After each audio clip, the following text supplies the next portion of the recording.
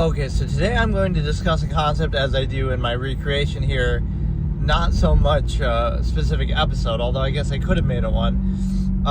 What I used to call the genesis of humanity, which is kind of a unique sort of term that maybe some people, think of religion when they say that, like, oh, genesis of whatever, like the Old Testament or New Testament, whatever, some Christian, book, or like the first chapter in the Old Testament or something like that, right? So, but it really has nothing to do with that. Of course, the word Genesis just means like the beginning of something, the origin point of something. And so what I use it to refer to, hey, how's it going?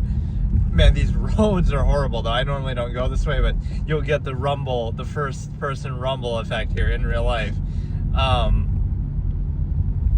But no, the genesis of humanity or the species, which I called basically like returning people to their original state, and what I call like inherent man, or again, what I did the last episode, self-actualizing from an inherent base state. It's like, what would you be like if you took away all the contrivance and indoctrination? And you might think, oh, that's a bad thing. Like, it's good that we have indoctrination, and it's good that we, do that. It might seem good, but wouldn't you rather choose that for yourself? So like, a lot of things you're influenced when you're too young to think for yourself, and then you decide to, adopt them, sure, but that doesn't mean that that's an absolute, or you should do it without question. And so, again, it's used to control you just as much. So in the name of like, oh, of course, we indoctrinate people when they're young so they don't grow up and kill people, even though sometimes some people still do that, but whatever, it's like, it doesn't mean that you should accept everything blindly, right? So if you become sort of return to that state, right? Think about it objectively. Try to return to that state of your own volition, like when you're 15 years old or old enough to think for yourself. Now be like, okay, I'm going to return to a neutral, objective state. Am I in Birmingham? No, I'm in central New York, Syracuse, New York. Right, so do that of your own choice and your own volition. And the reason why I say that is because maybe everything is perfect, and maybe you'll come to the same conclusion of being exactly the same person you are, right? But the likelihood of that is pretty much 0%, especially when you look at the sheer number of people, like a mass collective group of people. Oh, no, I said no. I'm not. But it might be a little delayed, because sometimes people will say that. Like, they'll say something and then I'll respond, but then it takes a minute to... Or it could just be that they can't hear me over sometimes the car. But we gotta rate and review the shitty roads in New York State, because so many of them are horrible. Like, I was getting mad that day. Like, what am I paying taxes for? Either because the plows weren't plowing the snow, or either because the roads are so bad. It's like, dude, what do I pay taxes for? But yeah, like getting back to the origin point, so you kind of equalize all the influence that you have. So you're old enough to think for yourself finally, and then you decide to... Where am I at? I'm in Syracuse, New York, so it's like central New York. So you take all the influence that you experienced when you were younger, in your youth, that you didn't choose, that you didn't have any control over, that you didn't, have the ability to critically think for yourself and choose anything. So now you take that and you say, okay, it might be positive, it might be negative, whatever, but you didn't choose it. So now you say, okay, I'm going to equalize all that, neutralize all that. It's not negative, it's not anti, it's not like, oh, you're rebelling against it. You're just simply neutralizing it, and now you'll say, okay, now I'm old enough to think for myself, so I'm going to decide for myself what I actually value and what I choose and what I'll do, instead of being defined by that forever. And that's often how people are. They'll be defined by things they didn't choose, and now you'll think, oh, that's my interest or that's my hobby, but it's only your hobby because you were exposed to it then, or you only like or dislike it based on experiences you had when you were younger, which is kind of narrow and myopic and limiting, right? So why not free yourself of that? It's a hard thing to do, and especially with like your family, for example, regardless whether your family's good or you love them or you hate them or they mistreated you. It's like, where am I going? I'm going like more outward towards like Utica area, like almost towards Albany, like in between Syracuse and Albany. So I'm going from Syracuse to almost like halfway between Albany and Syracuse. But yeah, it's like you equalize that and you say, okay, like with the family, technically you didn't choose your family. So even if they treat you well or they treat you poorly, it doesn't matter, right? You would have the strength to say, okay, I'm going to be objective and I'm going to neutralize that. So it's like, oh, you hate your family, but actually you don't, right? In this hypothetical example, you don't hate your family, but you don't place any undue special emphasis on them either, because they're just random people.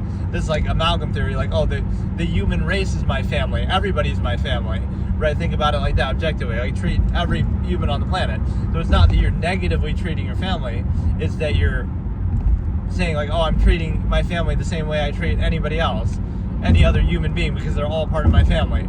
Or I treat people in my local environment the same as I would treat anybody halfway across the world. I care about them equally because I care about people inherently, just because, right? Like the human family. The problem with that is it'll be framed as a negative, like, oh, specifically we're treating people in our immediate environment negatively, but you're not. It's just that they expect special treatment, like, oh, you got to be nice to people, but why be nice when you know somebody's starving halfway across the world, right? You want to be nice to them too. So it's based on the hierarchy of needs rather than the nearness to you, like the proximity and all this. So it's a hard concept, but again, neutralize a lot of that, return to your base inherent state. So let's define exactly what that would look like, and then you can choose for yourself instead of treating it as a false absolute contrivance response, which means you just accept it, right? This is how, like, the initial minded human function. A human function is defined by what they do, right, in their kind of physical state and their limited myopic existence and kind of, their job in society. That's what defines a human function versus a human being defined by the thought or able to think objectively despite their contrivance state that they're reduced to in the particular era that they're in. But the point is that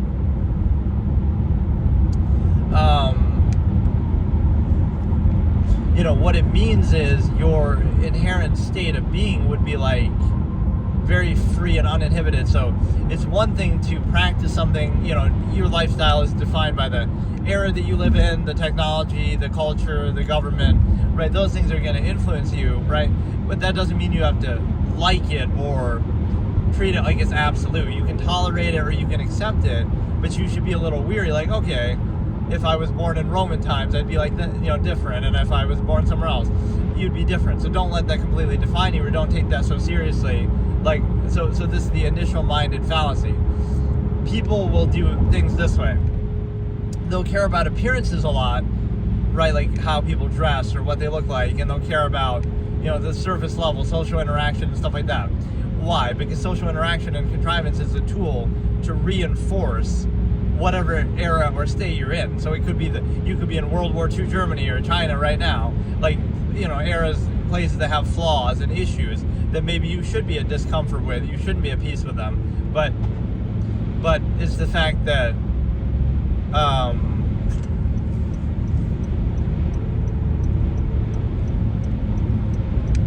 right, maybe you shouldn't be at peace with them, but that's what social contrivance would be. It'd be like, oh, let's just reinforce whatever's in front of us, and let's just be positive about it and stuff like that. Be nice to one another. Hey, how's it going? Right, so that would be social contrivance as a tool to reinforce anything without credibility or without any standard. And then the other point is the fact that on the initial basis, that's why people care about appearances so much, because like appearances really don't matter. Like what you dress, how you wear, your hair, all these kind of things, tattoos, piercing, none of that actually matters or has any impact on your life at all, right? So what does it actually do? Appearances and even social contrivance stands to keep up appearances so that people don't think too deeply or question the state that they're in, right? Whether it be literally the state, like the government, but I just mean like the state of their life, their society, their everything, right? They won't question it or think about it too much if the appearances on the surface level are good and if they have their little bread and circuses relative comforts. And so what that means is you basically are concerned with the surface level because you wouldn't be at peace with what's underneath. You would have cognitive dissonance about the specified state, regardless of what that specified state really is. It's like, it wouldn't be universally accepted. no matter what. Some people might like it. Okay, this is exactly how you would live if you had any other choice, right? Our exact society, our exact culture. Maybe you would come to that conclusion, but it's unlikely that everybody, like hundreds of millions of people, would do that. No, there'd be variables, there'd be different preferences. You can't assume somebody's intent. Somebody might be happy living out in the woods and being a minimalist, right? You can't really assume that. So what I'm saying is that that's why the initial basis is so powerful or so important, because of the simple fact that you keep up appearances so that you don't question the reality, or so you don't think about the reality. So that would apply, that shouldn't be necessary. Like, the appearances don't have any impact. So you should be able to lay everything bare, but then you wouldn't put up with the contrivance state. So I love that that's something people actually care about. Oh, you care how everybody looks or dresses or what they wear or how they present themselves socially. So you're so concerned with the surface level of how everything is being presented to you, of how this curated is. It really is very much like, a Truman Show-esque experience. That's basically what society is. That's what people don't realize about that movie, which is actually my favorite movie of all time, is the fact that, yes, people like it somewhat for the right reason, like it's a satire and reality TV and cult of personality and stuff like that, but it's something much deeper, because to me it's like, it's about a society and everyday life. Like, Sea Haven, the town obviously in that movie, is like an analogy for society, and you and me are the ordinary person, is like Truman, because what happens is everything is, again, about keeping up appearances so that you don't realize, the whole thing's just artificial and arbitrary and there's no actual basis to any of this. So it's not so much that you would revolt against it or anything like that. It's just more like, you can do anything you want, be free in nature. Like, there's nothing that says you have to live in this exact way, except for the fact that, corporations have taken monopoly over natural resources, so they almost force you to. But it's just like, it's just random, it's just arbitrary, it's just established. But just because something is established doesn't make it right, or doesn't make it, again, something that would be uniformly accepted by everybody if you actually thought about it. So that's the point. Appearances are dangerous because you're trying to cover something up. You shouldn't need to worry about the appearance. It shouldn't matter, right? You're trying to cover something up, and you're also trying to distract, and you're trying to keep everything looking good on the surface. That way people don't think too deeply about what's underneath. Right, so that's the wrong approach to take. You should be able to look fully and deeply at it and then decide for yourself whether it's what you'd actually like. But that's the problem, is that people wouldn't uniformly accept the same thing so broadly. So now you have to kind of, it's the way that I just described contrivance in general, right? The way that your state of life right now was arrived upon is not through logic and reason and you thinking about it. It wasn't like, you thought about it, you decided for yourself, and then you did what you did, and now you're living your life. Or like even society as a whole, they thought about it logically and you arrived here. That is not how it happens, nor would it be exactly the same, certainly not universally for everybody, if that was done. So it's achieved not by answering all the existential questions or by answering anything or providing some sort of basis. It's actually done by bypassing and distracting from that. So how does it do that? We'll indoctrinate people when they're too young to think for themselves. So then when they are old enough to think, they'll just kind of cling to what they've already been familiar with, right? This is the trick. We'll try to train them like animals. We'll condition them. We'll kind of do this reward punishment thing, right? We'll threaten to starve them out. Like, we'll put your resources at risk. We won't feed you if you disobey us. Like, all these things that point to, like, wait a second, none of that actually validates anything of what's happening. That's all like just pure force. So that's like saying, you could do that to validate anything then. Right, dictatorships could do that. Yeah, if you don't agree with us, we'll starve you out. We won't give you food. Like, yeah, that will get you, make sure you're fired from your job. Like, that doesn't actually make an argument, but this is how parenting and indoctrination works. So you realize, the state that you arrived at was not done in a logically sound way, right? It was done by bypassing that, not by answering the questions, but by not asking them in the first place. Again, bypassing them. So that's a dangerous game to play, but that is it. So when you realize that, now you'll think, so it's like, maybe you should question your own life and your lifestyle and the state that you're in, because the way it was arrived upon was not your choice. It was not critically thought about. It was not a result of logic and reason and thought. It was a result of bypassing all of those things. Again, you're indoctrinated before you're old enough to think for yourself, before you can critically think. You are controlled in ways similar to animals, like trained like an animal, conditioned like an animal, like, oh, we're going to starve you out and deny your next meal if you don't do what we say. But that could be used to justify almost anything, right? That doesn't mean that, in fact, not only does that not mean it's a sound process, it kind of means the opposite, because that shouldn't be necessary if what you're doing actually makes sense. And normally what the problem with this is too, what people don't understand about this is, it's not about a specific thing. Like, you might say, oh, but this is a good state of being and we have like a good thing going with modern technology and society, even though it's not really sustainable, or it's kind of, a bubble that's going to burst kind of a thing. But even, never mind that.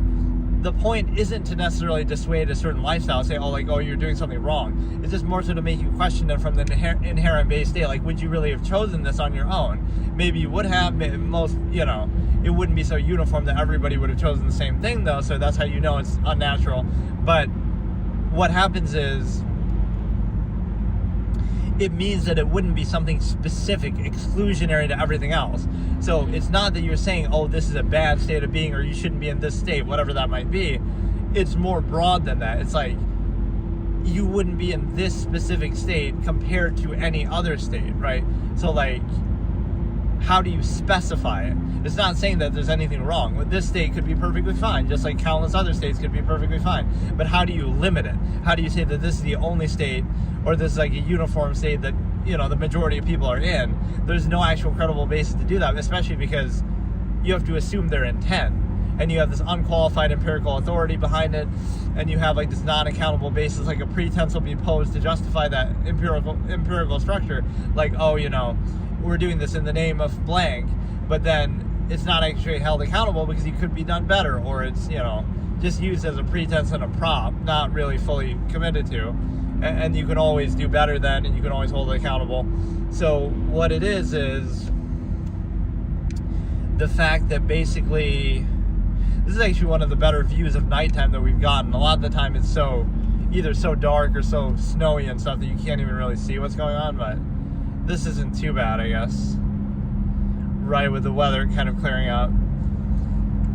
Oh, man. I think people are more interested in that. We get more questions like, where am I? Or people guessing, more comments, guessing where I am and stuff like that. So people care more about the IRL thing that I'm doing, just driving, and showing that, than my actual topic and commentary, because it's just too niche of a thing that I'm doing. But whatever, it's like, or the number one comment I would get in regard to that is like, what are you talking about? Because nobody knows what I really am talking about. But, or like, here's a good fallacy that I kind of coined myself in my old debate format. It's basically like, somebody was saying that, like, oh, I'm calling something a fallacy. This is the fallacy of blank, right? And then they question me and say, oh, that's not even an established fallacy. That's not even a fallacy. And it's like, yeah, but like, by that logic, it's the origin point that you're thinking about, some preconceived notion. Oh, so no fallacy can exist unless it's already been established by some random dude in the past, right, who wrote about it or talked about it. It's like, couldn't we make a new one if it applies and it makes sense? Like, somebody at some point came up with those, so why can't we come up with our own? So by that logic, nothing new would ever come to exist, and we just accept what's already established as an absolute. But then if that was done, then nobody would have ever done it in the first place. So this notion of like a set reality, right? Like, everything is set in stone, that's already established, and nothing new can ever come to exist. And that's kind of how people are cynical a little bit in the modern day. Like, oh, every idea out there would have already been thought of, so you're not even going to try to think for yourself. But that's not necessarily always true, or, even executing on the idea would be a little bit different than just simply having it. But yeah, there's a great power in like de-specifying and depersonalizing thought. Like, you can just objectively think about anything. Like, even what I'm doing now, it doesn't matter. Even though this is like, okay, I can take credit as my old debate format, and like I've discussed this stuff over the years, it doesn't really matter, right? Don't focus on the individual, focus on the ideas. Like, people look in a very narrow way in everyday life. Like, oh, you talk about this one subject, so now you're defined by it. Oh, he's that guy who talked about that one thing. But that's too myopic of a view. Like, anybody can think about anything, right? So this is the disparity between the infinite objective mind and the limited subjective physical state. So like I was talking about at the beginning, between a human function and a human being, right? The human being retains their objective mind despite their physical limitations and states. So that's what cognitive dissonance is, and that's what this can be. Like, you can be objective in your mind and think about anything and the secrets of the universe and whatever. So you can be objective in your mind, even if you're limited and physical and subjective and myopic in your body, right? Versus the human function, which would, we're going to reduce the mind to the physical state.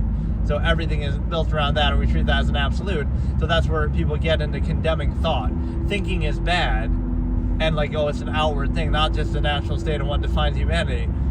Thinking is bad, or it's like, it somehow shows an inability to do the false absolute physical function in front of you, as if there's nothing else that you could be thinking about outside of that, some measure, some other practice. But what it means is that, again, the human function would be exactly that. I always find that term kind of funny. It's one of my favorites from my old debate format. It's like an insult, but it's a very nuanced insult. You're not a human being, you're a human function, because this is the disparity. Like, it means you're defined by your physical state. So do you reduce the infinite objective mind to your limited physical myopic state? Or do you allow it to be objective despite that, even if it's a lot of cognitive dissonance inducing? Which one do you do? And the reason why is because,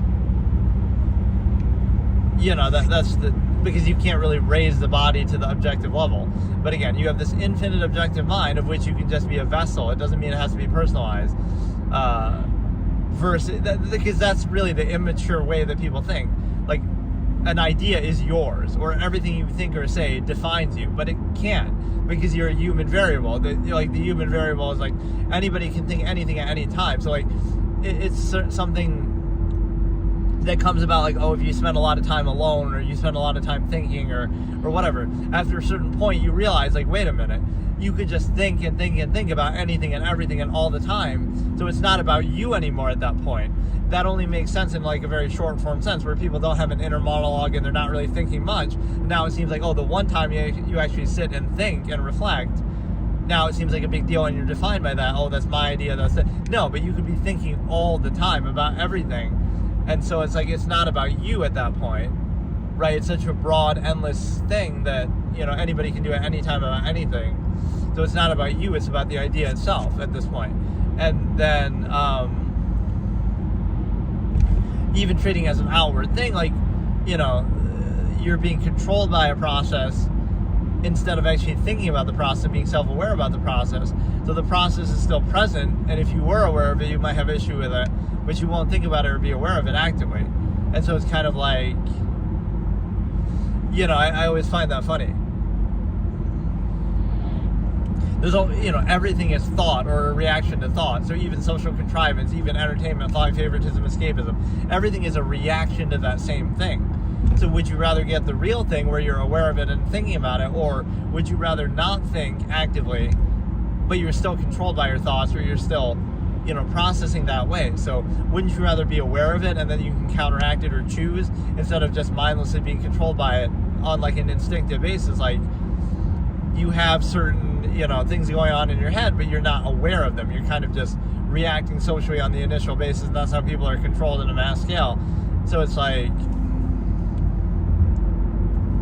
what that means is this like initial surface level existence where you don't think, because that might cause you discomfort and cognitive dissonance. But the solution, that's like saying you don't like what you see, so you close your eyes. That's not the answer. Like, if there is some cognitive dissonance, then maybe you have to address it. Maybe there's something wrong. Maybe there's something you would take issue with. And so what that understands is you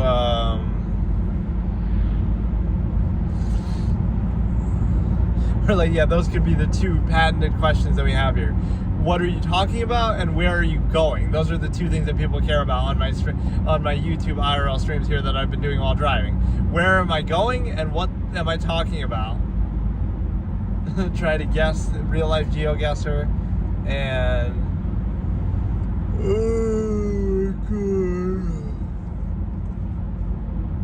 I don't get why the viewer count goes to 0 though. Like I said, when I'm watching on my other phone, just to see the chat, although it does show up on the other screen anyway, of the phone that I'm streaming on. I guess the camera quality is decent, but this is always in 720p, not 1080p, and the reason why is because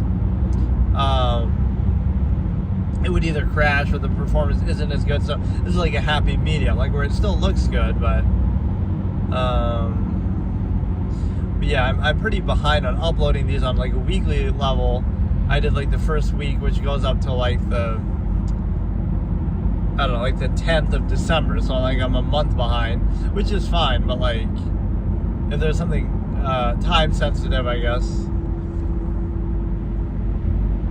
Yeah, that's the initial basis. Like compare the infinite objective mind to the limited physical state. Once you think a certain amount, you'll realize, oh, don't personalize, don't specify thought. Reduce it to social contrivance. Would you rather be aware of it as the same process? So you can either be aware of the same process, or you can be subject to it without thinking. So like the part where thinking seems like a bad thing, or where it's specified or personalized, is just kind of narrow. It's like the same exact thing is happening, the same exact process is at work, but in one case you're aware of it, and then you can decide what to do, which might cause you discomfort. But then the other alternative is, oh, just don't think about it and just react on a surface level and be controlled by it. Like, why is that a logical thing to do? But yeah, whatever. Getting back to the genesis of humanity, a human being in their inherent natural state would be much more free, and it wouldn't be so rigid the way that we treat it. It's kind of like when people, oh, a person's hyperactive, but like, why shouldn't you be hyperactive? Like, oh, that's a condition. Well, you're not meant to be in a half-mass reduced state like a trained animal in a cage. You're meant to always be active and doing something, and productive, and you would have that desire naturally. So why? That's not a bad thing. The bad thing is that you're held back from doing that, and you're inhibited like a trained animal, and because you're in this overextended state and doesn't follow the village of 100 concept by not preserving the stimuli acme to hold a higher state of value of human life, because everything mass-produced suffers inequality for it. And so the point is that you're in a position where basically you understand that, I don't know,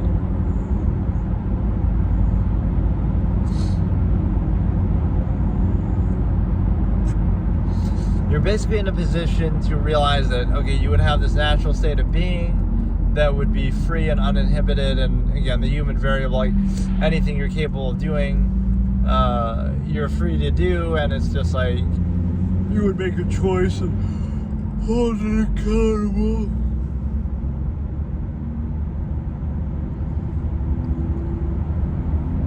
So what you can do with that information is that you understand that, right, it's the same, everything is a process, and it's the same measure of process at work, and so you can decide for yourself what to do with it. Do you want to be controlled by it? Do you want to be aware of it and counteract it and be potentially in control of it? Which could always lead to the same conclusion, but it's unlikely to. But the fact that not thinking is a prerequisite for anything is a bad thing, because it shouldn't require that, otherwise it's a flawed process. And so the other understanding is the simple fact that you're basically able to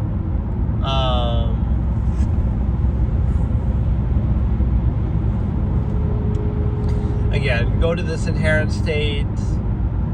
It's not outward, it's not anything like that. Thinking is not, the default state of human beings should be thinking, because that's what defines them and separates them from animals, instead of, oh, you're going to be reduced to a half-mass state and suffer from the conflict of contrivance. So it's like, either you treat contrivance in society and everything as absolute, but then you constantly struggle against that, whether keeping up appearances to make it seem absolute, and prevent the awareness that it's not, or just struggling against the reality that it's not absolute, like in relationships, like, oh, it's love, it's meant to be as a soulmate, but you have constant complaints and struggle with it. But clearly that shows you it's not absolute. So the simple realization is the fact that, you're posing a false absolute, but it's actually not absolute, and then, that creates a constant struggle, but it sort of misframes the struggle. It's like, it's your fault for not keeping up appearances better, or for not overcompensating for this flawed, imperfect, non-absolute process, not the fact of the expectation of it being absolute that is false or flawed, right? And so, oh my God.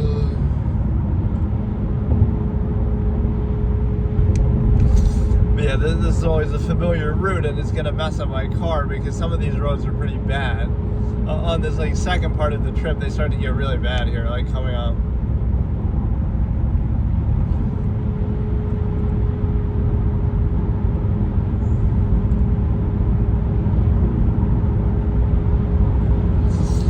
I guess I could just do it like where I don't even talk, but I'm not like that.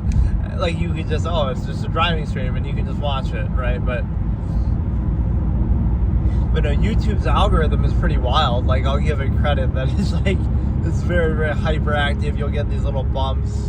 It's very odd. I don't know. Like it's a good thing, but I don't know how it works really. Or like, again, I always find that funny. If I was like a big streamer, it'd be like, everywhere I'm going is like free product placement. You can see the signs, or you can see like, so if I drive by something, that'll go viral because people would see it, whatever. If you're doing IRL stuff, right? Like, is that a form of modern product placement instead of like, it's a TV show like Seinfeld and they'll be eating a certain kind of food or they'll be talking about it. Right, and it's like, is that product placement? Like Jerry's eating cereal, and that brand of cereal is getting free product placement, or Bosco's chocolate syrup or something, right, that George uses as his passcode. So the modern version of that is like I Show Speed going around, and it's like, he goes to a restaurant, and now that restaurant is getting plugged in free publicity, even if, right, that's not really why he's doing it. He could just genuinely be going somewhere and eating or whatever, traveling around, but right, you're sort of getting that product placement anyway. Anywhere you go, there's going to be some logo. Anything you do, there's going to be some reference to a business or a product. So it's just odd.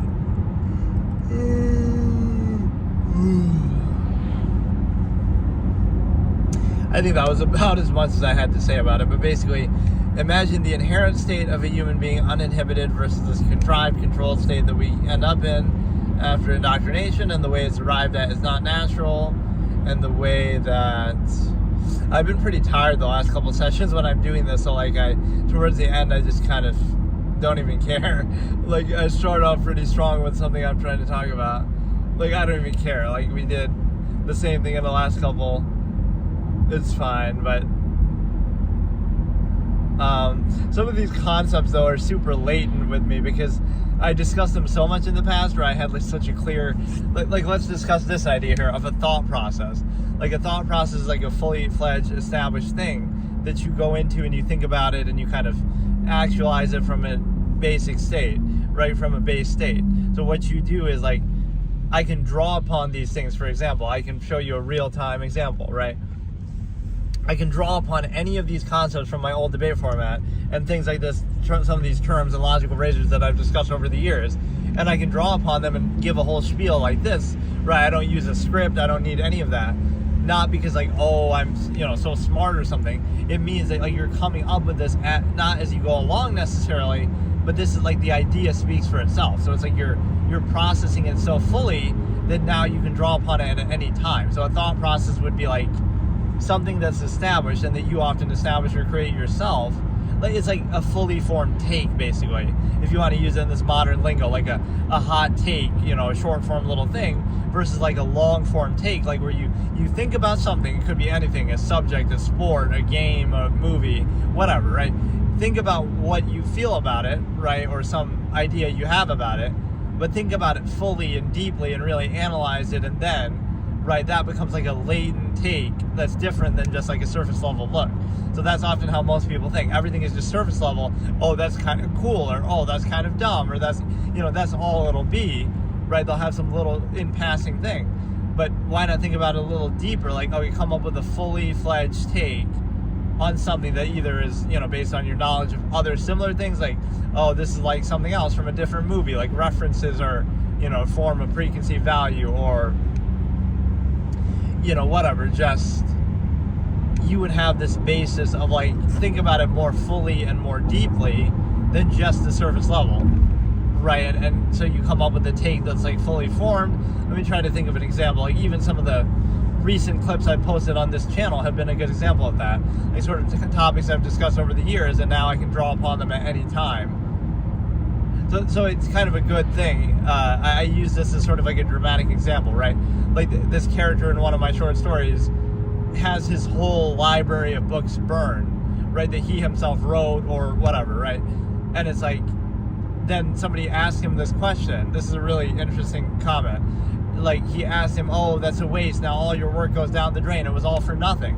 But he says it wasn't for nothing, right? As in, like, the experience of him doing that was very valuable, of him writing all that. Now it's processed, it's like a sense of closure, right? It's like why people write in their diary or why they have social interaction. It'll be like, it'll stay with you now forever, right? So all of these talks that I've had is like, you might think, oh, it's built towards nothing. I have only 80 subscribers on this channel. I'm just an unknown clown. But it's not for nothing, because you're not doing it for that external value or attention. You're doing it for, like, the idea itself is what it is and speaks for itself, whether it has value or not. But it's like, that's part of me and, like, my ability to draw upon it and everything like that. So the idea speaks for itself. This video will be there until the end of time, or as long as YouTube is around or whatever the fuck happens. So, like, right, the idea should speak for itself. The value is self-evident there.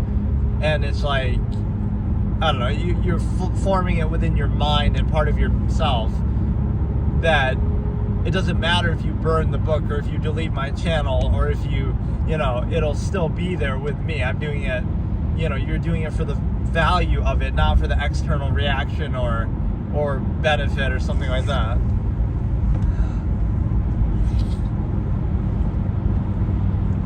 So the other point that I was talking about is the fact that I don't need a script for any of these, but what I almost need is like a backlog, like in a fucking game, like a story game where, like, oh, if you accidentally skip some character's dialogue, you can go back and look at the recent dialogue.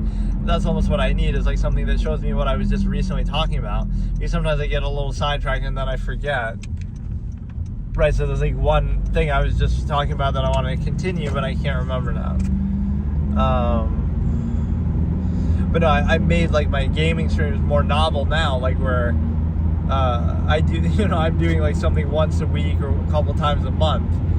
Like, if I did the chest up thing, or if I did the Hearthstone or Skyrim or something, it's kind of like a big deal now, because I'm mostly just doing these, which is, I'm actually fine with it, but I would like the flexibility a little more to not only do these.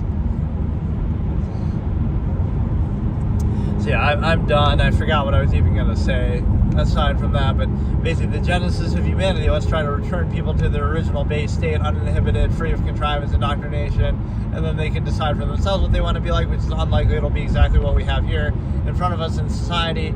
And so it's a situation where obviously you reach this uniformity, collective mass, mindless state, you know, normalcy. Normalcy is nothing more than mediocrity. Anything mass-produced suffers in quality for it, even human life itself, right? So don't preserve the stimuli acme flippantly. You gotta vouch for the state. It kills your credibility if you do that. And then, you know, but like, even the ability to do this, like, rattle off like that, it would seem unusual, but it's, again, you're doing this thought process, you're establishing something in a very latent, full-form way. It doesn't mean whether it's even substantial or profound or not, but it's just like, it's a fully formed take. It's kind of, again, some of the clips I posted on here, like, it's something that you observe, and then, so it makes you kind of a little jaded in a way to, like, social interaction or some initial basis. It's like, you've already done that, like, you've already considered that, so, like, what's the point now in discussing it, right? It's not even like, oh, being closed-minded. It's like, when people use certain fallacies or certain things that they're impressed by or whatever, it's like, if you're just aware of it, then that's it. Like, you don't need to insist upon it. So, I don't know, if you think about, like, everyday fallacies, it's like, oh, now I can refer to my channel and say, oh, I posted a video explaining that exact fallacy and how it's, you know, dispelling it, instead of having to actually put up with it and whatever in everyday life. So,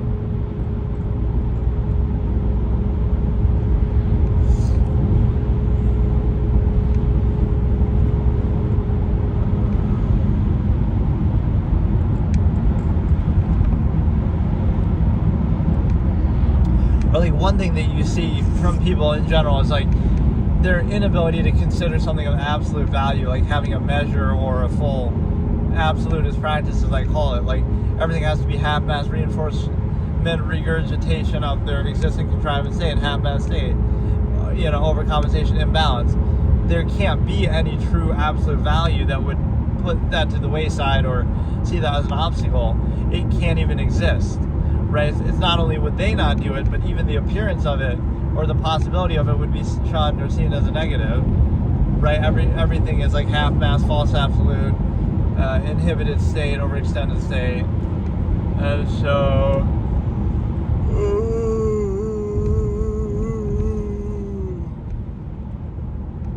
but yeah, this YouTube auto uploading thing, like when you do something live and then it just stays on YouTube, it's perfect for this purpose of like this arguably low quality content, at least like not really low quality, like it can still be good commentary and stuff, but visually we're just showing where I'm driving, so like it's not that big of a deal. It's not like I'm playing a game or something and then right, the only thing I do with these after is then okay, I'll upload them I'll combine like a week's worth of videos and do it that way, like upload it onto my other channel as like a whole week's worth, which I've done that with the one episode on my second channel. So it's like, bro, I called it something stupid like bro hates doing face cam, but ended up becoming an IRL streamer anyway, skull emoji, clown emoji, like, I hate doing face cam and I don't believe in it for cult of personality basis, and it could be a choice, right? See, like even that would be a fallacy as a frame, like, oh, you must be shy or you must be, somehow whatever, lack confidence to do that. But like, what if it's a choice? What if you're thinking like, okay, no, I reject the ego basis and cult of personality and I want it to be about something, so whether it be the commentary or whether it be gameplay in some other context, you want that to sort of speak for itself. So even doing this where I'm showing where I'm driving is kind of dumb. Like I don't see any value in it, but somehow people seem to like that or respond to that more than anything else even, so.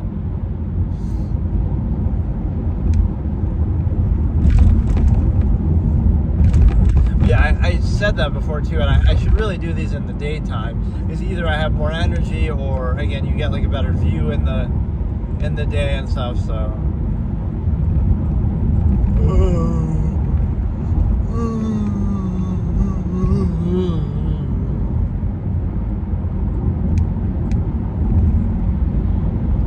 Yeah, like I could effectively do this forever. Like there's a certain power to that. Like there's a challenge, right? That sometimes people say, could you last in solitary confinement for X amount of days? Like, do you understand who you're talking to? Like that's called living in society. I do that every day. You're in your little room, in your little house, in your little white picket fence prison. Society is a prison and your house is a prison. It's like you're doing that anyway. Or like I have this analogy that's very profound of like staring at a wall versus staring at a screen. So I think about this kid growing up and it's like they're expected to be doing something on their computer, so they're sitting at their computer, and so they use it as a front, using five favoritism as a front, when you're actually of absolutist in mind. So it's like you have some game open or some video open or something on the computer open, but you're just doing that as pretend, right, where you're not really interested in that and you're just kind of thinking, which again, everything is thinking anyway, even if you're doing the game or a show or a video or something. It's a reaction to your ability to think, whether it's shutting it down or distracting it and reducing it to externality versus actually thinking just objectively, inherently, whatever, being self-aware. So what that means is, right, imagine that. They're using that as a front. So like if anybody walks by or anybody's watching what they're doing, oh yeah, they're just playing a game, they're just watching a video, they have it there. They're using it as a front. But in reality, to cover up the fact that, they're thinking, because thinking isn't allowed in a contrivant state, because, oh no, that might invalidate it, that might be a bad thing. That means they're crazy. Like, not the fact that it's not compatible with a forced, contrivant state that would be unqualified. So what that means is,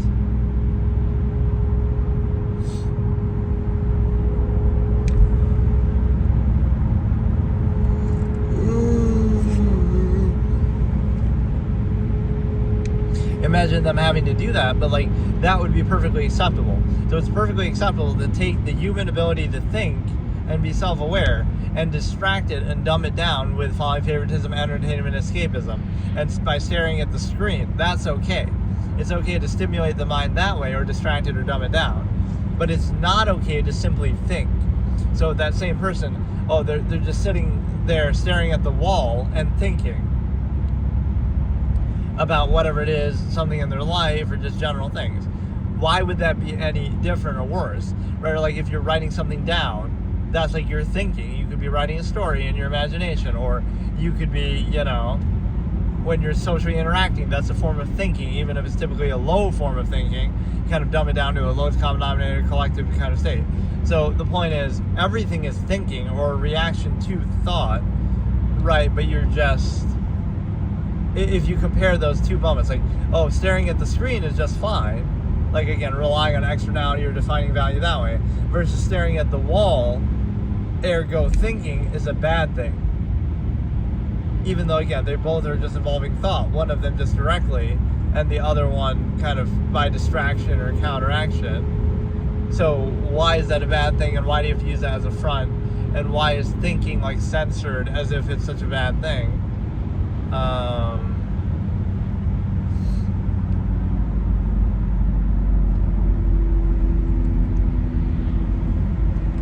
Right, so if you understand that, like, what's the difference? Staring at a wall versus staring at a screen, they're both to do with your mind and your imagination. It's just one of them you're having the media or whatever think for you or do most of the work for you, and you just react to it. Whereas again, staring at the wall, it's like you're doing more of the work yourself and you're imagining or thinking or considering. Again, why should that be a threat, or why should that be a bad thing? And just thought in general, or even the appearance of somebody thinking and being pensive, measure, as I call it, like something else that you're doing altogether, thinking about, or even the fact that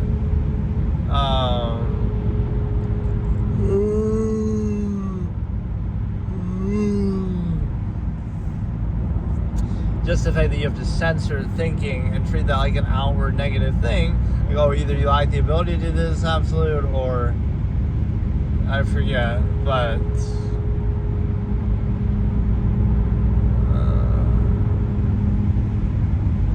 yeah, this has been pretty good, the YouTube experience. In a way, it makes me almost rag on Twitch a little bit, because I always liked Twitch, but something about the algorithm or even the auto uploading and all that, like you can say, well, Twitch also saves the VODs, but I guess not forever, and even the act of them being uploaded there doesn't do anything for you. The way that here, at least YouTube is active as for a video site, like that's where I ultimately would put them anyway. I would download my VODs from Twitch and then edit them and upload them to YouTube anyway. Okay, so today we get a nice little rain ambiance here, but I'm actually not going to be driving necessarily, or at least probably for most of it. Right, let's just sit and try to do it like this, which I kind of find that awkward maybe. Like, I prefer to do it when I'm driving naturally, but I didn't really have to drive today, so I'm just like, okay, but I'm still doing it in the setup because I'm kind of used to it. But like, because you're sitting in one place and then somebody's going to be looking at you, or it looks weird or whatever. But no, but let's look at, again, this is one of my recreation episodes where we'll be kind of all over the place and just random concepts, but I like how I'll do that. I'll go into like one random concept, but then I'll turn it into like a mini episode because I'll discuss it in long form. So that's one of the key logical razors of my debate format from the past, which this kind of is emulating exactly what that was about. The few, like, I'll even let the rain sit there too, so you can appreciate this, like ASMR in the rain. But what I'm saying is that, like, the core tenets of my debate format, the court of reason, this whole absolutist philosophy, objectivist philosophy, I called it revisionist philosophy. I've had a lot of different names for it. But basically, I created all these logical razors and different terms and kind of quotes and things to use, like anti-fallacies and stuff. So one of the key things to realize is the fact that, the long-form postulate was one of the key logical razors. And what does it mean? It means that if something is worth discussing, it's worth discussing in long form, which means there wouldn't be any of these short little myopic labels like, if something happens or you observe what somebody does or says, and you would just dismiss them. That just means they're a blank label. That just means they're a Democrat or a Republican or they're a libtard or they're a, MAGA.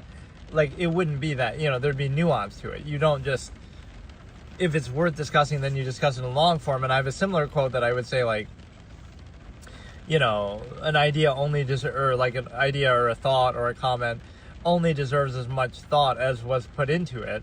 Like, so if you're just dismissing somebody with a label, then you shouldn't really worry about that because, right, they're not putting much thought into that. It's easy just to label somebody. It doesn't really tell you anything.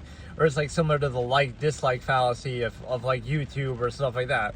It doesn't really tell you anything, right? So like, oh, if a video gets a ton of thumbs up, right, or thumbs down, it doesn't really do anything for me one way or another. I'm not going to be bothered or too happy about it, although I do appreciate the general support, obviously. But no, it's like, it doesn't tell you anything, right? It's like mindless applause. And it might seem like, I made an analogy of this to Twitch chat, to like a dark dictatorship, like mindless applause in the crowd where it's just about cheering and you don't even really have the choice and you end up, cheering no matter what. But your only choice would be cheering or not cheering or booing. It wouldn't be like any substantive discussion. So whenever you find yourself in that kind of crowd mentality, like you're just a mindless person cheering in the crowd, right, that's the lowest amount of input you could possibly have, instead of something actually well thought out. And it's a low form of discourse. So like Twitch chat and stuff like that tends to work the same way, like where people are just putting emotes and mindless kind of drivel in the chat. In fact, I even had this idea that I was never big enough to really do this, but like, oh, if I was a big streamer like XQC or somebody, I would like give VIPs or free subs to people based on if they say something really intelligent in the chat. Like whoever says the best quote. Hey Zay, how's it going? Like, so I would give out stuff like that. I remember saying that about XQC for some reason, like, because his chat was maybe so stupid that it was kind of pissing me off. Like, they just keep spamming the same emotes and stuff over and over in mindless drivel. But the point is analogizing that to applause, like, whether you cheer or boo or you just repeat the same thing over and over, you're kind of a mindless sheep. You're not really saying anything. It doesn't matter what you would say, but like think for yourself and actually come up with like a well-formed, well-thought-out take instead of, again, this applause-type culture where it's just like a hot take, initial, very short form. Right, that's what it's really about. Like, oh, whoever has the hot take is the one who's going to trend, but does it really tell you something, or is it just like, there's like an incentive behind it? You see that like in sports culture and stuff, like, oh, ESPN First Take and all that kind of thing. Like, they have an incentive to just do hot takes just to get attention. That doesn't mean that the take is actually good or sensible or anything, right? So if you look at something in long form and nuance, it's like, okay, it's not that simple. There's not like a clear right and wrong to everything, right? So it's this like oversimplification where sometimes you get criticized, like I would get criticized for, oh, I'm like too neutral or objective, or I sit on the fence. But the problem, or they're putting emojis to kind of make my point.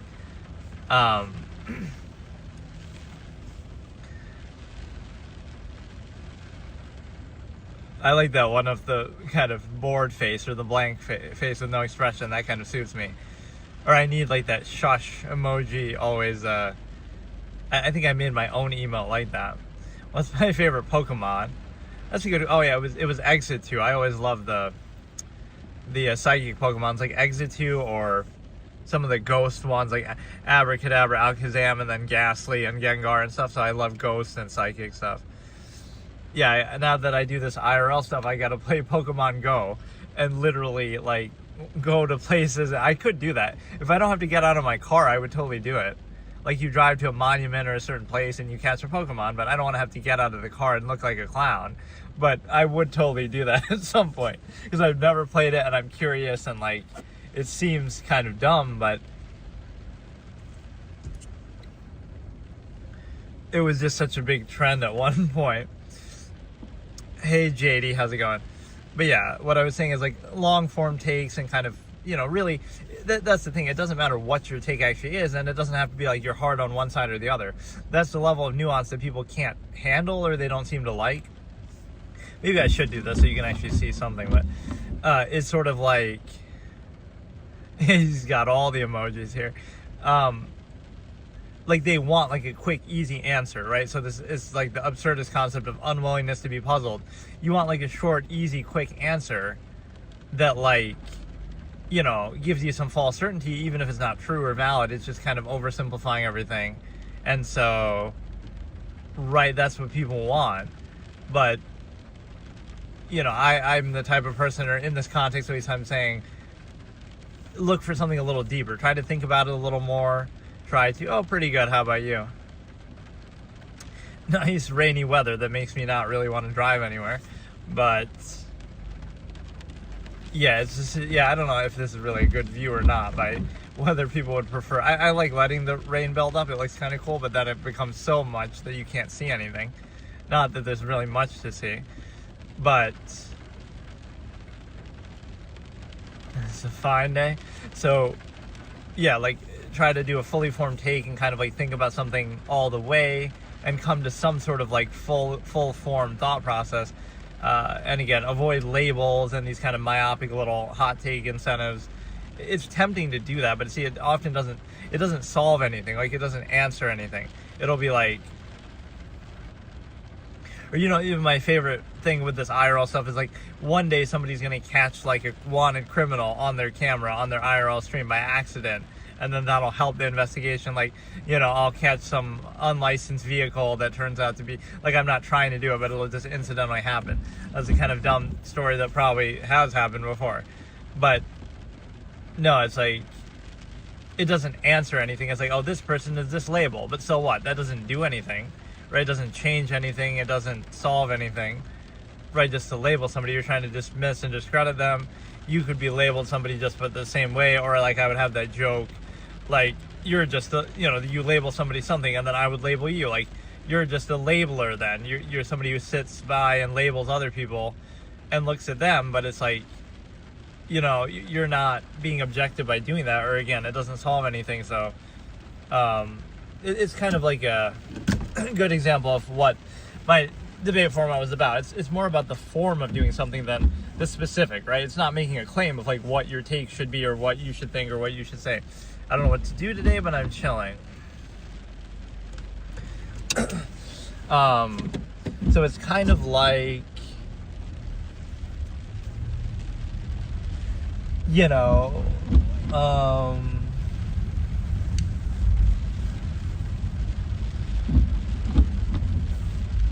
right, I gotta find a place like, we'll do some tricks and some wheelies and crazy shit.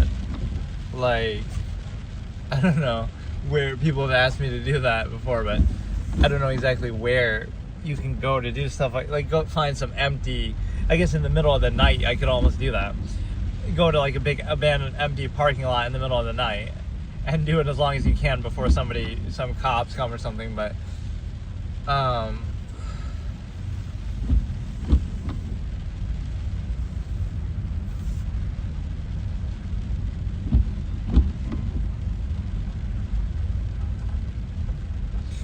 But no, it's a situation where you're basically like, I don't know, I'll just keep repositioning. You're going on a field trip and it's pretty nice. Where are you going?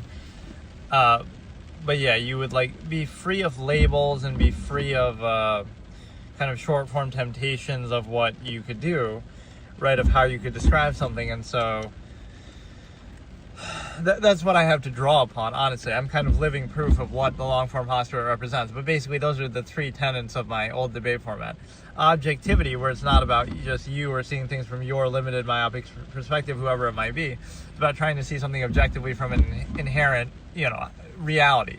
You're concerned with truth and objectivity, whether it benefits you, whether it's useful to you or not. The long-form postulate is like, again, discuss something in full, don't just dismiss it or come up with some cheap little label. And then the other one is like, I actually can't even remember how I would describe it, but those two are basically,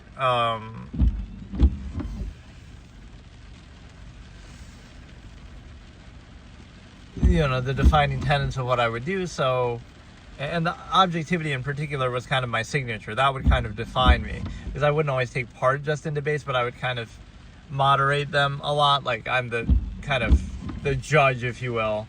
So if somebody says a fallacy, I kind of shoot it down and say, like, you can kind of use logical razors the same way that you would use like legal statutes and stuff to object. So you kind of just steer it in a way of logic and reason. And so, I don't know, you kind of want to he's really got a good variety of emojis there. you have, I guess the audio would probably be a lot clearer. Like, I guess I can compare, because normally I'm driving, so that sound probably messes it up. But right now it probably sounds pretty decent, aside from maybe the rain messing it up. But yeah, I had a reputation for being objective because it just seems like oversimplified, the way that people often discuss things, and it's kind of not useful. You subbed? Oh, thanks. Yeah, so now try to think of some specific things to discuss within this context, but that kind of shows you it's more about the framework. That's what I was doing with that. It's not about specific things. Like, you'll say, oh, I had this take, or I said this thing, or I made this debate. It wasn't about that. Like, my specific, position on something, or even if it's mine, or just I make a strong case for something, or I can play devil's advocate and play both sides. It's more about the form and the format in which you have a discussion, right? So that format would be like what I'm doing now, where like you could discuss something in long form, and you could be objective, and you could look at different sides. It's not about necessarily the result of what specifically you say or what the specific topic is, but that's not as important. So,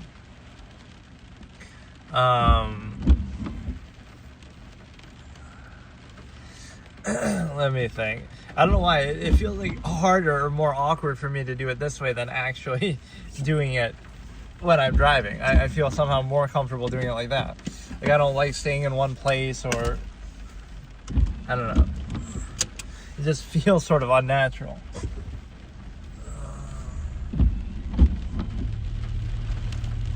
Like, every 5 minutes I can just go and switch my position. But it's a situation where, yeah, that's the kind of thing I gotta find. It's like I'll make some real life mini games or something. Like, I'm doing some Easter egg hunt type shit around town, but I don't know exactly the context in which to do that.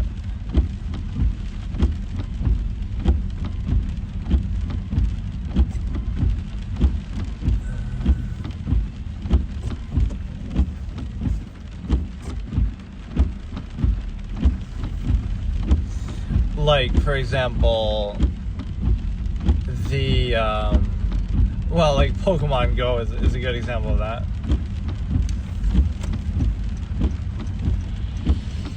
Yeah, like just searching out events or like different interesting things to do.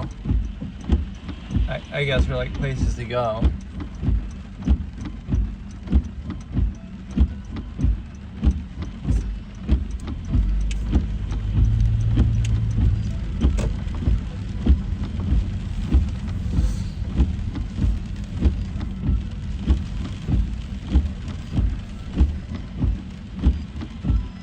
We're on a full field trip, and it's free, very free. You play Pokemon Go, nice.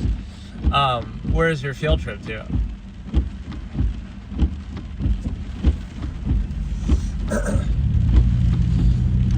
My background, let's talk about Pokemon and Longform. But this is even how I do Let's Plays. I guess I could show an example. Let's talk about the subject of Pokemon, right? Just as a random thing. Okay, what is my background with it? See, it's not just me saying. This would be an example of short form versus long form, right? I'm not playing it right now, but I should maybe. I was thinking, because I've been doing these IRL streams of like showing the camera and like while I'm driving and stuff. I was thinking that maybe I should start doing it, especially if I can do it like this in my car.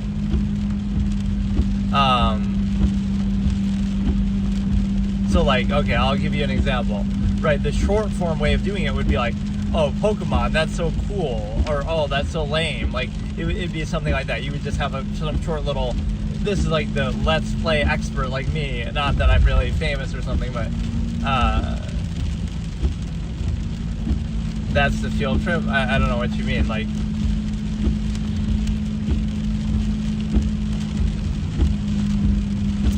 so like, oh, you would say, oh, that's cool, or that's lame, or you'd have like some short form little take. Whereas what I would do like in my Let's Plays, for example, this is kind of a long form, more fully formed thing. It would be like, you would say it out fully. Okay, so my background with the Pokemon, see, this is exactly what I did in like Pokemon Y or Pokemon TCG when I was doing the card game. So I go into a whole spiel about it. Like, okay, I've never beaten too many of the Pokemon games. I've played a lot of them. I'll normally get like halfway through and then I'll get kind of bored, just because they're kind of, you spam the A button for the majority of it. Like, you don't really need much strategy. You just have like a really strong Pokemon in front, and you can just spam the A button and just, you know, one-shot everything. So there's not really much strategy that you need to use for the majority of the game when you only have 4 options and it's turn-based and all that. There's no action commands like the Paper Mario games or something like that. So that would be like one of my complaints about it.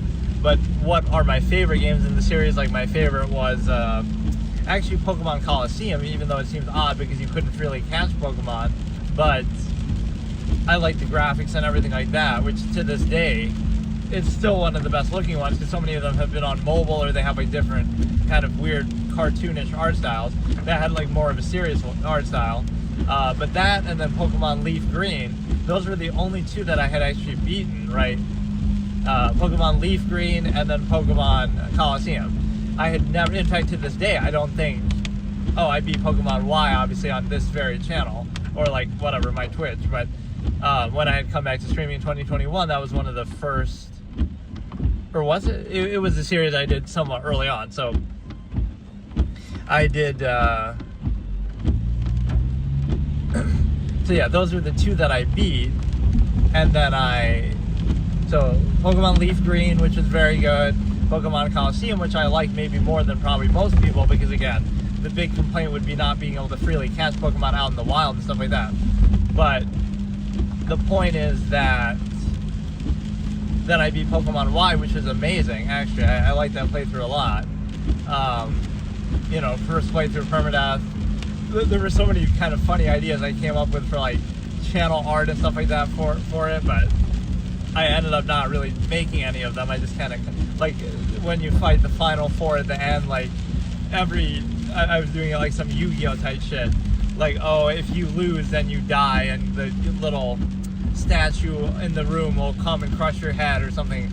Or like for the water guy, the room will flood, and whoever loses the battle will drown to death or something. I was coming up with all this crazy shit. Like, other games I play them, and then I get bored, and then like I don't know what to do. But yeah, that's like the one. I even have a clip of this actually. I think it's just called The Pokemon Problem on my main channel, and it's like, it's me explaining that in like 2 different times. When I'm playing Pokemon Y for the first time, I explain this exact thing, and then when I'm playing Pokemon TCG Online, the one that now is offline, and now there's like TCG Live instead, so this is like the older card game. I did the same thing in the intro of both of those series. I said like there's wait, what?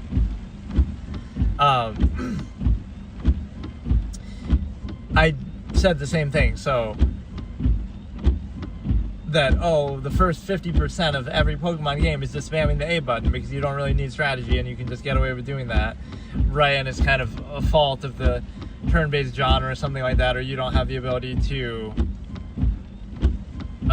again, like, there needs to be a balance. Like, what would be my preference for the Pokemon series going forward? I don't know what the recent ones have been like, but I would have added, maybe they have done this so it makes my idea seem less impressive, but they should add action commands, which means, right, like,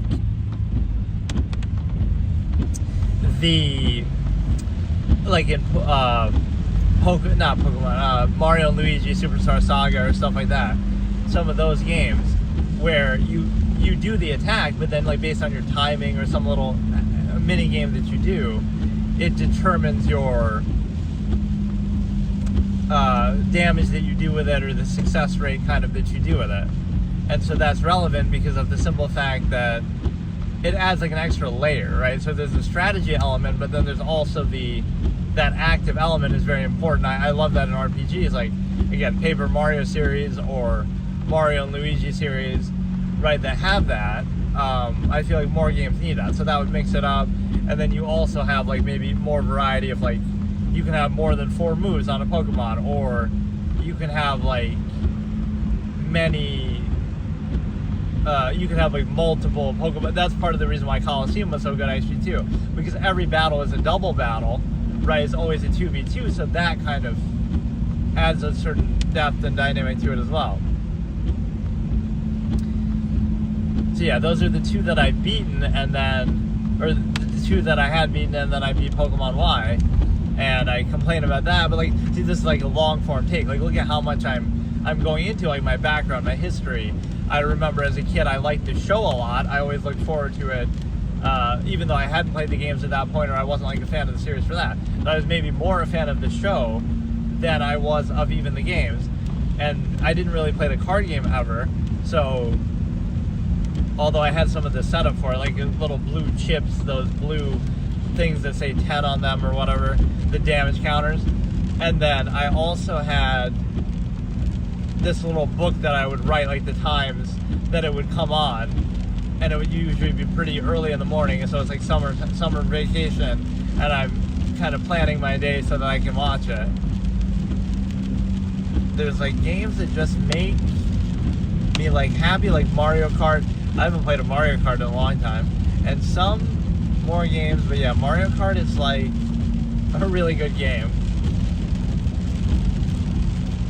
Yeah, I wish they would have kept F-Zero going, like the faster speed racing I tend to prefer.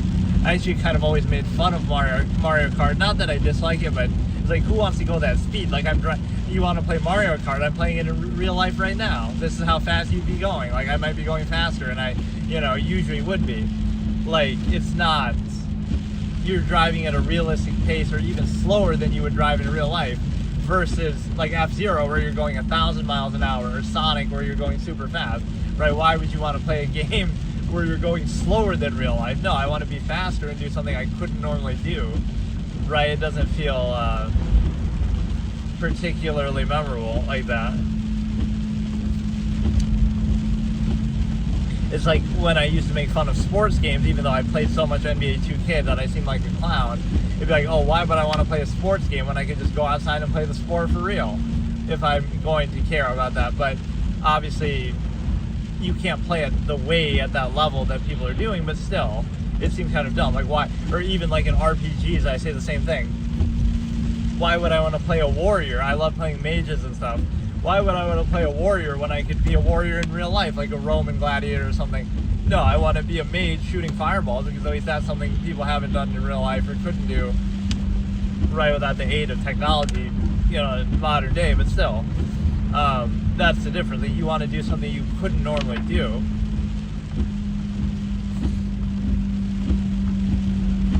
Yeah, I'm glad I didn't bother trying to drive anywhere either. I'm just kind of going a very short distance today, but if you like it, put this point, like if you like play with your like family or your friends, you have a good time. Oh, for Mario Kart, yeah, it's definitely fun. Or like Smash Brothers, it's always a blast for that, even though it might trigger people and tear the family apart. It's definitely awesome for that.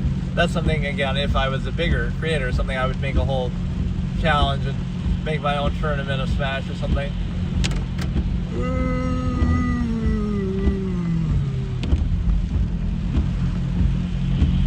Or like that's what I do even with multiplayer games. I tend to do like a little permadeath challenge in terms of the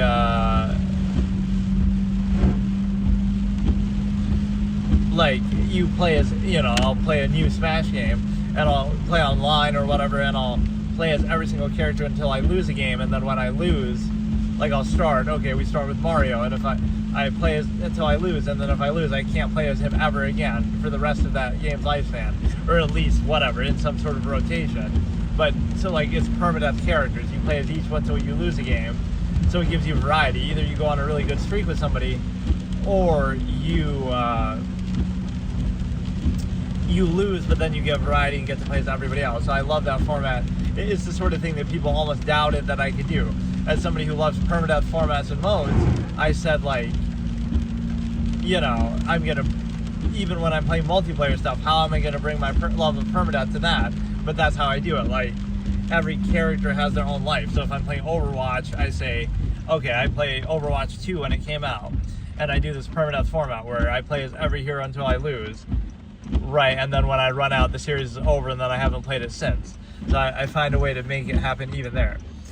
Smash Brothers, I played that game with my friends.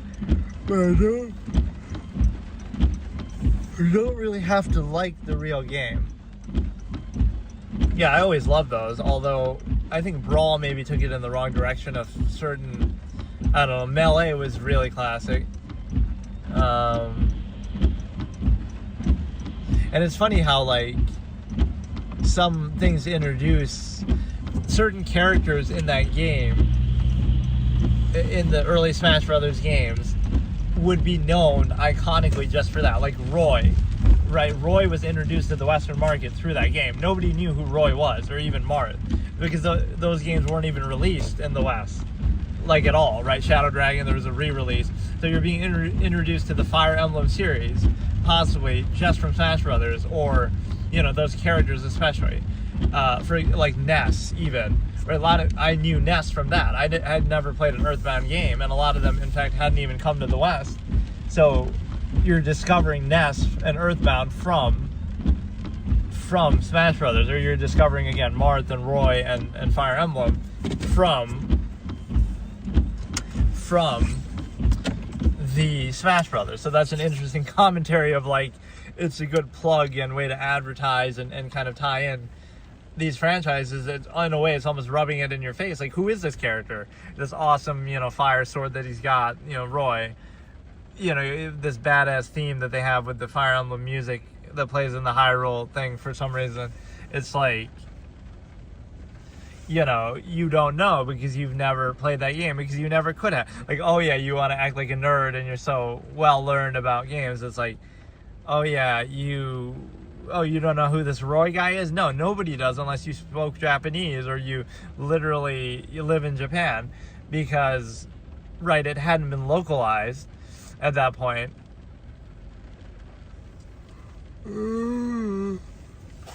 Kind of rubbing it in your face a little bit with how, again, that was like this sealed sword or whatever, I can't even remember.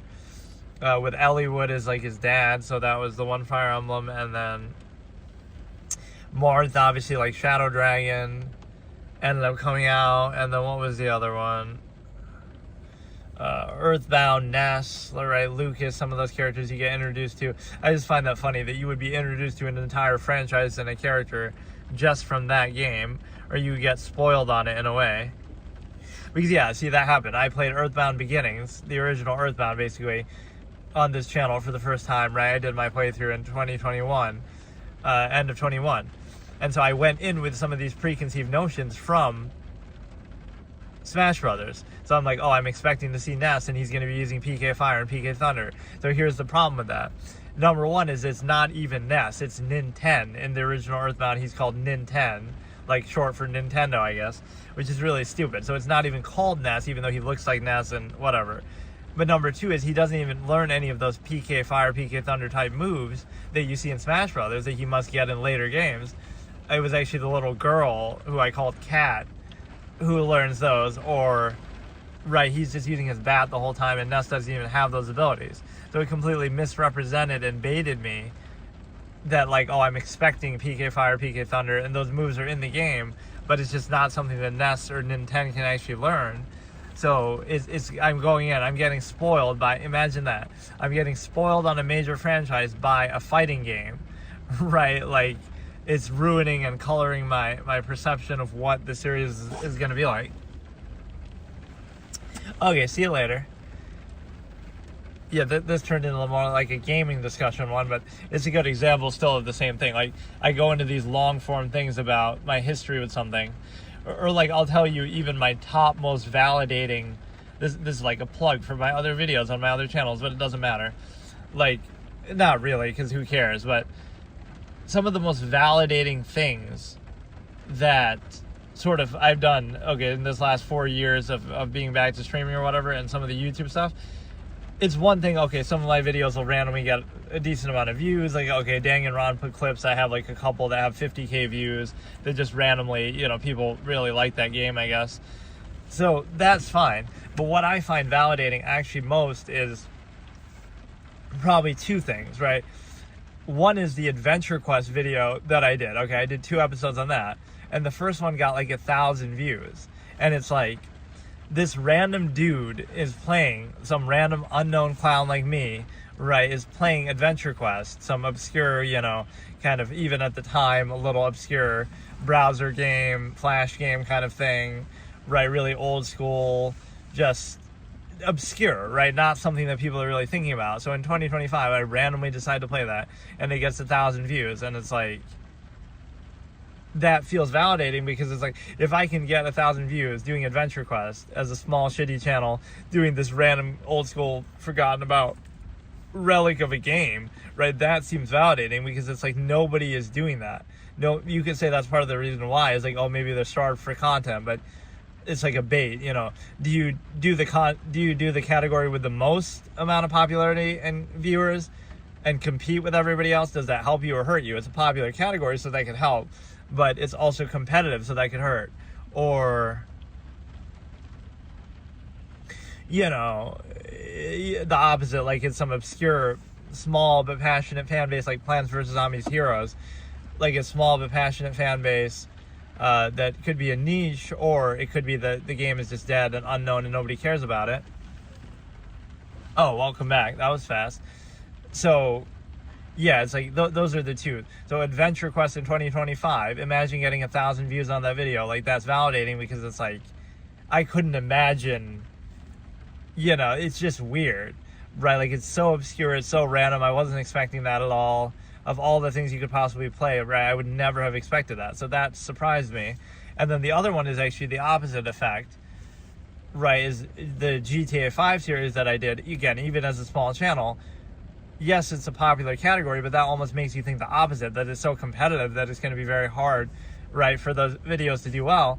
But some of those did get like close to 1,000 views themselves too. I did like a little mini series. So I find those two to be the most validating things that I've done on these channels, because it's kind of unexpected, right? Again, Adventure Quest is so obscure, I would have never expected that to get 1,000 views.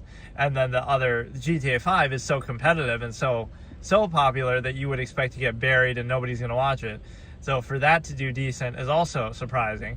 So I find both of those interesting for different reasons.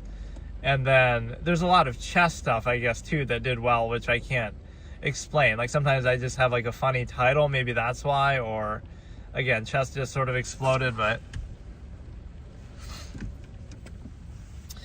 But yeah, well, I'll do that at some point. I can do these type of, what are they even called? Like augmented reality or something, just where you're doing stuff in real life, either Pokemon Go or similar things.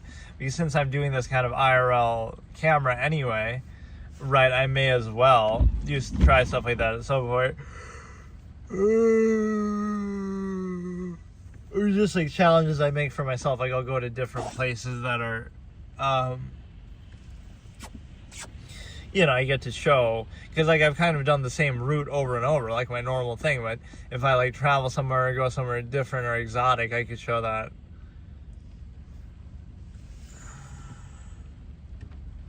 I'm tired, I'm yawning a lot. Yeah, I am a little tired. But yeah, it's a situation where, or like I was almost thinking, okay, I could do like a book reading, like let's do a book ASMR reading in the rain. But the problem is, I don't know if you can even do that, because, that's like copyright. It's not like, you can play a game, but the assumption with a game is that, you would want to play it for yourself. And if not, if the act of watching a game is just as good as playing it, like a story game that's very linear and limited, if the act of watching it is the same as playing it to you, then it's not really a game, or it's not really worth it. So that's why the value is still assumed, like, okay, the enjoyment would come from actually playing it, not just from watching it. There's a difference. But like with the book, now it doesn't work, because the act of reading it or showing it is all the value that there is, right? That's literally it. So that's like stealing or copyright, or you wouldn't almost be able to be allowed to do that. So that's like a weird gray area.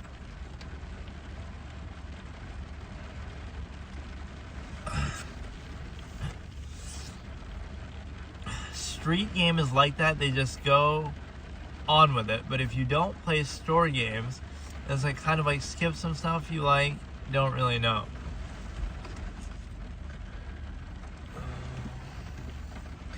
Or yeah, that's like what I got to do and create my own little thing, the way that I sometimes create like my own mini games and stuff. Like I was an achievement hunter in WoW before achievements even existed, or like try to fill up the parts of the map. So like I'll try to go to all 50 states and try to, like, I don't know, do like real life achievements almost that you're trying to explore, or like I'm trying to fill out my, like, do that as a literal thing. There'd be like some app or some program I could get for that, like where, like how in a game, you know, you fill out the map, so when you go to a location or as you start exploring, it'll keep filling in wherever you go. So I could do that myself. I'll have like a real US map, and as I go from place to place, I'll fill it out and say, okay, I've been here, I've been here, I've been here. So I'm trying to fill out the whole thing and see how many places I can go. So I'll do a real life map fill out the way you would in an RPG or a game. I seem like cardboard games, they like make it how so bad, but yeah. Cardboard games. But yeah, I would like invent my own little mini games and stuff. So in actual games, but now I'm thinking I could do it in real life now. Like what are all the interesting things you could do with this sort of thing? You could do like a challenge. Every time I see a cop, I have to do something illegal and not get caught for it. Not that I should be doing that on stream anyway, but like every time I see a cop, I can take a big drink of something, and it doesn't have to be alcohol, but I can make it like dramatically drink in front of them or something. Come up with all these, you know, stupid minigame type ideas. We got like the little rumble feature, the rumble of the you know, just because the car is shaky or some of these roads are pretty shitty. So that's like a little augmented reality bonus right there.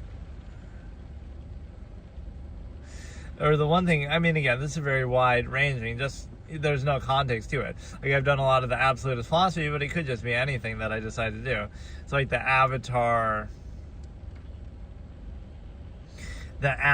thing, I did, like, I made my predictions about the movie, and then I saw it, and then I did an episode where I kind of live react or give my thoughts as soon as I saw it. That was kind of different. I wasn't entirely expecting to do that, but that was pretty fun. So, right, you could do stuff like that.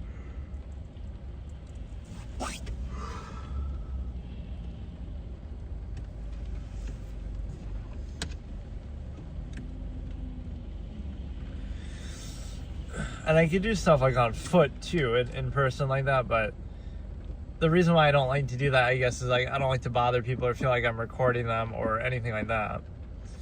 So, right, I kind of, or like I wouldn't want to talk to myself like in public. It seems weird. You could pretend like you're on the phone, but it just seems, I don't know, that kind of thing I don't like.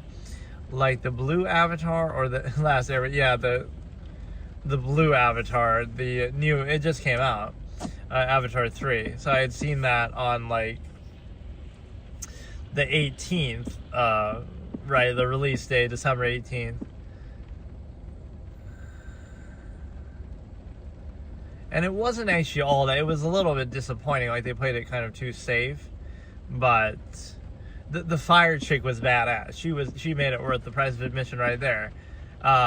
That she was a cool, interesting new character, new villain, very well done, but right, like the movie itself was not particularly well imagined, and like the humans start to get really boring now. They've been doing the same thing for 3 movies, and they've really, I think they missed the boat with that. Like I would have had one of these last 2 movies not even involve them at all, like between part 1 and 2. Or 1 and 3, so part 2 shouldn't have had the humans at all, and it should have been about like one of these other tribes, or maybe this one could have been like that. But we keep doing the same thing over and over. The humans are trying to kill and take over, and then they fail, and they're making the same mistakes over and over. Like, it's kind of dumb. You want to watch it? Well, you can watch it when it comes on, probably. It'll be on some streaming services maybe soon, right? It's already been almost a month. I don't know how long it takes nowadays. Alright, well, see you later. Thanks for hanging out. Yeah, maybe one of these next times I'll actually play a game. Okay, so today I'm going to attack the concept and the term that is normalcy, or being normal, which sounds like a pretty basic thing, like, oh, you know, just don't think about it, you go through your life and you want to be normal, right? You want to be like everybody else. But you got to think about this a little bit in the context of history, like, what's considered normal now would not have been normal 500 years ago, or won't be normal 500 years from now, or even 100 years. So what's normal in your country isn't normal in another. So it's not a very good, well-defined term. It's almost a term that has no meaning or definition. It's a variable, you know, flexible term that applies to whatever the current time period is about, and sort of defined by things that you can't even control, like, oh, it's normal to do something that makes you easy to control in this era of human civilization, where you don't think too much, or you don't self-actualize, or you don't have high standards. Right, so normalcy is just another term for one of those two things. It's like whatever is just most common, and the reason why it's most common is just because of the technology of the era defines your lifestyle, or the power structure of the era defines your lifestyle, or, you know, you are reduced to the state not that's objectively best by whatever standard you might have, by any standard. It's like anything, this is one of my expressions, anything mass-produced suffers in quality for it. So do you really think that public education is the best form of education? No, it's not, objectively, right? It's public and it's mass-produced, like, not for efficiency, but for scale. So it's the same thing, like the food you eat is not done for the highest quality, right? It's done for mass production.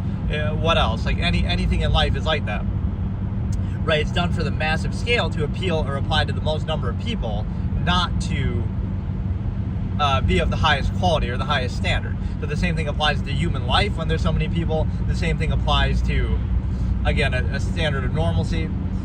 Hey Jan, how's it going? Love you, thanks. So that's the point. It's like anything mass-produced suffers in quality for it, and your lifestyle is kind of like that. Modern society lifestyle is this sort of mass-produced, curated existence where everything is about massive scale, not about quality, not about standards. But the whole irony is like, oh, look at these. We go to the grocery store and we get this food, right? You could go out in nature and get higher quality food, possibly, sometimes, aside from the part of it that's been poisoned and corrupted and monopolized by corporations in the first place. But just like in an inherent natural state that's sort of untouched by human control, right, you could get a higher quality piece of food, maybe, just in nature, than you would at the grocery store. So it makes you question, wait a second, what is it that's really being done here? You might think, oh, it's for your convenience, but that's a bit of a trick and a trap, because it's not really. Sometimes that's true, sure, like you couldn't make a cake just from nature, I get it. It saves you the labor and stuff. But what I'm saying is, certain things, it'd be like, you could get something higher quality just literally picking berries or, you know, fruit out in nature. But what you're doing is, it's not only just a convenience, but it's the mass scale of production. That's what's really being valued. So you're sacrificing quality, even from that inherent natural state, just for the mass scale. So this is where the stimuli acme preservation comes in. It's a self-created problem. The more people you have, the more you overextend. So that wouldn't be necessary at all. Every man is a king in the land of minimalism, like my expression, that it wouldn't matter then. It wouldn't be necessary then, right? So you're only doing it. So you're doing an objectively adverse, subversive process just because there's more people, or just because something is more overextended, not for quality, not for standard, even directly antithetical to them. So, and let me address one thing, since I just put it in my title, obviously, is the whole human function versus human being thing. That's one of my favorite terms from my old debate format, was human function, just because it has like a funny kind of sarcastic quality almost to it, or like you could use it that way, that like, you know, you're a human function instead of a human being, because you're defined by what you do rather than what you think, and you're kind of reduced to this physical realm. So the best way I can describe it, just briefly before I go into what this topic is actually about, is the fact that like human beings are defined. Let's define them from an inherent base state, right? What defines humanity? Is it the heart? No, everybody has a heart, or animals have hearts too.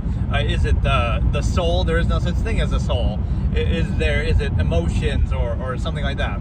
Right, emotion is just irrational insistence upon the self. All these little logical razors I would use. Hey, how's it going, Cinnamon? So it's none of those things. It's actually the mind. It's the ability to think. It's the ability to be self-aware, and the level of intelligence that we have. So it's the mind, and a lot of those things are misattributed to that anyway. Like when you say the heart, you kind of mean the mind anyway. When you say the soul, you mean the mind anyway. Like the ability to whatever, choose compassion or help other people. That all comes from the mind anyway, right? Emotion and stuff like that. But so it's just a misnomer anyway. But the point is, what defines humanity and what separates humanity from animals is their greater degree of intelligence and their self-awareness and their ability to think. That is the objective, actual difference, right? And so that would be how we define a human being. Like, okay, or like how we define these two things. The physical, your limited physical subjective state with your five senses is very narrow. It's limited to your immediate environment, right? It's limited, it's myopic, it has flaws, it has faults, it can be easily fooled and tricked and manipulated and deceived, and it's incomplete, right? So that would be the human function basis. Like, your body and your physical subjective self is limited in scope, right? So you got to turn into. But yeah, this does at least let you see how bad these roads are. Like, I'm doing a public service.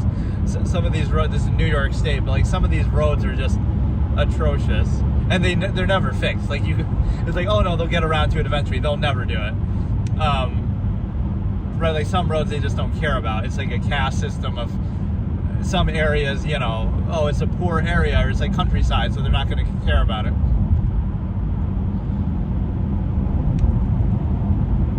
Hey Tegan, how's it going? So what I was saying is, again, it's the two things at odds with each other. Your limited physical body, your physical state, your subjective, reactionary, narrow senses, your five senses, your immediate initial environment. That's one part of your being, but the other part is the infinite objective mind. See, your mind is not limited to that physical form. Your mind is infinite, it can be objective, it can think about anything at any time, everything all the time, right? You could be, I always use this example, like a tiger could be biting your arm, and you could be thinking about what's for dinner tonight, or you could be thinking about the secrets of the universe, or, you know, anything else. So your mind is not necessarily tied or limited to your physical state. So the point of this is, you can do one of two things. You can try to reduce this is what common normal society does, or what ordinary people do, which is definitely something worth considering. You reduce the mind, the infinite objective mind, to the limited, narrow physical state. So now your mind is reduced to what's in front of you. You're only thinking about what your five senses perceive, right? You're generally thinking in a functional, kind of limited, structured sense, right? You're reducing that mind, again, which is infinite, unlimited, to the limited, narrow physical state in front of you and yourself, right?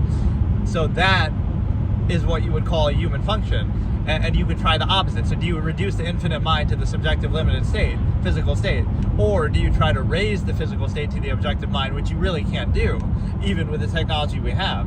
So instead, do you allow them to exist contemporaneously? Like, okay, even though you're aware, this is like cognitive dissonance defined, even though you are limited physically, you're still aware of that. Like, okay, I might be aware of certain things, right? But I can't do anything about it necessarily, right? That's the difference. Do you choose to be aware and you can be objective despite your physical state, despite what state you're in, right? Or do you let that define it and say, you know, I'm gonna mold my perspective to reinforce whatever my physical state is and define it by that, so that I don't have cognitive dissonance about it. Whereas if I did think about it, I would have that. So the enemy is thought. Like, just don't think about it and you're fine with it. Or again, reduce your mind to a state where it's in line with your physical state, instead of having that objective standard of like, okay, I can have this objective problem with the state that I'm in, but I still am in that state for now, or I'm forced to deal with it, or whatever. Right? That's the issue. You can have the two existing separately from each other, regardless of what the specifics are. Like, okay, you know, you happen to be, I'm trying to think of how to say it in an example without being too specific. Like, you know that you're, again, just as a human being, just as a person itself, you know that your senses are flawed, right? You know that your existence around you is curated. Like, oh, the media is only going to show you what they want to see, or some celebrity, or the government. They're only going to portray things to you in a certain way. So you can be aware of that despite being subject to it. Like, okay, you don't know everything that's happening behind closed doors, but you're aware that that things do happen. You're aware that you're only being shown the things that they want you to see. So you're aware of something despite, right, being subject to that limited, narrow form. Instead of just treating that, this is like the mass, mindless scale.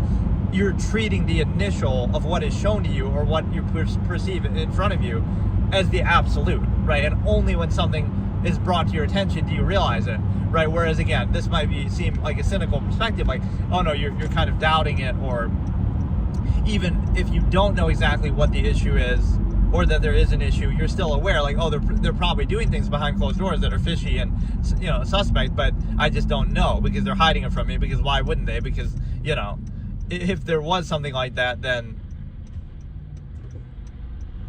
if there was something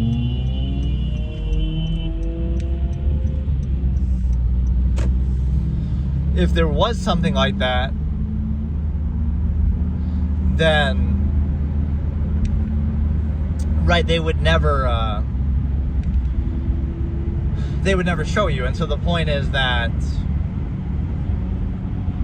right, you're aware of that, or just in general, like in a daily life, like how you judge other people, everything, like your perceptions are very limited and very flawed. So it's like, oh, this person was so nice, but they're only nice because they know, they're being judged or perceived by you in that moment.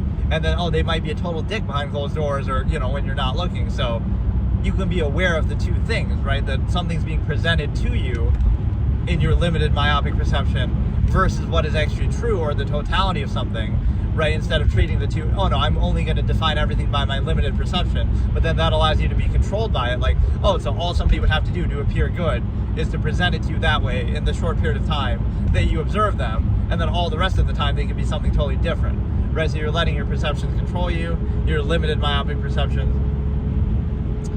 And so let's look at this a little bit differently too. So now we have,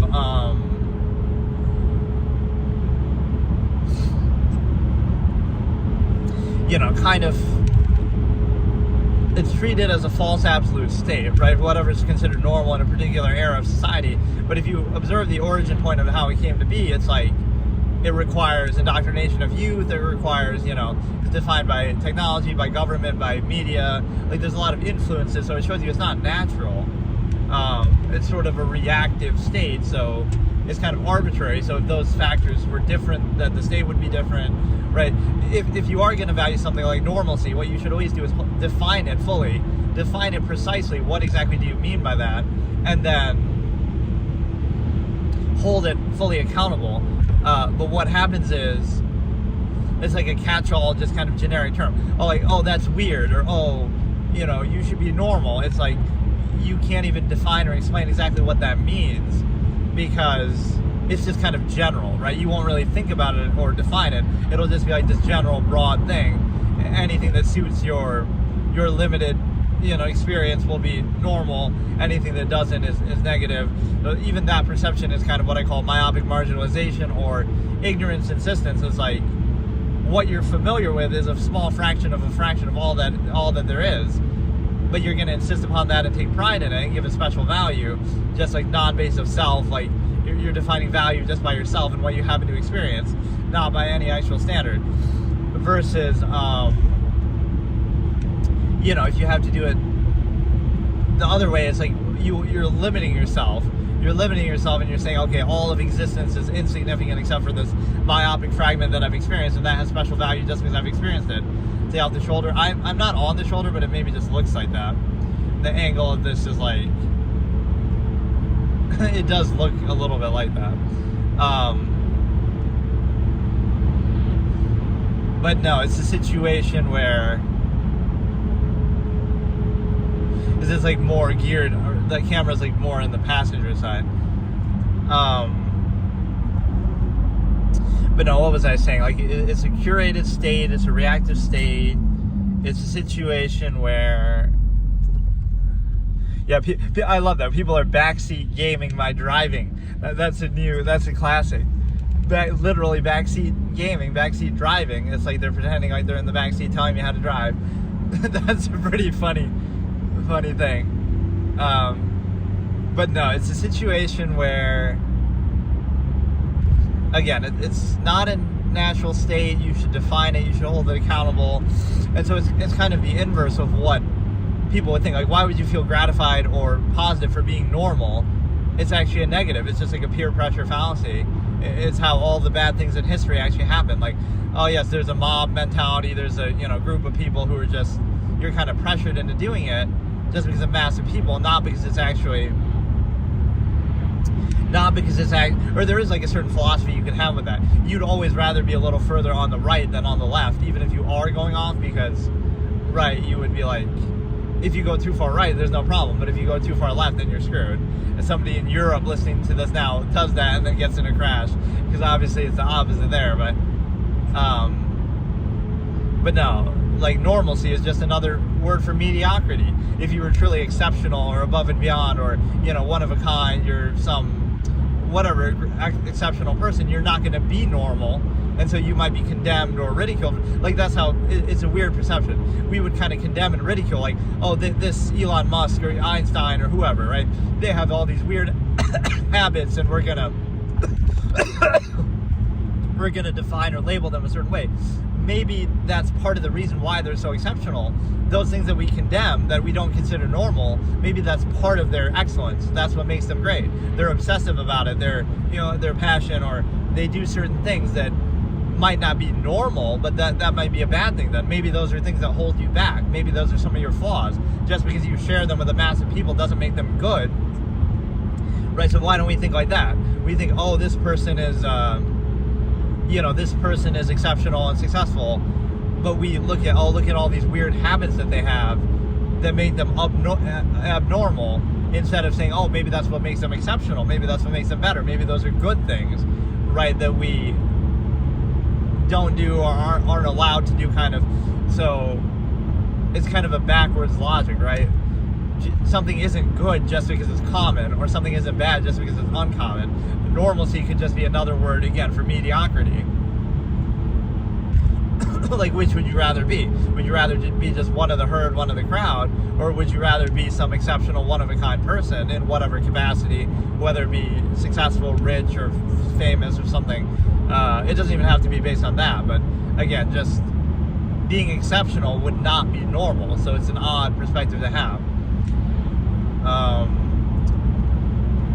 It's almost a concession that, okay, normalcy is like you share in the same non-choice reaction, as if like you've been indoctrinated by the same society and you've been exposed to the same media influences, and you've been, that doesn't mean that that's a good thing, or even if it was a good thing, you didn't choose it, so you should kind of decide for yourself if that's really what you want to be defined by. But again, it kind of operates on the basis of people not really thinking for themselves, or not really thinking about it, and again, just reacting and reinforcing. So you kind of take a certain pride and pleasure in that, like, oh, we're all so relatable, right? This kind of term that people use. Like, oh, you're relatable, but maybe that's not a good thing. You're relating to the mediocre, non-choice, influences that you've been exposed to and indoctrinated by. But that doesn't mean that's really what you would want, or that's a higher standard. So, right, it sort of shows you the human ego being weaponized against you, in the sense that because you've experienced something, it must be good, or because you are exposed to something, it must be, you couldn't possibly be wrong, or it couldn't possibly be negative, because then that would trigger your cognitive dissonance. So instead, oh, we have to insist upon it and pretend like we chose it or we want it, and kind of indignantly insist upon it. And we do that together, like, oh, this mass of people in society, we're all so proud of ourselves, and we're all so happy with ourselves and comfortable with ourselves, as we're in this like mob mentality, trying to reinforce whatever state we're in. But people might have done that in Germany in World War II, or people might have done that in China and right now. Like, oh, so that's how they reinforce that state too, and look how at peace and normal they are there. But maybe you shouldn't be normal, right, in those circumstances. Maybe there's something wrong. Maybe there's a flaw of the process, or the society, or the lifestyle, or whatever, right? So it's like this uncritical mass of mindless people just reinforcing whatever state's in front of them, just because they happen to be exposed to it. And that's how you define normalcy, which is not credible at all. So, and again, it's not even really specifically defined or held accountable. It's just mindlessly like, oh, whatever is common is just normal, right? That doesn't mean it's good, even by your own subjective standard, however you define that. So you sort of share in the same non-choice reaction. You sort of pretend like you desire it. You have this need to like constantly overcompensate for a contrivance state, in the sense of like, oh yeah, our state of being and our lifestyle is an absolute and unquestionable. So now it's just a matter of how well we do or don't do it. But then it requires something in observable practice, as I call it. Like, oh, your state of being is absolute, but then you're so not at peace with it that you have to outwardly insist and constantly judge other people or, condemn any alternate lifestyle. Like, oh, we're so at peace with our single partner relationship in society that we have to condemn open relationships, or we have to, be insecure about that, and you can't be friends with anybody of the same gender, or you might, so it's an absolute, but it requires all these rules and prerequisites to actually appear absolute on the surface, right? So in observable practice, it's not actually absolute at all. And so, or again, even just like the state of normalcy, you would understand the basic fact that like, our normal state of being is absolute, and we're totally at peace with it. But that state of supposedly being at peace with this false absolute requires you to do what? It requires you to constantly be reinforced through social contrivance and, distracted by, like, it requires a series of things.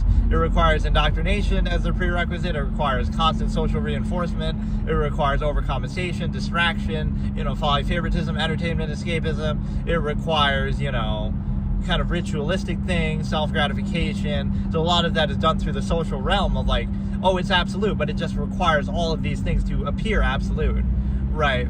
And if you don't treat it as absolute, or you expose it as absolute or not absolute, then you'll be condemned and stigmatized by this mob mentality too. So that's kind of a tell right there.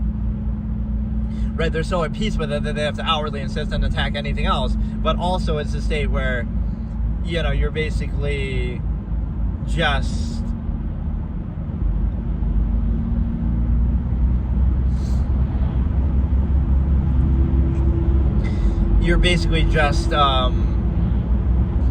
if you're simply not a part of it, or you expose it somehow, it's your fault.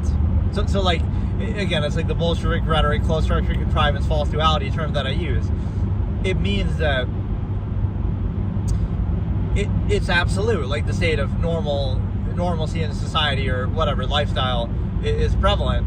That's absolute, and then it's your fault if it's not, or like, it's not that it isn't absolute, the fact that people choose not to do it or do something different, or, oh no, you just lack the ability to do it, you just have some condition, you just have some label, you don't know any better, right? So it is absolute, but it's just your fault. You're sort of shooting the messenger or the observer or anybody who doesn't fit into that. So it's like, the fact that those variations exist don't prove that it's not absolute, or don't somehow invalidate it, because if you acknowledge that, then you might not do it yourself, right? You might start to question it yourself.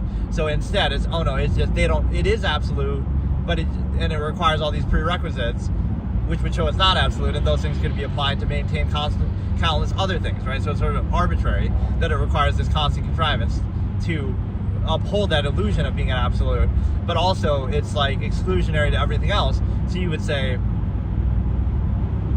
right, that state of normalcy would condemn anything else. It has to outwardly insist upon anything else, which shows you it's not at peace with itself, it's not absolute.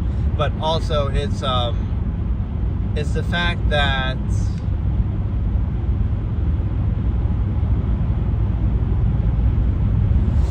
you would be, again, anyone who doesn't go along with it, or is kind of neutral or different or variable or not a part of it, they would be condemned, again, within this false absolute mentality. So think about those two layers. It's an absolute, but it requires constant contrivance, constant reinforcement through media, through government, through influence, through indoctrination of children, through social norms and contrivance and stigma and overcompensation and gratification. It requires all of those things constantly. Distraction through entertainment, escapism, all these imbalance, overcompensation elements, the fact of all of those things you need to then, it is an absolute, but it requires that constantly in the observable practice. And then the other point it requires is that anybody who doesn't go along with it, or exposes it, or observes it, right, it's not that they show it's not absolute, that you could choose something else, or something else could exist. It's still absolute, but it's their fault. Like, okay, they're this label, they have this condition, they don't know any better, they just lack the ability to do this absolute, as if it should come down to that, not that it isn't absolute. So it might be necessary to maintain that contrivance state, but who says maintaining that contrivance state is necessary, right? That's the whole point. It's like, oh no, you can't do, you can't not take part in the artifice of contrivance because that might expose it, or oh, then that might reveal it, or that might invalidate it. But maybe that's the point. Maybe that's your intention, or maybe that reveals that it's not absolute. So, right, that's the initial layer. Like, we try to avoid cognitive dissonance of this false absolute state that we're in, right? The specific society, which every era of human civilization would have said the same thing. Oh, their way is the right way, and now we would say that's wrong, and ours is the right way, and, it's the fallacy of things are the way they are because that's the way they're meant to be, basically, is a fallacy. So, the problem with that is you're never self-aware or actively critical or choosing anything. You're just kind of mindlessly reacting, and so it's the surface level. That's why appearances are so important, so you maintain the illusion of it being absolute, and so you care more about the appearance and how it's presented, not the actual reality underneath, because if you saw that, then it wouldn't be absolute, and it wouldn't be uniform, and it wouldn't be done by everybody so mindlessly, a collective mass of people. There'd be variable, there'd be, it wouldn't be, you might think, oh, you would, if you thought for yourself objectively, you would come to the exact same conclusion and same lifestyle, but that's not true, right? Or even if it was true for you, it wouldn't be true for hundreds of millions of people, right, uniformly across the board. But that's how you know something's being forced and compelled and pressured, and it's not natural at all. So, the problem is that, again, even normalcy operates under that fallacy. Even if you want to go by this collective mass of people and reinforce it, at least you would assume that people chose that state for themselves. But they didn't, because, again, indoctrination in youth, reactionary basis to a machination process, and that's some of technology in the era defines it, different influences, whether it be government, whether it be media, whether it be, whatever it might be. So it's not even something you chose for yourself, so it's hard to reinforce it and act like that's really a positive thing. And then, right, the way it was arrived upon is not organic, it's not natural, it's not your choice. And so the other point with that, I was just saying, again, it requires that, so you have the ostracizing mentality that's a real fallacy. Again, it is absolute, but you shoot the messenger, you shoot the observer, you kind of attack that. You say that, oh, it is absolute, you just don't get it. The emperor has no clothes fallacy, or the false duality, Bolshevik rhetoric that, you're going to attack the person that's not part of this supposed absolute, not that reveals it isn't absolute or that something else could exist. Right, any possible other lifestyle or choices or behaviors could not possibly exist. And if they do exist, again, it doesn't prove that this isn't absolute. Why would somebody possibly want something different? Oh, they just don't know any better. Oh, it's just their fault. Or, oh, they're just a bad person. Or, oh, they're just, you got to label and discredit and attack them, even if all they're simply doing is something different and minding their own business. But, oh, no, you're not allowed to do that. You have to reinforce this collective contrivance state that is so absolute, that it's insecure and has to outwardly insist upon itself that way. And then, so yeah, you always have to overcompensate for contrivance, like with social contrivance. So it's like, if you're neutral and objective, like let's say I'm just doing that. So I'm not condemning contrivance or attacking it, I'm just being neutral. But oh no, that's not good enough, right? Simply being aware that it's not absolute is a bad thing. Or even this other perspective that you could say, like, you have to actively be positive, right? So the false negative of neutrality, or being non, as I call it, you have to outwardly, actively, positively reinforce it. So like, oh, if you're just neutral, it'll be seen as negative. Like, oh no, you have to be socially positive and upbeat and all that. So being neutral would be seen as a negative, and being positive and overcompensating for this flawed or artificial contrivance state would be seen as neutral, because that's necessary to maintain it. So by being neutral, you're simply revealing the actual reality and the true nature of the state of it. So, right, so again, that's treated as the normal. The norm is to overcompensate for the flawed process or the artificial process, not to be, again, neutral or objective, because then that would show you it's not absolute. So there's no standard behind it, there's no measure, as I call it, there's no, every era of human civilization and history would arbitrarily insist upon itself. So it was normal during the end of the Roman Empire to be distracted by bread and circuses and satisfied by that as it fell. Or it was normal in World War II Germany to sit by and let atrocities happen or be ignorant to them. It's normal in China right now to be censored and to be, So is that really credible, right? There's a lot of things that have been normal and common and the average person would experience. That doesn't mean that they're good, where you're either enabling it or you're even part of it yourself, or you're just a kind of blind witness to it, mindless witness to it. So it's a very questionable basis. So it's a false absolute. Again, things are the way they are because that's the way they should be. It's a lowest common denominator is always a good term. Like, that doesn't mean it's the best thing. It just means it's something that's dumbed down to a mass of people, right? And even everything mass-produced suffers in quality for it. So, again, is that really a good thing? That it's just dumbed down? Like this, this is how certain things come to be. Just because it's exposed to a large number of people and then it's repeated over and over, like the 6-7 thing or any sort of meme like that. There's no real meaning behind it. Like, what does it actually mean, or why do people value it? They couldn't even explain really why they value it. Just because they were exposed to, then any standard is bypassed in a lot of areas in life. So why is that so prevalent and popular and exposed to the lowest common denominator mass of people? It's because step one is exposure, right? It's exposed to a large number of people. Now, how is that exposure defined? You could say some element of social Darwinism, like, okay, there's a reason why some song like that is popular and why a lot of people are seeing it, but part of it is not entirely fair because it's, okay, it's just, it could be a big artist already, it could be they have a record label, they have certain influence, they have certain connection, right? So some of that can be unnatural, but some of it could be genuine, so I'll give you that.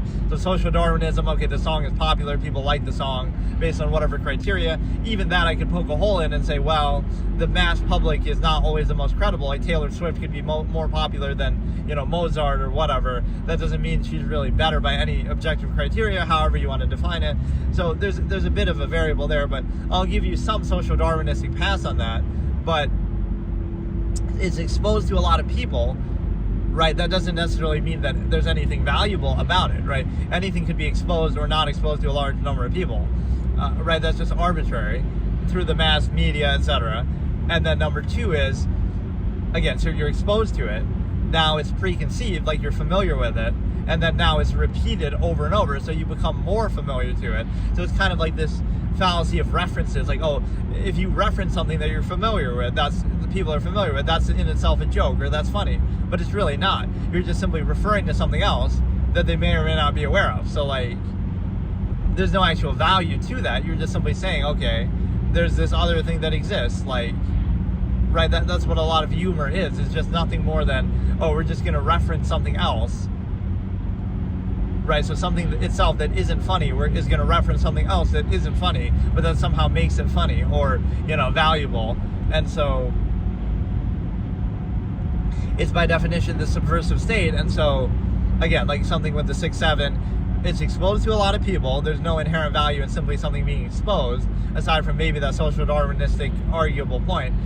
And then once it's exposed to a lot of people, now it's preconceived by them, so now they're familiar with it, so now they associate it with themselves and their identity, so it's a non-base of self, and this is how your ego is played on. If you're familiar with it, it must be valuable. If you're not, it must not be valuable. And then now it's repeated over and over, which makes you more familiar with it, and so now there's a false value in that repetition. And so without any actual standard being used, any arbitrary random thing, this is how memes come to be, this is how a lot of things come to be, something without any actual standard, it's now being treated as a basis of value or as valuable, right? So because there's no like one standard or criteria you could use, it's just mindless repetition of something that you're familiar with or that's exposed to you, right? So you understand that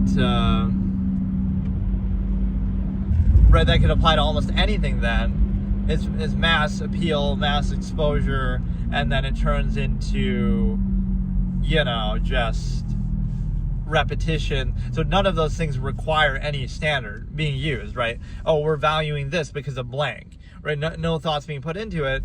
So this is how people are often controlled in much more significant ways, but it's a good way to show an example. So you're exposed to it, a song, a media form, whatever it is, then it's repeated a lot, and therefore it's valuable. So it's playing again on the ego. Oh, well, you're familiar with it, so that must be valuable, but you're not familiar with it by choice or based on any standard. It's just arbitrary. You just happen to be exposed to it by mainstream media, etc., and then now you reinforce it, or now it's repeated over and over. That's kind of how, like if a lie is repeated enough, it'll be the truth. But more than just that, it's kind of like if something is exposed widely enough, it becomes valuable. Just, everybody's aware of that thing and thinking about that thing because the media is talking about it all the time, so now it must be valuable. And something else isn't talked about as much or at all, so it must not be valuable. So that's kind of like the rule by omission. The media can control you in this way. Not even that they have to lie, but just by their degree of selective emphasis, right? Like, or arguably the framing, but even just this, like, okay, they talk about one topic a lot for hours and hours and hours, and then they don't talk about another topic at all, or they talk about it very briefly. So it's like, they're not controlling necessarily what you're saying or what you think, but they're controlling the topic and what people are talking about or what they care about. And so that's kind of the myopic framing of, just what they're saying could be completely true, but it's still deceptive. And this is why it's more subtle. Because again, they spoke about this one story for an hour, and so, now everybody's talking about that. Everybody cares about that because they're just mindless sheep who react to whatever's presented to them. But they're not right. And then they'll talk about another story for 5 minutes, 10 minutes, or not at all. And so now nobody's talking about that, or less people care about that. But again, because they focus more on one, and spend more time on one, now they do that. Or like now more people care about it or focus on it. So again, you're being controlled by the exposure. So not only is there, it's a good way to like make people think something is their own idea. Like, you think you care about this subject or this topic or this news story, but you only care because it's repeated by the mainstream media. Like, let me finish on this point of like the wokeism thing, right? The idea that, like being woke, what it originally could have meant is like, you're ahead of the curve. Like I say, Ron Paul is woke to inflation. Like he was ahead of the curve on that. He was talking about inflation before it was cool and talking about the Federal Reserve, right? So he would have been awoken to something that everyone else is asleep to.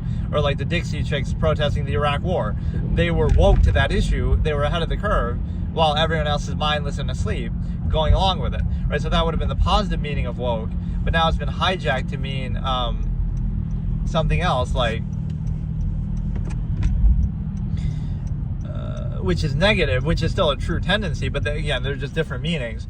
One of them means you're ahead of the curve and you're aware of something that everyone else is, again, like asleep to. Whereas now, what it's come to mean is this kind of normie mainstream mentality of like, you're suddenly passionate about something that you never even heard about or thought of before, just because the media is constantly talking about it. So a good example would have been Black Lives Matter. It's not a question of whether, again, as that term or that phrase, whether you value Black lives, that's not even the point, right? It's just the name of the organization, right? But that organization had been around for years, right? They had been around for years, and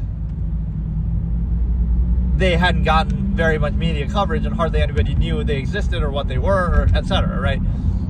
So they had been around. So if you valued the organization or the cause or whatever it is, you should have valued that all along then. But all of a sudden now everybody hears about it, the media is constantly talking about it, so now it becomes co-opted, and now a majority of people support it. So it's not a question of whether you should support it or not, it's a question of that credibility, like, you only support it because of that, or something to that effect.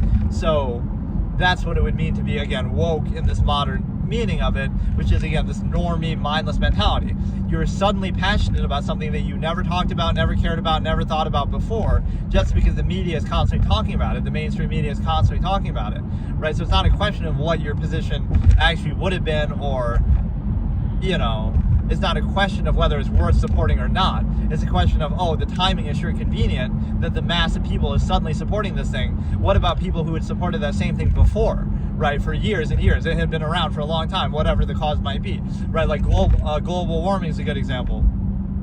Al Gore says something about it and he gets criticized, and made fun of, but now all of a sudden everybody's jumped on that bandwagon. So shouldn't he be apologized to and hailed as a hero, right? Whether it's something you agree with or believe in or not, I'm saying he was ahead of the curve on it, and countless other people, but they would have been ridiculed and dismissed, and only now it's being co-opted when, the media decides to support it. Now people are getting passionate about it. So if you're ahead of the curve, you're condemned, but now, right, people jump on the bandwagon because of the media influence. So it's not a question of whether you should support the particular thing or not. It's a question of how you come to that conclusion in the first place. So again, that would be I made like a little short video about this actually too, that I maybe even put on this channel. So that's what I had said. Like Ron Paul was woke to inflation, or the Dixie Chicks were woke to the Iraq War, because they were saying things ahead of the curve that we, massive people would agree with now, but we wouldn't, they were condemned or dismissed for saying it at the time. So again, that's the positive meaning of the word woke. The negative meaning is this modern term of like, okay, you're suddenly passionate about something that you never cared about, thought about, talked about before, only because the media is now talking about it constantly and exposing you to it constantly. So it's, again, not a question of the cause, not a question of your position, it's a question of the timing and the mass number of people who happen to believe something or care about something at a certain time. Like, that's awfully convenient, right? So that's this sort of unnatural way that you're made to kind of think something for yourself. Like, it's your own idea. You care about this all of a sudden now, Black Lives Matter or George Floyd or global warming or whatever. It doesn't mean those can't be things that you care about, right? It just means that you're made to think it's your own idea because, you're being shown these dramatic images or something now selectively in a skewed sense, or all at once or all the time. So now it becomes this big social thing. I would rather you have come to that on your own. I would rather you said that 10 years ago, and now you'd have more credibility, except you would have been dismissed or ridiculed or criticized, right? So that's the difference, is like, if you actually have that position as an insightful kind of thing, you'll be dismissed or ridiculed. But if you have it, you're just mindless sheep parroting what the media says now just because it's saying it, I don't respect that as much. Even if the conclusion, that's the funny thing, even if the conclusion or what you're saying or doing or supporting is exactly the same, right? I care more about the form of it. Like, how did you come to that conclusion, right? That's what I care about, not about what the actual conclusion is. So this is a good example of like my objectivity and my way of thinking. It has more to do with that, right? I care about more the process than the outcome. So even, again, whatever you support, let's say you support global warming and recycling and all this kind of thing, right? You should have been saying this 20 years ago. You should have been saying this. And sometimes people get away with it because, but you're so young. Maybe you're only 20 years old and you weren't born then. But generally speaking, so that's sometimes unfair. Actually, I'll defend this in one sense. Like, all these college kids who are, maybe protesting an issue, you might say, they're woke or they're brainwashed. But that might not even be entirely fair, because they didn't really have the chance to stop something, let's say the Iraq War, like, you think you're so woke about it, but you weren't even born then, or you weren't even alive then, let's say, or you were 10 years old. So like, what were you really supposed to do about it? So it's easy to dismiss you and say, but you can't have an opinion on it. But you know what I mean? Like, why shouldn't you be able to say something negative about it now? Because you never had the chance, so it's only fair. Or just in general, you'll dismiss them and say, look at these college kids, doing this. Sure, they might be being brainwashed by the media and by even college itself somewhat, but some of it could be fair. It's kind of like, you decide to you have this strong, passionate position, and people might dismiss you, but why shouldn't you be able to do that? Because you didn't have a chance to do anything about it. Again, you might be too young. This is the only platform that you would have had right now to protest. So I can kind of sympathize with that somewhat.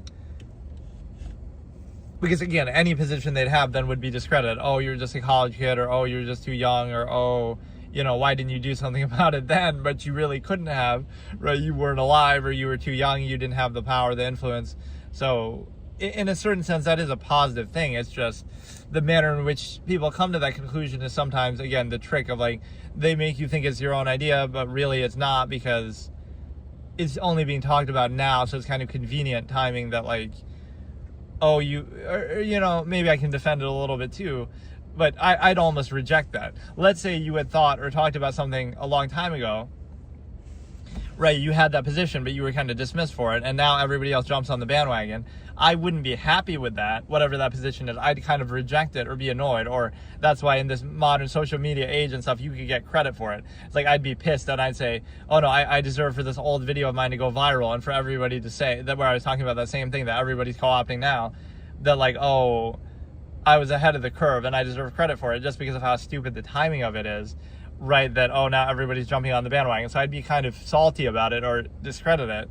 So, right, when everybody uniformly supports something, even society itself, that's why it's unnatural and requires constant, we have to stigmatize thought and censor reality, and, being honest is a bad thing, and being artificial and fake is a good thing, and we have to keep up appearances, right? We have to do all that because it's not so much that, oh, it's a negative state. This is the framing sometimes that people would say, oh, it could be positive, it could be better than others, it could have been better than some in the past.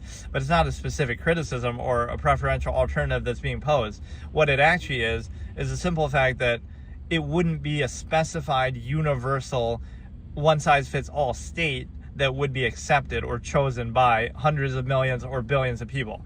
That would not be what it is. It would not be a specified state exclusionary to everything else. Maybe some people would live out in the woods and be happy with that, or live in nature, be a minimalist, or maybe some people would, there would be variables. That's the real conclusion. So that's why it's not a claim being told like, oh, this is what you should do, or this is how you should be. It's more just an observational basis that the state that you're in right now, whether you want to call it normal or whatever, would not have been arrived upon naturally. It would not have been something that you chose. It isn't something that you chose because it's something you're reacting to, whether because, again, the state of technology in the era that you're in defines it, or whether your indoctrination in youth, whether, established structures, power already that exist, you're just kind of reinforcing, although you do have some responsibility to that where you kind of actively self-create them in the sense that you still support, okay, these big companies and everything's already established, but you still do continue to support them, or you do still continue to pay taxes, or you do, buying products from them helps to self-create or make them even more powerful, or, just kind of, you're still contributing to that. So there is a certain accountability at a certain point, but that's all the point is. You would not have arrived at this state naturally, and by you I mean a collective mass of people. That would have never happened. It is unnatural, it is compelled, it is forced, it is subversive, the way that happened. So by that same logic, you could see how various other eras of human civilization could have come to be, or every era would have been sure of itself and then condemn the previous ones and question how could they have possibly done that, right? But you won't question or be self-aware of your own. But what it means is the fact that it's basically a position where, again, the state that you would be in, you can call it normalcy, you can call it whatever, it would not have been naturally arrived upon, right? Or something that you would have chosen. And again, in a provable, observable sense, it's actually not something that you've chosen, because you can see how it came to be, the origin point, the indoctrination in youth, etc. And so the last point I'll make is just the discomfort of it. Like, people aren't comfortable with being objective or self-reflective or self-aware, and everything is about reacting or reinforcing a state that's already there. But you have to question that, how did that state come to be? And so it's like this initial reactionary basis. So it kind of shows you, oh, people will fight for and indignantly insist upon and reinforce whatever state you put them in. So then it's just a question of, oh, all you have to do is control them when they're young and put them in that state, right? Like, so if the government or corporations or industry or media or whatever puts you in a state, and you associate that state now with your identity and cognitive dissonance, like, oh, you couldn't possibly be wrong, even though you didn't choose it and you were put in that state. Now people will fight for it and indignantly insist upon it and take pride in it and consider it normal and defend it. And why would they do that? They would do it because, again, it's coming from a place of the ego, like, well, they couldn't be wrong, but they have to question, like, oh, how did they end up there? And it's not something that they even chose in the first place. Okay, so today I'm going to do something a little fun to do with my Absolutist Philosophy series, but not quite an episode. But this is kind of something interesting I did in a couple different games and scenarios, and just in and of itself, whether it be short stories or, like, it's taking my Absolutist Philosophy, obviously, which is my creation from my old debate format, and obviously a lot of those logical razors and terms that I came up with in doing that. And so it can be characterized like, oh, you're an elitist victim blamer, right, is one of the nicknames I got. Like, you hold people to a very high standard. You believe in their potential. You hate wasting potential, right? You don't believe in being deferring to invisible authority, empirical authority.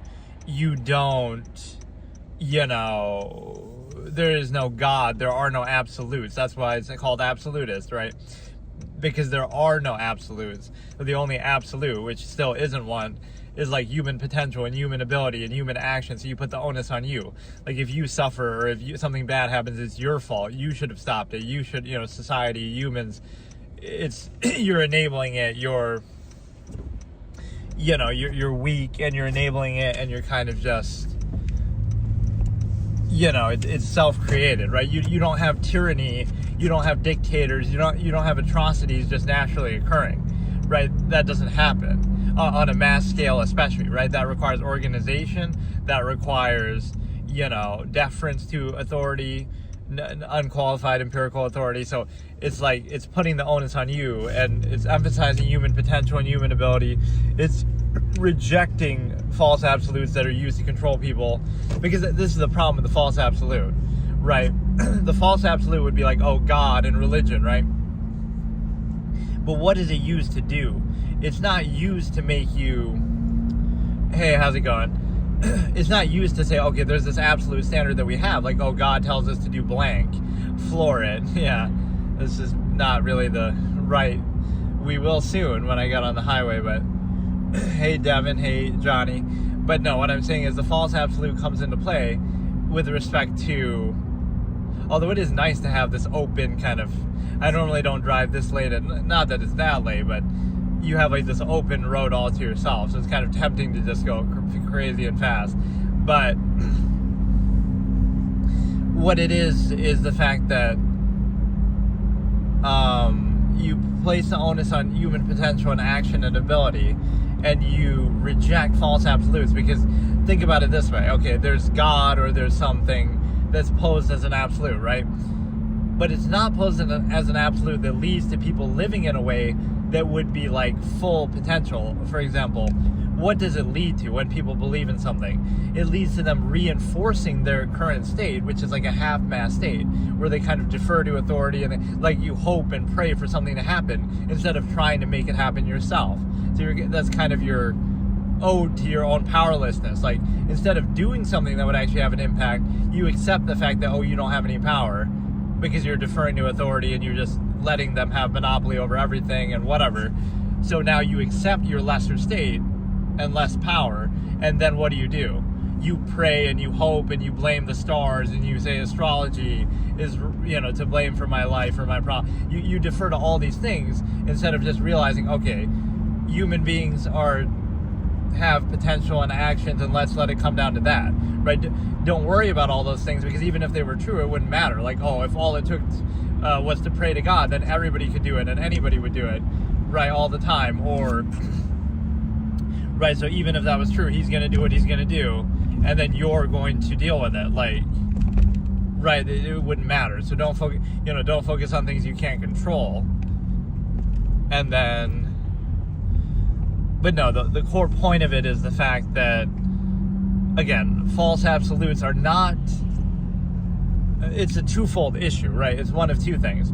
Okay, the absolute is real, but then should you not live in a way that's kind of absolute in practice of that? Like, okay, you're going to spend God says to do blank, let's say. Then wouldn't you hold it accountable if it wasn't a false absolute, and you would say, okay, you're going to live every second of every day, every waking moment committed to this goal that, God said to do. But that's not what it leads to in observable practice. And so this term comes into play because you see, oh, in observable practice, what does it lead to? It leads to peasants working for the promises of heaven, or it leads to some half-mass subversive state where people are in like a tame, trained state like animals, and it's a way to counter the human self-actualizing ability to think and be self-aware and have greater intelligence than animals. That's really all it is. It's a counter to that. Whether it be religion or other false absolutes, belief systems, morality, gratification, social contrivance, they're all ways to counter thought that would otherwise not have you be in an inhibited state, right, uniformly controlled as like a mass collective herd of people. So you may think it's something positive, but that's really all it is. I mean, I can state it bluntly like that, right? Religion and God and belief systems and morality and all these things. Not that they can't have their uses. Hey, how's it going? I see you. But no, it's like, what if all of those things are nothing more than a tool to control people, right? To counter their ability to think and to try to pose a false absolute to, again, a false absolute not to make people act in a way commensurate to what an absolute would be. Like, okay, you spend every waking moment of every day to do something because it's so absolute. But kind of the opposite. You're in a half-mast state where, oh, you give, subversive, you defer to the government and you defer to corporations who monopolize all of nature and charge you for the water you drink and the air you breathe. And, oh, you do like all these deferential things and you treat them as a false absolute in a default state. But then what do? It's like, oh, now we pray to God as if God's to blame for our problems in that scenario. It'd be one thing if you're in nature and you're going to get killed by a bear or something, right? At least you still blame yourself. You say, okay, I should have just fought better. I should have been better prepared. I have all this potential. But, you see the problem is like, oh, you defer all this authority, all this resources, all this ability to something, whether it be, again, government or structure authority figures, corporations, and then you wonder, right, why you feel so powerless. Just to keep that in mind. Again, if it was absolute, right, this is the way you can put it to the test, right? If something is absolute, then you should pursue it fully all the time, all day, every second of your life, committed to it. But that's not how people live. And if it's not absolute, then it has no credibility in the first place. So instead, it reduces you to a half-mast state. It's a false absolute that's posed to say, okay, we're gonna pose it so you just don't think about it, or think about anything really, and then it neutralizes it. Like, oh, you have all these questions and concerns and, things that you don't know about the world and the universe, and you have all these, like, contradictions in society and cognitive dissonance and all this kind of thing. And so it tries to quiet that. It tries to silence the mind by posing a false absolute, even though it doesn't answer any of those questions. It just tries to bypass them. But no, my point was, with this episode, I was trying to show, so I did in various capacities, I did like a role play version of an absolutist character. And what's funny is the most organic way that I've done that is not even really as a deliberate role play, or even where I said I was doing that. You know how it came about was on my old channel. I would do, when I'm streaming a game and stuff, especially a story game, sometimes even like Phoenix Wright or something, I would take on that character personality, even though, right, like I'm just commentating as I'm playing. It was almost like I'm injecting and inserting myself into the game. It's kind of a fun thing to do, but it happened very naturally. I wasn't even really thinking about it. And you sort of inject yourself into it, and now I'm playing like that. I'm getting fully immersed. My life is on the line, like it could be a permanent run. And I'm like really holding the characters to a high standard. So that's, in a manner of speaking, how I role played that, but it wasn't really even meant to be that way. It's just happened organically. But like, I guess I did that even on this channel and in a couple series, like The Walking Dead. I'm talking shit about everybody. Why are you wasting the bullets? Or like, you're this observer. Like, I'm a character in the game myself, but instead of, being nice and helping reinforce people's mistakes, I'm instead saying like, okay, you're all dumb, or I'm, holding you to super high standards and saying, how did you fuck that up? Why did you do that? You're a clown. You deserve to die for fucking up like that. You're wasting bullets. You're wasting resources. Like, again, and it might seem harsh, but that's the reality. It's like, this is like the opposite interpretation concept. What seems nice on the surface is actually bad, and what seems bad on the surface is actually good. And the reason why is because what would be nice? Like, oh, you should be nice to people and reinforce their flaws and, be an apologist for their mistakes and weaknesses and failings, right? So on the surface, that would seem positive, like you're being all nice to them, but you're actually reinforcing all the negatives about them, even by their own standards. Whereas a positive would be, or what would seem negative is, oh, you're harsh and you're talking shit about people and you're holding them to a high standard and being like a little elitist. But that comes from a positive place of like, okay, the end result is you want people to be better or the best they can possibly be by whatever standard you can have. So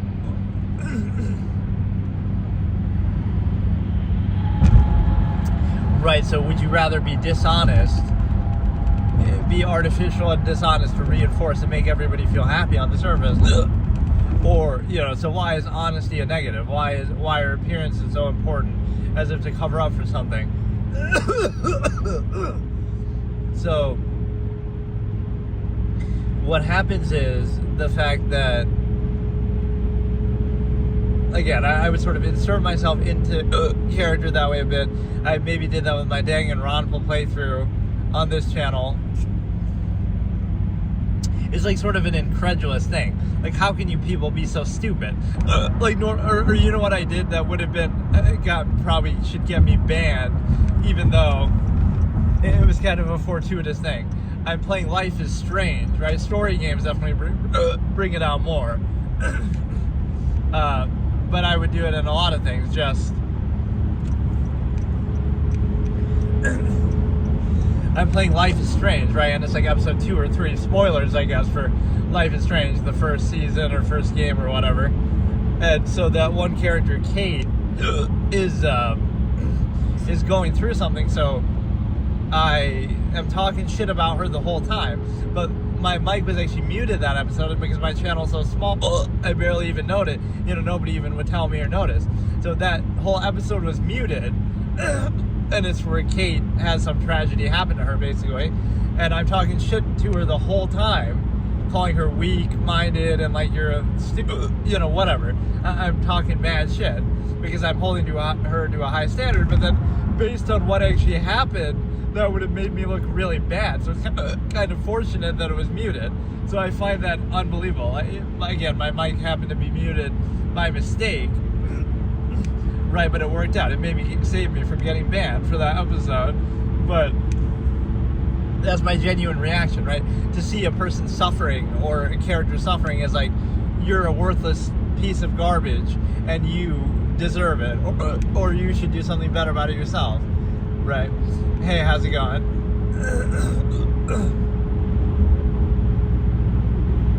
But yeah, getting back to my RP stuff. So one of the good things I did on this channel that was similar to that, I guess I did a political compass test as from an absolutist point of view. That would be, we get Hiccup ASMR now, free.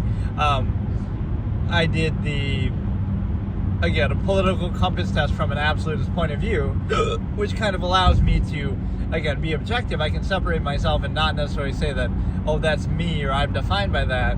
Right, it's just something that I'm posing as a school of thought, but it doesn't mean that, right, like you can't define yourself fully by something like that.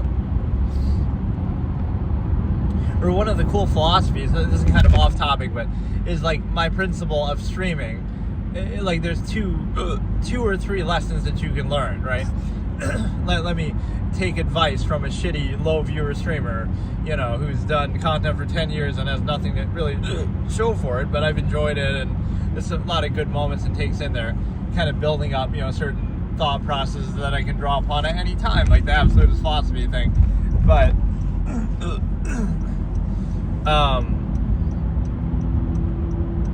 there's like 3 different lessons you could learn here. One of them is like, do a stream as if you're doing a Let's Play. So like you're doing it for the sake of doing it. You're not doing it because, oh, you're waiting for somebody to come and chat. Like some people have that mindset. They'll be like, oh, there's nobody watching, 0 viewers, so like you're not even going to say anything, and then you'll wait, and then you'll react to somebody coming in and saying something in chat. Or like you kind of rely on that. But you shouldn't do it like that. Like just like what I'm doing now, or what I do when I play games. It's like you're just doing it. You're just giving a running commentary for the sake of it, almost like a Let's Player would do, because they're just recording it. And then if people happen to come in, sure, you can still interact with them, but it's a different philosophy, right? It's a good standard to have. Pretend you have 0 viewers. You would still be enjoying yourself. You would still be playing. You would still be giving commentary. Or pretend you have 1 million viewers. You can't read every single thing either. So there's got to be a flow and a rhythm to what you're doing anyway, right? Like if there's 1 million viewers, right, you're still going to be playing and you're still going to be giving your commentary, even if you read some of what they're saying, right? It's not going to be totally reliant on that. And if you have 0 viewers, you're still going to be, you know, doing something, enjoying it, giving commentary. So you're not relying on that. Then another expression I have, this is another piece of advice, top 3 pieces of advice from a low viewer, shitty streamer, but is like, make yourself inevitable and make it sort of a routine. It's sort of like, you know, if you just want to do something, just do it every day. It shouldn't be conditional. It shouldn't be like, oh, if I don't hit this goal, I'm going to stop. Or it shouldn't be like, oh, I'm going out of my way to do it, right? It should just be, okay, you do it every single day, even if it's short, even if it's, you know, whatever random thing you happen to do, right? So turn it into a routine, and then, right, whatever it is you're passionate about, you want to write a book, write 1 page a day, even though I've failed miserably to follow that advice myself, that I probably should have done. It's a good practice just to have, because it's like sort of, I would use this expression, like paralyzed by perfectionism. It's like you want it to be so perfect, and your standard is so high and elitist that you don't even do it at all, right? It's not that you can't do it or, right, you know, do something somewhat substantial or valuable. It's like that's what most people do. They either don't have the freedom or time to even try, or they don't even allow themselves to try because, oh, it's not going to be good enough. But you'll never get to the point where it is good enough, or you'll never know unless you, you know, unless you try. You have to practice. You have to do it over and over instead of acting like it's got to be perfect on your first attempt. Otherwise, what's the point? Or you assume it's not going to be perfect, so you just won't even bother trying, right? That's what holds people back more than like a lack of ability. It's the lack of will to even try, or the, you know, unrealistically high standard. So it's almost like, oh, what motivated me to become a streamer? It's kind of like what I say with chess. Well, if Alex Botes can be so popular for only being 2,000 FIDE, then, oh, I should be popular for being 1,500 or something. So it's sort of the same principle that, you know, it's like the low standard. You realize that the kind of thing that people value is kind of shitty and, you know, a low standard. So that encourages you, like, oh, look at who's actually popular, or look at what people actually value. And now you feel encouraged in a way, even though the standard is low and you'd rather reject that and have a higher standard. It doesn't matter, because people value things that are, you know, when you see other people who are popular, what succeeds, you can see that the standard is very low, but that's inviting. Okay, if it's stupid stuff like that can succeed, then so can I. Like, it's a lower standard than what I would normally have. And then the final thing was, like, it kind of combining 2 things together. It's like, oh, if I was going to play a game anyway, like, oh, I'll come home from work and play a game. And then, oh, I'll play a game for a bit and then I'll stream later.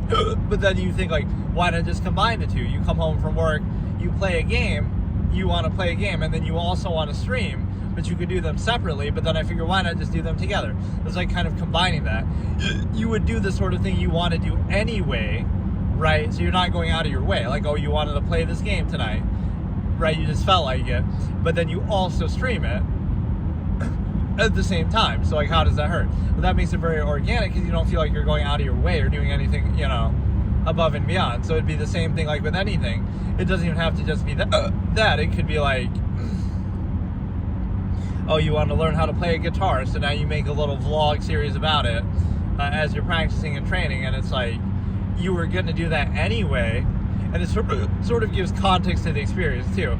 You might think, oh, you're doing it for content or views or like things like that. But that's often not even what it is. You're doing it sometimes for the closure on the experience itself, right? You might think, somewhat I disagree with this perception. People say, oh, social media is narcissistic and stuff like that. It's the same sort of thing you'd be doing anyway. It's just like, you know, like people take pictures and photo albums in the past and stuff like that. You know, was that narcissistic to do? So it's kind of like, you know, you want some sort of closure or reflection on the experience. Are diaries narcissistic? Are, you know, is social interaction narcissistic? Like, who really cares about your day or all these mundane random things about you? That's all that social interaction often is just like ego insistence upon the self, ignorance insistence. So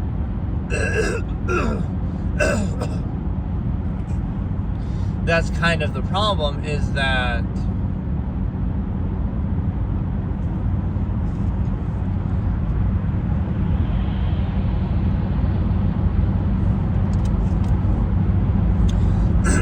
I love how stuff like this happens. Why do I have to get hiccups right when I'm doing this? That's amazing. Or like people always, that's always associated with being drunk, but I don't feel like that's as common as like when you're drunk you hiccup, I guess, but I've never really had that happen.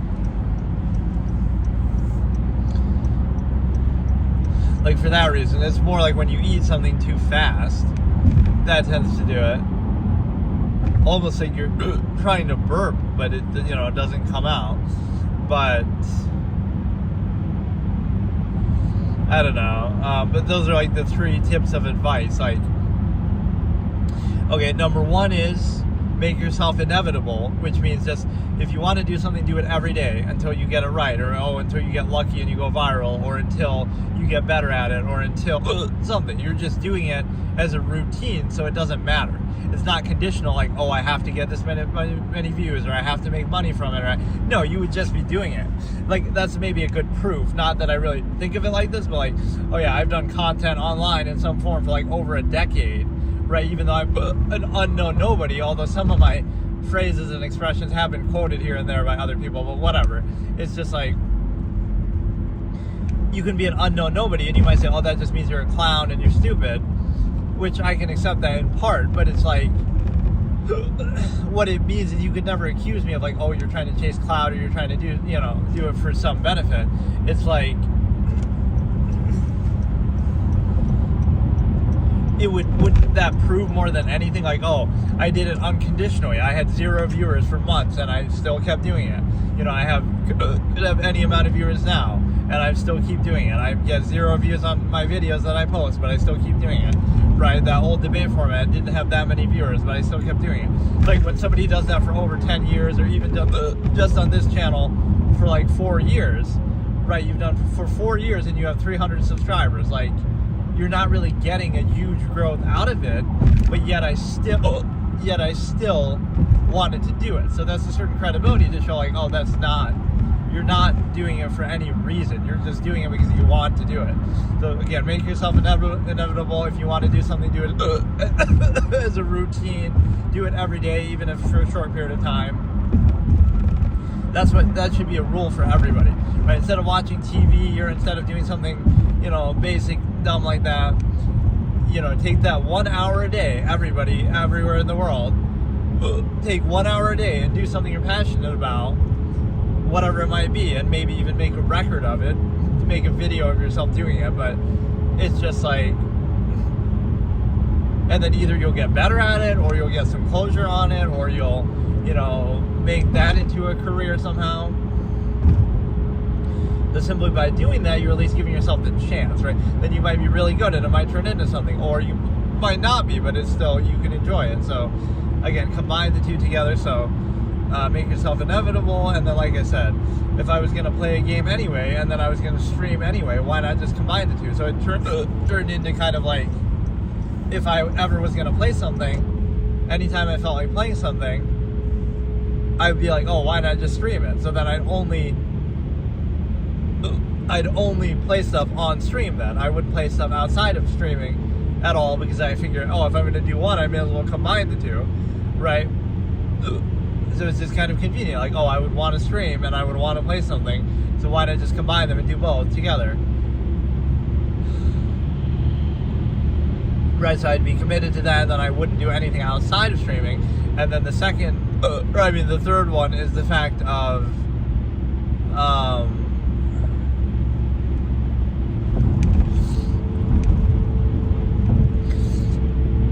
yeah, don't be reliant on the reaction either. Like, oh, you post a video and it gets 0 views, and like I was kind of discouraged by that too. That's why I didn't really post to YouTube, or that's what I assumed. Like, it's a preconceived fallacy.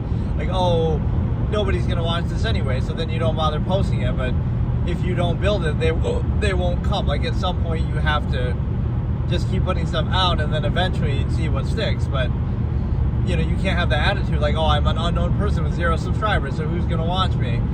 But if you think like that, then you'll always have 0. You know, it'll never change. So this or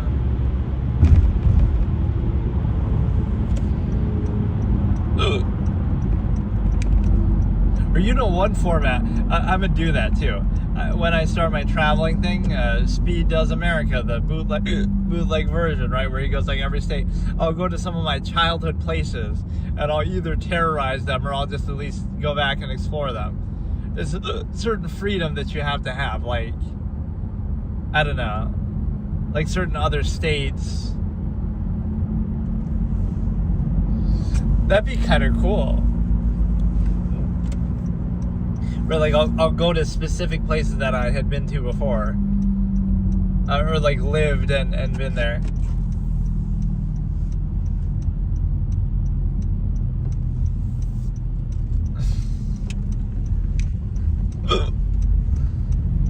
But no, what I was saying is the fact that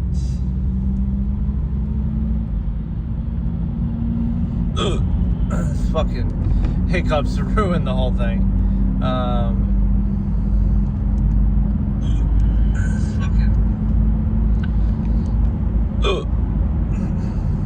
don't know if people prefer the nighttime or the daytime view. I would probably say the daytime should be better because, oh, I had my high beam on the whole time. I didn't realize. But no, again, those are the 3 things. They don't be reliant, like, oh, you have to rely on people being in chat or getting a reaction.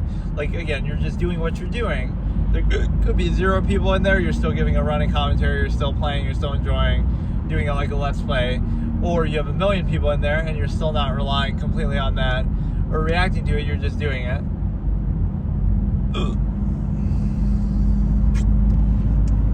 So now let me finally get to the roleplay character that I was trying to talk about.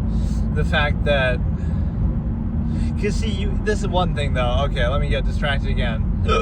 It's the fact that you might think, okay, there's a high standard, so like you'll never be a big channel or something.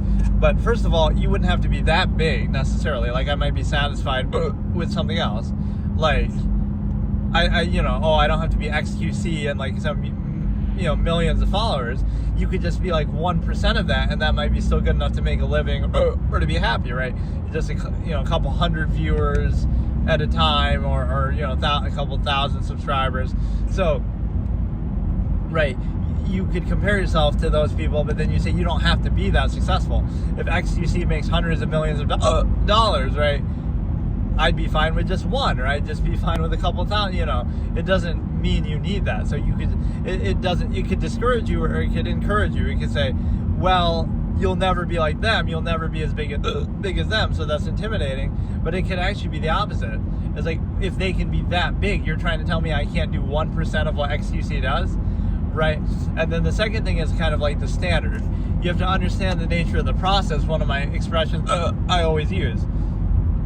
What is it that makes a lot of people in the content space or streaming or whatever, what makes them actually famous? Or even in society, entertainment stuff, is it that they're really good at something, which is true in some cases. There's an overlap, like Hikaru and stuff, but even then it's not really the reason why, because, oh, Benjamin Feingold is less popular than the Botez sisters or whatever.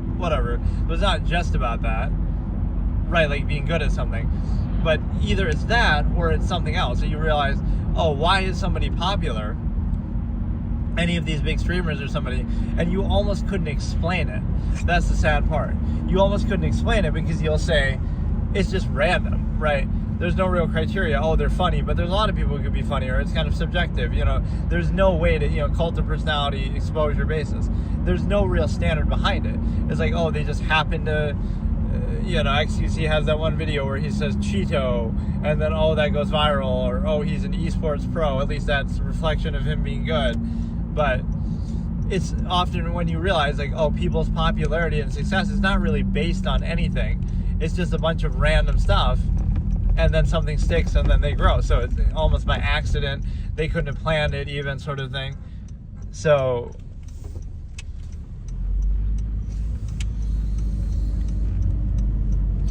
what that means is that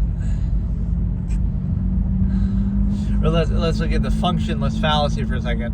Like, oh, people stopping at a red light even if nobody's there, or like, you know, you getting pulled over if you don't do that exact way.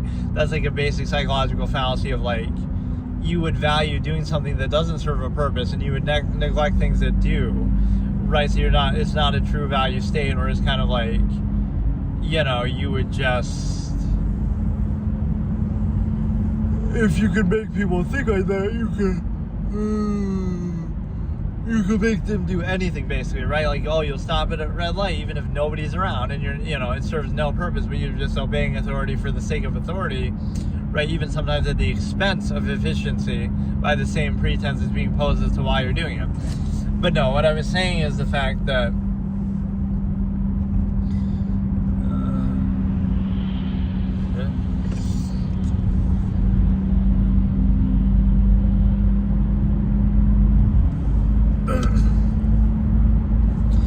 what I was saying is the fact that,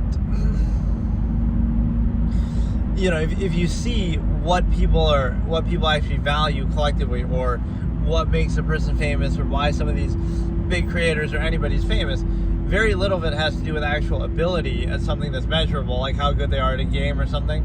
Some people are like that, but a lot of it's just an overlap, cult of personality, or, you know, other things, exposure. So the best way to understand there is, in my case, it's kind of ironic because it's like the self-awareness of how stupid some of the process is. Like, why would anybody care about this, or why would anybody, you know, value it? But I think people, even as they're consuming the content, they don't even care, right? It's kind of an uncritical mass of mindless sheep kind of a thing. They're just doing it. They're not even aware themselves of what they're valuing or why they're valuing it. So it's kind of very surface level. Like, oh, it's the Stimuli Acme thing. It's like, oh, there's a pretty girl, or oh, it's a cult of personality. Like, it's very low standard because it's just escapism and entertainment. So it's not only is it not held to a standard, I don't think people even understand what it is that they're valuing or reacting to.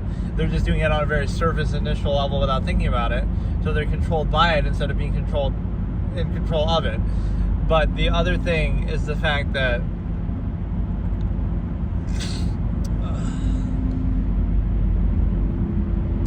it's the fact that, or maybe what I should do is like do super long streams, but the problem is I couldn't do that with this battery anyway. I'll have to get that. I was even looking up, like, what's the longest battery you can get for this. It's called like the something bat, star bat, or where it's like a 24-hour thing for that'll last for the Starlink. But the funny thing is, it's $1,000. So the battery that'll last obviously like a whole day worth on this. Mine lasts like 2 to 3 hours, 2 hours or so, which is fine. But that's $1,000. But the Starlink Mini itself, and it's made specifically for that, the Starlink Mini itself is only $300, and that's $1,000. So the battery is 3 times the cost of the actual thing itself.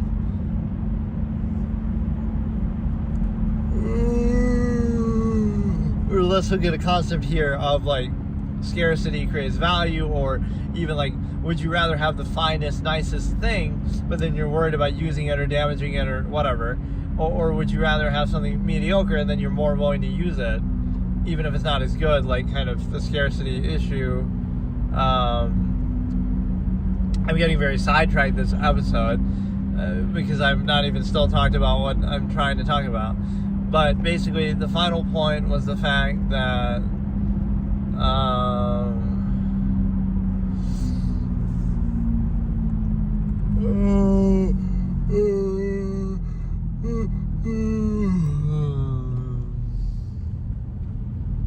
this is like the most lazy, kind of comfortable way, though, that I could have ever streamed. Like, I've reduced it to such a fine science of like, oh, if I don't feel like actually playing a game, or I don't feel like sitting down and doing something, or, you know, I'm literally doing something I would be doing anyway, like driving my car, and I just happen to be doing this, right? Like, it's very, it is kind of a good way to do it, you know, in terms of laziness.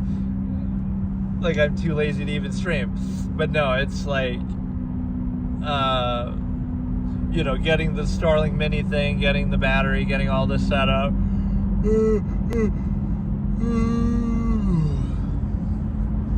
But the one thing I'll say, like I was trying to finish the point, is like all these big streamers are like why people are successful and popular. If you see what it's actually based on, it's not based on pure ability or anything like that. A lot of cases it's just called the personality or random things. And so what that means is you realize, oh, it's just they just posted a bunch of random stuff and eventually it stuck, or something just randomly went viral and they got lucky. So that would be the principle, is like if it was based in meritocracy and purely like, okay, you're really good, or you're an esports player, or you're Shroud, or you're Hikaru, then I defer to it. But that would be like, that would be outside of the streaming space too. Like you're successful based on how good you are. That's fine. That's how it should be. But that's not actually how a lot of the content works. So because it's arbitrary like that, it encourages you, okay, to just keep posting a bunch of random stuff. Post a video every single day, do a stream every day, and then eventually it might turn out well because it doesn't matter. You might say, oh, this is dumb, I'm just randomly talking to myself.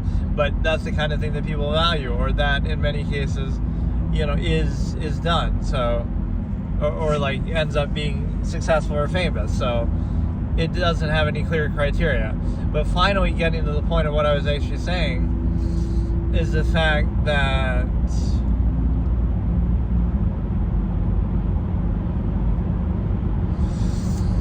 is a simple fact of this RP character. So when did I just most recently do it? Okay, on this channel, I did the political compass test from an absolutist point of view, which I guess can count as roleplay in a way, because I'm not saying I am that, or that those are my views, but it just means that's what they would be if I was an absolutist. And then in this case, this is why I shouldn't even do it at night, because I get too tired now. Like I don't feel like even doing anything, but no, this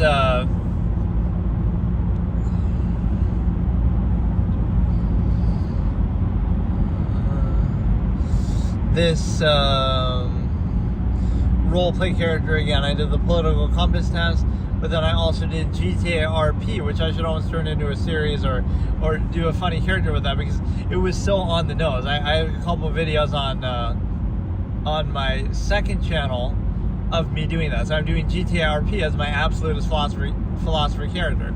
And so I quoted some of my greatest lines, like, you know, I don't look at people, I see through them. That's why he doesn't make eye contact. Or, you know, I was going around in GTA RP and not even necessarily pursuing people or seeking attention. But what was I doing? I was walking back and forth in a straight line and going around and around and talking to myself like I am now and giving commentary. And you might think, oh, I'm just doing that silently. But no, I was talking out loud, doing it in universe, in character, to kind of show like, oh, that's what I'm doing like right now. Or that's what, you know, you have this like self-aware, active thought process.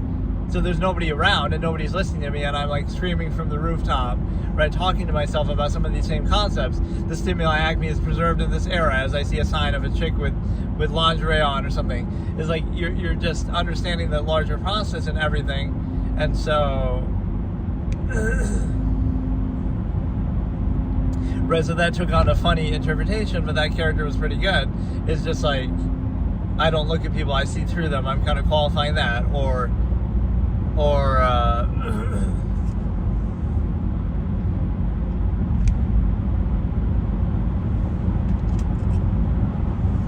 yeah, even like with storytelling in movies, and you say the most successful aren't based on how good they are, how well written they are necessarily, but based on effects and connections and different, you know, superficial things. But no, getting back to the final point is, yeah, that RP character, like we're walking around, we're talking to ourselves, we're doing kind of similar to what I'm doing now in real life. Like, you have this very active mind and active awareness of the larger process at work and everything like this. And so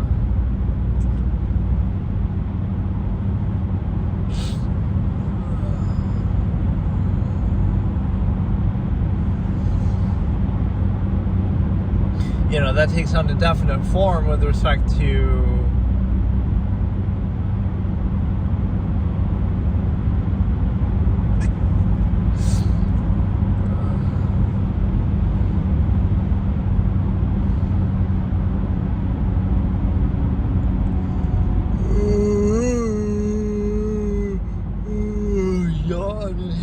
ASMR.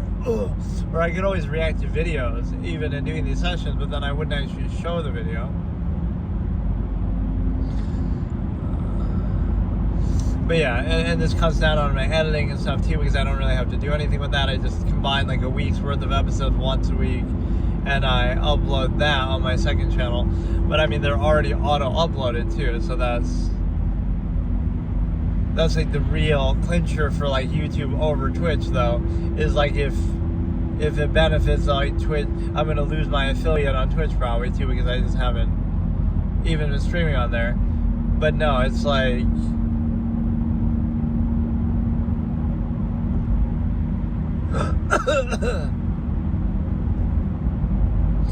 the whole thing is like that Twitch saves your VODs, but only for 2 weeks, and even beyond that, Twitch is not the best VOD kind of platform, right? I would normally take my streams from Twitch and then edit them and upload them to YouTube.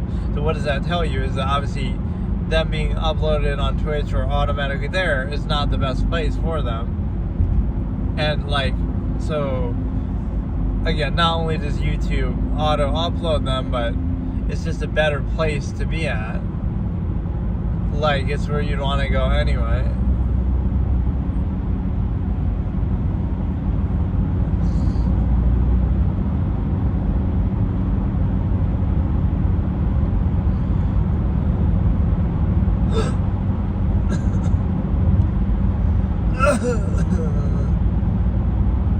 But no, again, the absolutist roleplay character. So again, just imagine the dude's walking back and forth, talking to himself, observing the fallacies of society and the stimuli Acme being preserved in this era.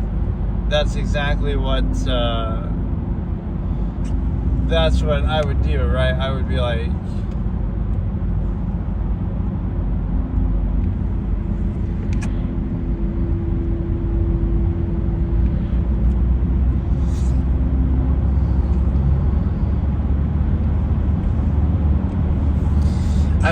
again, you're pacing up and down, you're talking to yourself constantly. You are, it could be similar to like McConnell's guy sitting on the bench, but it would be more like, again, you're talking to yourself, so you are the content, you don't need anybody else.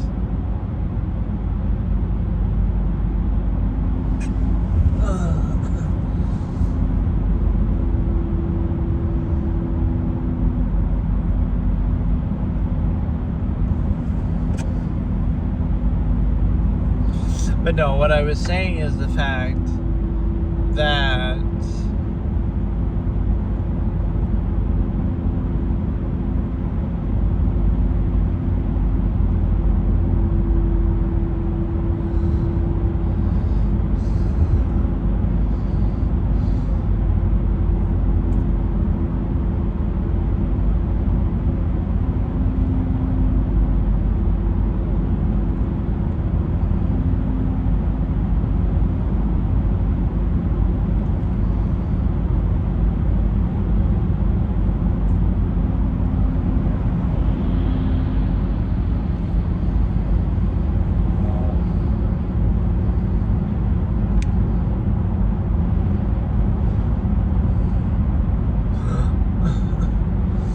basically what I'm saying is the fact that I'm walking around, walking back and forth, talking to myself, going over some of these concepts. I quote some of my logical razors and stuff like that. So, you can be aware of the larger process even if you're still forced to practice it. That would be like cognitive dissonance. Okay, so today I'll do another recap episode like last part I did on my Absolutist Philosophy character, from a lot of Absolutist Philosopher character, from some of like my role play and short stories and stuff in the past. And so one of the most recent ones I guess I did of it that you could check out on my second channel, just as an example of like what I'm talking about, is like where I try to take some of this Absolutist philosophy and I apply it to like create a character and sort of act it out. So that would be, I just did it in GTA RP, and the funny thing with that one is I almost didn't need to interact with other people, because I was just walking around talking to myself, kind of like what I'm doing now. So let me go over some of my best quotes from that character type, basically, that I've done over the years, copyrighted, of course, but I don't know to what extent that works on YouTube. But like, I'm the type of dude who needs to copyright my YouTube titles because I have so many quotes in there that are, whether you think they're memorable or not, it's just I have a lot of quotes in my titles. So arrogant, or because of something else. Like, there's opposite interpretation. Oh, you don't make eye contact because of blank, because you're dishonest, or because you're somehow not confident. But what if it's something else? Something else, right? You're aware of the nature of the process, so there's no need to look at what other people are trying to show you to try to control you and influence you. You already see through it, right? There's no need to look at, this is kind of how I frame the quote, right? Like, somebody will ask them, why aren't you making eye contact, or why don't you make eye contact? And then they would say, I don't need to look at those who I can already see through, right? I don't need to look at you when I can already see right through you, right? I don't look at people, I see through them. So that's one of my favorite quotes, or one of my best quotes from this. And then, what were some of the other ones? Like, obviously the title that I'm using here is like, oh, you're talking to yourself, or either they could be observing. There's like two scenarios in which I wrote this scenario, right? Or this line, I mean. One is where they're observing somebody else, right? So somebody's talking to themselves and somebody else ridicules that person for talking to themselves. And so the absolutist here is just the observer, like, oh yeah, they're talking to themselves, so what? Right? It's called thinking. You should try it sometime. It's the same thing, right? There's nothing wrong with it, but we condemn it in society because we want to try to censor thought and control everything. But the other scenario is where the absolutist philosopher themselves is doing that. Like, oh, like, I'm talking to myself right now, even technically, if I don't have viewers in here, whatever. Like, it's the same principle. It's somehow considered more acceptable in that capacity, though. Like, oh, look, I'm streaming, or oh, look, I'm recording a video. But it's the same principle. It's like, right, rather than focus on the content of what is being said. Is it a good idea? Is it not? Is it something valuable or not? Hey, your girl, how's it going? That's a long name. It's like, talking and thinking are the same thing. It's just like, okay, one of them you rely on other people and have to dumb it down. Show your shoes on camera. I guess I could do it, but not when I'm driving. Like, what do you want me to do? Kick my foot up on the dashboard here?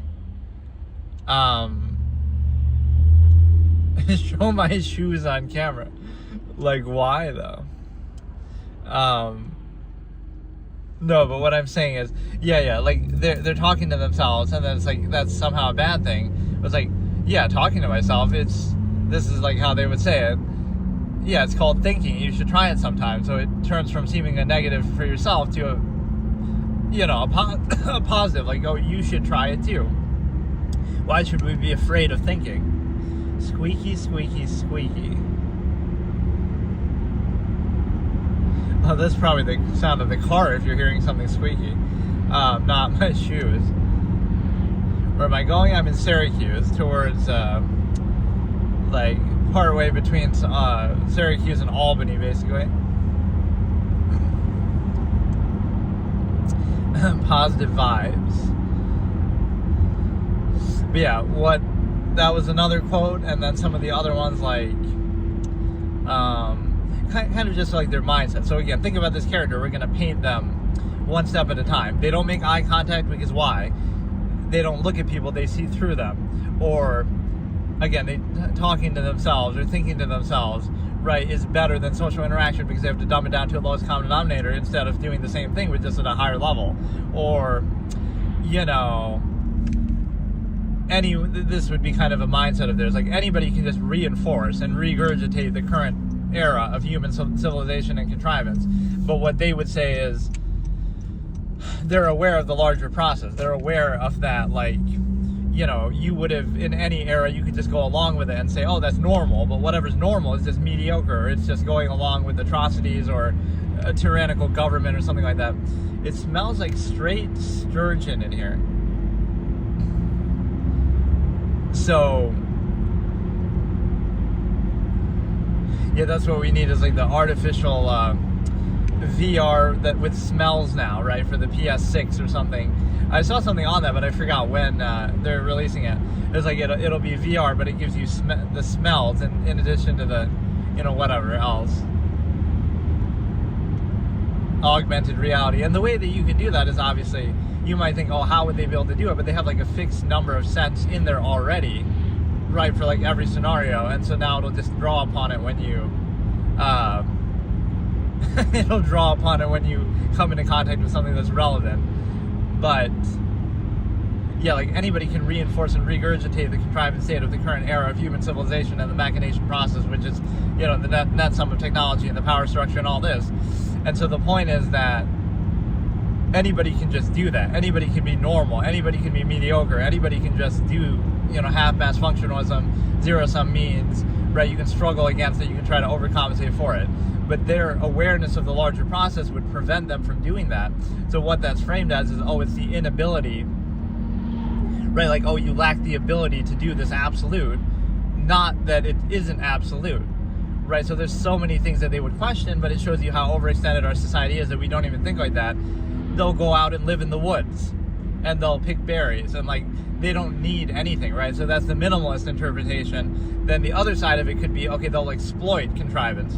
They'll exploit the artifice of other people that they're controlled by. Not that they really consider themselves controlled by it themselves, but it's kind of like, they're aware of the nature of the process. Like, everything's just artificial and just a means to control other people.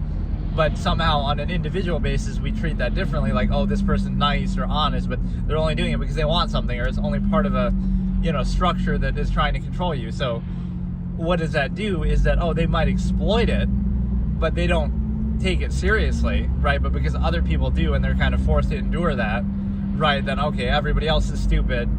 And to be aware of it is not to be above it. So it's not even that, that makes the absolutist here smart, is that everybody else is stupid, but at least you're aware of it. Not that you're better, but you're aware of it, right? To be aware of it is not to be above it, one of my logical razors. So that's the difference, right? You can still be stupid or subject to some process, but there's a difference of being aware of it or not being aware of it, or insisting upon it, or kind of having some cognitive dissonance about it. But that's like the concession of the non-value state that I talk about, where people would basically accept it as absolute and a default. Like, well, the way of life in society right now is just unquestionable, and we just go along with it. And now it's just a matter of overcompensating for that imbalance, or like distracting ourselves or reinforcing it, not about holding it accountable or questioning it or changing it or anything like that. So you have to realize you actively self-create it. So there's sometimes defeatist rhetoric with that, like, what difference would it make if I just stopped going to this grocery store? It's not going to put Walmart out of business or whatever. But, right, the way that you look at that is, if everybody thought like that, then nobody would do it and nothing would happen. But if everybody thought like that, right, and everybody did that, then it would make a difference. So you can't have that perspective, right? You actively self-create everything that rules you. You buy a phone, and now the phone company is going to be a tyrannical entity in the future, or you support the very things that control you and rule you, and you create it. And it's kind of like the way that you can tell who rules an era. Sometimes this is an expression that isn't mine, but I have a similar one, like, the people you can't criticize are the people really in control. But my thing is more like the middlemen, or the people you go between, are the ones who hold real power. Like, you could make your own product and business and enterprise, and you could be a millionaire yourself. But what would you have to do along the way? You would have to appease and appeal to the existing people in power. So no matter who you are, you have to go through certain established structures and powers, right? You have to make sure you appease the government. This is how like a selective power structure is used. Like, it's in the name of protecting people, but then there's like a sort of initial incentivized basis. Like, well, they'll give you, we'll give special treatment to some people if they give us campaign donations or whatever. They go along with certain things, and we won't if they don't. So like, there's an incentive built into that. Like, you have that power, so now you have people sucking up, or you have people benefiting. So you have to appease the power structure in place. And what that also means is the fact that you have to go between stuff. Like, oh, you have to go through the postal service, or oh, you have to go through, you have to pay a tax, you have to pay a fee, you have to go through the banks, like as the middleman. Like, why can't you just do it directly? Okay, we don't need a bank. Banks don't exist. Banks don't matter. But no, you have to go through them. So no matter what amount of money, oh, you made $1 million, and somebody else you're doing business with, they got what they wanted. But the middleman holds the real power, right? Because, oh, you had to go through them, even though they had nothing to do with it. You go through this bank, right? Which ultimately does nothing, owns nothing, creates nothing. So that's what real power looks like. You don't do anything, you just take what other people do and you force them all basically to go through you. So anything you do, there's a middleman present, right? Think about it. Okay, you want to start a business. So now you have to, you have to own something. Let's look at how the absolutists would perceive this. You have to, okay, you want to start a business. So, you have to buy some land. But then that land is just part of nature. It's like nobody really owns land. If you go back in history, you could always poke a hole in that. Like, who really has any right to any land ever? It's all just like, one group owned it here, one tribe, and then they got killed by some other country, and then they took over. So like, it's always just based on that. So the right to land originally is nothing more than people coming over and killing each other. So by that logic, not that I'm encouraging anybody to do that, but I'm saying that gives you the right to land. So if you were to go and hypothetical person was to go and do that in the modern time, I guess that would validate you owning the land, because that's, on a massive enough scale. That's the sad part. There is no actual rightful claim to any land ever for anyone, right? It's always just rooted in force. So if you go back to a neutral state where it's just nature now, right, it doesn't matter, because like nobody really has a right to any land. You'll say, well, this person worked for it, but they only worked for it to earn it after it had already been taken by force. Right? All taken by force. It's all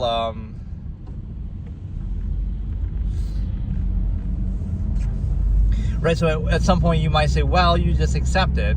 Like that immoral thing that we would condemn now is done to achieve it, that we would not be allowed to do now ourselves, obviously.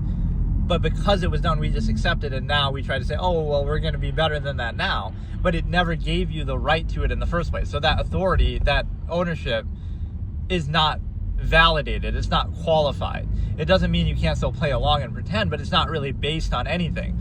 So it's, again, history is written by the victors, but it's something more than that. It's like literally someone, people came over here to the U.S. as an example. It doesn't matter. I'm not condemning one or the other. It's how the whole planet works. Like, Europeans come over and kill a bunch of people and then take their land. And it's like, that's how history works. It's written in blood, like I say, and, whatever. But that's not the point. The point is that doesn't give anybody any rightful claim to any land or nature ever, right? There's never been that. So, but getting back to the point is like,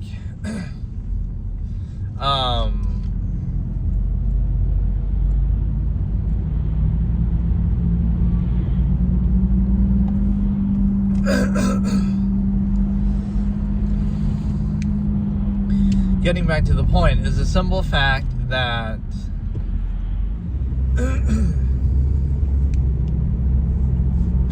the absolutists, you want to start a business, so you have to own land, which was taken, from someone who themselves took it, or just finders, keepers, whoever's first come, first serve, right? But at no point, so you can go back to a neutral state and say, these people own the land because they worked for it within the society and then they paid for it, but who had the right to sell it to them? Or, where is the original authority to do that? You're like, they worked for 20 years and then they paid this money for the land. Okay, cool. But, so you could do the same thing.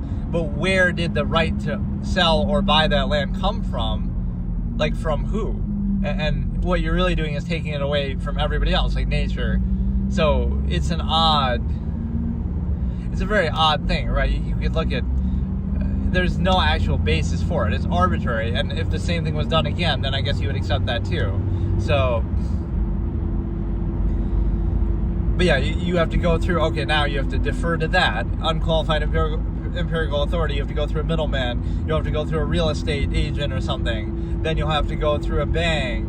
Then you'll have to go through, all these layers of unqualified middlemen who have all this power, right? It's basically a very explicit way of telling you that. Like, everything you do, everything in life, everything in the world is controlled. A value is controlled. And so you just have to deal with it. Even though it's unqualified, it's already established, so you just accept it mindlessly, right? It's kind of, so you go through all of those things just to be allowed to do something yourself, and then you're just a cog in the system.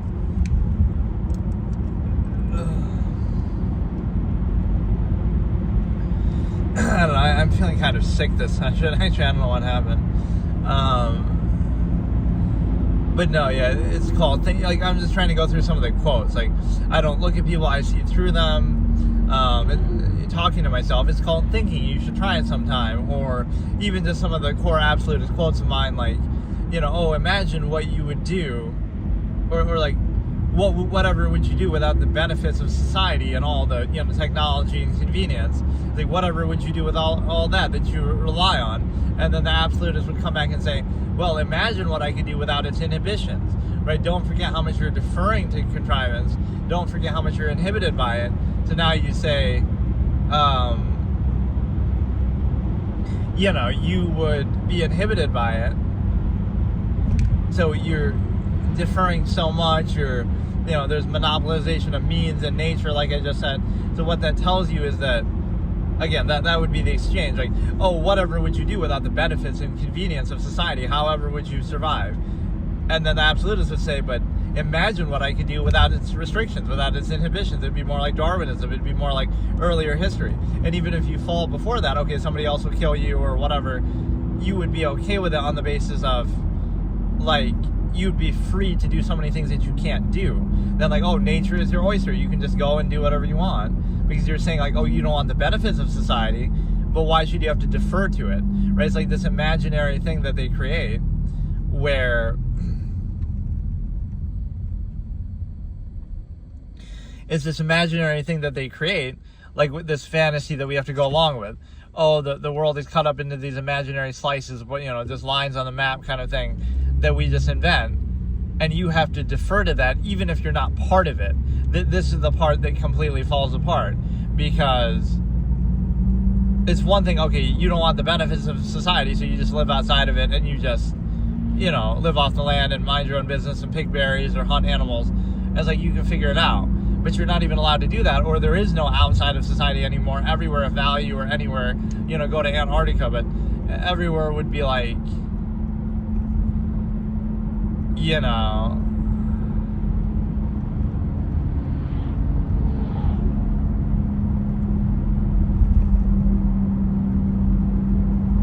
like you need permission to do anything, everything. You need to, again, go through the middleman, that kind of effect. But yeah, like that would be the expression, basically. Whatever would you do without the benefits of society, but imagine what you could do without its inhibitions and restrictions. So even if you're not part of it, you're forced to defer to it or be part of its influence. Like you're out in nature and it's like you're not allowed to even do that. You'll be trespassing or something like that. So you have to acknowledge society's imaginary property laws and ownership, even if you're not even part of it. Right, so it's a one-way street. You say, okay, I want nothing from society. I'll sacrifice everything, right? I'll go out in the jungle with, not even with the clothes on my back. I'm just gone, right? I'm gone. But it still wants ownership over you. So it's a one-way street, right? Like, you sacrifice contrivance in society and you don't want anything from it. And you'll take care of yourself and you'll deal with it, whatever the conflict, struggles of nature are going to be. But so you're willing to live without it, but it's not willing to live without you, or it's going to overextend. It's going to say, oh no, but even though you're willing to sacrifice it, we're still going to bother you. You need a permit to do something here. You're trespassing here. You're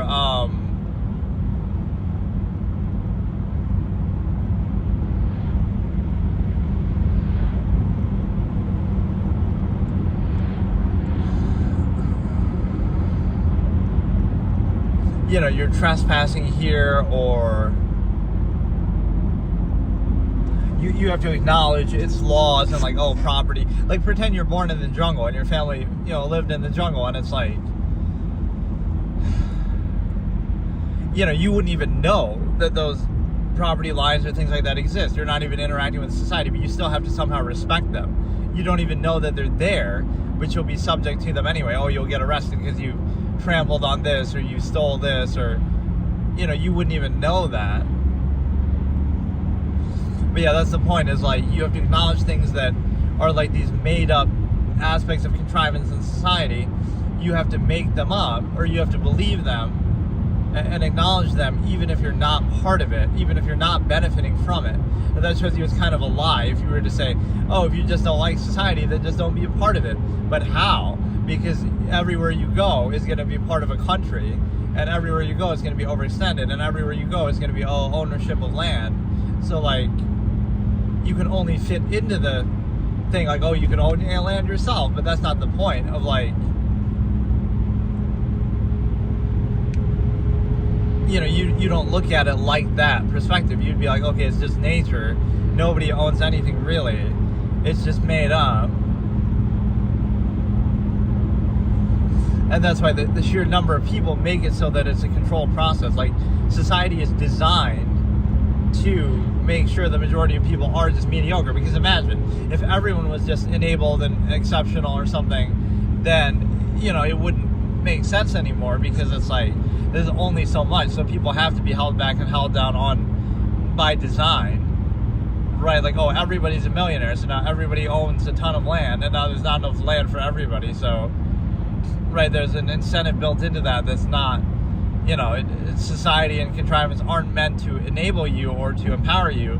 They're meant to inhibit you and to control you and restrict you, right? Because otherwise you would just be in your natural state and you would be perfectly uninhibited. You could do whatever you want, right? Whereas in reality, I'm surprised that more people don't really say this kind of quite the way that I do, because it's like you need permission to do anything. I call it just the fallacy of permission, but it's not really an established concept that I've ever heard by anybody else. But like, think about it in a direct sense, right? Anything you do that you could naturally do in your physical, normal, natural state, you need permission now to do it. So you have to earn it back. It's kind of like you are born, and then it's like there's this fallacy of rights. I always say there are no rights, only restrictions, right? Anything you can do naturally, you can just do. That's just objective reality, right? You don't need rights. It's like all that happens is they can take it away, right? If they can give it to you, they can take it away. Malcolm X quote. So it's kind of like, it's not that, oh, rights are given by God or given by government or something. They're just there, and they're not even rights. They're just like, you're physically capable of doing everything that you're capable of doing. That's just, that's just reality. There's no, need for some special treatment. So now it's framed in the opposite. Like, you're born into this world, and you can do whatever you want to do. You can do anything you're physically capable of doing. But instead of being able to do that, and then this is how the absolutists would look at it, you better hold accountable. If you're going to restrict anything that inherent person can do, which is countless, basically anything you can think of, if you're going to restrict anything that person can do, you better have a good reason. It better be held accountable. They better have to agree with it, or have a very, very good, compelling reason to justify any minor, slight inhibition of even one single thing that they can do, right? That would be the treatment. Like, you have to hold accountable the restriction, instead of the way we look at it in society that we're so heavily indoctrinated. False, absolute, inherent contrivance response is the fact that, have I done an episode on that? I think I mentioned it, but I don't know if I named an episode. That needs to be one of my titles, is the false, absolute, inherent contrivance response. It's a mouthful of a term, but it's a very valuable one. But no, it's basically like, treating your reaction to inherent reality as the reality. But what it comes back to is the fact that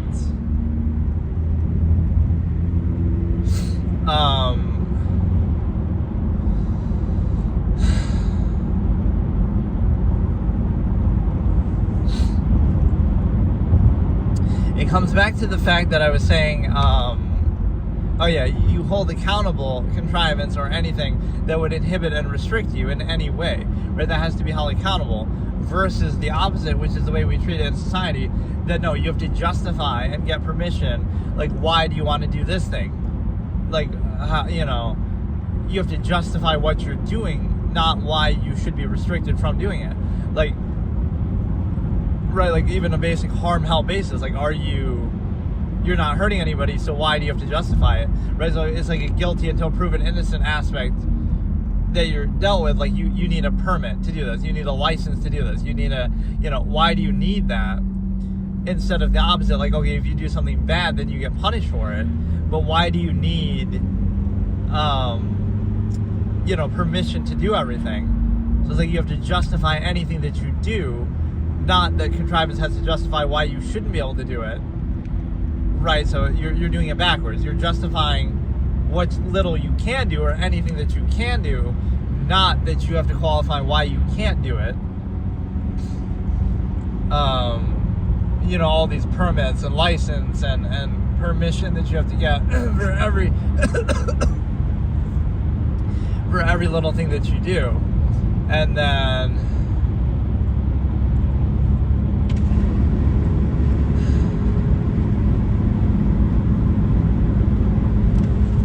I don't know why I'm feeling so sick right now.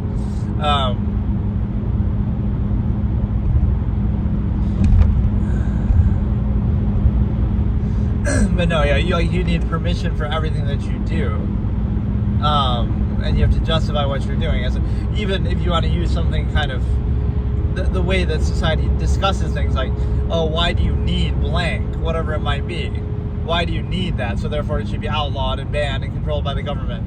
No, it's like, why do you need that? It's like, why do you need to restrict it? Why should you need to justify? And you can do that from an objective perspective. Like, okay, maybe I personally don't care about that or need that or want that or have that, whatever it is, but there's no reason why I shouldn't be able to, right? Like, it's backwards, and it shows you how weak people actually are, right? Human beings are weaker than animals, even though they are animals too. But in that sense, like, if you look at the way animals actually behave, they would rather be free in nature than to be restricted and kind of put in a farm or something where we force them to anyway, and we train them similar to how we train each other and ourselves. But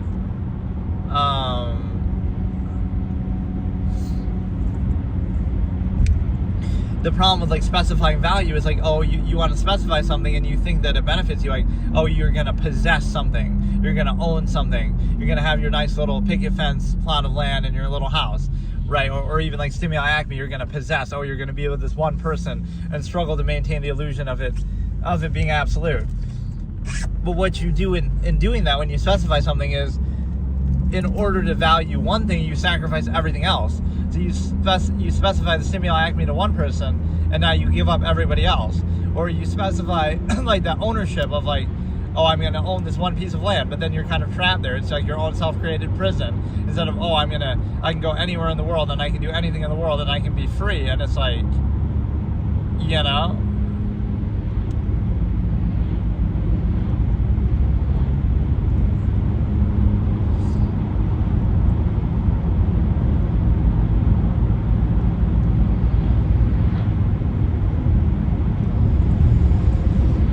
So for that illusion of, oh, I'm going to own this and I'm going to take pride in this, you're sacrificing everything else on the planet, everything you could possibly do. You're sacrificing for one thing.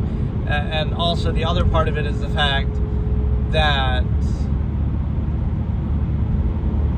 again, just that you have to justify what you do. So again, even if it doesn't apply to you, it's like the principle should be.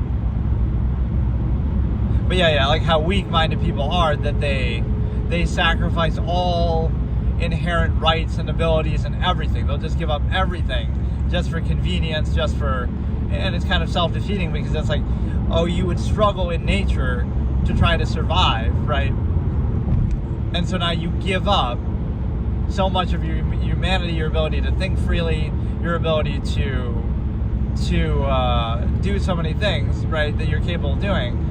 You give up so much just for what? Is it some higher standard, or is it just a way to train people and gratify them in a half-mast state? And so what it comes down to is the simple fact that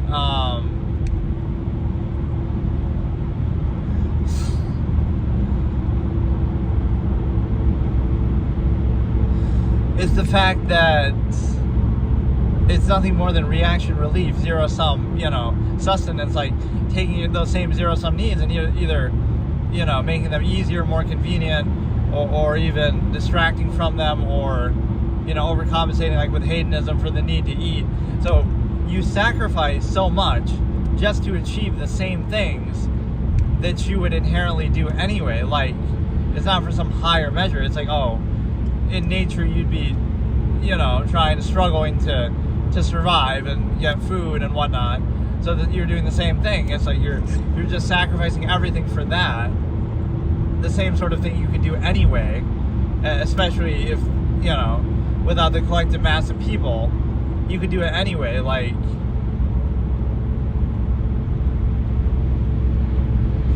there'd be abundant resources for everybody if the world was a village of 100 kind of concept. So that's the problem, is the fact that it's a self-created conflict of contrivance. So you would rather face an inherent natural one than have to do it like that. But it's also the simple fact that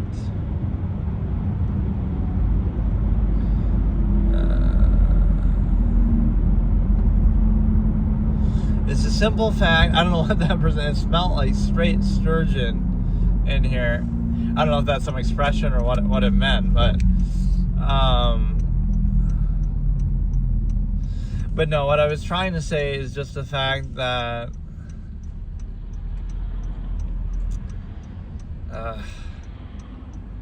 one bro's telling me to show my shoes, like we got to turn it into Quentin Tarantino fetish thing. Like, if I was a female streamer, show your shoes, like kick them up on the dash. That's really like Margaret Qualley and Once Upon a Time in Hollywood. But no, it's a situation where I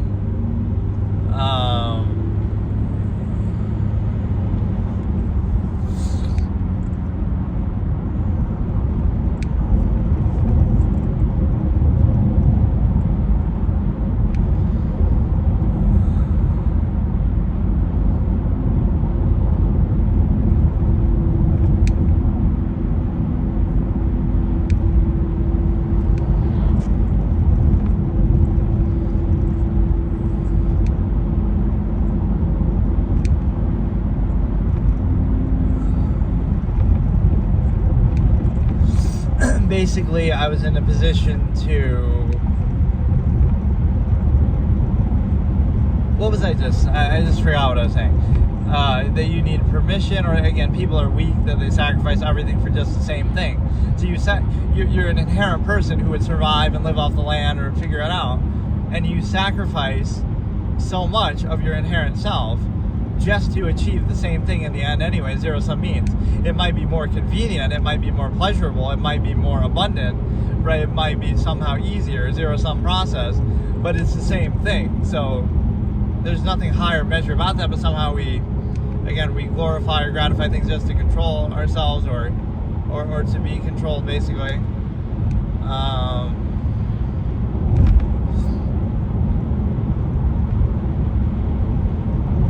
I don't know, I'm having trouble actually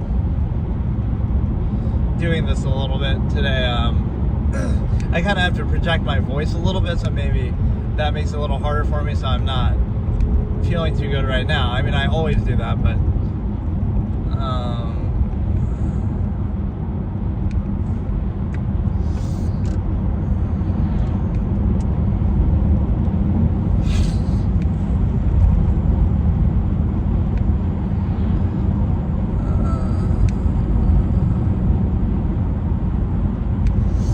yeah, that would be kind of how I'm laying out the perspectives of this absolutist character. Some of my quotes from there, right, that they would say, in the sense that things that would govern their behaviors or how they think, how they act. And so I could put it to the test in some sort of RP type thing, like, and I could just do it sometimes by being myself, because it's like, you would just... I swear that came out very organically, like I said in some of my playthroughs in the past, where I'm not role-playing a character, I'm just playing, like you're playing a story game. So it's not like you're created your own character or something. But what it means is that, you know, it would come out, like how I'm kind of criticizing the characters and being an elitist victim blamer and stuff like that. There's an element of it that comes out like that anyway. Okay, I'll cut it short because like I said, I'll do this. Maybe I'll do a third episode on this, but it's all right. Okay, so today I'm going to do another recreation episode where, like, I just discuss sort of random things and where I don't have like a fixed topic for the thing. So just like basically I keep using that word because I would always say that. Or that's like what I was doing when I came back to this channel. Like, I'm going to recreate my old debate format. And so that's what I keep trying to fit in clever or different ways in every title of these. If it's not a proper episode, I'll put that in there somehow. I re-cam too, right, for the rear. Like, this is good too in a way. Like, oh, if there's an accident or something, I can have a record, like whether it be me or something crazy happens. Not that I really want to exploit the suffering of others, but you know what I mean. Like, if something happens, it's like a dash cam protection type of thing. Like, oh, look, officer, I was live streaming it, so you can't say. In fact, that genuinely would have helped me. Not that I got a ticket or in trouble, but there were like a couple of false accusations I've actually encountered from police, so I could demonstrate that. You clearly would have seen me stop at the stop sign, and then, or I guess it could be used the other way. If I do something wrong, it could be, oh, look, I'll get arrested because I broke the law or I broke a red light, and I have myself on video doing it. But no, it's a situation where I stopped at the stop sign, but clearly the cop didn't see me do that. And so then they think I just went. But, like, you know, I was clearly tornado chasing. Yeah, it's just this is New York. We don't really get tornadoes here, but that could be a fun format to try. It's just a regular storm, nothing crazy. Yeah, what we typically chase here is more so blizzards and rain and stuff, or I mean, snow and stuff like that. Which thankfully is maybe the season's already over because it's been kind of a mild winter, although a couple of these sessions have been in a very bad, you know, whiteout type conditions. Hey, how's it going? I can't see what you're typing actually, but I see the 100, the rose, the snake. But yeah, I wasn't even sure what I really wanted to discuss this time, but there's one change with the Starlink that I'm using. My general review of that is it's pretty good. I can't quite do it in 1080p on there, but 720 is safe enough where bad weather, yeah, it's not too bad actually. This kind of thing I don't mind. But no, it's a situation where the Starlink Mini is what I've been using to do these because all my mobile data and phone stuff just doesn't work at all. It just sucks. Right, it would never work. I don't know how people do it. I don't know how mobile streamers stream on mobile. They need like a backpack with like tethering and combined. Like, I assumed like my normal mobile data, you know, on your phone that you're paying for your service would be enough, but it's definitely not. So I don't know what the issue with that is. But yeah, I've been using the Starlink Mini for a period of time, so you should boycott the stream if you hate Elon Musk so much. Like, this kind of stupid modern mentality that people have, but that's even what people say. I had this girl in my car and we were going somewhere and she even commented on that, like, oh, you shouldn't have bought that, he's a bad guy, Elon Musk. It's like, dude, what I hate about that is the specificity of it. It's the same thing that people do with Trump. It doesn't mean that they're good people, but like, what's the difference with Trump and Elon versus other people? It's like they're more open about it. Like, okay, they might be dicks, especially Trump deliberately delights in that, being a dick and talking shit to people. Like, okay, he does that, but like everybody else might be just as bad, they just don't show it, right? So Obama might do it with a smile on his face, but he's still behind closed doors. He's a pragmatist, you know. It's the same thing. Like, do you know what Jeff Bezos thinks about different issues, or do you know what every other corporate leader and wealthy person thinks? You know, no, you don't, because they're tight-lipped about it, or they'll just say what you want to hear, what's politically correct. So I think it's the wrong angle to take. It doesn't mean you have to like him, but like, it's the same process. So if he was just quiet and didn't say anything, or just said, you know, something politically correct, then it would be okay. So I respect somebody for at least being honest about what they think, even if it hurts their business, right? That's a good thing, and we should praise at least the willingness to do that, even if you disagree with what he's saying. So I kind of don't like how people react that way. Because again, imagine what all these other companies this is the rule by omission concept that I talk about. Like, oh yes, of course, everybody's a good guy, and then the one person who actually speaks his mind is the bad guy, right? You're kind of shooting the messenger. What does Jeff Bezos think? What does every other billionaire think? What does, every other political leader really think? They're not going to tell you, and so you assume the best and give them the benefit of the doubt, right? So Jeff Bezos behind closed doors could be a total dick, but he won't show it, so he's, so you don't boycott Amazon. Rather, you don't have the common sense to be self-aware, like, oh, maybe they won't say what they really think because it could hurt the bottom line, like, duh. But you give them that benefit of doubt that, oh, they're perfect because they just only show us what we want to see, right? In a carefully curated, media managed era, right? Like, it's just, I don't know how people can think like that. So that's the idea of, like, don't specify the conflict. It's not that one bad guy that you're focusing on isn't bad. They can be bad. But don't fall into that trap. Don't give any man a monopoly on sin. One of my logical razors, in fact, one of the titles for one of these previous episodes, is like, it's not just them, right? Like, this is what people would have you believe in politics. I'm not necessarily defending anybody, but I'm just saying they would have you believe, right, that, oh, everything was perfect when we were living in a utopian society, and then this big bad guy named Trump came along, and then he ruined everything, right? Or could it be that you just started paying attention now that George Bush committed war crimes in Iraq and Obama was bombing the Middle East so much that we ran out of bombs? Like, it's not like they were all angels and then, oh, he came along. So that's what I reject. It's not that he isn't bad. It's that, they're all bad, but they all have flaws. It's the process that's flawed, like power corrupts kind of thing, right? So don't make it about the person. Hey, Rosebud, how's it going? Guess, this is a good trivia. Guess what movie his name is a reference to, but it'll be a spoiler if you do guess it. I wonder if that's what his name is based on. One of the greatest superfluous twists or like revelation moments in movie history that I feel like maybe people are forgotten about, actually.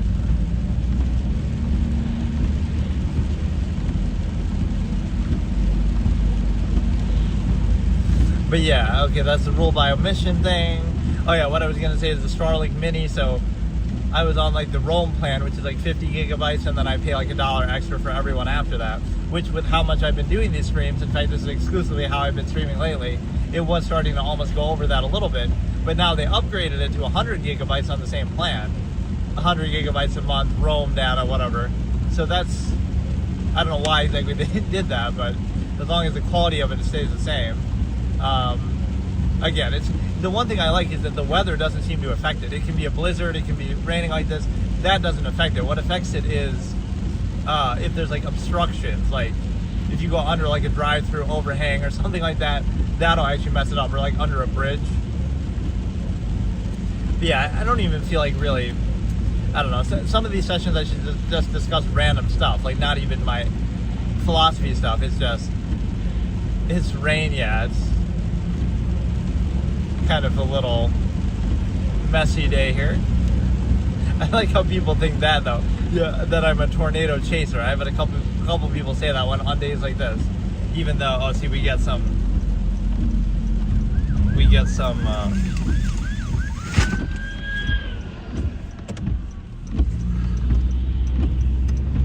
fuck's sake.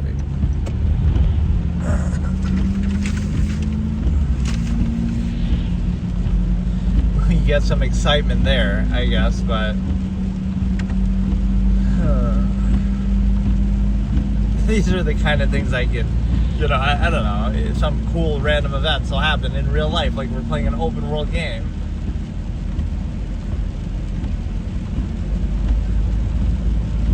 Yeah, what was the other thing I was saying? Just the fact that I should look up like some random topics to discuss, like in current. I try to avoid that kind of thing, but like topics to discuss in social media or like current news and stuff, controversy, and I find that stuff kind of dumb though, because again, it goes into that same fallacy of like, don't specify the conflict. Like, we live in a modern time like where people will act like, oh, everything's absolute and everything's just, like we treat everything as absolute and perfect, and then something happens that makes us question that and we're shocked by it. Like, oh, how can this person possibly do this? You know, usually something sexual or whatever, right? It's like the breaking the simulation fallacy. The simulation is society that we take for granted as absolute, even though it's not at all. And then we say, you know, like, something happens outside of that, and we either have to attack it or condemn it, or we're shocked by it. Like, we're trapped in this illusion of like, no, like my perspective, I'm self-aware. It might serve a certain functional basis, although it's way overextended, like society and the contrivance state. But it doesn't mean that it's obviously not absolute at all, so it's hard to take it seriously, but that kind of opens up a whole Pandora's box of like, well, then now you question everything, but as if you shouldn't question everything, you dumb moron, because like you're, you know, mindless sheep, we just accept everything as absolute. Again, that things are the way they are because that's the way they're meant to be. And so it can come off as harsh and elitist, but it's just very, you know. My windshield is always like so fucked up because like I've gone on a car wash, no matter what I do, there's like some permanent stains that don't go away. So like even when it rains and stuff like this, there's just certain blotches that are just, it'll never actually clean all the way. But I don't know. I feel like the sad part is, as I'm discussing, you know, some of these high-level intellectual concepts in my Absolutist philosophy, for better or for worse, those things are maybe lost on people, and people don't understand what I'm talking about or whatever, but that's kind of still something I'm going to do. But the things that people probably would like more is if I, you know, just talk about random, stupid pop culture type stuff. I've been enjoying one thing on this channel, though, is I've been up, I did like these sessions. Okay, here, I'll just talk about stuff that has nothing to do actually with the Absolutist philosophy, but just on this third channel, I never used to upload anything. It was there just for like if there's some extra clip that I don't want to spam my main channel or other, you know, stuff. I just upload like random dumb extra clips, right? But lately what I did was in like November of last year, I'm kind of on 11/7 is the date, right? I did these couple recordings. I have a couple more of them too from different days. I would do like a recording where I would sit down for like an hour, and I would have like a list in my head, or I like made little notes on my phone of like different topics to discuss over the years, or like old takes or whatever, right? And then I recorded like an hour worth session of just me doing those kind of random things, and now I've started to upload one by one some of those clips just randomly. So right, so now this channel is becoming kind of a little more consistent with that, which is kind of cool. Like that's what you should do, I guess, if you want to grow as a channel or something, is that like, oh, you should do something every day. So like I've been doing these streams pretty much every day, and I've been doing, like, it's actually catching up to my second channel. My second channel had like 120 something subscribers, and this one had like 20 or something, or like, I guess it had 50 when I started streaming, like a month or something, 2 months ago, I forget, but like on YouTube anyway. So this has gone from 50 to like 90, which is pretty good, but it's just like the other channels are kind of dead now because I just upload stuff once a week or very rarely. So it's interesting, but the thing that I did with the clips is basically, yeah, you should upload a clip every day, or you should upload a thing every day, or like I'm doing a stream every day. So, but yeah, there's something about the YouTube algorithm that maybe is even a little artificial, but it does seem to help you a lot. Like, for example, here I've gotten, that never happened on Twitch, I've gotten all these random bursts of like, oh, there'll be randomly 15 people, randomly 20 people in here, even if they probably leave because they don't know what the hell I'm talking about or whatever, or don't care. That's fine, but at least it gives you those bumps, whereas, you know, Twitch doesn't do that at all, right? I never would see those kind of bumps. So yeah, I mean, sometimes these are fun sessions, just like kind of talk about random things, but what I'm trying to do with some of those, like I said, I did that recorded thing and then I keep uploading the clips. I'm trying to put a stamp on certain takes that I've had in the past, whether they're good or not, or certain, you know, observations or logical razors. It doesn't matter whether they're, what is he doing? Whether they're good or not, it's just like you kind of want to do it so I don't keep repeating myself over and over, right? Like, where it's kind of annoying. Or then I hear somebody else say something similar, like, oh, I said that 10 years ago in my debate format, and it kind of triggers me that people are acting like it's a big deal. I kind of think, like, there's certain things I said maybe in basketball, even though that not really something I discussed that much, but I'll have, like, these certain takes that I say. Oh, like, how about chess? Where I said that about that female titles shouldn't exist. Or here's a good modern one, too, with the whole unisex sports thing, that I said, oh, maybe there should be unisex sports. And I said this, like, way before the trans thing was what people were talking about. It's like in 2013, 2014, right? So for both of those takes, I get called sexist in a manner of speaking, kind of, in a joking way, but still.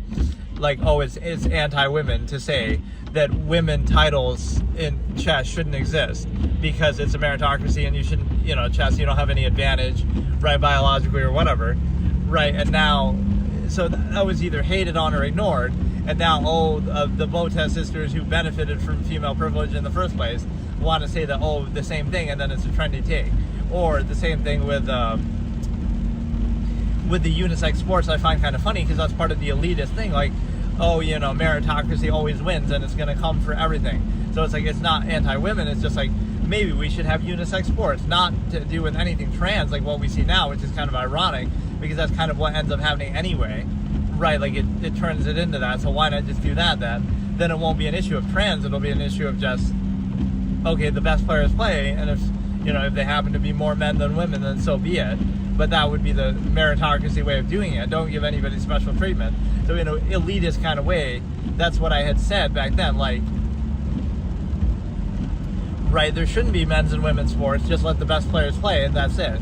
Right, and it can be unisex, which of course seems harsh, but that is kind of, again, subliminally what's happened anyway with the trans movement. Is like you're pretending like it's different, but effectively, okay, just let it be, let the best players play, and that's it, right? Instead of honestly the special treatment that women get, they're like, oh, we look at it differently. So that's like the harsh way of doing it. Like the trans thing would be no issue to an absolutist because you'd say, okay, it doesn't matter, trans people in sports, because if they're better, let them win, let them play. But it's kind of like, don't have the pretense of like, oh, a women-only league, but now we're going to let trans men. No. It's like, there is no men or women league. There's just a league, and anybody can play, and the best players can play.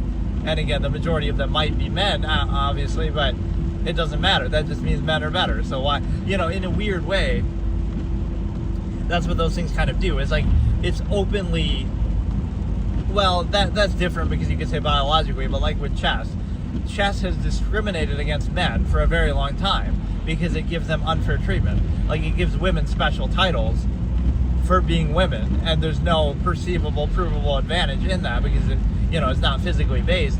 So that's very, very unfair, right? Imagine if it was the other way. Oh, men get these special titles and women don't, right? We would be calling it sexist. So it's a very weird thing. There's no basis for it. Yeah, like trying to chronicle some of these old takes so I don't have to keep repeating them or whatever. Even if they don't get views on some of those clips, it's like, whatever, it doesn't matter. You're just trying to do it.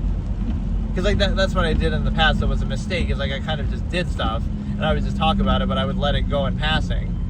Right, I wouldn't really make a record of it. Yeah, this YouTube switch has been interesting. I was trying to do it like where, I would do gaming stuff on Twitch and then this kind of just chatting IRL stuff maybe on YouTube. But the problem is that, I could multi-stream, but I don't want to completely abandon my Twitch either. But this is somehow more comfortable for me to do. But first of all, I haven't been doing much gaming stuff lately, and even then I was trying to do it on YouTube as well. Which had some issues too, like the bit rate and stuff like that. I was trying to figure out, like it was kind of blurry or choppy, or YouTube has some issues encoding stuff. So that'd be a dumb reason. Like, I would stream games on Twitch only because, instead of YouTube, only because of that encoding kind of bullshit.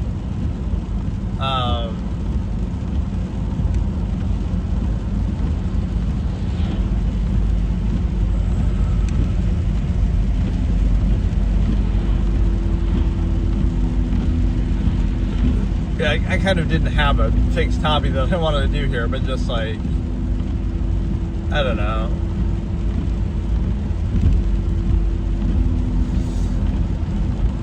But yeah, special treatment for women in a lot of things, in chess, in sports, in a manner of speaking, you still say.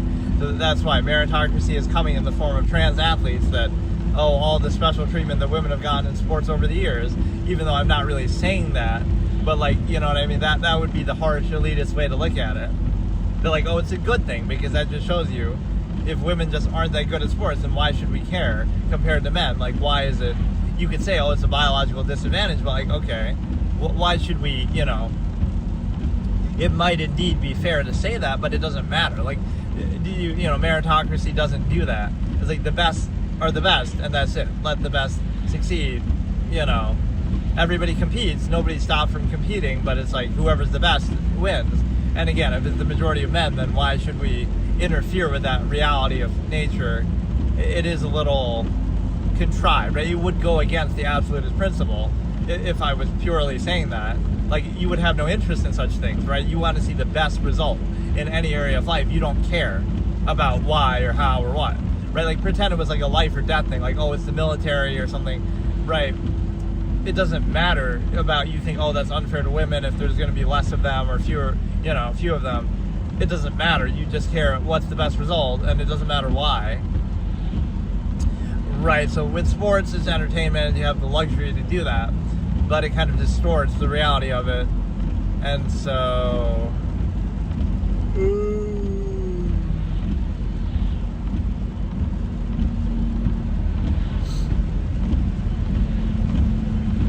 yeah, sometimes this creates like a good ASMR type vibe and quality, like with, oh, it's, you know, discussing absolutist philosophy in the rain while driving. But sometimes it can be a troll too, though. The weather kind of fucks you up and messes up the audio.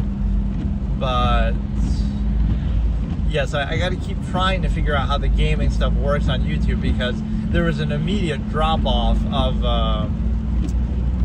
the quality of the. Right, there's the convenience of like, okay, you get them auto-uploaded, but even that is of no use, right? Because it only does it up to 720, or I don't know if there's some way to change that. Like, what way? Or no, maybe it doesn't. You can only download it in 720, but it'll upload in the right quality, even with the shitty encoding messing it up. But I'm used to it being in 720, because like what I'm doing right now is in 720, because but no, I should maybe encourage that more. I should put that in the titles, like, ask me anything or debate me on something, suggest a topic, because I do get people in here saying stuff, but they don't really say stuff related to that, even though that's part of the point of this. Part of it, I'm trying to reestablish some of the logical razors and structure of my debate format. Part of it could be, I don't know, like them participating and using it to discuss things. But this is a good example of like a philosophy of like, you're not doing it for any result. In fact, somebody just commented that on one of my videos, on my Will Chamberlain versus Bill Russell is not even close, right? And he says a kind of comment that triggers me over the years of like, oh, I'm glad I didn't spend, like, it's a dismissive comment that doesn't address at all what's being said.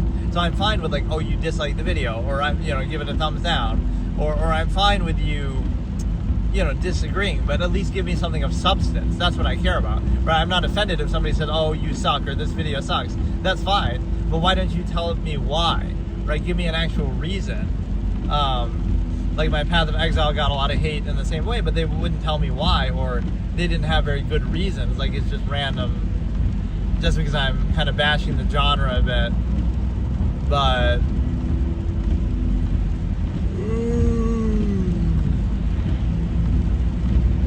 right, it's like you're shooting the messenger and kind of just getting mad because I say that those kind of top-down hack and slash type games are lacking in some way. Even though I did enjoy the experience too.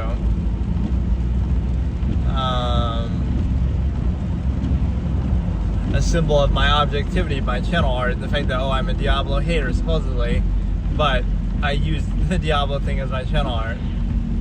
If I become a big channel, then Blizzard will come after me that, oh, even though it is my own art, the Diablo itself is still obviously from the Diablo art, but it's like with the shush thing.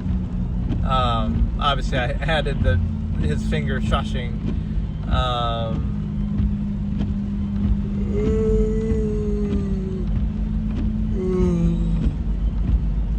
Yeah, that's the question. If I do gaming stuff, do I go back to Twitch just to not have to worry about the encoding issue? Or do I really do it just for that reason? And just to give, so I don't completely abandon that channel. But I guess I should have maybe posted something on there to let people know, because some people might think, oh, I must have quit streaming or something, but all I did was just move to YouTube because whatever, it's more convenient, or somehow it seems to fit better with stuff like this. Like with the auto uploading and stuff like that, is very convenient, right? Which obviously Twitch does save your VODs, but it's not going to save them for as long as this, and it's not as good of a video sharing site. Like, people don't go to Twitch to watch that, right? Whereas YouTube is like, oh, it's on here forever, and it gets likes and dislikes and whatever. It'll be there as if I uploaded it. Like, I would go and upload my Twitch, download my Twitch streams and then upload them to YouTube anyway. So that convenience factor is good, but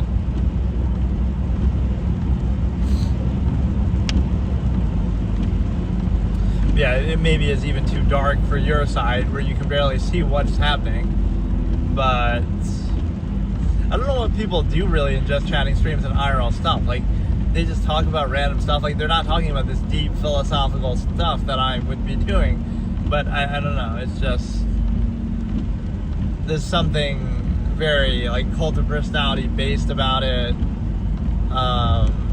Very lowest common denominator, the same way that like social interaction in general in life is. Like, it's just very, very lacking, but it's done in a way that's like you would rather appeal to a lowest common denominator than to do something of actual substance and nuance and long form objectivity, right? Everything is just dumbed down because, then the most number of people react to it on a surface level instead of something a little more in depth that would have more value of the same process, but just it takes too much effort, right? It's kind of, that's how everything is on a social level. It's always just like kind of like short form, hot take, initial minded, surface level, superficial, right? That doesn't mean it's actually good, but that's the kind of thing that, or it doesn't mean it's valuable, but that's the kind of thing that people react to. Right, so you're almost forced into doing that short form kind of thing. But no, let me try to discuss a few things related to the actual title of like, what are some things, people would think about that you're then forced not to do, or forced not to, to reject and not live by, would be like all these objective realizations, like, there's no real basis for unqualified empirical authority. You in your natural state would be free to do countless things that you can't do in society. But there's no real basis for it. Even if you pose like a functional pretense, it doesn't mean that it justifies the mass overextension of how every single thing in your life is inhibited, and like, so it'd be framed as defiance. Like, oh, look at this defiant teenager who's been indoctrinated in youth by society in a way that they didn't even choose to be born in, and right before they were old enough to think for themselves, and it's somehow like, oh, now they're being defiant by not doing exactly what that society wants after it had the advantage and benefit of indoctrinating them in youth, and after it also, controlled basically everything they did. But now they're the problem, not that you don't see how flawed that process is of indoctrination. Like, I find that perplexing how people perceive that. Right, a society will be confident in itself, but the way that children are raised and indoctrinated in youth, even if you think, oh, it's a positive treatment, that's not the point. Right, you're trying to overcompensate for basically, again, bypassing their free will, because who's to say that that's what you would want? Like, oh, you want to live in this exact society, but why? Why? Whether it could be a different one, it could be, inherent in nature. Like, you might defend it in ex post facto justification, but you should at least be able to come to that conclusion on your own by yourself, but you're not allowed to do that. And so there's like this normie mentality of like, oh, like when you ridicule something or like say something back, right? The way that people say it with like the nerd classes and stuff. It's just thinking is bad because it requires you to actually use your brain, and it contradicts with your contrivance state.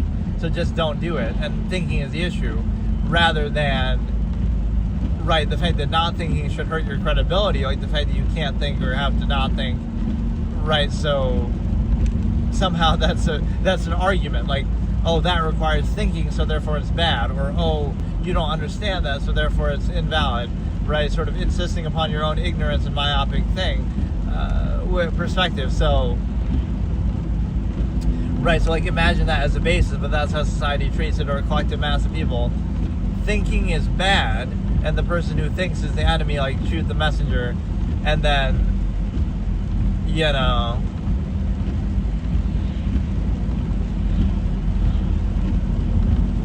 right, as if that's credible. So society is absolute and perfect and unquestionable, but you just have to not think about it for that to be the case, or, you know, arbitrarily be indoctrinated, as would reinforce any era of human civilization. Like this is where the youth aspect is so powerful and disingenuous, that so much of what you do and value is defined by that, not by inherent standards. So that's why I always say the self-actualized from an inherent base state kind of neutralize and negate all that, whether it even seems positive.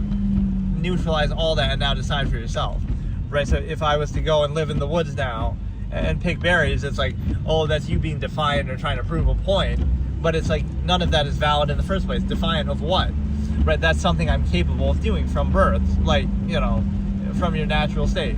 So why couldn't I do that? Or I could do any of the other things I could possibly do. So there is no actual basis to restrict that, or to, again, anytime something is uniform across the board like that, you know it's artificial, because even if you would somehow, I always say this, like nothing would lead, no logical basis or standard would lead to the exact state of life that you have right now, right, in this exact society.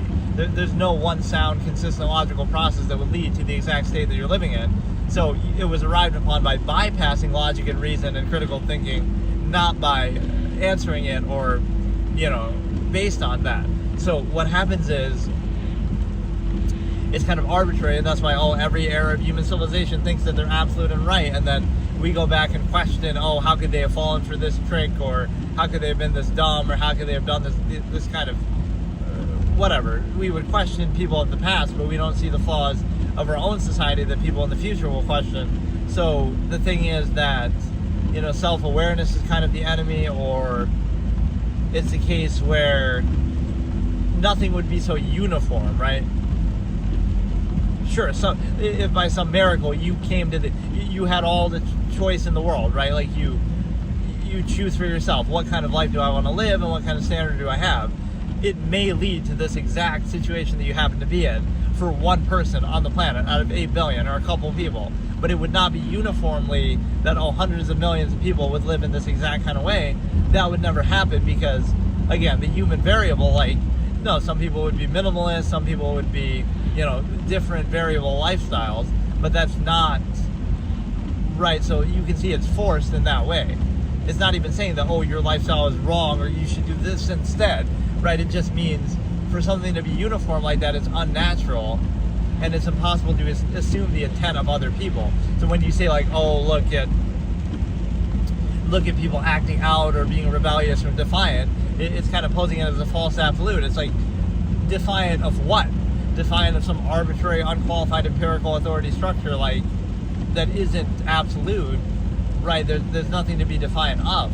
But it's kind of like the Bolshevik rhetoric false duality, to say, oh, anything that doesn't align with the supposed false absolute of contrivance can only exist in defiance of it, or, you know, nobody could possibly want to do that on their own, or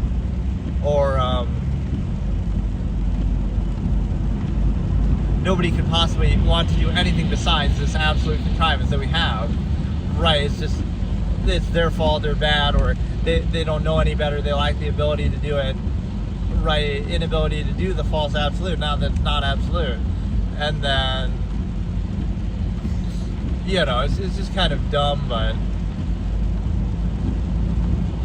being dumb is kind of a compelled forced state in society. Like, you can't think too much, or thinking is somehow a bad thing, or being self-aware is a bad thing, or, you know, everything is reduced to a dumbed down social contrivance level that's kind of like anti-thought, where it's meant to counter thought rather than actually facilitate it, right? Like imagine that, you have to censor everything out of reality and even not be able to think freely, and everything is again reduced to the spoken word and the lowest common denominator, because that's the difference, right? Think about this. This is the biggest way that society is controlled and wants to own you and everything you do, right? And control everything you do. Thinking is free and objective and unlimited and just, you know, it's just open and kind of unrestricted and can't be controlled, right? That's why thinking, it's considered crazy or bad, or, you know, like, if you're thinking to yourself kind of thing, that's somehow a bad thing, right? Because it can't be controlled or even necessarily understood, or, you know, you could be thinking anything at any time, and so people don't know what you're thinking, so, it'll be projected as something bad. So that can't be controlled, whereas social contrivance can be, right? At least to the point that you defer to it or acknowledge it. So what it means is that, right, that's why social contrivance is valued, because you're reducing and dumbing down the infinite objective mind to this lowest common denominator, and now it'll be controlled from there. So if you're defined by that, it's a much lower standard, right, and it's much easier to control. So that's a very questionable basis, right? It's a subversive state by definition, because what you're saying is we're valuing something objectively lesser in nature of the same process, right? Because everything is thought anyway. Everything you do and think and say and value in every experience is a reaction to your ability to think as a human being, because, right, like that's what defines you from animals. Like, so whether you think, you know, whether you look at it like, social contrivance, like social communication versus thinking, you might think they're different. Like, you're thinking to yourself versus you're talking to other people, but it's actually the same thing, right? You're reacting to the same inherent process. It's just kind of like one of them you're verbalizing and one of them you're not, right? But you're still thinking whether you realize it or not, right? Whether you're self-aware and have an inner monologue kind of thing. You would just have, you know, you're thinking about what to say, but you're not really aware of it. You just kind of do it, right? Automatically, inherently. So, right, it's just a lesser form of the same thing, right? Where you can think infinitely, objectively, freely, versus, you dumb it down, and you're defined by that, and controlled by that. So it's kind of it's just not a credible basis, right? Like, that should not be taken so seriously, or whatever, treated as very credible.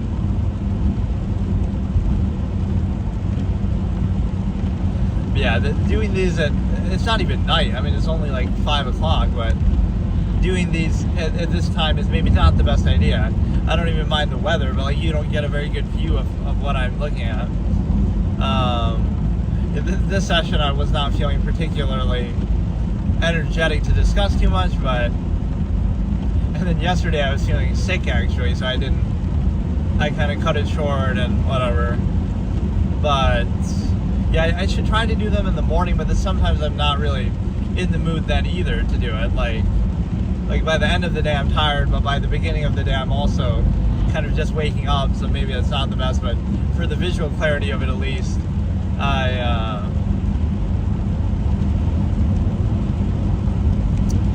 I should do that. But yeah, I like these little algorithmic spikes, even though I can't maintain them for very long. Like whatever random number of viewers it just kind of dumps to you. I think the way it happens is people are just kind of scrolling on their phone, and but it happens like all at once sometimes. It's kind of weird. Maybe like some other person's stream ends and then it automatically sends them here or something, like to a different one, but it's kind of like,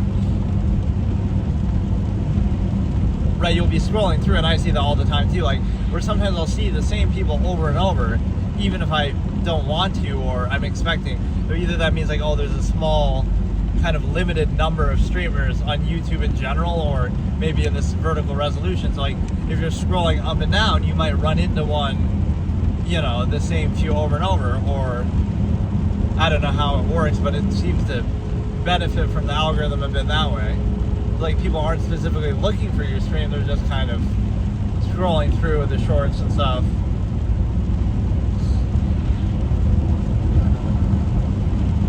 Yeah, it'll be ironic, like, this is my third channel that I wasn't trying to prioritize, that had the fewest subscribers, but now it's going to overtake some of the, the other, at least the second channel, because you you get to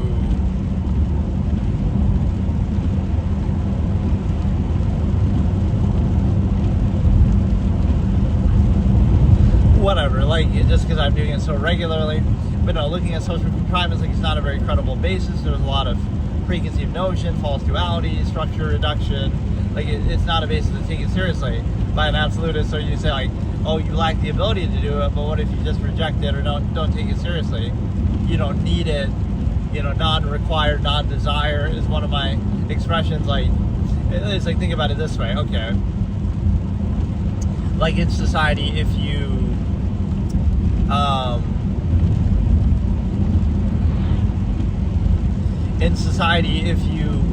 are seemingly like a dick, or like you're neutral socially, right? So you don't talk much, or you don't say anything. So like, oh, you're not nice to people, or you're not socially outgoing. So it seems like, oh, that's a negative. But you also don't require or expect that of other people. So it's kind of like you reject the whole basis of it. You're not social, but you don't expect other people to be social. So like, when certain things are controlled, or they rely on that, like, oh, you should give a tip to somebody because they're so nice, but you don't want them to be nice, or you don't care.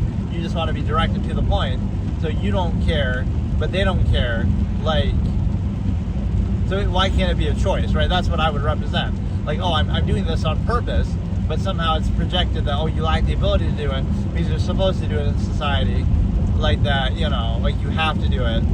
But who says that? Who gets to decide that? What if it's a choice? Okay, I reject this very flawed, lowest common denominator basis of social contrivance, right? And so,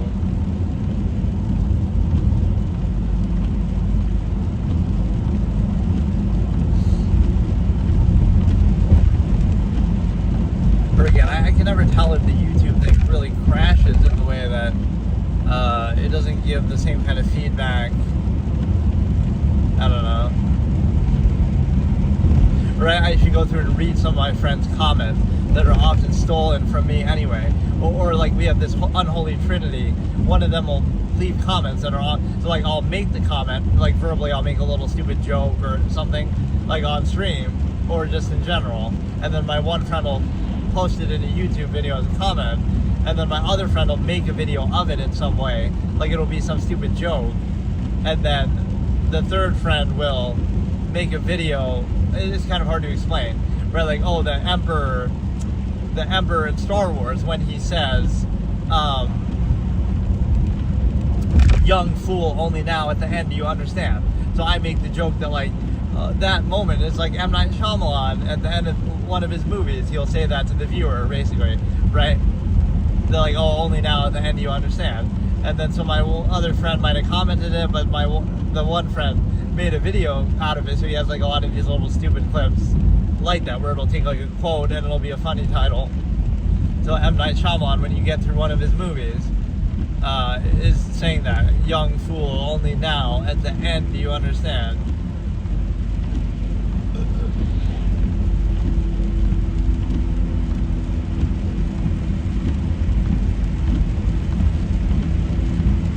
I had that one roleplay character that almost talked like that a little bit. Like the old guy, Dante Faust, where he kind of had that bit of a weird voice.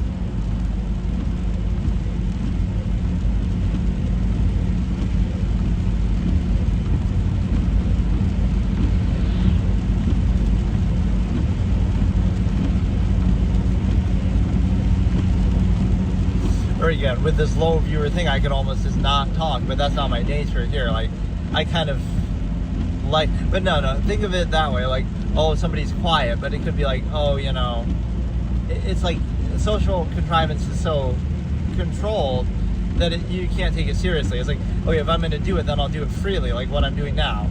Uninhibited, objective, free, long form, nuance, whatever, right? Versus something else where it's like more structure reduced, and it doesn't really have any value to it, right? It's kind of reinforcement, it's ego appeal, it's kind of all these flawed processes that, again, are just not credible at all.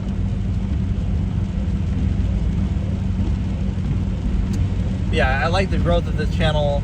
Again, I don't know if people are really liking or subscribing because they really understand what I'm talking about, or you know, that, but just a general thing. Oh, the small streamer, the small channel, you know, they just want to support it, that kind of thing, which is still good, but.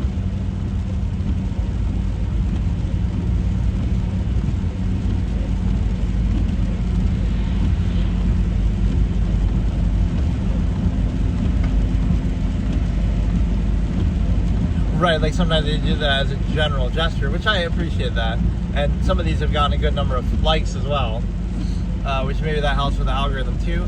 And then the views are kind of saved, like, you know, once they're uploaded, like when I end the stream, right, it'll be auto-uploaded to YouTube, this live, right? But once it's uploaded like that, it doesn't get any views, really, right? I don't think people watch it at that point. But it counts the views, so it'll say, like, oh, this got 100 views, but that must be of the stream when it was live, so it counts those. And then if it gets any views after that too, that'll count too, but I don't think really any of them come from that. So it's getting a decent number of views just from this. And again, the likes, some of them have gotten a little dislike too, but. Okay, so today I'll look at the anti-virtues that I've discussed before in a previous episode. But I'll do a full episode dedicated to it here. So think of it almost like the 7 deadly sins from Christianity, but instead it's here like almost the 7 deadly virtues of society and contrivance that are propped up as positives, but that are actually used to control you in society. So let's look at them. I feel like I didn't really say it quite like that before, like there's 7 of them, but there's at least that, but it's like taking every positive, right, and realizing, oh, it's just a way to control you and it's a pretense. So let me try to think how I would explain this, basically. Like one of the big ones I use is patience. Like, oh, patience is a virtue, right? But it's a situation where, hang on. Like, patience is a virtue. Okay, it's a good thing. Then just wait forever, right? It's conditional. You'll say, well, it's a good thing to wait, but only if, you know, wait for a certain period of time, wait for a specific thing. Suppose you did that. Like, oh, it's nice to open the door for some random person even and let them in. And, you know, okay, but then somebody else comes and then you let them in too. Or then, you know, you keep doing it forever. So hold it fully accountable. If it's supposedly a virtue, right, you'll say, oh, waiting is a good thing, then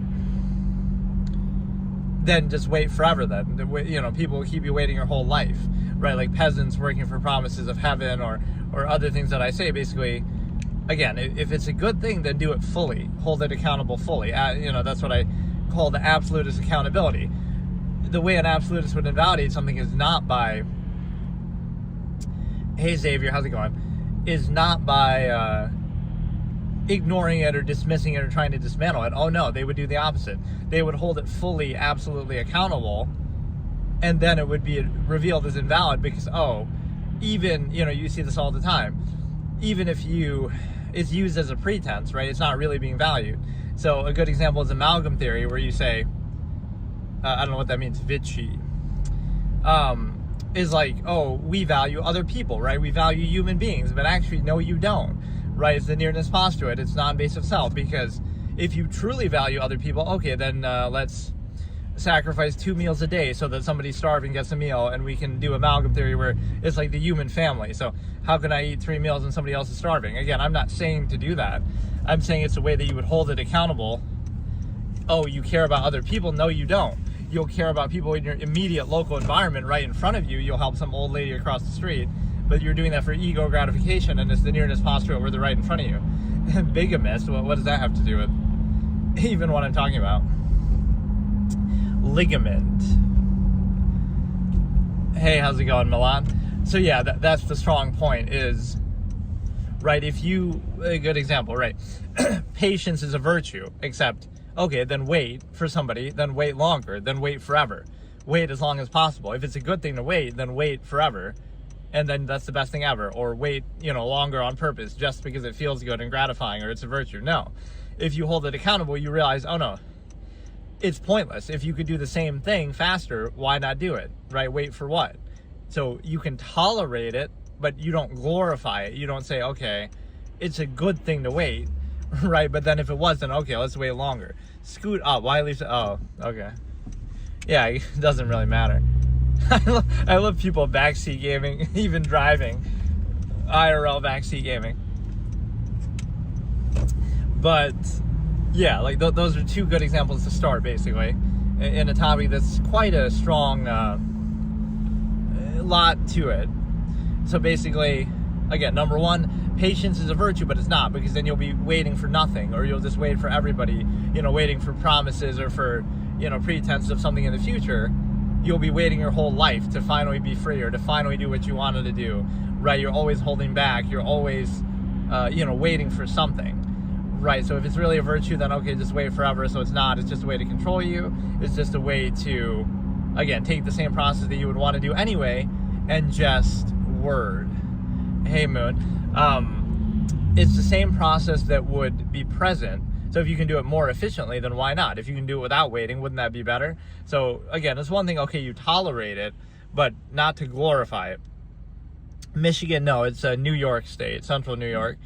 And then the other one was like charity or value for humanity. You would say, oh, we care about other people, like be nice to other people socially in your local environment.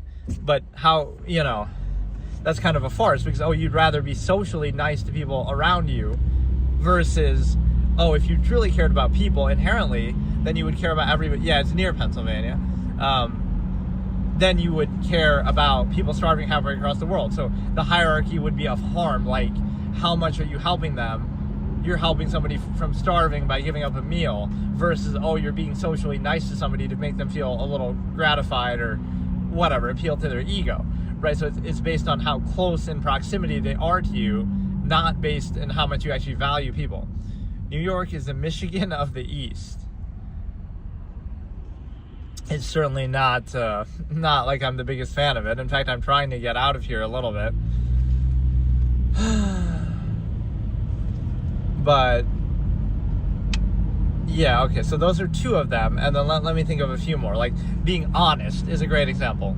Being honest is actually a bad thing, right? If you're too honest or too direct, then it'll be offensive or it'll be rude, right?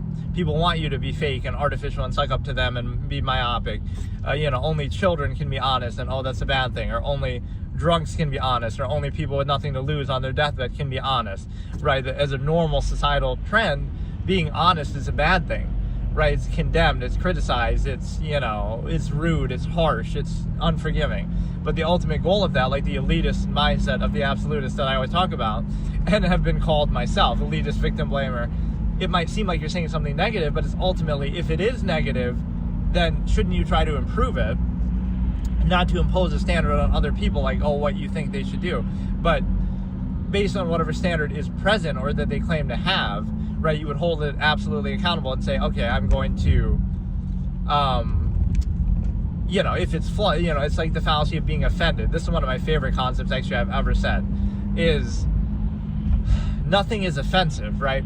Nothing would offend me because it's one of two things. Either it's true, in which case it's redundant and I already am aware of it, right? Because I'm just self-aware. So if what you say is true, then it's not offensive because I'm already aware of it. So it's at worst, at most redundant. And if it's not true, then I just dismiss it because any idea, any thought only deserves as much thought was put into it. So if you don't put any thought into it, and if it's just false and made up nonsense, then why would I even care, right? So either it's false, in which case, why would I even give it any thought? Or it's true, in which case I already knew.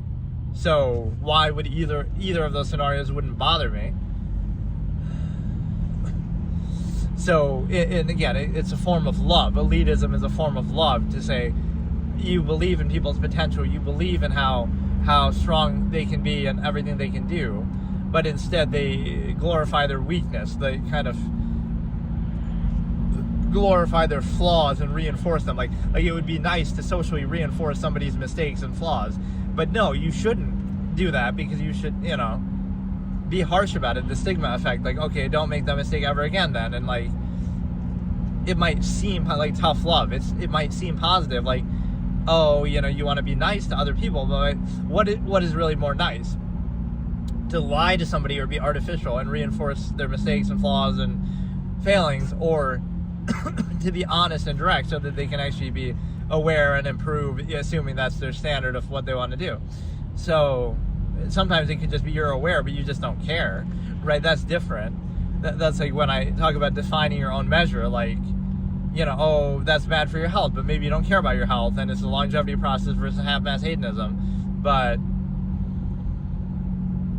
yeah, these are a few elements here. So that was obviously the fact that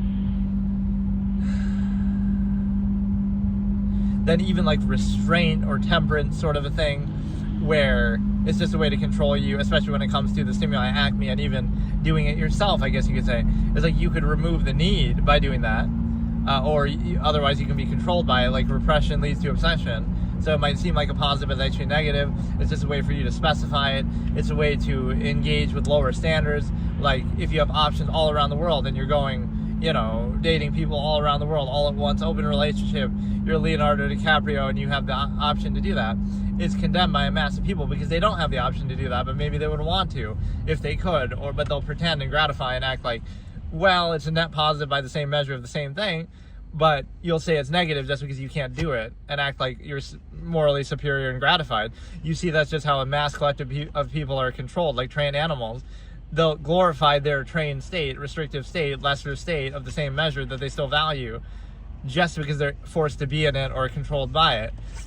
But in the end, you're basing your whole life around sex anyway, the fact of, being with one person. You try to glorify and gratify it to be something more in a false absolute to combat the cognitive dissonance associated with that state.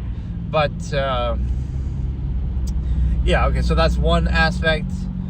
Even like being efficient, being hyper efficient or goal focused. Oh, that's rude. It's rude to be efficient and direct.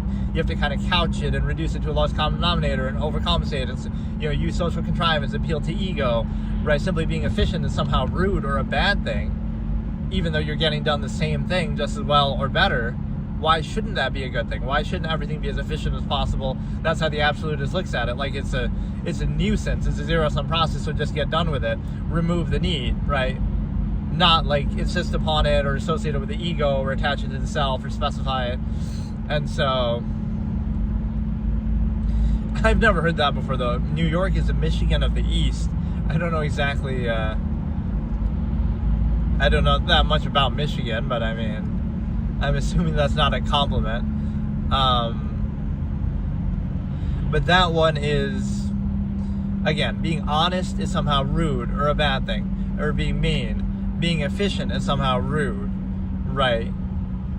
You can imagine better. This is another thing, like the initial, like kind of just what's in front of you and your limited senses and your myopic, perspective versus your imagination. People can imagine something better. Like let's just look at it in the stimuli acme context, for example. This sometimes happens with like adult films and stuff. Oh, adult films ruined my marriage, somebody says.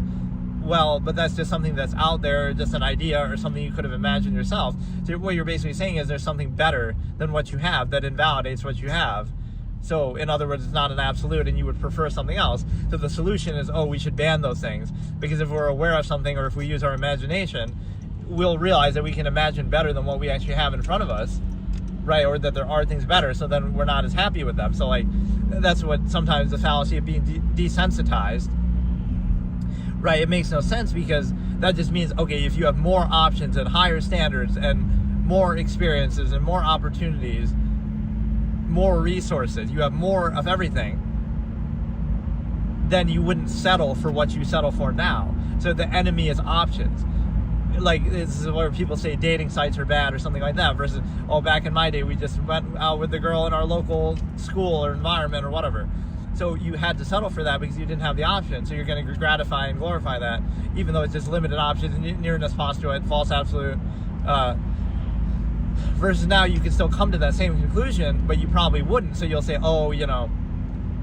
you'll blame technology and say, it's the fault of that, social media and stuff like that. But there's a reason why people prefer it. Maybe it just reveals that your old process was obsolete and now we have more options by the same process of doing the exact same thing. And so what it means is, the simple fact that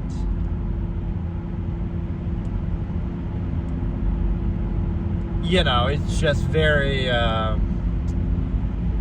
you would be doing it by the same process. So like, would you rather have more options or less? Would you rather have higher standards or lower? Would you rather have, greater resources, options, means, or less, right? And again, in the end, you can still come to the same conclusion, but that's the whole point, that you probably wouldn't. It's very unlikely you'd settle for the one person you're with just because they happen to be in your local environment, etc. If you had options from all around the world, 8 billion people, whatever, 8 billion people, if you had this notion of, more options, somehow that's condemned. Somehow that's a bad thing. It's a better thing to be grounded or be humble or be neutral, but it's the same process at work, right? You're saying, oh, this person's personality is great, but then have you met everybody on the planet to be able to assess their personality? They could be just as good by the same measure that you have, or, oh, they're so beautiful. If you had the chance to be with a celebrity, that's the cognitive dissonance of that aspect of that it's not an absolute, right? And that, if you had the option to be with somebody else, you might want to be, but you pretend it is to try to, appeal to the other person, but also to bypass your own cognitive dissonance that you're restricting and specifying an inherent process to only one person, which is a strong thing to do. So that one I find very telling, because again, it shows technology will reveal something as obsolete, but then what do people do? They condemn the technology. Oh, it's the fault of that dating site. It's the fault of social media that we have less social interaction in person now. But there's a reason why people prefer it. Maybe it's just better. You can talk to anybody all around the world at any time versus, you're forced to talk to people in your local environment. Was it really the fault of technology, or was that previous process that you were doing just lesser and you just had to settle for it, right? But you want to glorify it into something more than what it actually is. Right, so now you're pretending something is positive, that lesser nearness postulate, you're pretending that's a good thing, and you're pretending it's a bad thing to have more options of the same basic thing. So that's kind of the fallacy of how you could show it. Oh, these kids on their computer all day, right?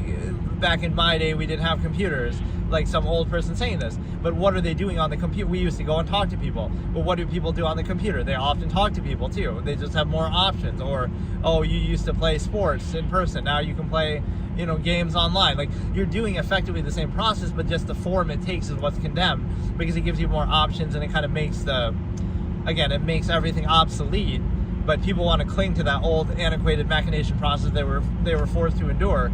And the reason why is because, it can't be, they can't just say that.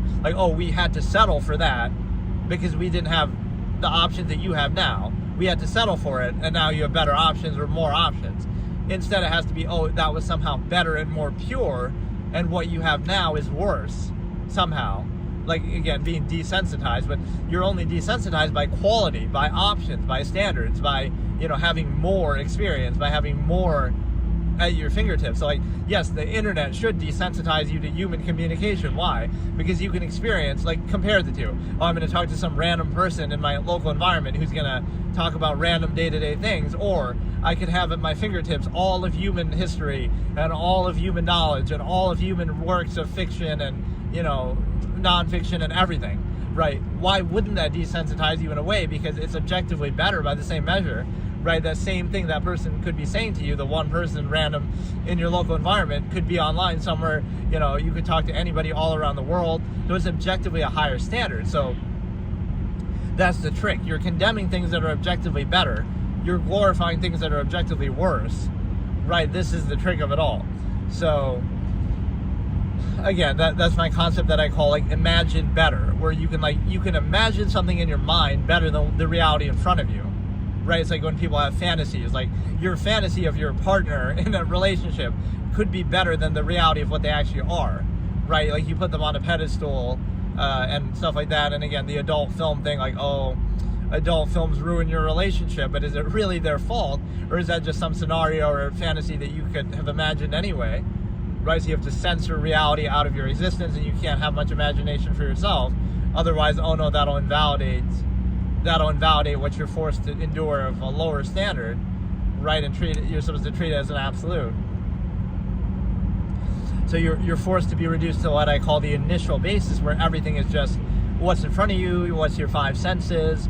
You can't imagine, you can't think freely. You have to reduce everything to a lowest common denominator, and so now you effectively are left with a lower standard. right? And then it's sort of what I call half-mast is a concept that maybe I use it a lot, but I had never really explained it enough.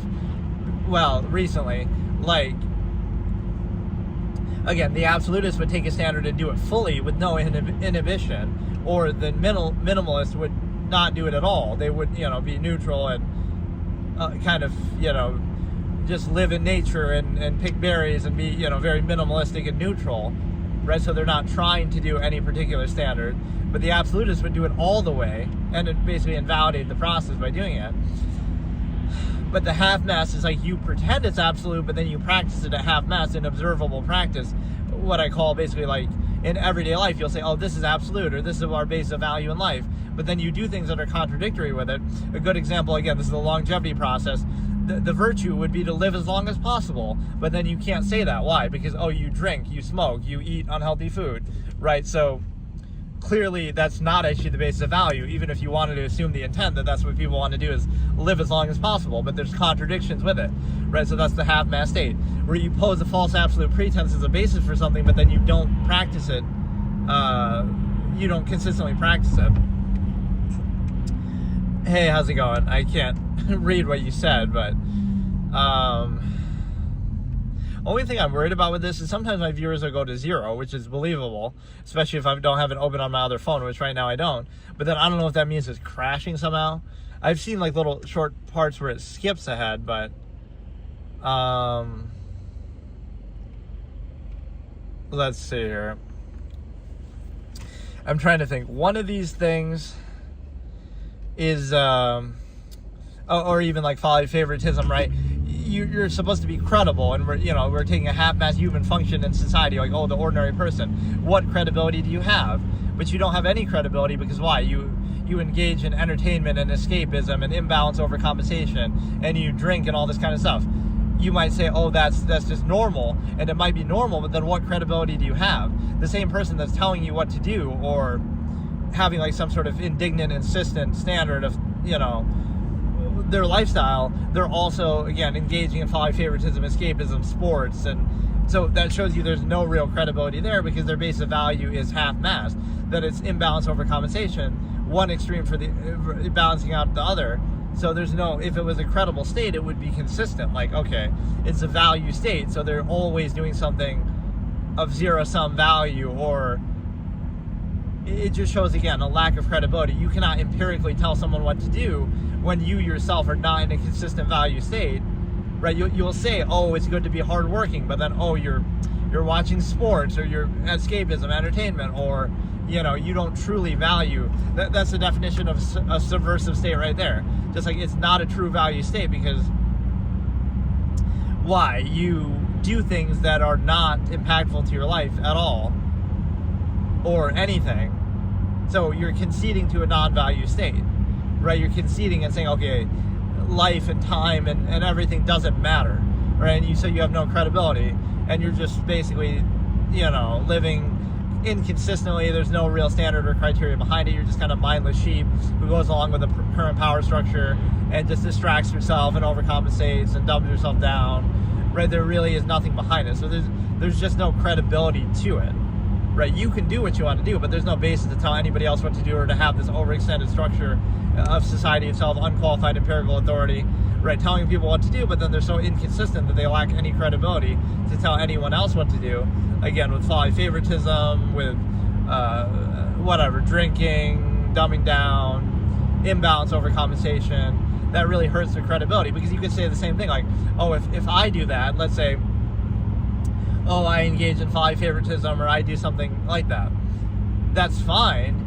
I'm not claiming to have credibility, and I'm not empirically telling or expecting anybody anything to do. In fact, right now, as I'm speaking, I'm telling you the exact opposite.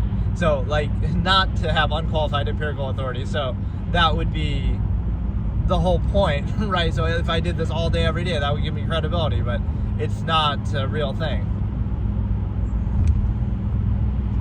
Right, so there is no credibility because, again, a pretense will be posed, like, oh, the reason why society is structured and you're restricted and inhibited in so many ways is for what? For what consistent purpose? Oh, it's for efficiency, but then society isn't optimally efficient. Or, oh, it's for it would be an unclear definition. It would pose certain things as pretenses. Oh, it's for safety, but then it's not optimally safe, right? There's all these flaws and holes, and you might think, oh, that's like a stickler mentality, like the little glasses emoji with the finger point, but that's exactly what it is. Like, if you're posing an absolute by which everyone is restricted and inhibited in significant ways, then you better be accountable, and any little hole in that false absolute invalidates it, because you're doing all this inhibition, but then you get the false inherent contrivance response. But all this inhibition is for a certain purpose, pretense, but then it's not even consistently done, so it's invalidated, right? It has to be held fully accountable. And again, it would fall before that, but people are taken in by every new era of control. Like, that's where the stigma effect comes in. Of like every era of human history, people have just been fooled by one pretense or another. So shouldn't you look at them all the same way now? Oh, you're just being ruled by a different one. So how can you take it seriously? How can you ever take it seriously? You know right now that people are laughing behind closed doors at what morons you are. Everybody is. That like you're falling for this trap of the corporate world. You're falling for this trap of the political world, right? It's just another tool. And then once the public figures that out, then you'll just use a different one, and, you know, for the next power structure. So you don't see it's the same process forever. Like, right, the pretense changes, but the process remains the same. So I don't know how you can ever take that seriously. And people kind of don't, in a way. Like, there's a certain awareness of that, but then they still go along with it. Everything you do in your whole life contributes to self-creating that, reinforcing that structure, right? So don't act innocent like it's overextended, just more subtle. By buying groceries, you're supporting the corporation. By you know, paying taxes, you're supporting the government. So like, it's an overextended way of doing this. So, right, you still are directly responsible for it. So then again, you're reduced to this ego basis where like, oh, this gratification of social contrivance and, oh, being nice to each other or overcompensating. The problem with it is the fact that,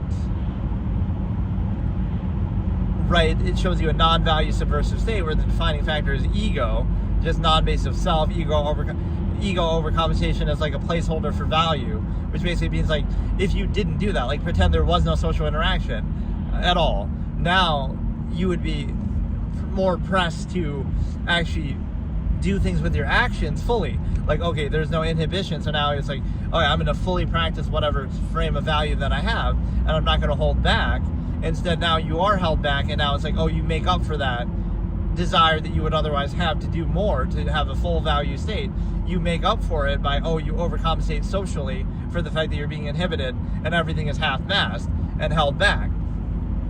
Right, so it's actually a way to control you. So it might seem like, oh, social contrivance is positive, but it's actually a way, it's a placeholder to make up for the fact of a non-value state.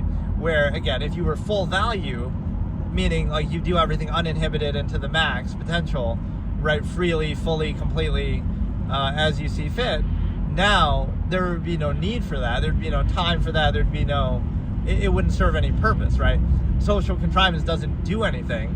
It just serves to inherently, like, you know, it's not an action, it's not going to have any impact. It only serves to reinforce and overcompensate for that subversive state that you're reduced to.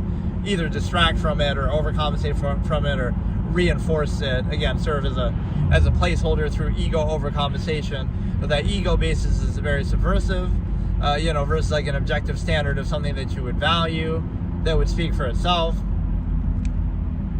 Right, that wouldn't rely on performative aspects or undue emphasis or constant contrivance and whatever, like appealing to people's ego and perception.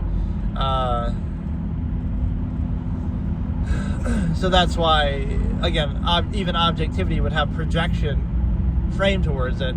Like, you could be neutral and just not do anything, or like, you know, but you'll be like, you have to disprove it, like you're guilty until proven innocent. So people will project their own flaws or their own preconceptions onto you, even if they don't apply, just because they're in this closed structure contrivance state where like, oh, everything is a false absolute.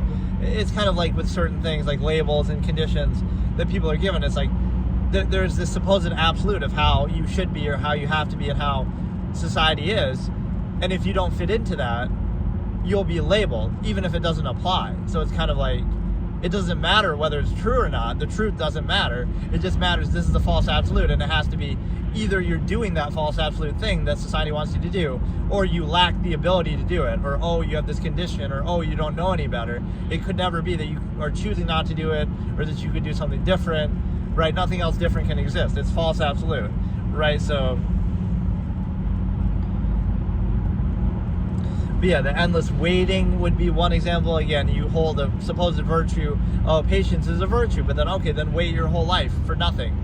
And then, wow, you feel so virtuous, right? And that might sound like a joke, but that's actually how you're controlled. You just don't realize it. Or again, even deferring to humanity, like, we value other people. Wow, be a nice person, be socially, okay. Then sacrifice your meals every day to 2 meals every day to feed somebody starving, if you really care about other people. And you'll say, oh, you don't have the resources to do that, but you don't need resources, right? You would lay it bare. You would say, you know, that's the difference. Like, I wouldn't pretend to do that, or I would actually do it. Like, I wouldn't pretend to value that, or if I did, I would do it fully. There's no halfway, like, oh, I care about other people. But the fact that you're saying it shows you don't really care, because you just want some ego gratification. It's like, if you really cared, you would be living a lifestyle that would probably not even be in society, modern society at all, and, you know, creating this overextended process, and you would be doing it by action, not by, you know, pretense. And then if you don't care, then you wouldn't pretend to, like, right, I wouldn't pretend. Either I'm going to do something or I'm not going to do it. So you defer to, like, human value, but then you operate on a nearness postulate hierarchy of, like, who is nearest to you. This is a non-basic self. It's not really a standard of harm, like who needs it most or something, right? Whatever positive supposed thing you do. So you don't have any standards. It's nothing more than self-insistence, right? The human ego kind of insisting upon itself, and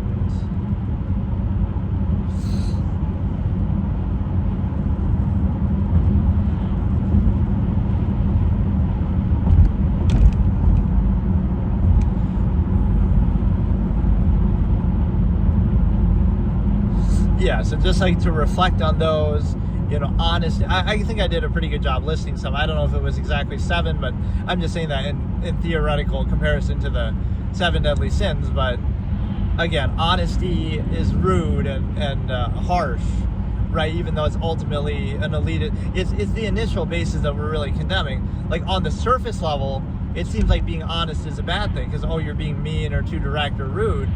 But if you truly value something, you wouldn't dance around it. So you'd say, okay, you know, do you want to just reinforce that same flawed state forever because it seems good on a superficial initial basis? Or do you want to go to something deeper and realize, okay, let's try to remove the need and get to the larger process and try to improve something, right, and fix those flaws? So which one is ultimately better? You know, that seems better on the surface, the superficial, being nice or something, but being honest in the long term as an actual impactful basis would be much better. And so, right, then patience is kind of undone by, okay, waiting forever. It's a zero-sum process. Or even the fact that, again, like temperance and restraint, even though you could be free of it, you know, relieve yourself of it, or, you know, choose it for yourself.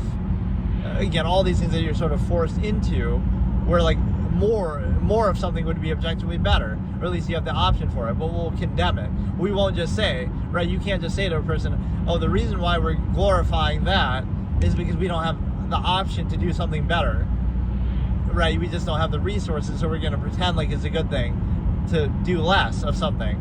But no, it's objectively, if it's a valuable process, more is objectively better. And, you know, but we glorify less and we act like, oh no, that's a gratifying thing, or it's good, or whatever. It's only necessary because of overextension. So if you truly valued it, if you truly valued life, you wouldn't preserve the Stimuli Acme and overextend the species so much. So it's like you would, you know, the village of 100 concepts. So on one hand, you'll say, oh, let's be, I love this, yeah. The parent who, let me clown. I'm going to clown the Stimuli Acme preservers of this half-mass hedonistic state. Let's see. You have 5 kids, and you're at the table and telling each one, smacking their hand and telling them, oh, don't eat too much. save some for the rest of your brothers. Don't be wasteful. Don't be wasteful, says the horny, hedonistic animal who had 5 children when they can't afford it, and why that's an issue, right? You moron couldn't control yourselves, couldn't keep it in your pants, didn't know how to use a condom, right? Don't even, at least these Americans have the decency to abort their children, even though I ultimately would say that's a bad thing. It's like, at least, come on. You have the 5 kids, and now you want to act all like, oh, look at us being... exercising restraint. Where was the restraint when you were humping each other like horny animals, right? Where was it then? Right? So you see the initial but not the larger process. Oh, I'm working so hard to put food on the table for the 5 kids, but who told you to have them? Why do you have so many then? You create your own conflict and then you complain about it and play the victim, right? That's your choice. That's under your control, non-value state, right? That's exactly what it is. So don't give me any of that nonsense. And then what else do we have here? The fact of, again, imagining something better, having other options, right, is somehow a bad thing. More options versus less. You're blaming technology. A lot of it comes back to the nearness postulate, what you're just kind of forced to endure or, settle for. So yeah, that was a pretty good comprehensive list. But that's kind of a funny way to cap off. Just like, imagine being that dumb. Like, look at the 2 standards. You're teaching your 5 children to not waste and to be, preserve everything. Meanwhile, you had 5 kids when you couldn't afford it, or you're complaining about it, or you're struggling to maintain it. Like, isn't that a form of indulgence and exuberance? That, oh, you couldn't control yourself from having so much sex or whatever, from having all those kids, and now you're going to complain about that you can't take care of. Like, at what point are the 2 tied together? Like, well, then just don't have that many kids. Don't have kids. Like, and I'm not telling you not to do that, but then don't complain about it or struggle or use it as an excuse for something. It's a very, very bad process. So, that's one fallacy. Temperance, right? So exercise restraint in something ex post facto justification as a pretense. That's often how things are done. Like, something will be done and held up as a pretense and make a big spectacle out of it to feel gratified or to show off. But then behind closed doors, it's like, oh, you're not doing it, or you'll care about one little insignificant thing and neglect the overall nature of the process. Like, you'll recycle 1 can and then you'll feel better about yourself. Meanwhile, the entire lifestyle and society you live in ravages the planet completely. So if you actually cared about it, you wouldn't be living in this lifestyle or society at all. So don't pretend like, oh, 1 little bottle, 1 little can, right? That's insignificant impact. And then you also have a situation where I had like some dramatic example that I wrote, like a little skit that was like that, where it's like you like somebody hyper analyzes everything, the car that you used to get here, and all this kind of exhaust and the clothes that you're wearing, all of this, right, is but then is wasteful. But then you recycle 1 thing and you feel so good about yourself, right? So it forces you to a lower standard. The lack of credibility of people. Again, you can imagine something better than the reality. You have technology to give you more options than people had before, right? Those are both things that are somehow condemned. Oh, you can imagine something better than your reality, but don't do that. You're desensitized. Oh, that's somehow negative. Not that you have to settle for something lesser, or that you wouldn't do it if you actually thought about it or had options. Or even the folly favoritism, that kills your credibility, supposedly false absolute state, but then you distract yourself and stuff. And then finally you again, like, machination process technology will invalidate make people obsolete or invalidate certain processes that we settled for before, like, dating sites are bad, social media is bad. It just gives you more options of the same thing, and so it should be objectively better. And then contained within those options, it's still the same old option before. That's kind of the problem with this argument that people make, is like, oh, social media is a bad thing. Back in my day, we used to talk to people in our local environment, but you could still do that, right? Even despite social media, you could just not use it, first of all, blame the user, not the tool. And then even using the social media, you could also talk to people in your local environment, right? Like, whatever, friends from your school or something on social media. But no, it kind of shows you the concept that I call like that you prefer it is itself telling. You say like, oh, somebody is engaging in escapism or, you know, playing games all day or something. But you have to question like, oh, it's the influence's fault, right? Like, oh, you know, if that didn't exist, then they'd be somehow more productive. But there's a reason why they prefer that in the first place. And a lot of it has to do with the half-mass inhibited state. Maybe they'd be fine with doing something fully and freely and completely, but they're not okay with doing it in a half-mass way. Like you're inhibited and you have to do it only this way and you have to defer to unqualified empirical authority and you have to, no, maybe, okay, they'll do it and they'll take care of themselves and they'll hunt and fish in the wild and they'll be fine versus, you know, being inhibited and then they defer to the inhibition, but now you define them and condemn them by their reaction to it. Like, okay, fine, you can control and inhibit everything and, you know, monopolize nature and, you know, you can't go anywhere, you can't do anything freely. So now they're sort of, okay, I'm going to defer to that and distract myself. But now you can't even do that in peace or you're going to blame that. So it's not a true value state where you're saying, oh, this person isn't hardworking. They could be the hardest working person on the planet, but they don't want to do it in the name of unqualified empirical authority, contrivance state that is half-mass and inhibits everything they do. And so now,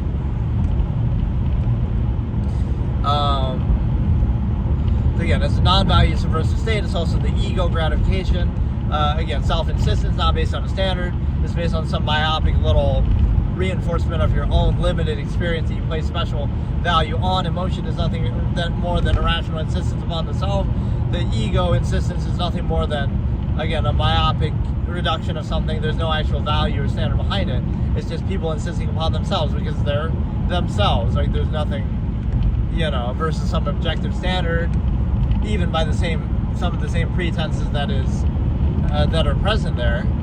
And then, you know, so if you don't put up performative aspects, people will project something onto you, even if it's not there. So they rely on that initial basis. Maybe the reason why you don't put up a front or appearances is because you have nothing to hide, right? And the reason why people do put up appearances in a front is because they do.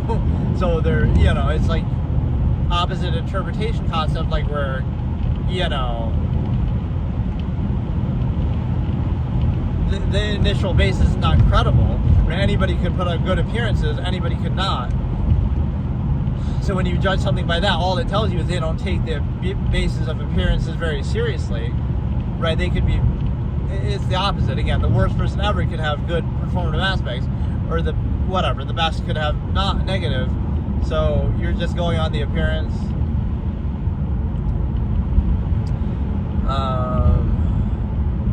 But again, those are maybe the two best examples of just, again, if waiting is good, then just wait forever, wait for everybody, wait endlessly, right? And you'll accomplish nothing by it. And if you defer to the value of human beings and say, okay, that's your base of value, then value them all, value the human family, all 8 billion people, amalgam theory, sacrifice your meals. Don't just do it in your initial environment, because that shows you it's an ego basis of like the nearness postulate. Oh, you don't really value people, you value people conditionally in your local environment. Okay, so today I'll do an episode finally called the Stimuli Acme, even though it's one of my most important concepts and one that I always consider like my major enemy of this era of human civilization, like one of the great enemies of the absolutists. But I've kind of referenced it a lot and talked about it a lot, but I haven't really done a specific episode called that. And I even did something almost unacceptable with that, is I kind of combined it with the lowest onto the ramp to Syracuse. With the lowest common denominator kind of dumbed down thing, where I am combining it with one of my kind of joke lines, or an expression that's kind of a little, it's okay, but it's kind of stupid, and I shouldn't associate it with the Stimuli Acme, but that's kind of what this conversation is like, let's try to dumb it down so people can understand it, because I don't know if, sometimes these streams get likes, but I don't know if people actually understand what I'm talking about or care what I'm talking about. Most of the comments have to do with like where I'm driving or stuff like that, but whatever. I definitely appreciate the again, the following that these streams get, whether it be through the algorithm or whether it be the views, whether it be the likes, is definitely much better than anything you get on Twitch. So maybe at this lower level, smaller streamer, it might be better. Certainly if you were doing something that could retain viewers, this would be amazing. Obviously what I'm doing is a little weird and I almost don't care to a degree. But like if you're playing a game or you're doing something more interesting than what I'm doing here, right, you might be able to take those algorithm spikes and turn them into something. But today we are talking about the actual blight and the scourge of the era. The stimuli acme is preserved in this era. So what does it mean? It means, on one hand, the human obsession with sex. It means that hedonism is the highest measure of value that people know, and sex, assuming, is the highest measure of that. So you're living in a hedonistic society that's ruled by sex, right? And you're kind of this animalistic instinct, but it's something even below animals, because at least animals are going to do what they need to do and be done with it, whereas people obsess over it, right? Repression leads to obsession, one of my quotes, right? The fact that, if society was a nudist colony and everybody was just at peace with their own naked body and their natural selves, it wouldn't be as big of a deal, right? You would treat it for what it is, but it wouldn't be like the end-all be-all. But now instead, you repress it, you censor it, you kind of aren't at peace with your own self and your own body. You have to hide from it, you have to overcompensate from it, you have to focus on clothing and jewelry and makeup and nail polish and lipstick. None of those things are actually you. Anybody can wear them, anybody cannot wear them. It's not really you, so it doesn't matter. But that's what people end up focusing on, and so, hey, how's it going?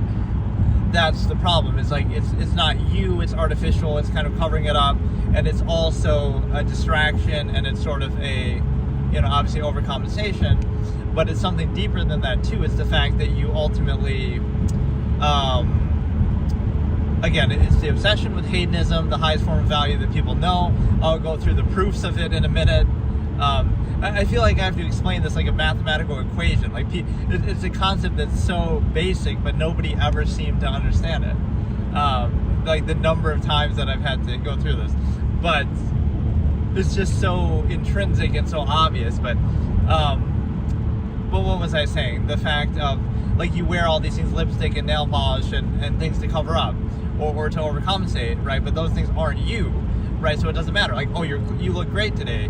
But you look the same today as every other day. It's just, your clothing is different, but anybody could wear that clothing, or you could wear different clothing. So you really should say, your clothing looks good today, right? Nice outfit, but like, it's not you, right? So it doesn't matter. But we focus on all these superficial things, and so, right, that's the analogy. Like, if society was a nudist colony, or if we're more minimalistic, and we're more open with that kind of thing, you might find that people are less obsessed with sex, right, than they are now. Because again, we censor it, we cover it up, we're not at peace with our own body, and we have to act like it's a big deal. So we'll look on the news and or TV and say, look, this celebrity did a nip slip and it's a big deal and haha, etc. We'll focus on that. Or we obsess over things in a way that normally it'd be like, that's just a normal part of life. That's just the human body. Everybody has those parts. It's no big deal, right, if it was a more natural, at peace state.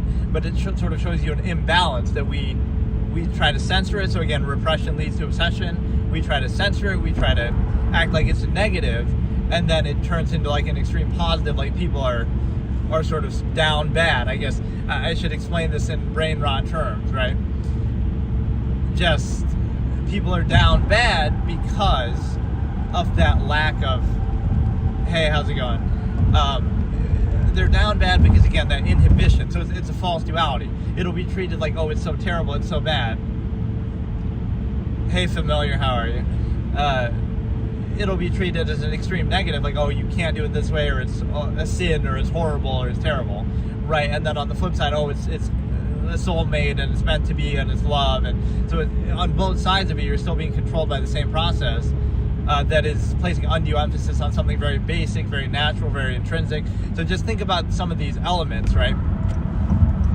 So one element is that people are not at peace with their own naked body, their own natural self, right? They're not at peace with that. It has to be censored, it has to be a big deal, it has to be obsessed over, it has to be, censored and covered up.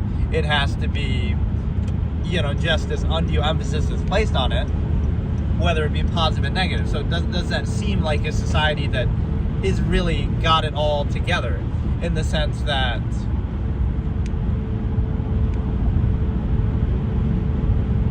hey, how's it going? Right, does that seem not like an imbalance? Like, why should you have to not be at peace with something as simple as that, as basic as that? Why should that be a big deal? Right, everybody has those parts. It's just the human body. So it shows you something is being controlled, right? Like, oh, your ability to freely engage in that hedonistic acts and so forth is being controlled. So now you have to unnaturally imbalance that and say, right, you have to censor it, you have to control it, you have to put up fronts, you have to place undue emphasis, you have to get gratification from it. Hey, how's it going? Sorry, I wish I could read the names better, but that's the one thing I always complain about. I can read the messages fine, but somehow the names are a little bit unclear, like the way the font is.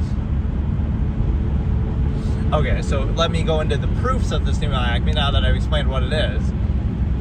Again, it's the form, the highest form of value that people know is hedonism, and the highest form of hedonism, assuming, is sexual in nature. So in other words, people are down bad in this era. People are obsessed with sex, right?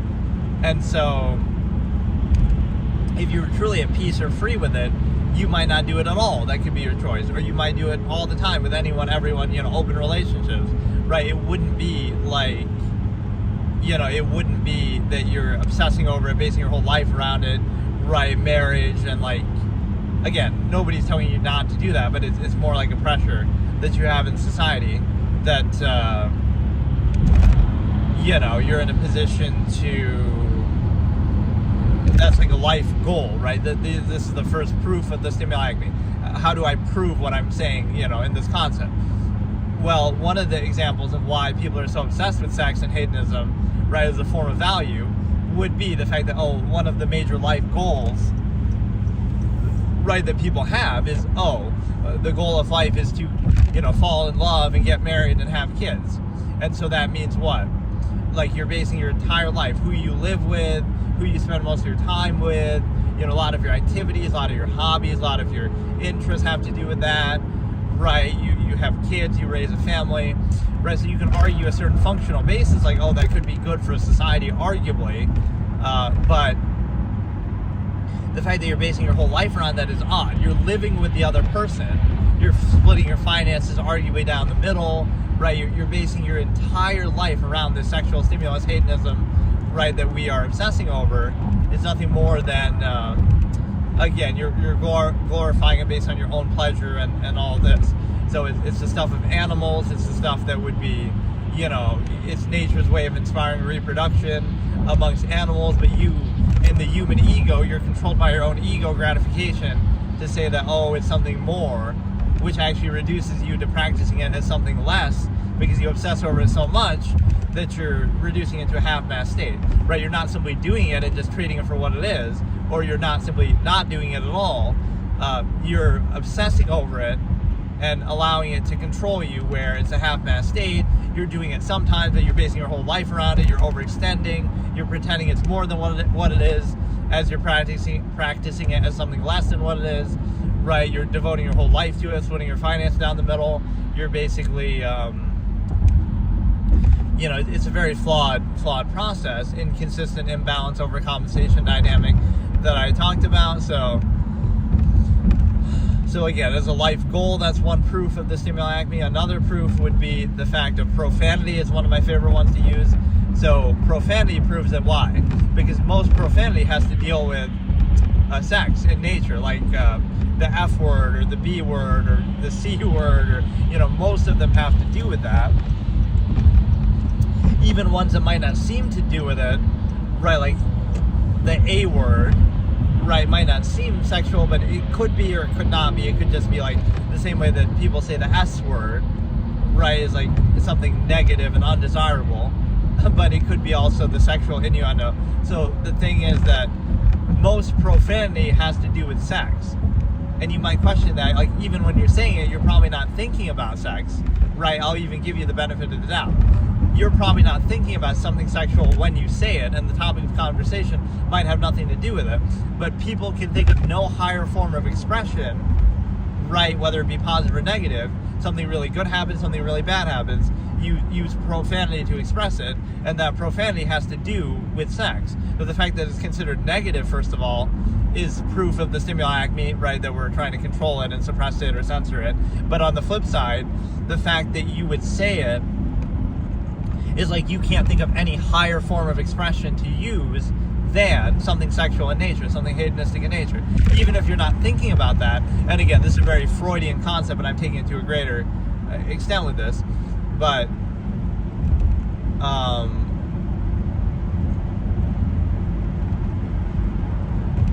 right, again, you have to ask yourself that question. Why is it that profanity is sexual in nature, even if the topic of conversation has nothing to do with it, even if you're not thinking about it as you say it, right? Why is it that way? Or take it as a challenge, like try to express something like the best thing ever happened in the world, and you get excited and you say some profanity about it, or you say some word about it, like, oh, that's effing great, that's effing awesome, right? Why do you have to appeal to that? Because you can't think of any higher form of value than that, the hedonistic tendency, the stimuli acme. Or, unless I've missed something, the whole arc of American foreign policy since 2001 has been to make the case for North Korea's strategy as objectively correct. I'm not sure what that has to do with anything of what I'm saying, but I don't know exactly what North Korea's strategy actually is. Just that it has nuclear weapons, or certainly the U.S. helped China quite a bit, and that's going to come back to bite us, or is already doing so. But North Korea is kind of a puny, insignificant country, though, when you really think about it. Like, they have an alliance basically with China, but there's so much talk about it. Just, again, that's where nuclear weapons come into play. But if they didn't have nuclear weapons, nobody really cares about North Korea. It's irrelevant, right? They're not a threat to anybody. They're not big enough, right? But it's just that this is where nuclear weapons come into play. But no, it's a situation where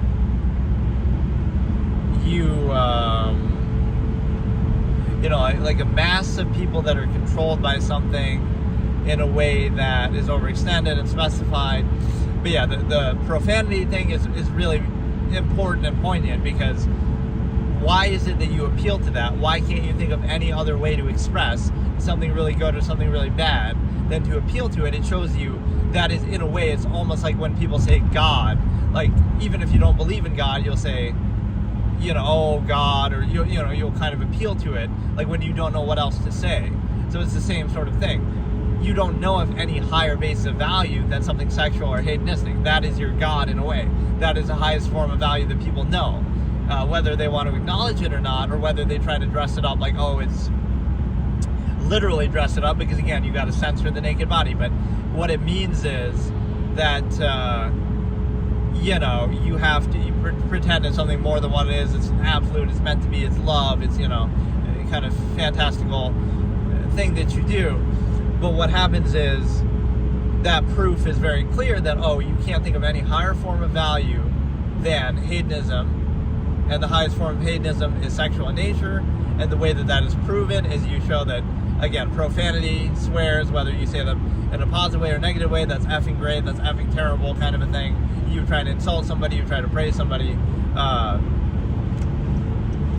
right, you can't think of any higher form of expression than that, because that is the highest form of value that people know, right? There's nothing above that, according to the objective reality of how, again, our modern society is assessed. So it shows you there really is nothing more than that. You could appeal, again, to God or religion, but it's very telling. In fact, I kind of made a riff on The Exorcist, where I said this, because I like to review movies and stuff.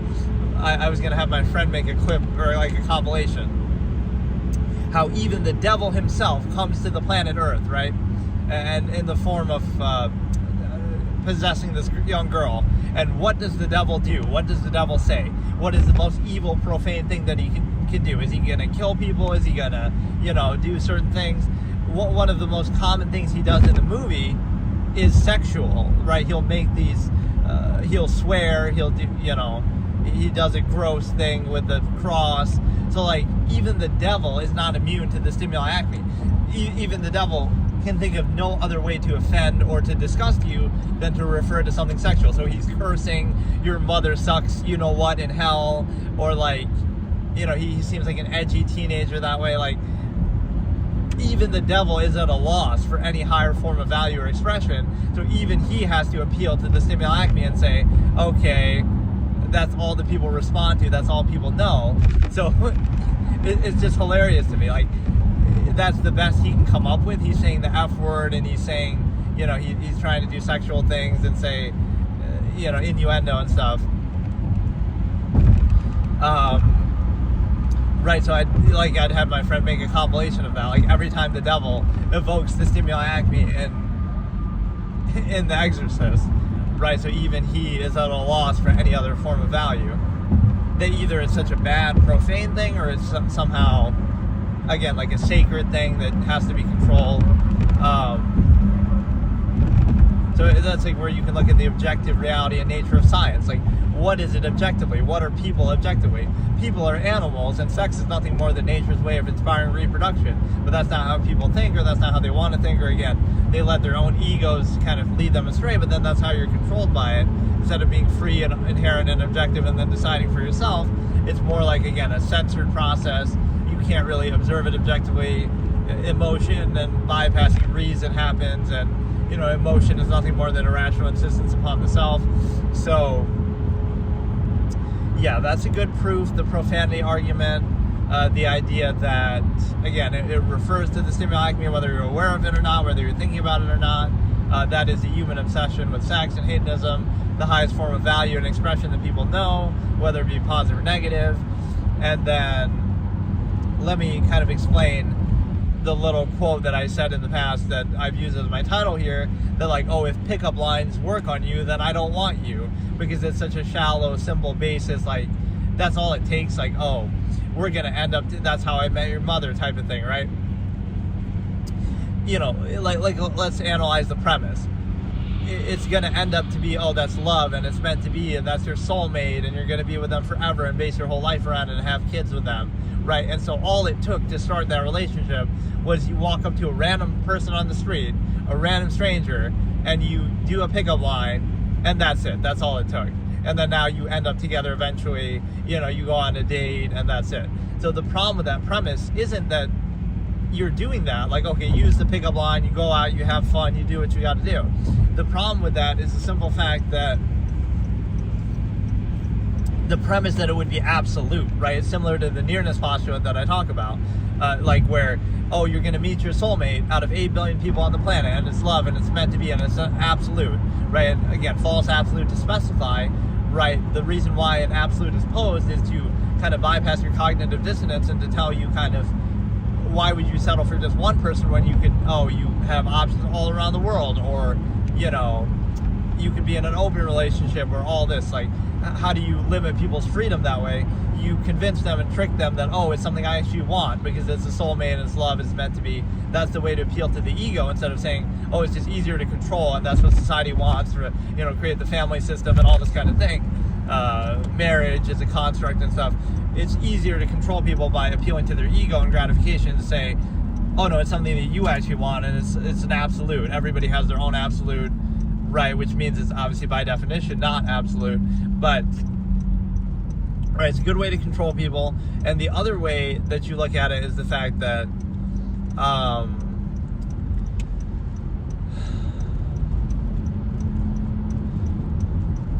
just the fact that, again, how shallow that is in premise, right? So you're going to meet, out of 8 billion people on the planet, you're going to meet the love of your life, and the person you're meant to be with, and it's a soulmate. And again, you're not just treating it like, oh, it's just some random person and you find them attractive, and so, okay, you're going to engage in hedonistic acts, and okay, that's just fine.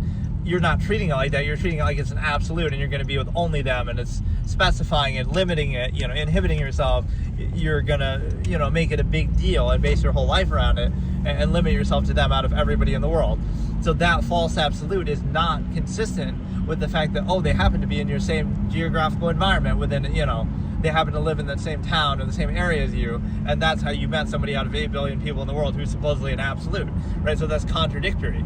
Not that you can't do it, but it's not absolute, because it's based on, again, the nearness postulate. Their proximity to you is a big factor. They went to the same school, same work, stuff like that. Or, again, what I was saying about the pickup line thing, if a pickup line works on you, then I wouldn't want to be with you. I wouldn't want you. And the reason why is because, okay, it's based on the fact that if it's that shallow and that's all it takes, then it's clearly not absolute at all, right? Like, it's something arbitrary like that. You just walk up to somebody, a random person on the street, and you use a pickup line or something basic like that. So, like, I'm holding it to the absolute standard and saying, that seems very shallow and arbitrary and random, so the observable practice isn't absolute at all, but yet you're going to treat it like that, so there's a contradiction, and there's a constant conflict of contrivance that you'll have in trying to maintain that as a supposed absolute right that you try to uphold and keep the illusion of it. That's what the struggle in relationships is. That's why the divorce rate and breakups would be so high. You're trying to create the illusion of it being absolute when it's not.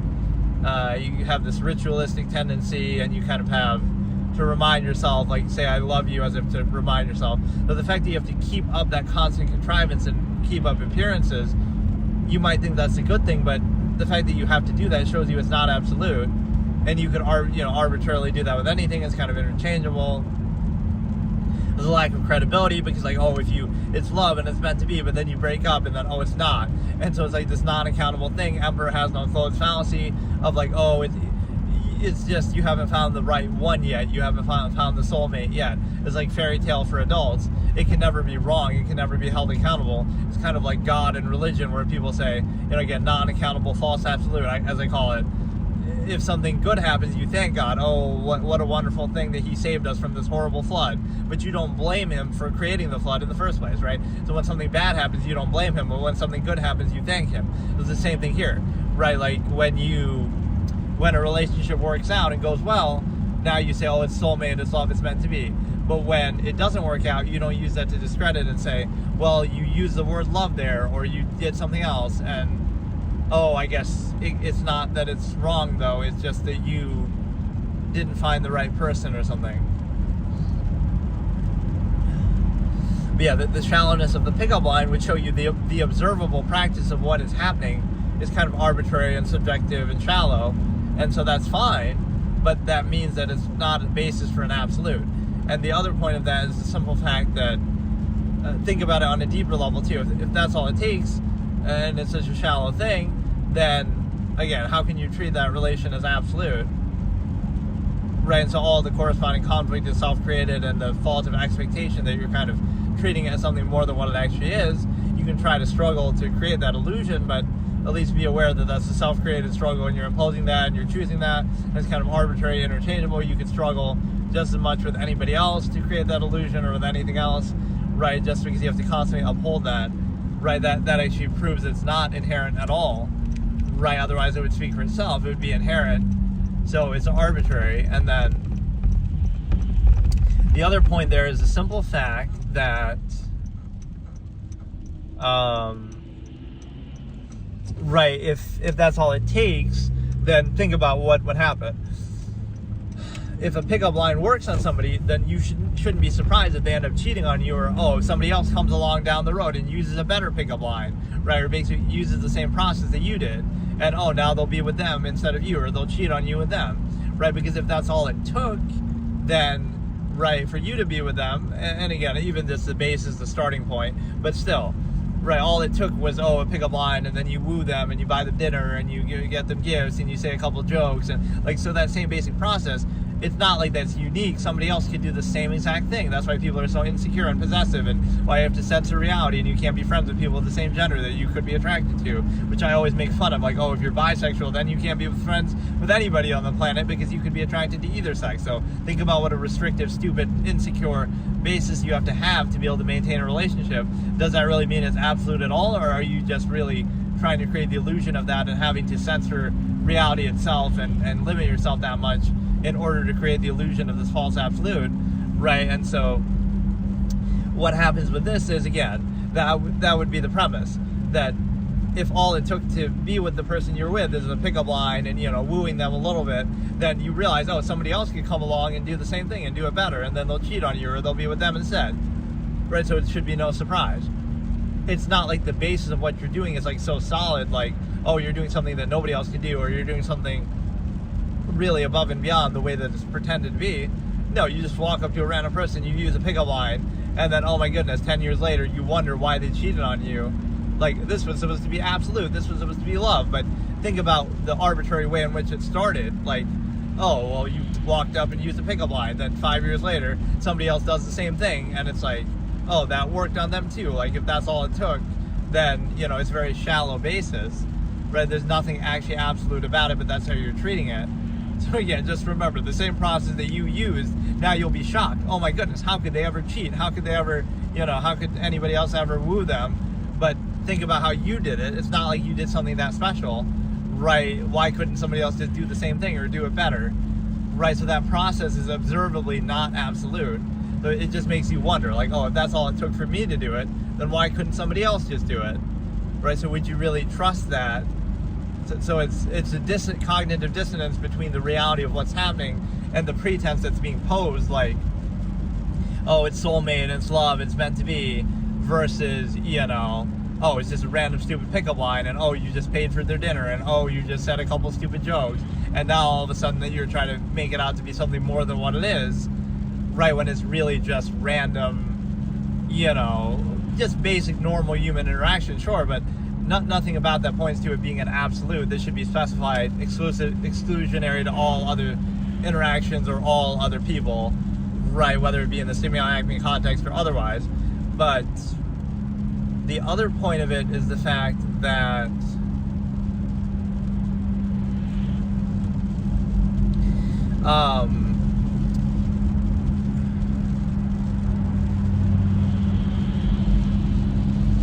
it's the fact that, again, you look at the nearness postulate and you say that's the defining factor. So once again, you're going to pose it as a false absolute, but then how did you meet your soulmate? How did you meet the love of your life? Out of 8 billion people on the planet, there's only one, and they're meant for you. How did you meet them? Oh, they happen to go to the same school as you. Wow. So again, I'm not saying you can't be with that person. I'm not telling you what to do, but I'm observing, can you really take it seriously as an absolute process when it's based on nothing more than your geography, or, they happen to go to the same school, or they happen to work at the same job, or they happen to live in the same geographical area? That clearly shows you not only is it not absolute, it's kind of arbitrary. If you had just lived somewhere else, then you'd be with someone in that environment, or, it shows you the shallowness of the process. It's anything but absolute, but yet you treat it as that, and therefore there's a contradiction, that constant conflict of contrivance that I talk about. Let me even appeal to the Stimuli Acme there. The conflict of contrivance, short form, would be ha ha ha, right? This is what we got to appeal to, the dumbed down, lowest common denominator state of people. And I even use that in one of my titles for one of my gaming videos, like, I haven't been this excited for a cock, C-O-C, because I was playing Clash of Clans for the first time. I haven't been this excited for a cock since the conflict of contrivance from my old debate format. So that's exactly, this is what you have to do. I mean, it might seem like I'm mocking my own thing, but this is the era that we live in. Like, you have to appeal to it, or, you know what I mean? That's the kind of thing that people respond to, for better or for worse. So, right, but it's just, and speaking of that same thing, like on social media, a lot of content creators benefit from the Stimuli Acme, whether it's direct or, the Botas sisters or whatever.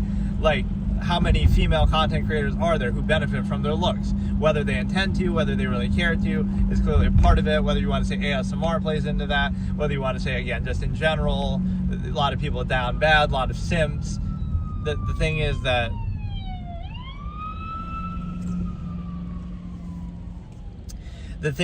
that is something that clearly is benefited from. If you want to say you don't benefit from that, then, just don't do face cam or something like that. So it dictates a lot of value there. It also controls you in the sense that, there's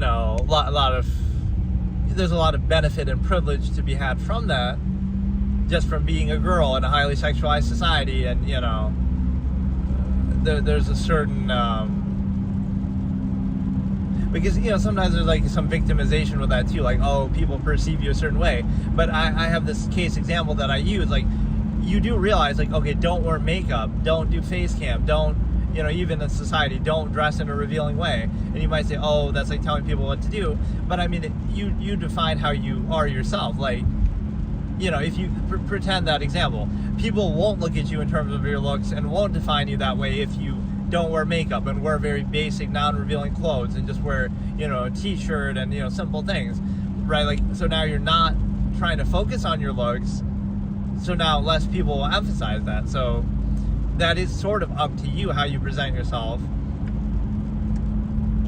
So it's taken as a default. So you're defined by not doing something rather than doing it, which shows you it's a very controlled, contrived state, right? You'd be defined by not wearing makeup, even though that's your natural state, versus being defined by doing an outward thing like wearing makeup. So it's a little bit odd because it's kind of reversed.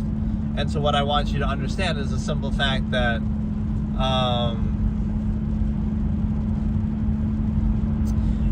you could dress in a certain way, or again, don't play into that. But that, again, that's another example of how obsessed people are with this, is the fact that they're, again, whether it be social media or content creators or anything you do, even if it has nothing to do with that, right? Like, it's one thing, okay, you're on OnlyFans and you benefit from your looks, or you're a model or something, or even an actor, actress, to some extent that matters. That's different because at least, okay, you benefit from your looks and privilege, but at least there it's relevant. It makes sense, right, that you would benefit from it. So even if you want to observe a certain privilege and obsession with that is reflected too, that's at least where you'd expect to see it. But even in things that have nothing to do with it, gaming content, oh, these chess streamers, Botez, no doubt they play into it and benefit from it. Or, again, any streamers, just in general, gamers, ASMR benefits, anything, any video of a female online, people are going to be down bad for it to some extent, potentially, right? The GameStop girl, Riley, with the Best Buy and the GameStop, like, it has nothing to even do with anything. And people sort of treat it in like a comical way, like they seem like they're joking and, oh, haha, it's funny that we're down bad for this, but it's really not. It's kind of odd. Like, what does it have to do with anything? You're basically acknowledging you're being controlled by it, and yet you like it or you go along with it. Like, oh, you're reacting to it. You're reacting to it in a way that's like, okay, you're getting attention, and you're kind of, right, you're giving attention based on that because you're a mindless, hedonistic animal who's controlled by the stimuli Acme, and even something less than that because you're obsessing over it in a way that even animals would not do, right, because you're able to understand that process better. So, right, like, this obsession everywhere you look, everywhere you turn, certain benefits, certain privileges, certain, enemy of meritocracy, special treatment, so many things defined by that. But then, even though you'd say it's defined by that, you would want to acknowledge that that's not the case. Like, it's like a non-accountability. You don't want to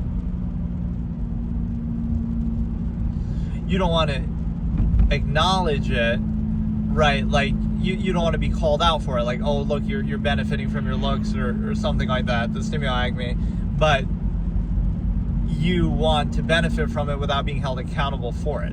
So you see that happen a lot, basically, where,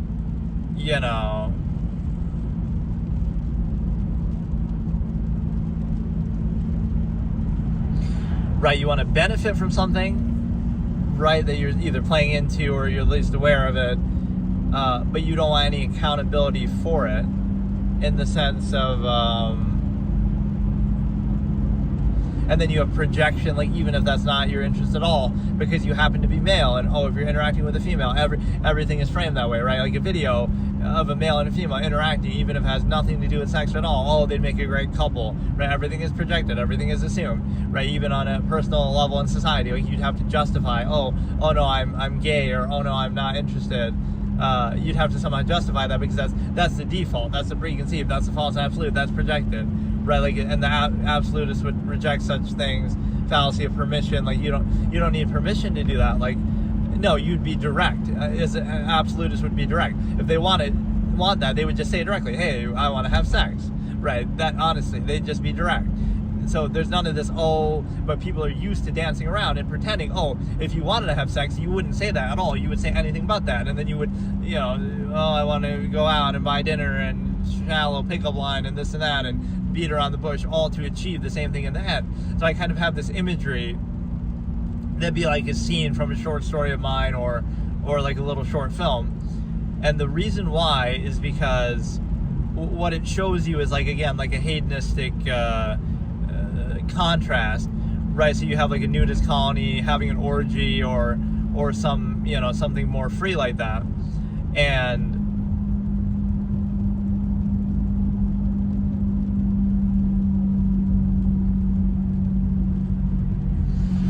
what happens is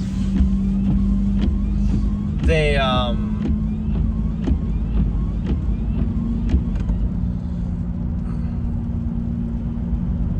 right, on one hand, they're having an orgy, and then they go about their business, and they're not obsessed over it, and it's not a big deal. They just kind of do what they do, right, and that's it.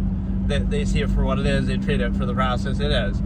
Whereas in contrast, they're at a party, and they dress up so lavishly, and they're spending so much money, and they're making all these promises, and, all these privileges, and money, and obsession, fixation, and overcompensation, and like all the social interaction and tradition, and they're all to achieve the same end in the end, right?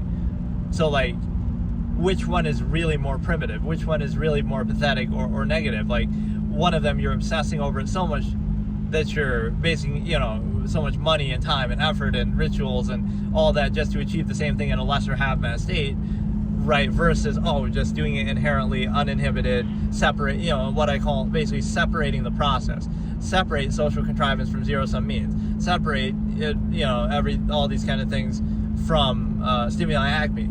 Treat the process for what it is, and then you're free of it, and then you can choose how to do it or not, instead of being controlled by it. You're in control of it instead of controlled by it. But instead, this is overextended, like everything is obsessed, and it has to be done in a deceptive way because people are on rule by omission protocol where they're trained like animals to be controlled and get value from externality, and they need permission for everything, and they're controlled in everything they do. And so they're so used to being controlled and ruled by artifice that when they don't see it, they project it, and it's a negative, right? Or it's the inability to achieve a false absolute. Not that it's not absolute, but even beyond that, it's the simple fact that you're able to consider that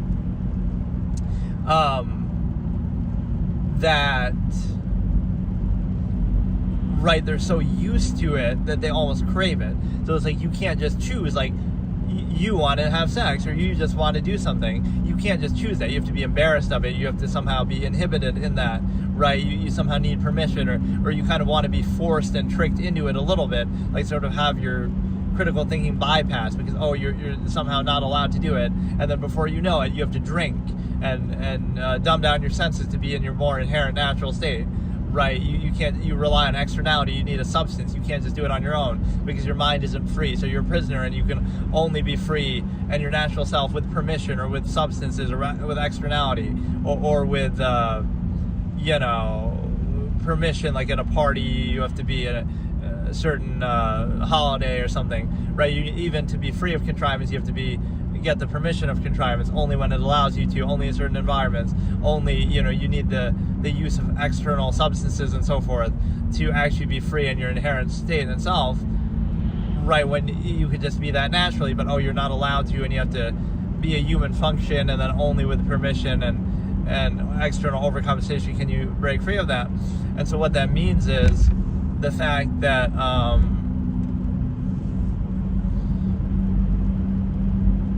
again, which one is more telling there, that you overcompensate and you're obsessed with it, or even the fact that, again, people are so used to being controlled in every area of their life that that's kind of what the form it takes on, right? If somebody was direct and honest, that would be somehow negative because it reveals the process for what it is, and you want to be kind of tricked and fooled and overcompensated, right?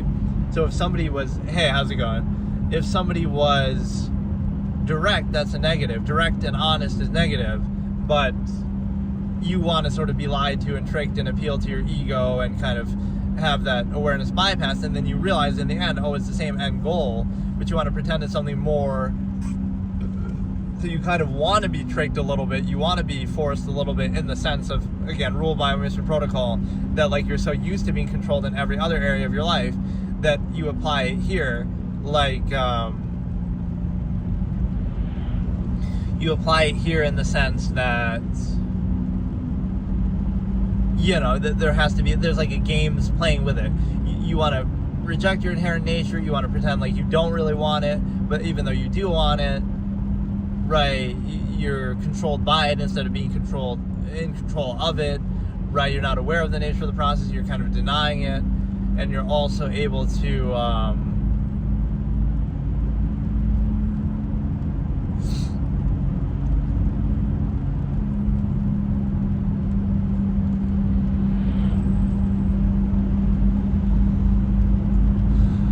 you know, you're also able to consider the fact that, again, there's like a gamesmanship to it, right? That like, why should you need to do that? And again, it shows you the obsession again. Like, why can't you just be direct and treat the process for what it is, or not do it at all and not have interest in it? Instead, it's this halfway of like, you're pretending like you don't want it or like it's a bad thing, but the way that it's achieved, you try to treat it as an absolute, even though observably it's something much more basic and shallow.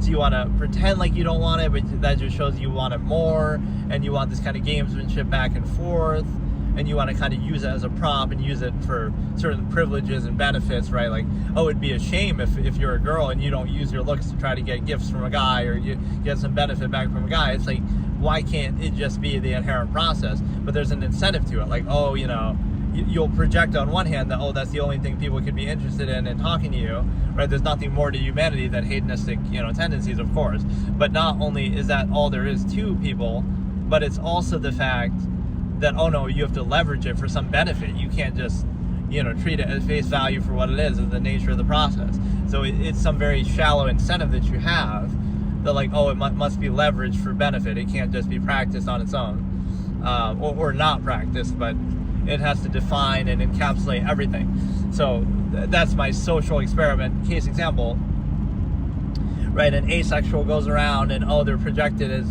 in so many situations, as having that incentive. Even if they don't, it doesn't apply to them at all, it'll still be projected. So that kind of shows you the truth and reality and human variable and, you know, different, or even, again, even if you're not asexual, just that might not be your interest, that's projected everywhere, even if it's not true. So that kind of shows you how people are ruled, right? It says more about the observer than what is observed, right? The rule by omission protocol, the state that they're in and how they're indoctrinated is more important, right, than reality and truth. It doesn't matter what the truth is, or you have to kind of justify yourself or get permission, like, against a preconceived notion that has no relevance to you there. It doesn't apply to you at all, but it doesn't matter what the truth or the reality is, right? That's how strong the control is. They're controlled so deeply that they see it even where it isn't there. And they see it in the sense of,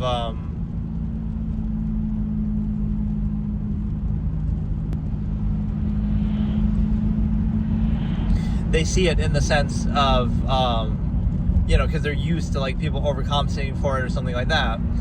And so when somebody doesn't overcompensate or doesn't place undue emphasis, it couldn't be that they just don't want anything, or they have some different measure, different priority of value. They don't want money, they don't want sex, they have some other purpose, they care about time, they care about amalgam theory, they care about something else. So what it means is the fact that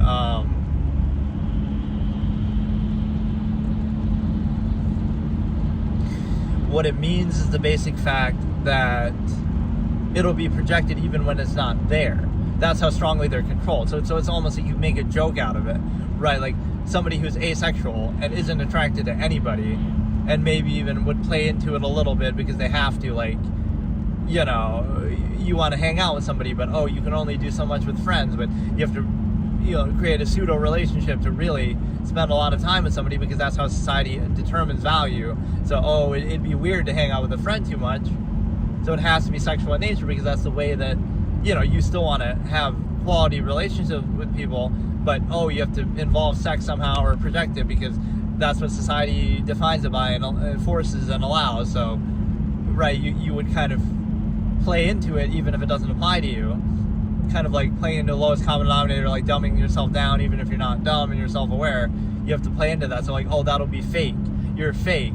But you're only fake because you're not dumb and everybody else is. So you have to be fake to, you know, fit in with them. right? So it's not your fault for not, it's your fault for not being dumb, not their fault for being dumb. Like, your fault for being fake and pretending to be dumb, right? Like, it's aware or unaware of a process. And so, right, the same thing comes back to the Stimuli Acme when it comes to the basic revelation that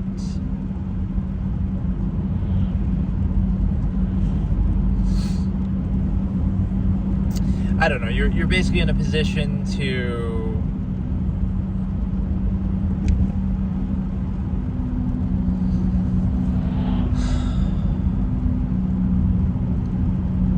again, it'll be like, I could just show that in a singular case example.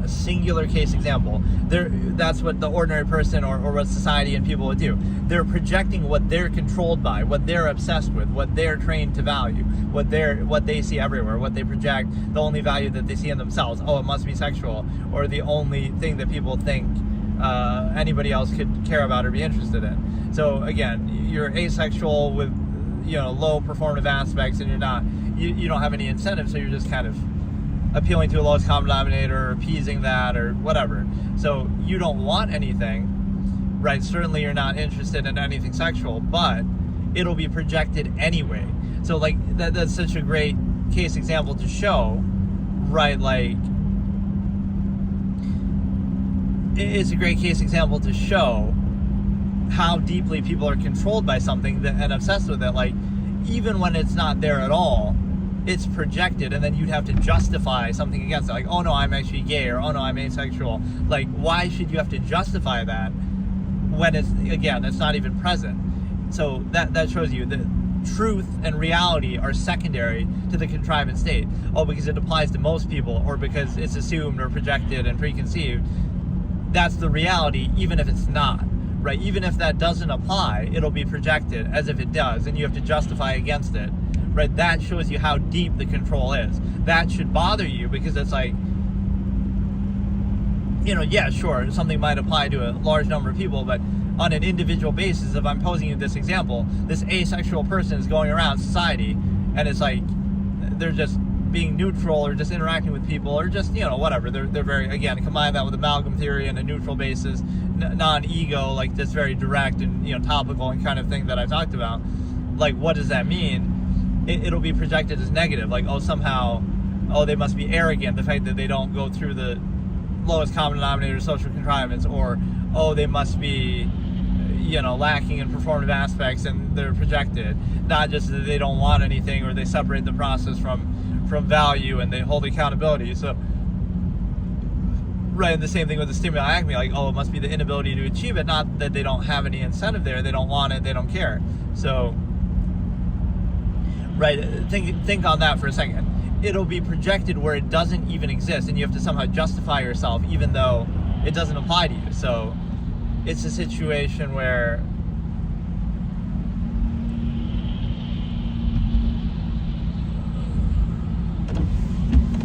right, you have to do that, and the reason why you have to do that is because they're so controlled that that's their reality, that's their worldview, that's their closed structure contrivance. It's not actually reality, it's not actually truth, but it's how they have to see the world to be controlled the way that they currently are.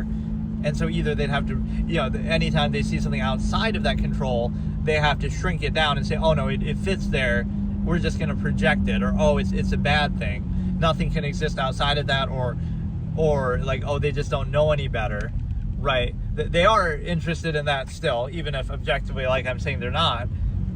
They are interested, they're just not good enough at achieving it, right? Or oh, they do, this is an absolute that they should want to do, but they just don't know any better. They just have a condition, they just can't help themselves. That shows you how deeply, deeply controlled they are. Like, this is where self-awareness just invalidates the process, and it doesn't work on the social contrivance level.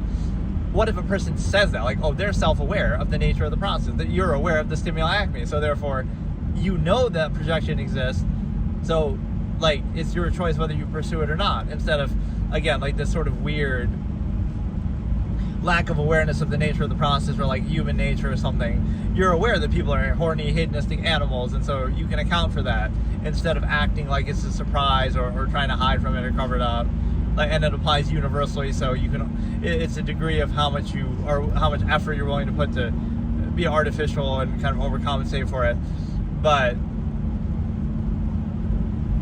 right, the other thing that you need to understand is the fact that, again, that's a good example of truth and reality versus some preconceived notion or again, like, it's not that their preconceived notion could be wrong. It's not that their projection could just say more about them than it does about you, and it says more about the observer than what's observed. Just by you being neutral or not having any incentive.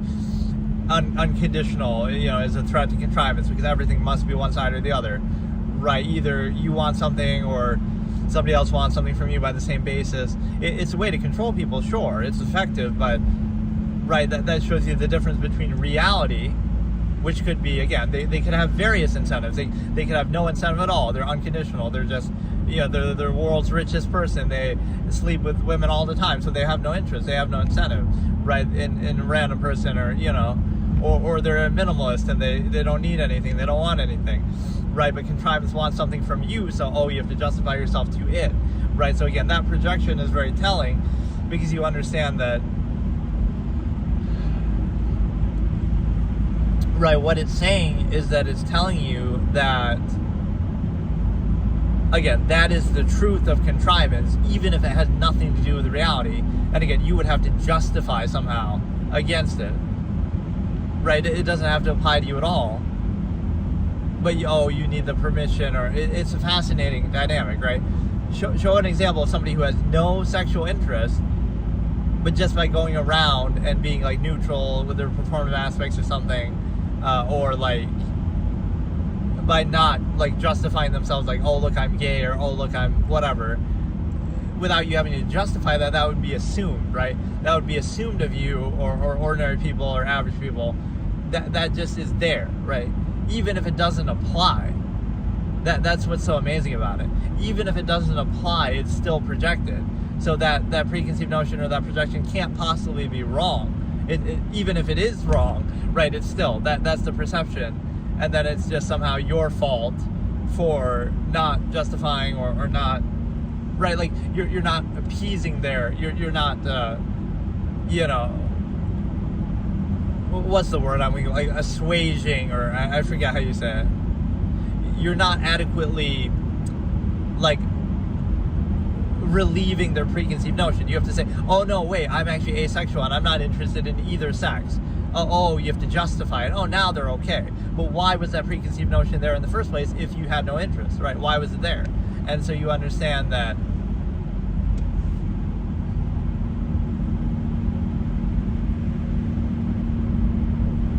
right, like, so that shows you the basis of rule that's already present.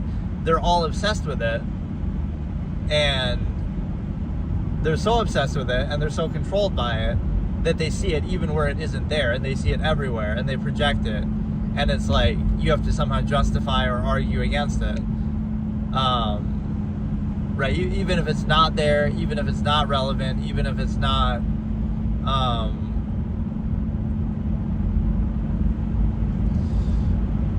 yeah, right, like, so all you would need is one case example of this, again, like this inherent person or this neutral person who it doesn't apply to, and by simply not saying anything or not doing anything, right, just by being relatively neutral, it would be projected, because you somehow, like, see, like, you would have some incentive to, I have to be careful, or I have to somehow, account for that, like, I have to make sure that I overcompensate for this, right? For this incentive, I have to overcompensate for it. But then what if you don't have the incentive? Now you don't feel the need to overcompensate, but now that's sort of being missed. That's sort of being missed where, now they're not overcompensating, so now they'll see that. They'll project it like, they still want that, but because they're not overcompensating, now I see it. Whereas if they were overcompensating, then you don't see it. So, right, like, it's the same process, but you want them to overcompensate and distract you, kind of. But the other thing is the fact that, I don't know, I just find that example, I've said it maybe a a few too many times, but again, it's projected where it's not even there. So what if that preconceived notion is wrong? Then do people reflect and say, oh, maybe I'm just dumb. Maybe my worldview is just, very controlled and very narrow, and I'm seeing something that's not even there just because that's how controlled I am and that's how I perceive things, right? That's like the unwillingness to be puzzled. Their preconceived notion is wrong, but they can't see it as wrong because then that opens their mind outside of the contrived state that they're trapped in. Like, oh, there's other things that exist besides just sex or just money or just whatever, different priorities or some sort of variable. There's something different outside of that. There's some other choice. There's some other free will. There's some other actual values, valuing time, valuing amalgam theory, and anything. Those things cannot exist, right? The only things that exist are exactly the contrived state, and you're either achieving it or you're not, or you're distracting from it, overcompensating for it, right? But that's the zero-sum false duality. So as a case example, it is, again, I'll say it once more. I've said it maybe too many times, but that example of somebody who's not, like okay, let me do it this way. You're the world's first trillionaire, and then you're the richest person on the planet, but you do it kind of, or not even that. Like, okay, you're a millionaire, you're a crypto guy or something, but nobody knows that. Like, behind closed doors, you're that. So now they'll judge you, or they'll kind of, but like you don't need to. I don't know. Like you're just the way that you act and present yourself versus what you actually are. It's like it would sort of trivialize the egotism that people get from half-assed zero-sum functionalism, like, oh, they're proud of their job and they're proud of this or that, and you're just kind of more neutral. And it's like, oh, you're not proud because you're just not as accomplished as them. Meanwhile, you're way more accomplished, but like you just don't get value from that, or that's why you don't, because your standard is higher, right? So the people who have to flex that are kind of more just insecure than to overcompensate. And so again, I'll leave it with you one more time. The case example of someone to which that preconceived notion would not apply, and it would be false and it would be wrong. It shows you two flaws. One, it says more about the observer than what is observed, because they're kind of preconceiving something based on their own way that they're controlled and their own close structure contrivance and limited worldview, right? That they have to see everything in those terms, false duality, not that something could exist outside of it. So it shows you how they're controlled. But number two, it shows you even the way that they judge and perceive things is not credible, because they're seeing it where it isn't there, and then they won't see it where it is there. And then, oh, you'll be surprised down the road, like, oh, somebody deceived you and you believed in their sweet words or their performative aspects. Like those two things are separate, right? What the reality versus the performative aspects. And often it's in contrast. Like, the more you put up performative aspects, almost the more you have to overcompensate for, or the more you have to prove and show. Whereas if you don't do those things, maybe you don't have to prove anything. Like, you want the reality to speak for itself, right? So like somebody who's kind of has a solid basis wouldn't need to do that, right? They would let the actions speak for themselves, or they don't feel the need to overcompensate, right? Because the reality is what it is. Or number two, the person who needs to overcompensate is going to rely on that. So they're two separate things, but somehow they're aligned, like, because that's the only way that people can perceive things in society in the lowest common denominator way, right? Because it's initial minded, it's like very superficially based, right? So that's what people go by, and they treat it as an absolute and overextend it, even if it has nothing to do with reality, or at the very least, it's not like all encompassing of reality. It's limited. It's kind of narrow. It's even like a self-awareness thing. If you're aware of the process and they're aware of the process, then it wouldn't work, because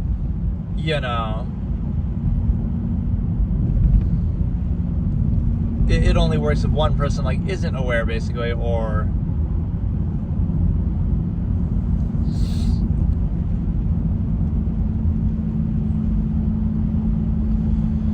it's basically a situation where, again, like performative aspects, I could look away just because I don't, I find egotism and social interaction trivial, or whatever the reason. I don't look at people, I see through them, I align. It's like, oh, I'm looking away, but I say 2 + 2 is 4, so I must be lying. Look at me, I'm not doing performative aspects. And then I look you right in the eyes and I say, oh, 2 + 2 is 5, so I must be telling the truth. Like, it shows you those things are not tied together, right?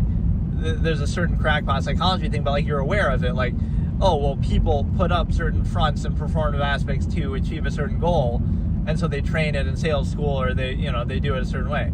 So like you want to seem genuine, but nothing is genuine with that. Language itself is a construct. So it's like you appear a certain way, but the problem is that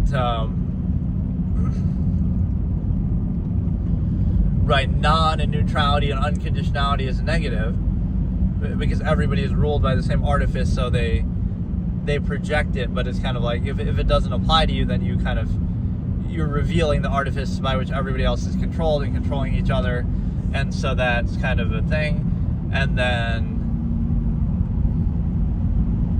right, like it's a situation where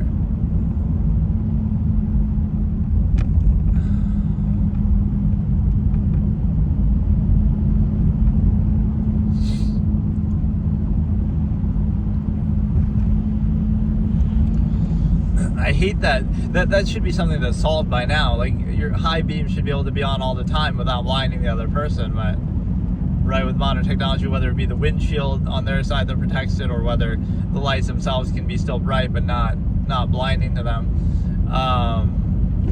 But no, it's a situation where basically you see the projection, you see all of that, and you see I mean, this is a topic that could deserve its own mini series of multiple episodes, but in fact, this episode went on longer than I was expecting it to, because obviously the drive has been in poor weather. But again, the nearness postulate, false absolute, non-thought is necessary. Again, if it works, if pickup lines work on you, I don't want you, as far as like that's a shallow basis, or at the very least it's not an absolute. And so it's not an absolute, but you treat it like an absolute, so it's a failure of your own expectation. If you just see reality for what it is, or at least then it would speak for itself, or at least understand that it's like a self-created, wait, why are there so many holes here? Self-created process. And what that shows you is the fact that it's a self-created process, conflict of contrivance, where you're trying to maintain the illusion and appearance of an absolute, even where no absolute is actually there.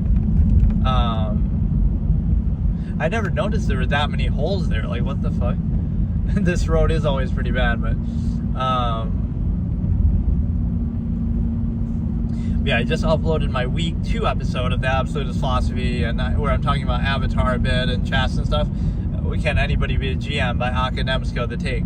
So like that is only up to like December 18th, right? So like I'm a month behind, which normally I'm like a couple weeks behind anyway, but it's not even the road that's bad here, it's the visibility. Like I can't see.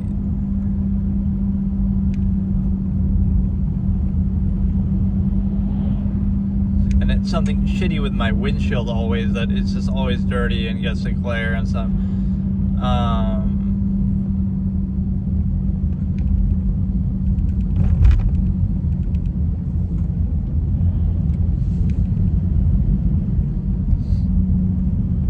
These holes are so much more pronounced than they normally are. It's like a plow has been scraping the road and breaking that shit open and trying to do this. But yeah, this topic is very wide-ranging, but that's the lesson to take out of this, if I didn't say it a million times already, is just it's projected where it isn't even there, to show you how much they're controlled by it.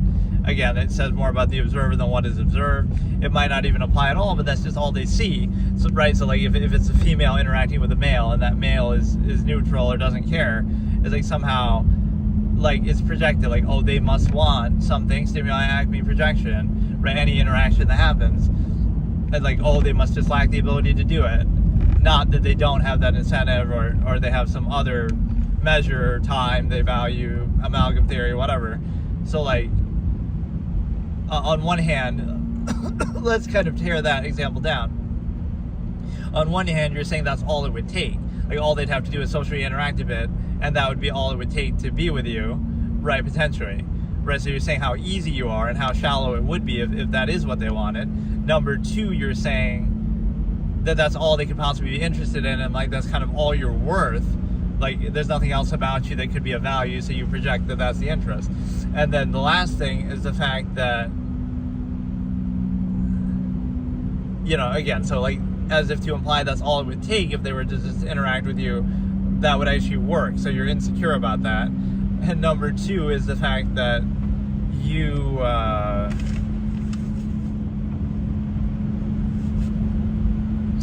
you know,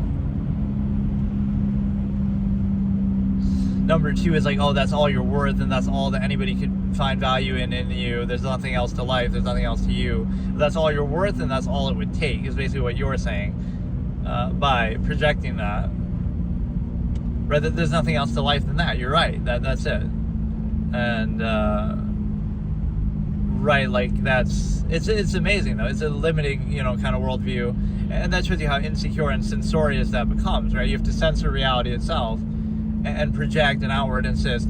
You're creating like you know, like what if it just doesn't apply? Like what if that's not something that applies to somebody, but it wouldn't matter, right? You'll see, you know, again, this hypothetical thing, like you're asexual and you're going through society, and it's like you might think, oh, you can live a normal life, but you're kind of shocked, you're kind of disgusted, or you're kind of so aware of how people are controlled by it.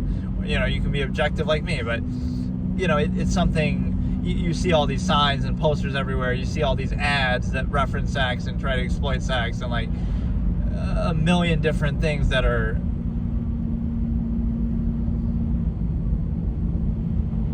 right, referencing it and obsessed with it and controlled by it, and humor is to do with it.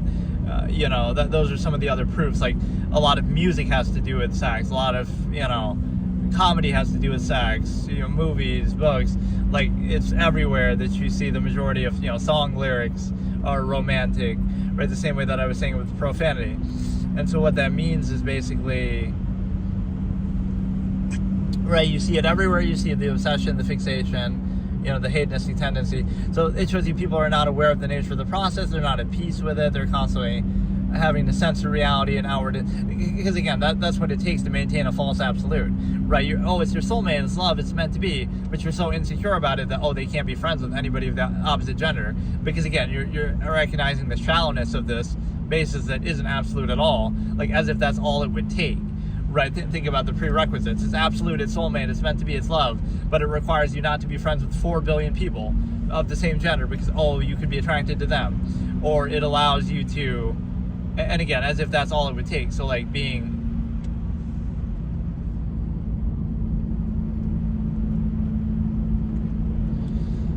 like simply being friends with somebody of the other gender is all it would take to potentially cheat on you or to be with somebody else.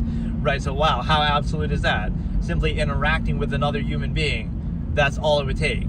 Right, like that's all it took with you. So that's all there is to it.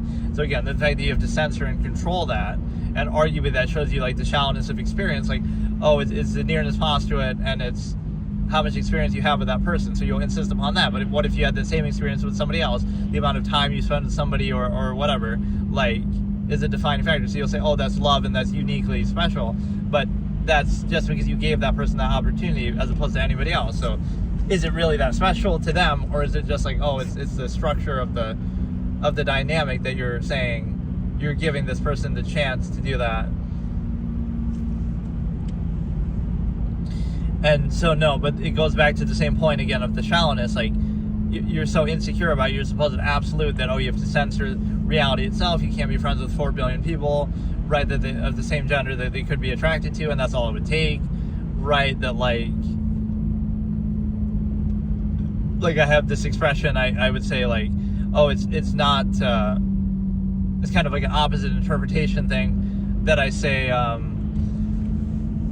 you know, oh, just because, you know, I say it like in a character, hypothetical, because we're together, don't expect that I'm not attracted to other women, let's say, right? Like, oh, just because I'm with you doesn't mean I'm not attracted to other people, of course.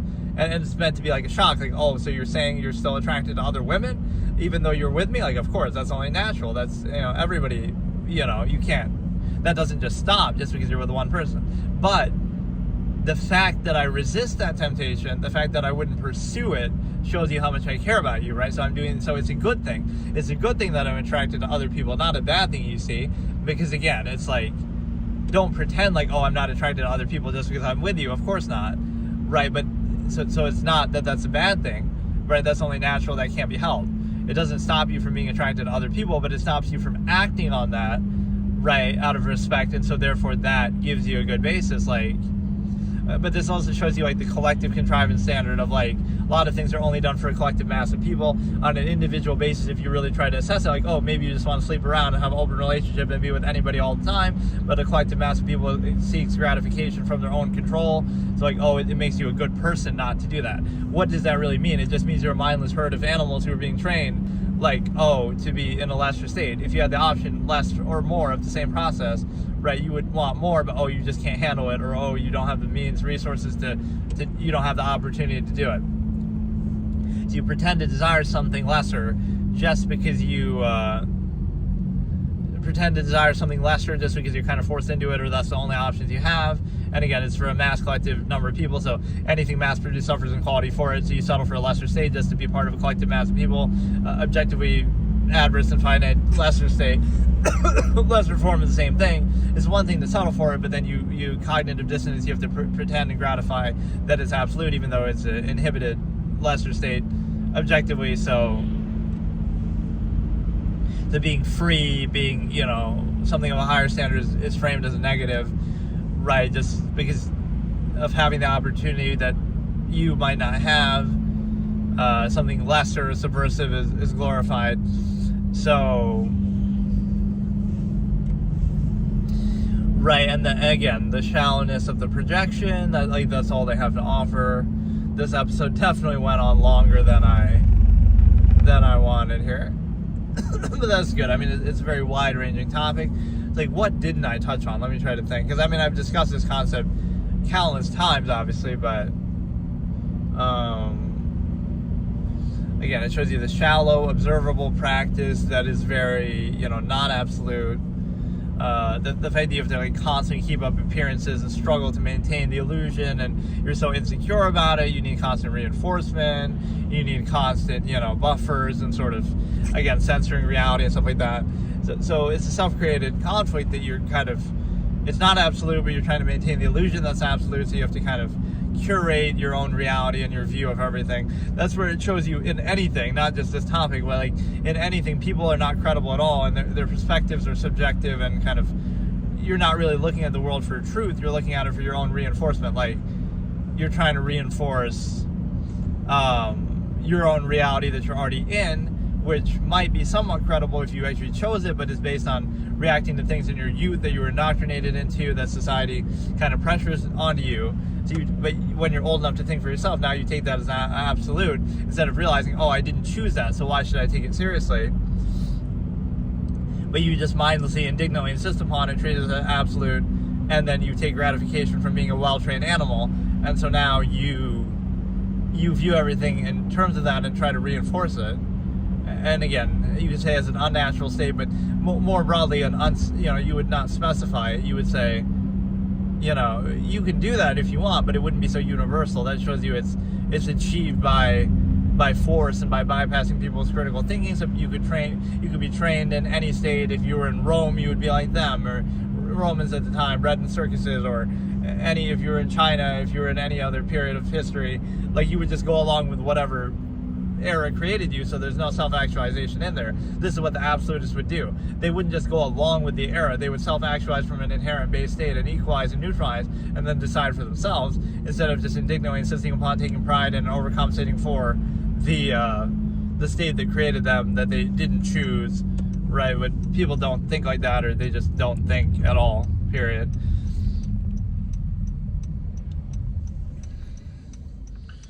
Yeah, it's like a flawed process, a structure, expectation. You're expecting it to be an absolute, a false absolute, as opposed to a free, inherent, open, variable relationship sort of thing, or, again, even neutrality and nothing, but either way, you're not controlled by it, right? You would have orgies and you would do it to the utmost, freely, openly, uninhibited, but not obsessed over it, not base your life around it. That's the whole irony. Somebody having orgies and open relationships is less obsessed with sex than somebody who's in a single partner relationship. And they're less obsessed because they would do it and be done with it, and, you know, they're not basing their whole life and finances and life goals and everything around it. They're just doing what needs to be done, right? They're enjoying it, they're seeing it for what it is, and then they're moving on, instead of, so like, think about it. You're free, and you're doing it as much or as little as you want with anybody and whoever you want, so you're free. Whereas, you're tied down to one person. So who is really more obsessed? You're having orgies all the time and you're having all these open relationships. You must be obsessed with sex. But you're actually the one who's obsessed, because you're so obsessed that you're letting it tie you down and base your whole life and finances and living, you're living with the person, and like, no, they have orgies, they have a good time, but then they're free to do what they want outside of that. Instead of you, like, no, you're basing your whole life around sex, and you're obsessed with it, and you worship it, and you live with the person and base everything around it. Right? You have all these like ritualistic tendencies. You have to almost remind yourself of it, like you say, I love you, as if almost to convince and remind yourself. You have to have the rings and the traditions and the little, gifts and rituals and stuff like that.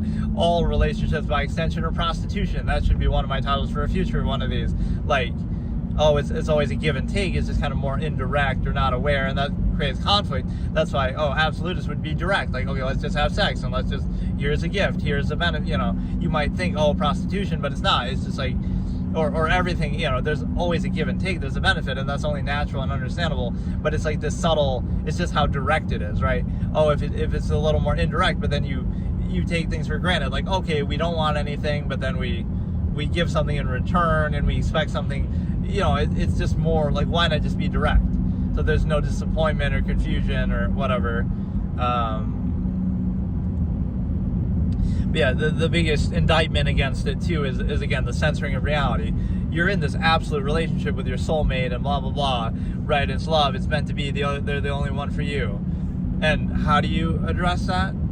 How do you have to maintain that? You have to be super insecure. You have to be you have to censor reality. You can't be friends with anybody of the same gender, right? That's all it would take, just being friends with them, or you get 4 billion people out of your life just because of that. That's how obsessed you are with it. There's no other value that people have. They're just, animals to be enjoyed for their hedonistic capacity. Like, that's all there is to people. You have no self-control. It is an absolute supposedly, but it's so not absolute that you have to, again, censor out of your life all of that. You would have to censor, like, you can't watch adult films because, that might desensitize you to the limited state that you're reduced to, that you're treating as a false absolute. So all these things that would reveal or show you as insecure in this false absolute that you have to maintain, right, is very questionable. Even censoring reality in a different way, like, the naked body, and just the way that, not being at peace with yourself, right? Like, what kind of a state is it? You can't be friends with 4 billion people just because of their gender. That's how insecure you are. You can't have any imagination or free expression or experience with, adult films and things like that. Because, that'll show you a higher standard, and you'll imagine something better than the reality in front of you, so we can't have that. We have to censor your thoughts, so you can only settle for and make more of what you have than what it actually is, right? Pretend it's better than what it is. And then the other thing is, like, you also have to censor, you can't be at peace with your own naked body and your own natural self, and you have to hide from that, and you have to censor that too, right? So imagine those are the prerequisites for a process. So you can still do it if you want, right? Nobody's stopping you, but you have to question, that is anything but absolute. So you can do it if you want, but that's about all I can say about it, right? You can't say that, that's a uniform absolute thing, it's love, it's meant to be a soulmate.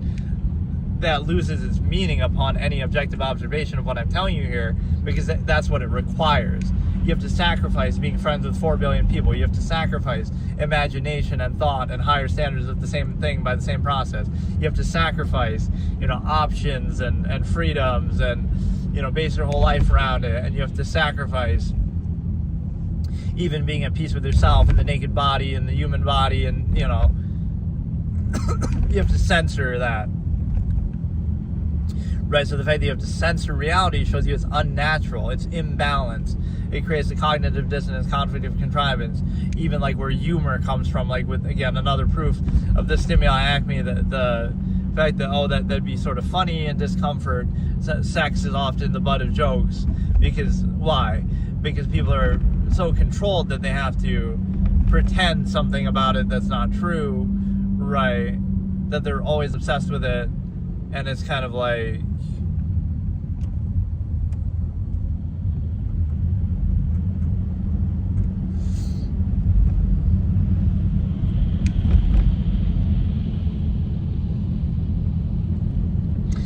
people are obsessed with it, and they kind of have to pretend like they're not, or how did I explain this before? Like, basically, again, to maintain the false absolute, or to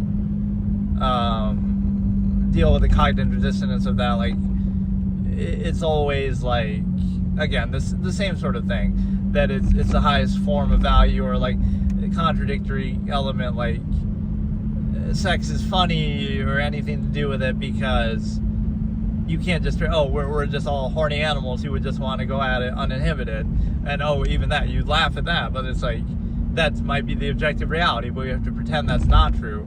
So we're always constantly battling that cognitive dissonance of the inherent reality versus the pretense we have to pose, and so that kind of comes out, again, either as profanity, or either as some expression or fictional thing, or as even...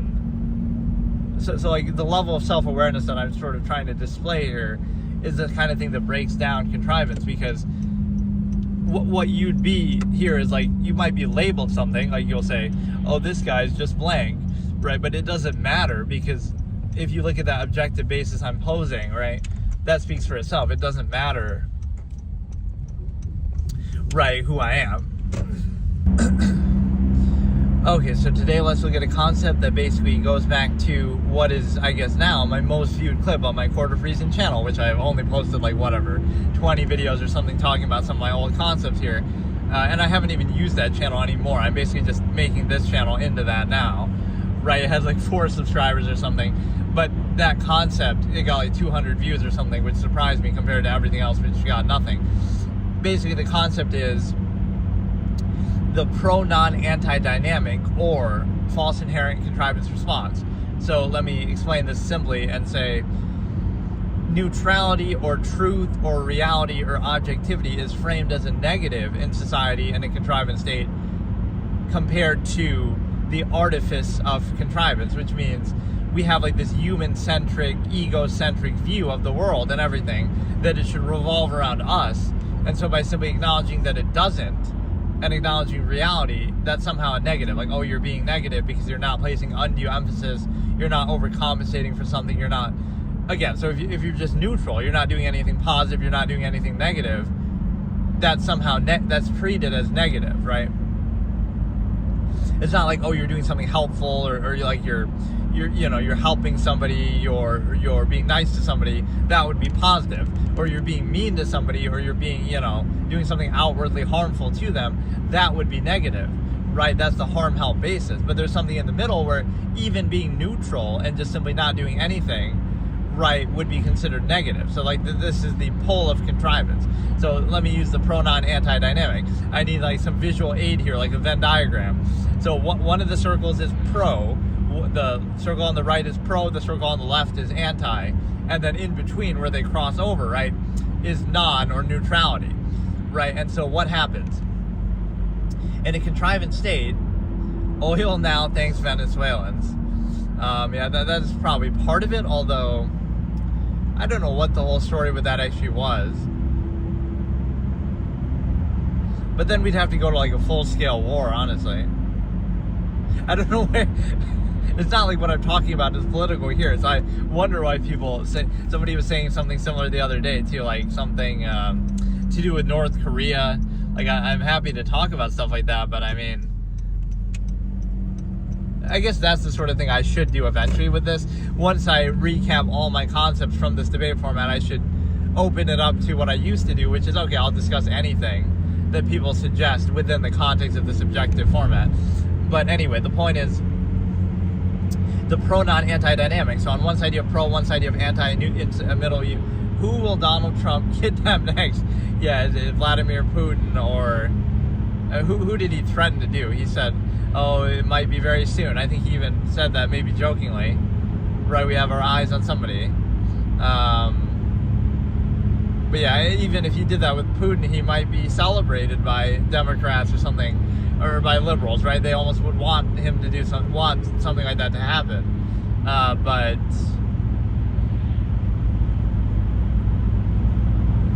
I want to see that as like a tactic. One day you just go to a friendly meeting with President Xi or somebody like that, and then you turn it into but secretly you're trying to kidnap them. It would actually work, even though that would cause a problem, because they wouldn't be expecting it, right? Nobody's going to expect, you're meeting with the president, that to happen. So you could do it like that, right? Theoretically. It's just the blowback and the accountability that you're more so worried about. But okay, so pro-non-anti. So again, in a contrivance state, being pro something, and I can give examples like religion is a good example, right? You're defined not by doing it, right? By being a religion, by being Christian or whatever. You're defined by not doing it. So you'll be, oh, you're an atheist, rather than, oh, you're a Christian, right? Like you're not religious is somehow an outward thing, even though everyone is born atheist. And so the problem is that, hey, how's it going? Hey, Flacco. So that's the fallacy, right? You're saying you're defined by not doing something rather than doing it, which is a sign of closed structure contrivance state, right? Which sort of treats itself as absolute and inherent, even though it's not, right? So this is what we get with, so again, by simply being neutral, it'll seem like you're taking a position or you're doing something outward, even though you're not doing anything at all. And then, even though you're actively outwardly doing something, right, you believe in specific religion, for example, that's an outward practice. That doesn't mean it's bad or you shouldn't do it. It just means that's outward. Like the burden is on the claim maker, so then you'd be accountable.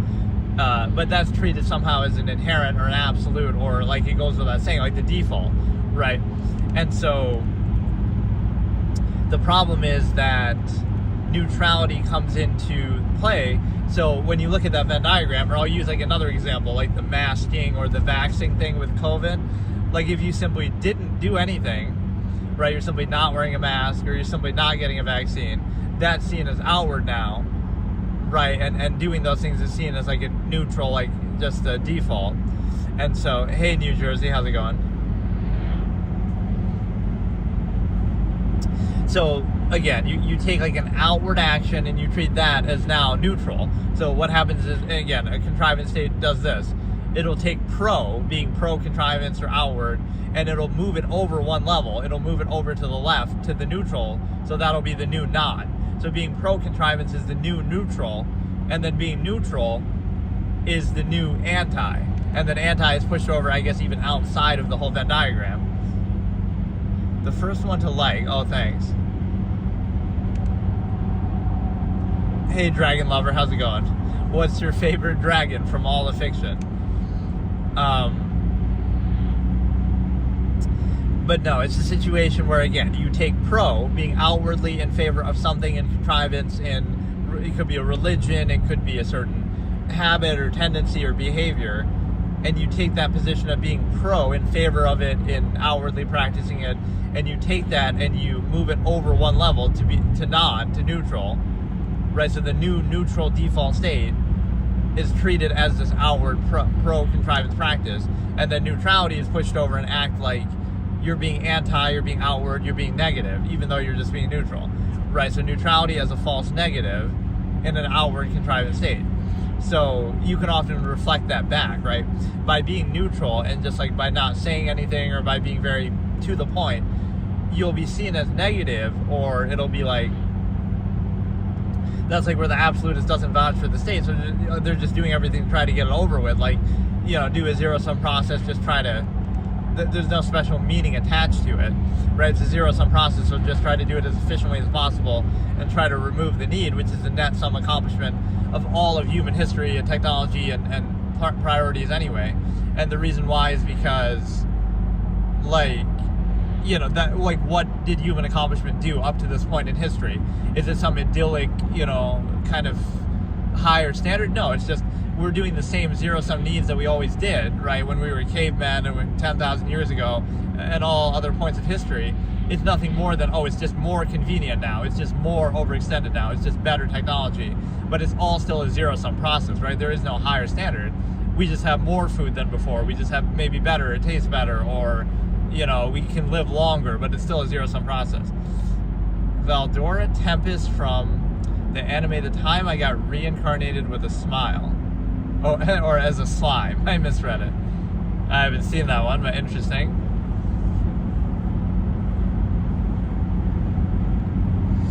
But yeah, the thing is that, yeah, my favorite dragon would probably be Malagos from the Warcraft universe, where he's like, he has a great sense of like being a sympathetic villain and sort of a, you know, he's like the essence of magic, and he sort of wants mortal beings not to really use magic because they can't control it, and it's kind of like you'll destroy yourselves with it. And he's kind of right in a lot of ways. They summon demons and Sargeras and all this kind of stuff, so it's a great like sort of tragic character that, like, he seems like the bad guy, but he's really trying to protect people from themselves. Good choice, thanks. But in a way they kind of cheat that a little bit, because those dragons like become human at times, like they have a humanoid form too, so it's kind of like a dragon but not truly the same thing. But yeah, okay, so pro, non, anti, again, you treat neutrality as outward contrivance. So if you think about this as like a personality type, right? Somebody who goes around kind of like me, I'm sort of like that. I have kind of low performative aspects. I'm not really like super upbeat or high energy or anything like that. I'm sort of neutral and to the point, and so that could be framed as a negative.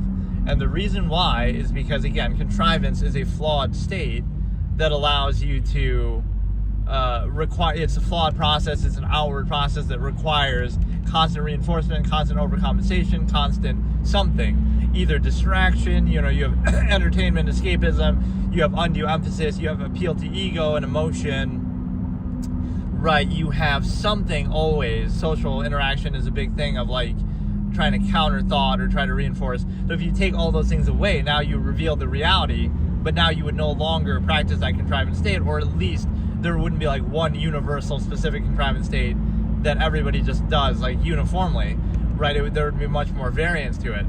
So it's to create some unnatural state and like put you in that before you're old enough to think for yourself, like indoctrinate you when you're young, and now you're just more concerned with reinforcing it or overcompensating for the flawed process, which this goes back to my stigma effect concept, which I guess that concept deserves like an honorable mention as like the most important one as in my all of my talks over the years, because I bring that up like every single episode in a way that I didn't realize how prevalent it actually was. So basically, the same thing would apply to every era of human history. So if you grew up in Nazi Germany or China right now or something, right, you would go along with that too, because you're concerned with the initial basis of like, well, you were born there, you're kind of, you know, you grow up there, so by the time you're old enough to think for yourself, you're already in favor of it, or you're already kind of dug into it a little bit. And so now you're just concerned with reinforcing it or overcompensating for it. And so no matter what the process was, you can see how unsound that is. There's never a point of like self-awareness where you think, is this something I really support, or is this something I really chose? Which of course objectively you didn't choose it, but which I call the self-actualizing from an inherent base state concept of like, go back to a neutral state and then decide for yourself. And if you come to the same conclusion, so be it, but it's very unlikely you would, but it's hard for people to think outside of their own kind of limited scope there. And then the other thing that you do is you, again, the pro, non, anti, it's better to explain it visually, I guess. I really can't do it justice here. But again, the pro contrivance is treated as like a default. And so by simply being neutral, that's somehow negative. and that reveals the nature of the process, and then you're somehow blamed for it. It's your fault for making people aware of the nature of the process, not the process itself. That's the initial basis, right, fallacy, that it's your fault for not adequately overcompensating for this flawed process, not that the process is flawed. That can never be the issue. But no, the other thing that I was saying is the false inherent contrivance response. So first, let's define each of these terms again. So contrivance is anything that is not real in nature, anything that's not inherently real, right? So society, language, human social norms, and kind of traditions, and all these kind of things in societal contrivance, right? So it doesn't mean it's bad or anything like that, right? This is all objective observation. We're not attaching any meaning to it, but we acknowledge, okay, or the better way to explain it that I've used in recent years is contrivance is that which is only real by acknowledgement and only necessary by overextension. So that would be, it's only real by acknowledgement, like power, the power of government. Sure, they might have bombs and resources and technology, but that's kind of a separate thing, right? The fact that they happen to possess that is arbitrary. Anybody could possess those things theoretically, right? So that's not tied to them. Power is like, physical power. How strong are you? How, capable are you yourself, right? So the power that we acknowledge is like, we say this person is president or this person is the leader, but we just acknowledge that. If tomorrow everybody changed their mind and just don't refuse to acknowledge that power anymore, right, which is an outward thing to do, to acknowledge it, then that would cease to exist. So that power isn't real. If you were in a room alone with the president, how much power do they really have, right? Like anything like that. So it doesn't mean it can't serve its purpose, or you can't arguably find value in it, but it's not real, right? So it's only real by acknowledgement. It's not inherently real. It's not inherently true, right? It requires you to kind of suspend your critical thinking in a way and sort of play this collective fantasy, if you will. And then only necessary by overextension is a big concept for me too, where I say, like, it's only necessary because of the mass number of people. If the world was a village of 100, then many of our social norms and conventions and things would go out the window. Like I always say, in the land of minimalism, every man is a king. So everybody would have their own country, and everybody would have their own, abundant resources. So you wouldn't need to do all these things that we treat as absolute or default, like, you have to, inhibit so many aspects of your life for the benefit of the collective mass of people, which is why stimuli preservation and stimuli Acme preservation is so important to counter here, because you say, okay, you didn't create 8 billion people, but you're held back on behalf of them, and the more people there are, the more held back you are. Now you could argue the machination process is a counter to that, in the sense that, but you have better technology and stuff like that. But think about it more deeply, and you realize, look at all the lovely technology you have, but you wouldn't need that technology if there weren't so many people, right? Like, what would you do without running water? Well, there's plenty of water in the world. You could just drink from a stream, but no, it's monopolized by big corporations and this and that, and you can't be trespassing and you're stealing or whatever.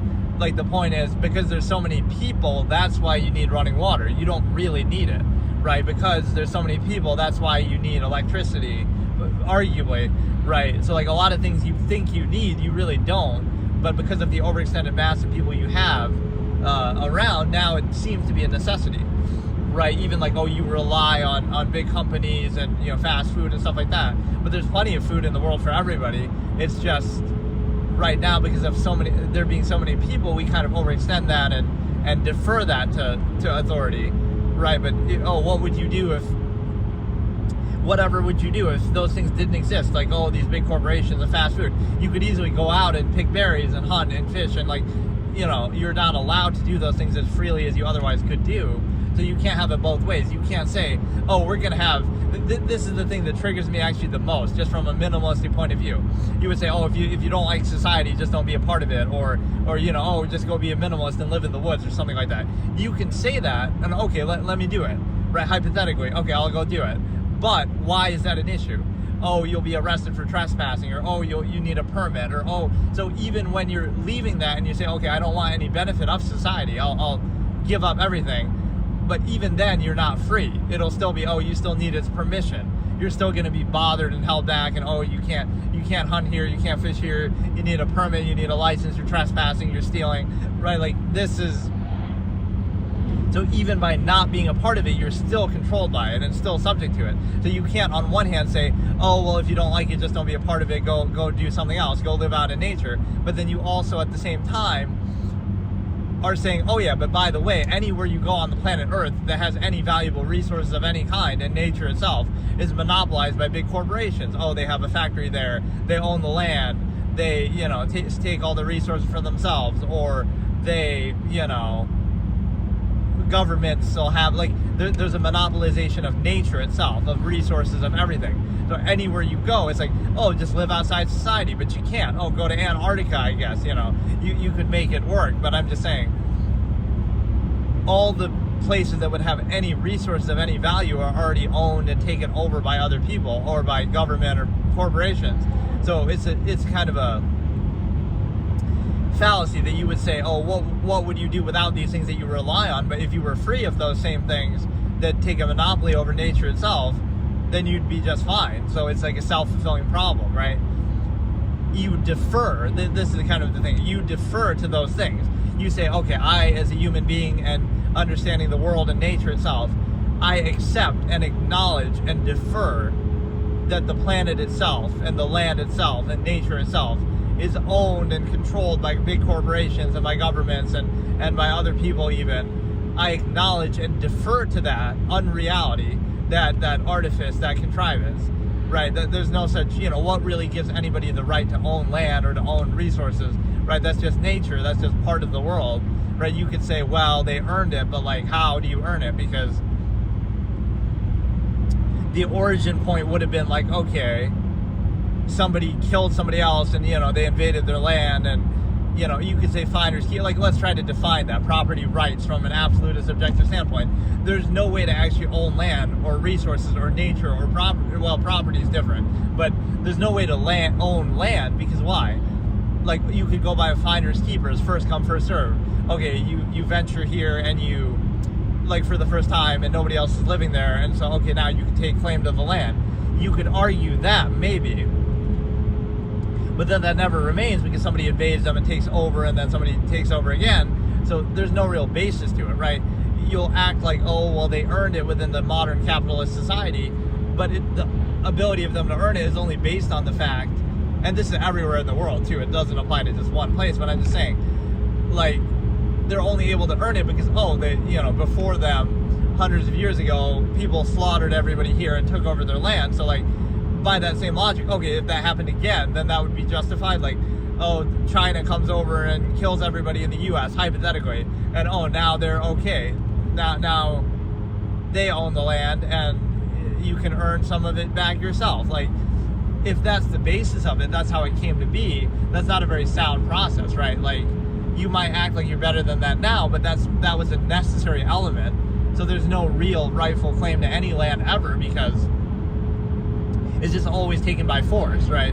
And then, oh, we can divvy it up and act like, well, now you can earn it here and there through hard work and through money, but only after this is like the absolutist versus the half-mast state of, like, oh, an absolutist comes along and does something that you would condemn now, but you wouldn't be here benefiting from it unless that happened. So, right, it's done by force, and then you want to act like you would condemn the same thing if it happened now, but you wouldn't be in the situation to benefit otherwise if that didn't happen. So you reap the benefits while acting like you're morally superior to that. But no, like, the whole origin point of like, what that means is basically, you would say, okay, what gives a corporation the right to own the land? And it's like, any land. And it's like, okay, they pay money for it, but they pay money to who ultimately? And, it's just, you're not looking at the reality of it, right? It's a kind of collective artifice that we play into, right? We're acting like, okay, we can imaginary just own this land, and we can divvy it up and give it to other people. but it doesn't actually have any meaning to it because, again, it's based on, it was originally taken by force. And that's the basis of it. So if somebody else was to come along and take it by force, that would be validated. Or that is the reality of how it happened, right? There is no other higher basis and credibility to it. But once you're in that state, now you treat it as an absolute, like, okay, now we can act like, we're earning this or we're earning that. But, the basis of it was not that, and it sort of becomes arbitrary. So like you can say it justifies why specifically one person owns it versus another, right? Like, they earn money and they contribute to society so they get it back. Okay, fine. But in the origin point, why anybody would be able to own it, that is not validated in any qualified way. And if you follow the same process, it's an endless, war of just, okay, who can take it by force next? Because that's all that ever happened. So, yeah, getting back to the false inherent contrivance response, that is, right, like contrivance is anything real by acknowledgement, necessary by overextension. It's the fact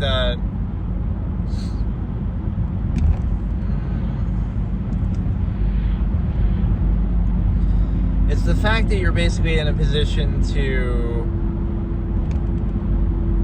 contrivance response is like a reaction to the inherent nature of people, how people would be naturally without society, without indoctrination, and so you create these things to react to that. But then what happens is you don't acknowledge the reality underneath that. You pretend like this contrivance response to the inherent reality is the reality itself, right? And then you are constantly surprised when those inherent tendencies come out. So it's not a functional argument to say, you shouldn't do that, like you shouldn't indoctrinate people or whatever. But arguably you should say, well, it shouldn't be necessary if that was actually the desirable state or something. But it's more that it's the difference between acknowledging reality and your response to it and pretending like your response to it is the reality, right? So, like morality being inherent or objective, it's like the reason why we have morals and we present that and have laws and so forth is because it's not absolute. That's why we have to uphold it at the subjective level, because inherently our nature would be more like, just not even that we would specifically do those things, but we would be free and uninhibited, and that would be part of what we do, right? We would do anything and everything we can possibly do, because that's just how reality works and how nature works, right? Why would we not do something if we could do it, and then we pose morals to try to prevent ourselves and we get some gratification from it? But that's like a trained animal response as much as we can respect it, right? It's like trying to psychologically condition and socially engineer people to say, why wouldn't you do this thing that you're inherently capable of doing to reach your max potential or exert yourself to your fullest or whatever, have a sound measure and full value in life? You don't do it because you'll feel good about yourself for not doing it. So in other words, there is no reason for not doing it. You're just tricking yourself and playing on the ego to say, that somehow you feel gratified. So by that logic, you could be made to do anything or not do anything. So it's a subversive non-value state. And so the only way to control people is to appeal to their own ego. Like, that makes you a good person or something, and we get like collective social rewards and reinforcement. But right, that shows you it's not a natural tendency or something that people would want to do on their own. So again, you can train people that way, but it doesn't actually have any inherent value, and you're kind of even acknowledging that by saying that. You're saying it makes you feel gratified for not doing what you would naturally do. But anyway, the point is contrivance response is the response to the inherent nature of people and their tendencies, but then you treat that response to the reality as if it is the reality, which creates some problems that, like I say, the worst way to make something true is to pretend it already is, or like you won't do what's necessary then to uphold it. You'll treat it as an absolute, but then you see in the observable practice in everyday life, you need laws and you need subjective people enforcing them. So the observable process versus the supposed absolute that we have. So when you realize that, this is sometimes an argument that you can have with somebody who's religious. They'll say, morals come from God and so forth.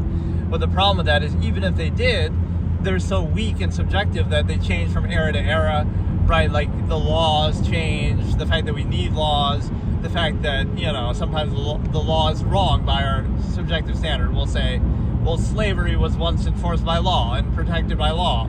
Or, in World War II Germany, right, the government can be hijacked and so forth. Like, that doesn't mean that it's validated. So you'll say, oh, morals come from God, but they can be distorted and not followed and misused and all this. So you have, but yeah, anyway, getting back to the original point is just neutrality is projected as a negative, or it says more about the observer than you, because you're just reflecting back at them what they'll project, which could be funny. You could do that as like a social experiment, because people all project different things, so how can they all be right? Right, so they're not really seeing anything about you, they're just seeing themselves reflected back by your neutrality, and they kind of reveal what they're controlled by or what they are obsessed with, often the stimuli Acme or something like that, zero-sum means. And then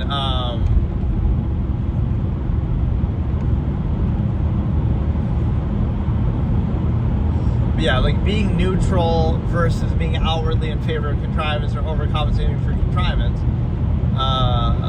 sort of being direct and being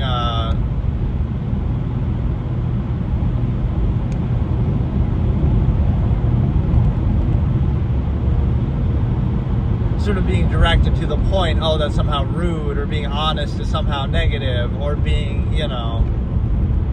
people will try to attach some ego basis to it, like, oh, that's you being arrogant, the fact that you're just direct and to the point, or oh, that's somehow negative, or oh, that's somehow lacking in ability, or you somehow, are dumb or something. The problem with all that is, like, you could just be stating the objective reality or the truth of it, but you're not attaching any ego to it such that people would be controlled by it. Like, that's just the objective reality, so just let it speak for itself. But there's always this need for, like, ego insistence or attachment. So you can, I wouldn't even say any of these stupid names or labels, but there's certain psychological things that people would label on one another for behaving that way. Like, you're just sort of neutral and you want to let reality speak for itself, and you want to be in a true value state that doesn't come down to appearance or pretenses or ego or performative aspects. You just want reality to speak for itself and separate those two, right? You can socially interact and do all that, but that shouldn't be tied to function or you want things of substance to speak for themselves, and that to be separate, not relied on as a way to kind of bypass a critical standard that you have, right? So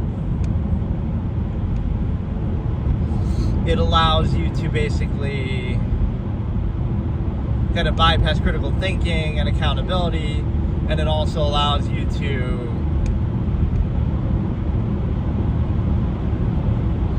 again, just by being neutral, it'll be projected in some egotistical way, right? It must be you lacking some ability, or it must be you somehow being arrogant, or it must be you somehow something. It can't just be like, oh, you're just stating this objective thing and just being to the point and being direct, right? But it's like people are so used to being controlled by artifice that when they don't see it now, something's wrong, right? That's a negative, or it'll be projected like, oh, they have some incentive that's always part of artifice, but now they're just not, right? Like that would be kind of the thing. Let's say somebody who's rich, right, is less social, and oh, that seems rude, or like they're arrogant, but it's more like maybe it reveals something about your social interaction on an everyday basis. There's like an incentive to it. There's a functional basis. There's a contrivance state. Like, the only reason why people are doing that, like, oh, you're being so nice, and it seems like, oh, that's just how you are, but it's kind of dependent and conditional, right? Oh, it's part of your job, or you're trying to, there's an incentive behind it. So that person who's rich, they maybe don't have that incentive. So you realize it's not so much that, oh, they're doing something negative, it's that you have a need, right, to be artificial and benefit and contrive, whereas they don't have that need anymore, right? So again, it shows you the nature of the process. It's not really anything negative. It's arguably even better, because, oh, they're being honest and genuine, like they don't care or they don't need anything, so they're not putting up performative aspects. But that's sort of the expectation that, even when you no longer have that need, you're still expected to do it, like to put up a front. And it sort of shows you how shallow that is. And then the only reason why you're doing it yourself is because you have some need or some incentive from it.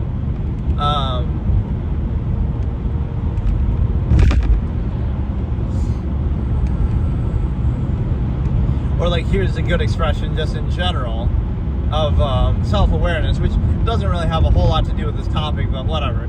It's the fact of like, if you're aware of the nature of a process, right? Like, other people will gossip to you, like your friends or somebody will gossip to you about other people, right, behind their back.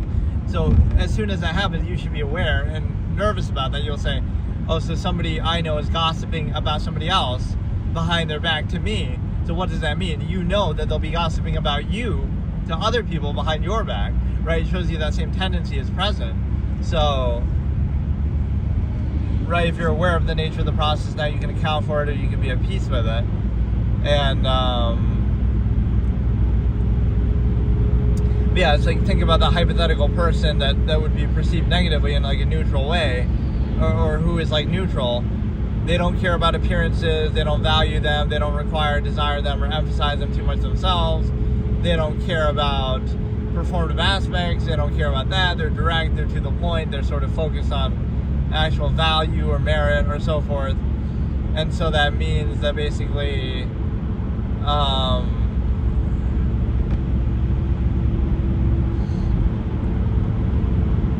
right, that'll be perceived negatively because people are so used to artifice and contrivance, and they're so controlled by it, that when they see someone who doesn't want anything, or they're neutral, unconditional, or they're not trying to control you by it, and they just want reality to speak for itself, now that's somehow negative. So you see, it's kind of the fabric that ties things together, but in a way that's sort of artificial, that, you know, or if you're rejecting that basis, it would be clear, like, you want to be free of that.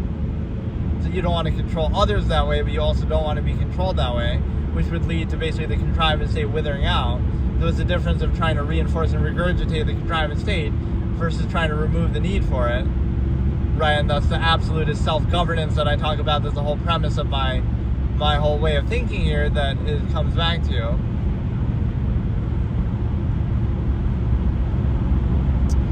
So,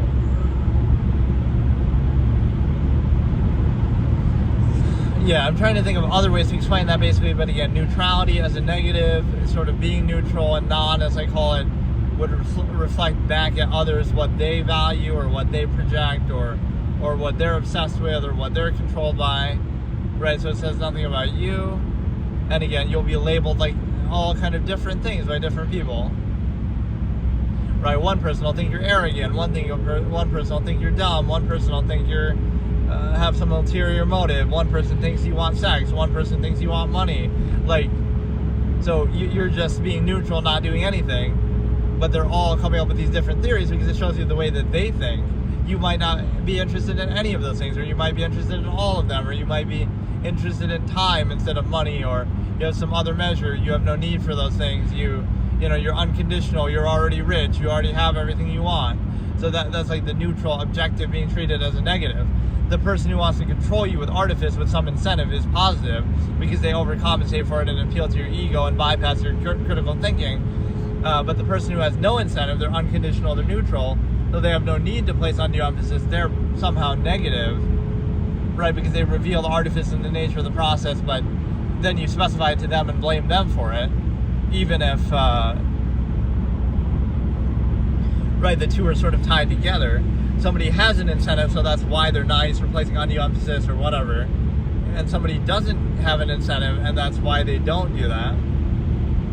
So it's sort of relative to that, right? You can look at this in society a lot, like, oh, look how nice this guy is who owns this store or something, right? Or whatever, right? Who owns the company? Oh, look how nice and relaxed they are. Versus the workers being all bitchy. It's like, could it be because that person's getting more money? That's why they have a better attitude.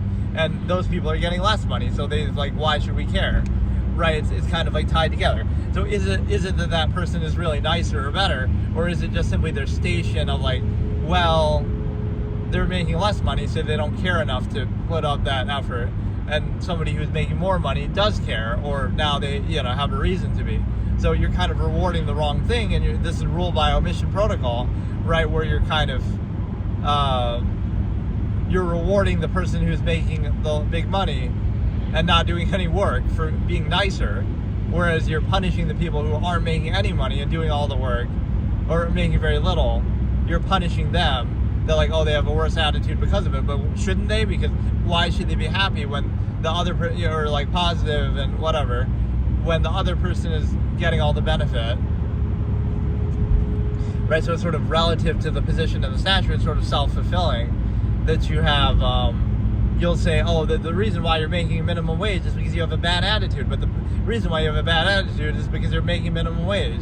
And like, at some point there's like a balancing act, but it's like, it shouldn't be perceived that way, like oh, the difference is the social contrivance, like, right? You have no reason to do that if you aren't benefiting from it. So like the way the other person is, so it's kind of like it's relative to your benefit that you're getting out of it, right? It defines the behaviors associated with that. And so, man, it's the middle of the day even, and I'm still tired. And one of these sessions, I'm not really. I always say I should do these early, so not at night, because then I'm too tired and I can't really focus. But this one was kind of earlier.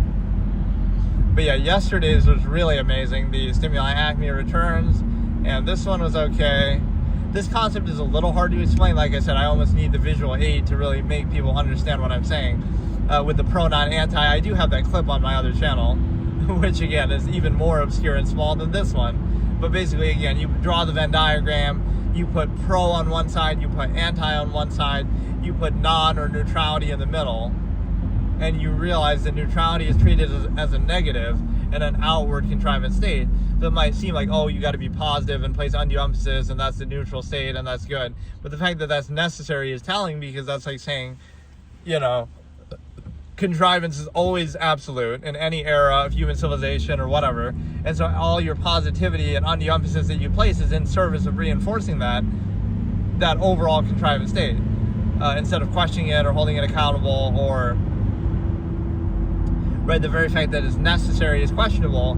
You shouldn't need to do that if it's a sound process, or the fact that you are, right, is like overcompensating for some deficiency. And so,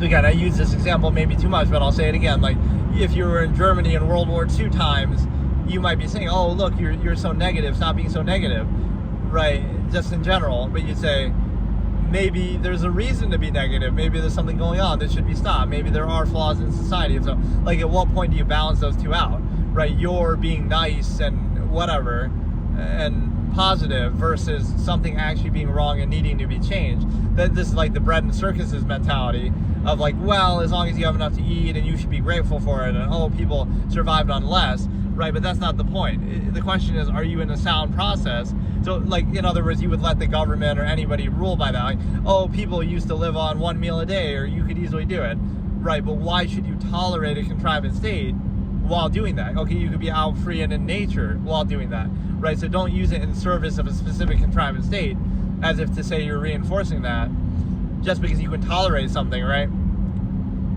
It's like the fallacy of tolerance. Yeah, you could put up with one meal a day, and you could put up with sleeping on the ground, and you could put up with all that. But why should you have to, especially in a contrivance state that is, like, so when you get gratification from that is questionable, or when you get like some sort of, like, oh, it could be worse and you should be grateful on an individual basis, fine. But as far as the empirical power structure and contrivance state that you're part of, you should question it a little better, because, hold it accountable, because, in this era and with this technology, with the state that we're in, right, you should hold it accountable. Otherwise, you'll always settle for less. You're a mass, mindless bunch of sheep who'll settle for the least amount possible to be controlled, like peasants, like bread and circuses that you get in the end of Rome. You'll settle for the least amount possible, and you'll be gratified for that. Like, oh, look how we can, we should be grateful, or it's better than what people had in the past. It's kind of like a regressive mentality that never holds anything accountable and will just reinforce any state in front of you, right, just because. And so I don't know. It's kind of a tough concept to explain, honestly. But again, that's one of the other phrases that I use, is a false inherent contrivance response, which basically just means, again, you're treating the reaction to inherent reality as the reality. So we make laws and morals in response to our inherent nature, which would include some negative things that we would condemn, but the very fact of calling them negative is itself a subjective reaction to that reality. So the inherent reality is, okay, human beings are animals, and we would do many of the same things that animals do, some of which we might consider undesirable and that we might, condemn, and that's fine. But again, it doesn't mean that our reaction to it is the inherent reality. That makes it easier for people to deal with or to be controlled, sure, but it doesn't actually matter. It doesn't make it real, right? That's the difference. It might be useful to pretend that, right?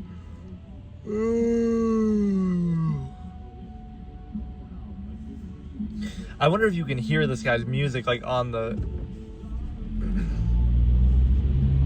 That's something I haven't really thought about much before, like, it sounds like that. Or I guess I was thinking about, like, I could do it horizontally from now, where I stream it horizontally, kind of widescreen, which I almost don't want to do that. Or that video should be uploaded now, which I didn't even realize or check. But no, it's a situation where...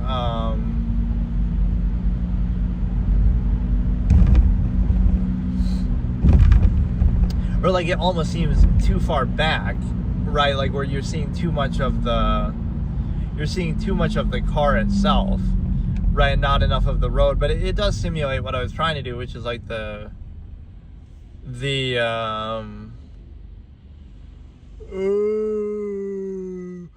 fact of you're in the passenger seat, right? Like you're kind of IRL point of view, pretend you're like ASMR, pretend like you're driving in the car with me and you're sitting in the passenger seat. That's almost what your view would look like, right? If you were sitting there like next to me, so you're along for the ride. You're literally backseat gaming kind of in real life context. And I love that when people are telling me how to drive or certain things. Like, I'm a very safe driver. If I was to psychoanalyze myself, I'm very careful, I'm very patient, I'm very, neutral, not at all aggressive. So never gotten a ticket, never gotten in an accident. So like there's something to, it's deliberate, right? Like I could do crazy things if I really wanted, but like I tend to want to not, avoid that. Again, like path of least resistance sort of philosophy. Like why do all that when you could just not do it? And you could, be whatever, just basically avoid people, be safer. Like even in the snow, like, I was driving like so slow sometimes. I could go faster, although sometimes it's the car itself that you got to question a little bit. It's like fucked up or it's bouncing around and stuff. But yeah, like why not just be safer is the point. Okay, so today I'm going to discuss kind of random topics the way I do in some of these recreation episodes, and so I don't really even know. Let me try to think. Yesterday I did something that is a rare occasion where I actually didn't stream at all.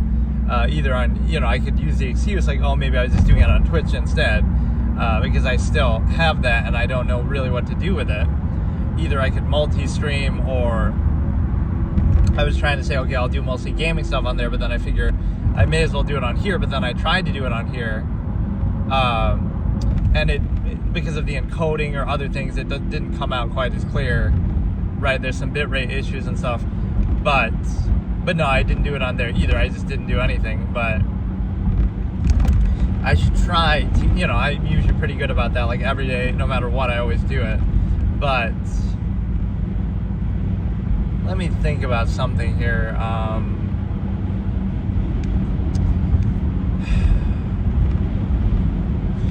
Like, let's look at some of the opposite interpretation elements with social contrivance. It's like if you don't, right, if you don't talk much, like think about the layers of it, right? Like, so the absolutist would reject social contrivance and that sort of basis as a form of value because it's the lowest common denominator. So it's like, you would try to avoid it as much as possible, because it's nothing more than insistence upon the self, or dumbing things down, or ignorance insistence upon your kind of limited experience and knowledge or whatever, right? It would be a very limited scope of value, and so, right, it wouldn't be very credible, it wouldn't be very noteworthy, it wouldn't be necessary, right? Like if you're already aware of the nature of a process or reality or whatever, you wouldn't need words or social interaction. It's just a way to dumb things down to a mass of people. It's just a way to control things, right, that would otherwise be, because let's look at the alternative then. If you take it away, then what would happen, right? Then you would just treat things in a much more meritocracy-based way, where it would be zero-sum process, it would be direct, it would be accountable. So even if you want to say it's sort of a glue that holds together the contrived state, on one hand you could say maybe it's not necessary to hold that state together, right? Maybe you shouldn't need to do that. But the other thing is the fact that even if you did do that, then, right, there's a difference between, okay, you're going to do it because it's necessary to like, this is just how contrivance works in general. Like, oh, it's necessary to be nice or positive or do something to overcompensate for the current contrivance state. But then it makes you question, maybe you shouldn't do that then. Maybe that contrivance state is invalid, or, you know, so you're always putting the onus on the individual to say, oh, it's your fault that you're not overcompensating for this flawed process, not that the process can ever be flawed.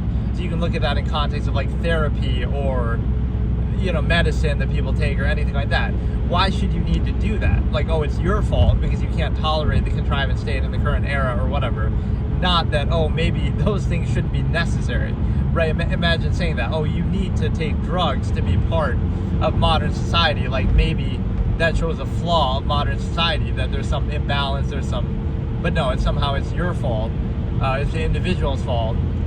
Or again, just on the social contrivance level, that you need constant reinforcement through externality or social stigma, social pressure, social reinforcement, validation.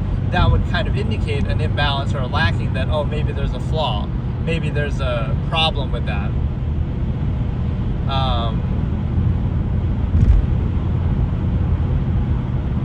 Right, just the fact that if it was a sound, logical, consistent process, then maybe you wouldn't need that at all. Maybe you would feel at peace, you wouldn't need to overcompensate. Or by that same logic, you could look at it the other way, that if you do those things, you're overcompensating, you're kind of drugging people and stuff, a Brave New World type of thing, then why would you, well, by that basis, you could reinforce almost anything, as we've seen throughout history then, right?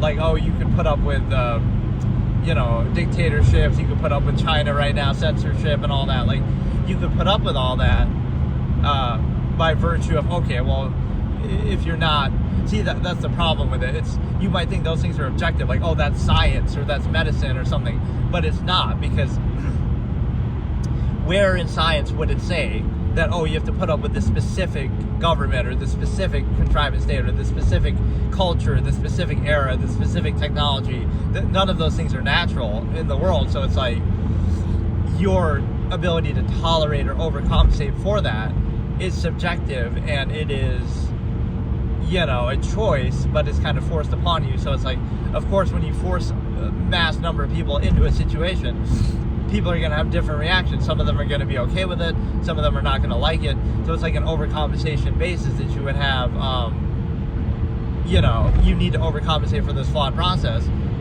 But, you know, who's to say that flawed process is necessary or universal or absolute?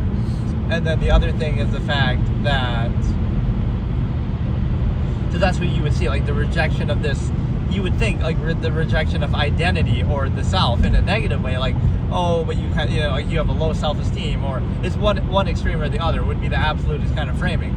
Oh, either you seem to have a low self-esteem, but you reject the basis on which society defines it. Like, it doesn't matter about appearances or social contrivance, or, you know, it's all a low form of value, right?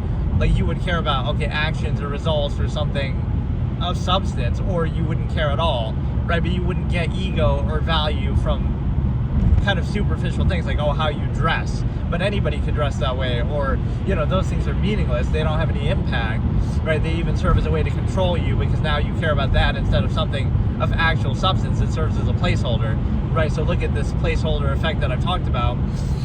Like, social contrivance and interaction serves as a placeholder for what would otherwise be true, inherent, full value for life or self or anything, right? So you would say, take away that social contrivance, and now you would hold accountable, okay, now I'm going to actually value something fully and truly, instead of, oh no, I'm going to use that as a placeholder to be held back in a half-mass state like a trained animal in a cage, and I'm going to be sort of assuaged and relieved by that gratification of social reinforcement. But the fact that that's necessary is objectively adverse, right? It doesn't matter about money or a specific kind of thing like that. It's more about the base. Whatever it is you're doing, you're reduced to this half-mass state in society, which you might think serves a functional basis. But the problem is it's not held accountable or consistent to that level. Hey David, how's it going? He put his full government name in there. David Alejandro Mendezo Garcia. But no, the point is that either it wouldn't be necessary, right? Like, let's think about the layers of social contrivance. It shouldn't be necessary because you're already aware of that something. So if you're aware of the nature of the process, you don't need social contrivance. But it's the opposite. You need it to reinforce or overcompensate for that nature so that you don't see it. So it's a subversive element by definition. You would say you take an inherent state and reduce it to a lower value state, and now you need social contrivance to overcompensate or to reinforce or to bypass or distract for it, right? Whereas if it was a sound, solid state, you wouldn't need that. And you might think, well, the payoff of what you get in return is like, oh, look at the technology of society, or look at certain things like that. But the problem is that those two things are separate. First of all, a lot of that is only necessary because of the mass number of people. And second of all, you know, if you're inhibited on behalf of that, right, it's a trade-off. So it's not a net positive, it's a neutral, because you'd be saying, well, we're inhibited in all of these ways, so now we get this in return, and you know, to make up for that inhibition. But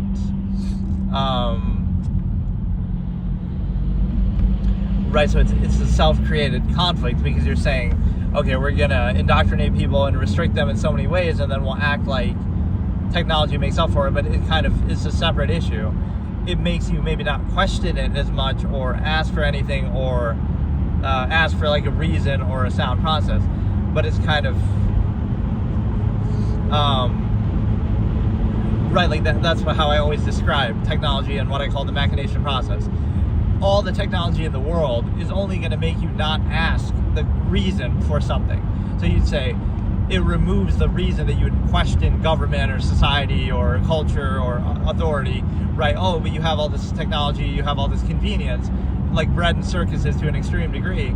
That doesn't actually answer any of those questions, especially when it comes to a specific contrivance state. Well, you could overcompensate in one country or another, or one government or another, or one time period or another, right? So none of that justifies that specific contrivance state, but it would all be used to say that, well, you're entitled because you have better technology than the past generation, but you're still complaining. But maybe it's kind of the opposite. Maybe that technology enables you to finally question something that you otherwise wouldn't have been able to question because you lack the means to do it, or the knowledge, or whatever, right? So by that logic, you could reinforce any state, and so now you're just kind of if it comes down, if the merit of a contrivance state comes down to your ability to tolerate it, then human beings can tolerate just about anything. You could tolerate living in the woods, right? But the question then would be, why would you tolerate living in the woods or some minimalistic state if you're also putting up with all the inconveniences and all the inhibitions of contrivance? You have to pay taxes, you have to, acquiesce to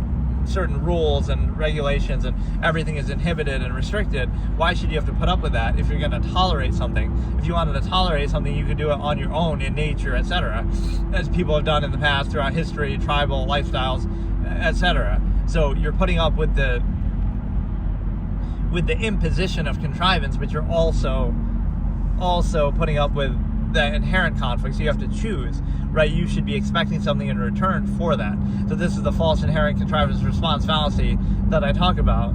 So it would be treated, once you're indoctrinated into society, that that the inhibition is normal and doesn't need qualification or justification. The inhibition is normal, the natural default state, and now you have to earn back the permission to have freedoms or abilities, rights that you inherently have anyway, right? So it's a perversion of the natural state. So you're reduced to what I call a human function, or again, just you're in this very inhibited state, and now you have to justify it from some other angle and say, oh, now you have to earn back the ability to do something that you could have done anyway, naturally. So you might think that's a positive thing and that's how society works, but if you're aware of the nature of the process, you would see it's thoroughly unqualified, especially in the specifics. There is actually no basis for it. That's why it's one subjective arbitrary person or mass versus another.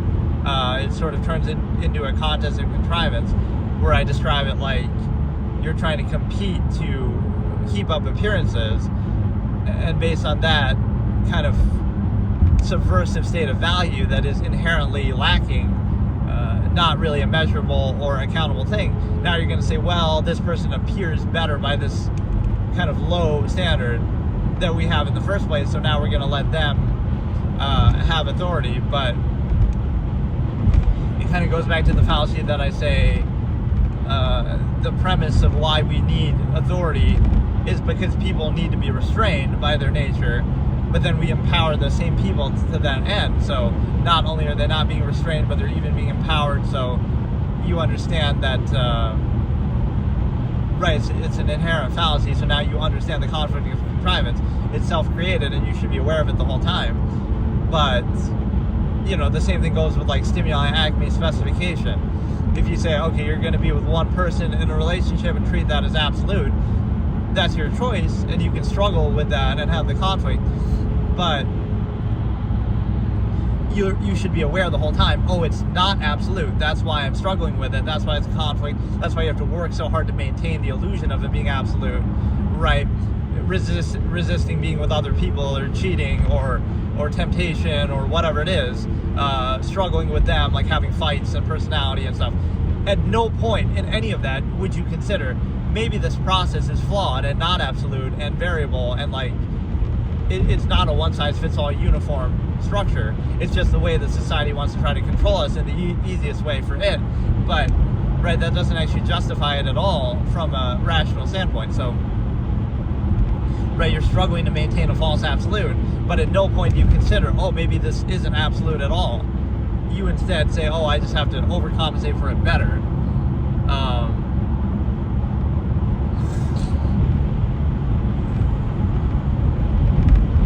Right, you'd have to overcompensate, and you'd have to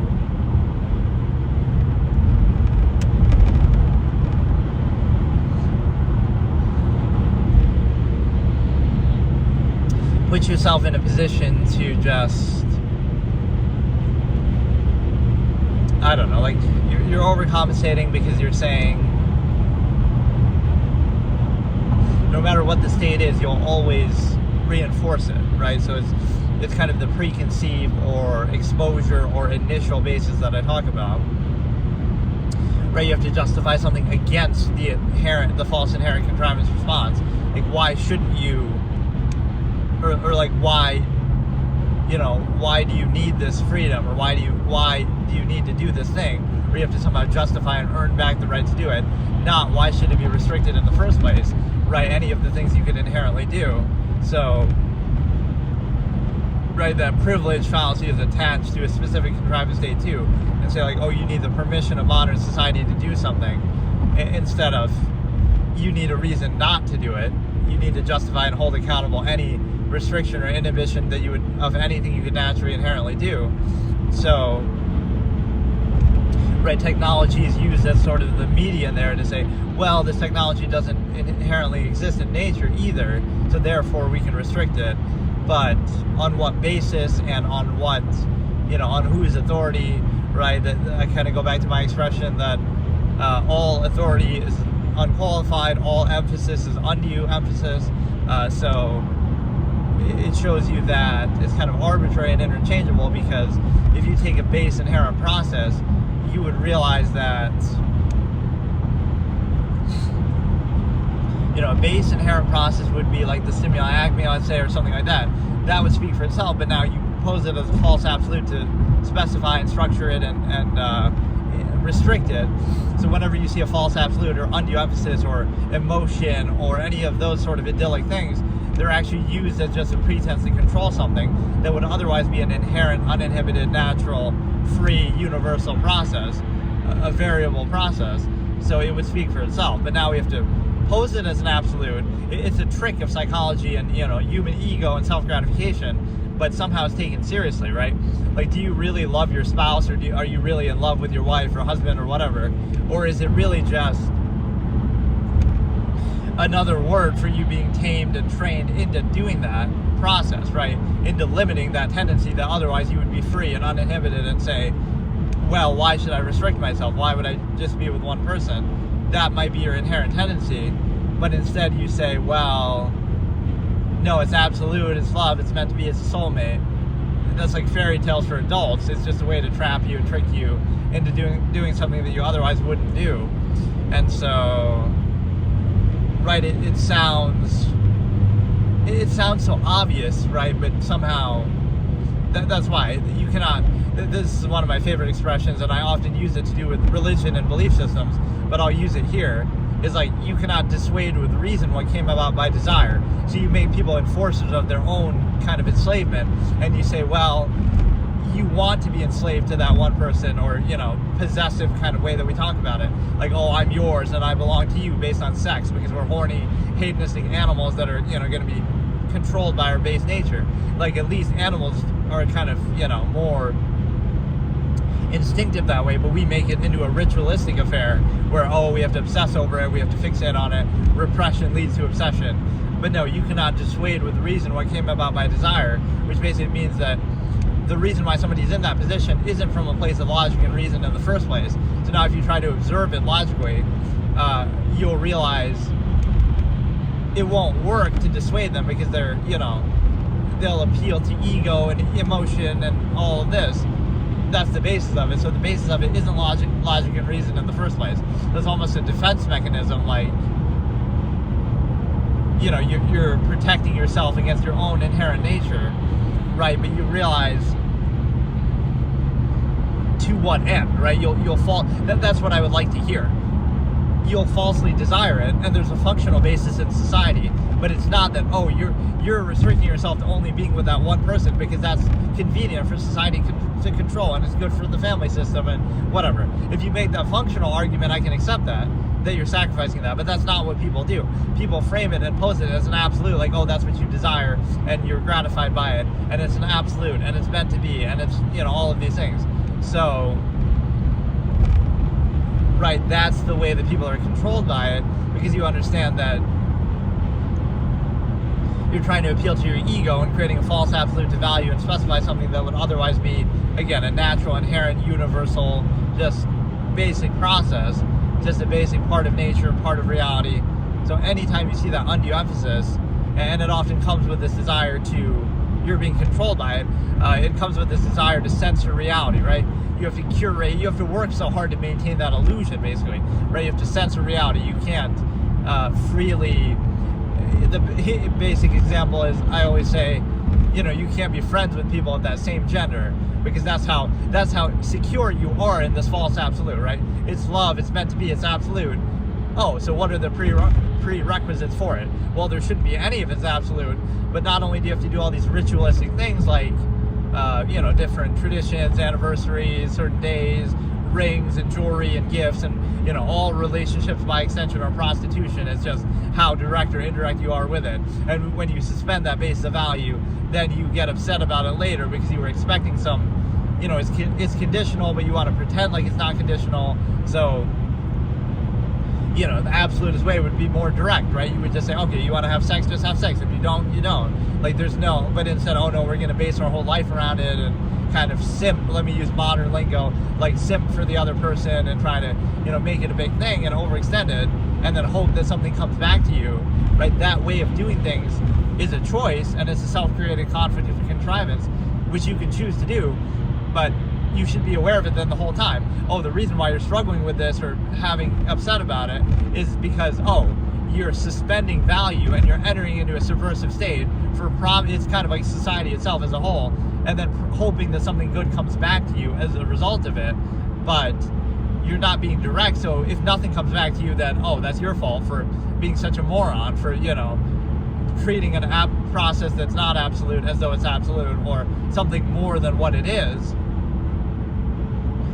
Right? It's a great psychological way to trick people, sure, but even like society itself, you might get certain benefits back, and so that might seem to validate it, but that's just a way of like kind of giving you little breadcrumbs and bread circuses to say, well, if you have enough food and you have enough escapism and stuff, then you won't question it too much. But that doesn't validate the state underneath it, because any state can theoretically do that.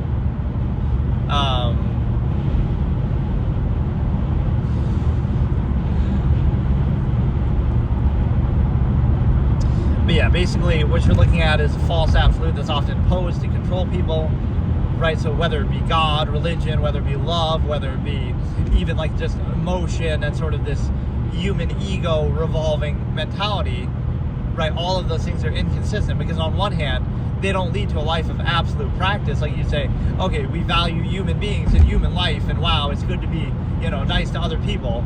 But if you truly valued other people and human beings, then you would do what I call amalgam theory, where, how can you eat 3 meals a day when somebody else is starving? So if you truly cared, you wouldn't do that. You would feel ashamed of yourself. You would sacrifice. So your value of that would be total, but it's not total. You just use that as a pretense, like, being nice to people. Like I use this in kind of the elitist victim blamer thing, concept that I do. I say, you want to be nice to one another, right? Like in a social situation, but yet you're in a country, you're an empire that, your very existence and your lifestyle comes at the expense of countless other people all around the world and stuff like that. And so it's a situation where, if you really cared about other people, what about those people who are starving while you have 3 meals a day? What about those other people who are, in a subjugated state, so you can have your luxuries and, your comfort? Meanwhile, on a social initial in front of you level, you'll say, you should be nice, you should be this and that, but you're not aware of the nature of the process. Like, you don't really care about other people. You care about only people as it pertains to you in your immediate initial environment, limited scope, despite the fact of what you're aware of. And you might cop out and hide behind the fact, you're only one person and you can only do so much, but that's actually a self-created fallacy, because you're going along with an already established empirical basis that creates those very circumstances. So, right, your whole lifestyle and society is part of that. So people might say, you owe it something back, otherwise you're entitled. But this amalgam theory would say the opposite, and observe the fact that you're part of it, so you're guilty. You should be guilty for creating that process. And so if you pretend to care about people, or if you pretend to care about something fully, then you would practice it fully. You wouldn't live like a halfway lifestyle of what you do, where, right, like you pretend to value human life, but your taxes go to bombing some third world country, or you pretend to care about people, but you have 3 meals a day and luxuries while other people starve and are denied certain necessities. So I'm not saying that you should value those things. I'm saying if you, as a pretense to control and be controlled and have this, because think about what it leads to, right? You're a good person and you care about other people, and it leads to your life of luxury with certain conveniences and technology and stuff like that, right? Those things wouldn't exist, or those things wouldn't be necessary, right? So there's a middle ground, like, you're indulging, and there's no sense of total commitment or total sacrifice. There's nothing more than a pretense to control people, right? Inherently, you would have everything you need anyway in nature. So this notion of, we're gonna use a pretense of positive human value to subvert that very same thing, to achieve something in a half-assed state. So we're gonna conquer whatever, whether you want to say for oil or different things that we do. You could apply that to something going on now, but in a general sense, we're going to overextend that way for the pretense of, we value people, we value human life, but we value something else in between, like our own conveniences and comforts and luxuries over, right, an inherent base state of being. And you might say, oh, as an individual, you can't worry about that. But as the individual, what are you worried about? You're worried about escapism, entertainment, luxuries, distractions, those very same distractions which are achieved in a way that would cause you cognitive dissonance that you then use to overcompensate for that very same cognitive dissonance. So it's a self-created conflict of contrivance that I always talk about, right? Like you're doing it only to overcompensate for that very imbalance that you have, that you create yourself. So the other issue is the fact that, okay, if you understand the nature of the process, then you wouldn't take it seriously, or you would treat it as the process itself instead of it requires you not to be aware of it, to be controlled by it. So it's no coincidence that in every era of human history, right, that contrivance state is absolute and unquestionable, when really all that changes is the technology and the awareness of the public or the collective mass of people. So now you have to find a new way to control them that is the new absolute that they'll indignantly insist upon, right, and even associate their identity with it and their ego be controlled by, because you basically, they'll defend it as if they're defending themselves and their own way of life, even if that the origin point of that is arbitrary. It happens to be this certain power structure now, this certain contrivance state now, or even this certain understanding of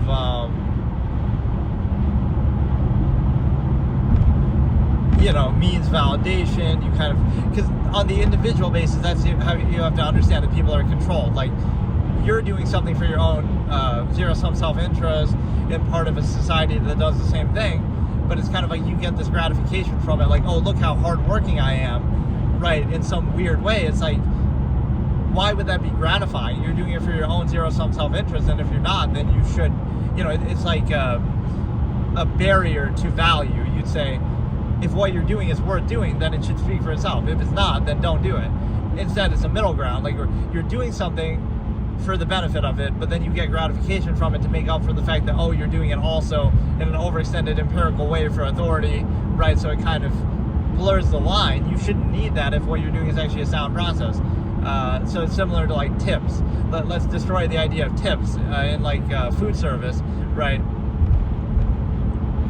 You shouldn't give tips ever to anyone. Why? Because the whole point of a tip is like, oh, if you're being paid a decent wage in the first place, then you shouldn't need a tip. So, right, you're doing it to allow the business owner to get away with shady business practice of underpaying people, and then you're footing the bill, but you're acting like, oh, it's a tip. The problem is that you're paying for the value of the food and the labor anyway, and then, oh, now the tip is just superfluous. But when it's considered a mandatory thing, now it's almost like you're paying their wages out of pocket. In addition, right, you don't think you're being charged for the cost of the food too, you don't think you're being charged for the cost of the labor too, but then on top of being charged that, oh, now you're tipping the person as if they're not being paid a good wage. Tip them, then, or whatever, they wouldn't rely on tips. So you would just go out of business, right? You wouldn't be able to hire people to work. But you allow certain areas to get away with it, like, oh, look how nice they were, so we're going to tip them. That's a nice idea, right? But it's a scam underneath, because you're saying, oh, let's allow this business owner to underpay them, pay them nothing or pay them very little, and now we'll make up for that. Meanwhile, any other business, oh, you're paying for the cost of goods, you're paying, this is all added into the price that you're being charged as a customer, right? You're being paid for cost of goods, you're being paid for labor, you're being charged for cost of goods, labor, food, cost, etc. But now, oh, we're gonna tip the person. But you know what I mean? Like, why not just pay them a good salary and then include that in the bill, which is happening anyway, right? So it's a way for them to just cheat that. It shouldn't not be necessary, it shouldn't exist, right? It's a very, very bad process, because and that also goes into the social contrivance element. It's kind of ironic that technology kind of reveals the truth that way, of like, you might blame, oh, it's going to be AI robots serving you and stuff now. It sort of shows you the shallow basis of it. You can blame technology, but you're really revealing that, oh, people are obsolete. People are just less efficient. People are just valuing people for people's sake, right? Not based on any actual standard. So if people were just as efficient as possible, right, that would be a sound process. So instead we have this subversive egotism of like, oh, there is no basis of value, but we're just going to value ourselves because we are ourselves, right? That's not actually a sound process. Versus like an impact basis, like I say, amalgam theory, you would be valuing people for for a practical basis, not just an egotistical basis. So it's really the art of, right, true value would look very cold, right? It's the opposite interpretation concept that I talk about. Like, if you truly value everybody equally and human beings for the sake of being, you value a human being, period, right? Everyone, period, all the time, with no qualifier. Now you would seem very cold and distant and negative because, that somebody's starving halfway across the world and you care about them just as much as you care about your own family or anybody around you. So you would seem like you don't care about people in front of you in your immediate environment, but you care about them just as much as everybody else. So even if it seems like negative or, you're not placing any special emphasis on people in front of you, it's only because you, right, value everyone else across the world just as much. So that might not seem practical, but that'll seem negative to the people around you because they expect special treatment. Again, the nearness postulate, not actually valuing people inherently, you're valuing people conditionally, right, based on their proximity to you, geography, whatever, relation to you. So this is a non-invasive self. You don't really care about people, you care about yourself and those who are nearest to you, right, not based on a hierarchy of needs or anything like that. But the other point is the fact that you're basically in a position to,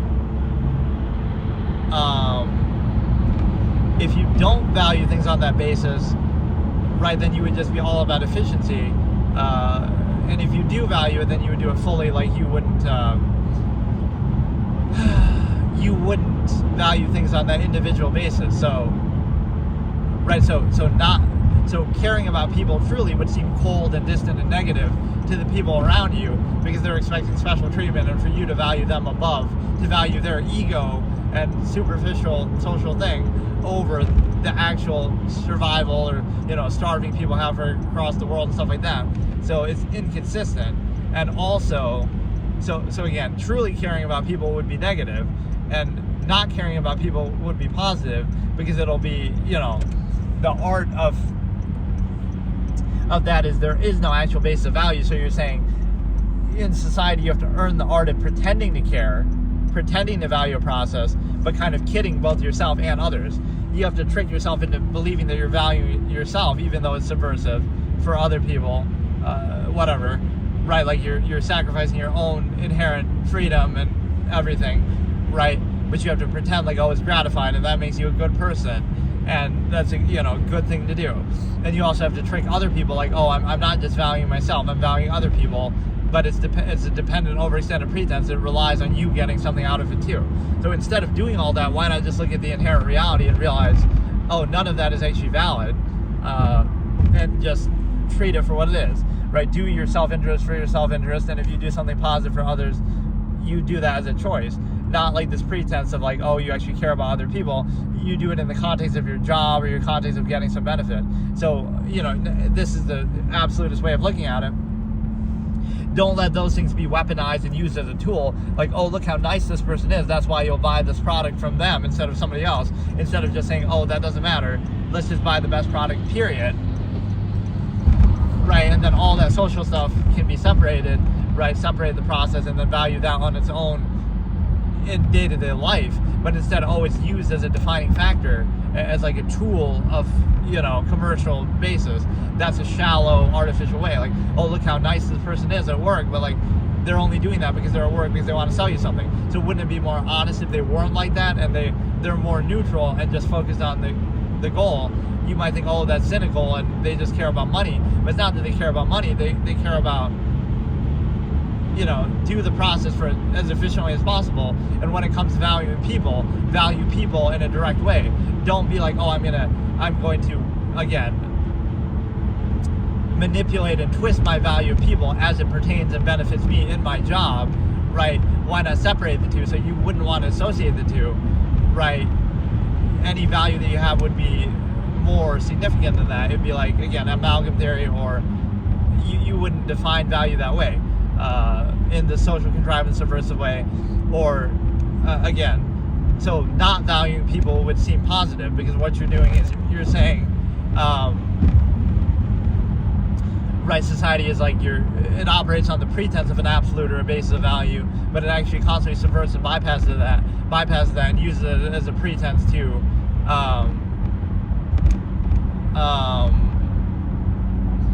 just to achieve your own dependent overextended pretense that necessary and valid, as they call the long form way to describe it. So like, you're pretending to value other people just to achieve your own zero-sum self-interest. That's the defining factor.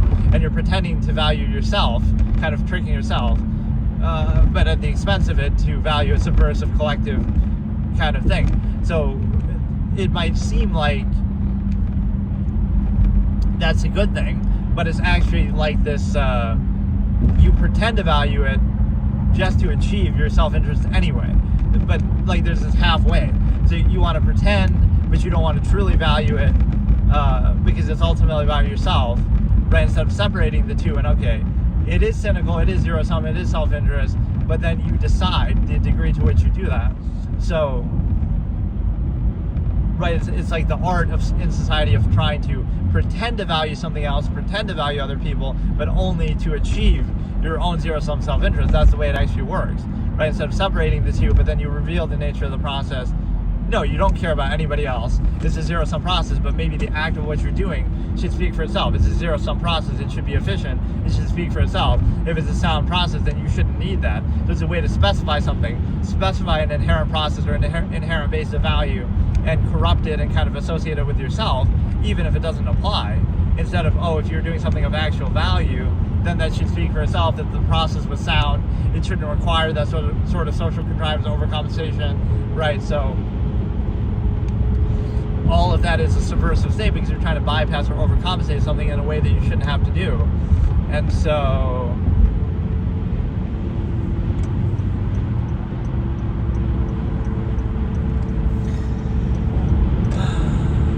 this is why I don't like doing these sessions actually in the morning. Like, I wasn't really in the mood and I was kind of tired, but I figure, okay, I may as well.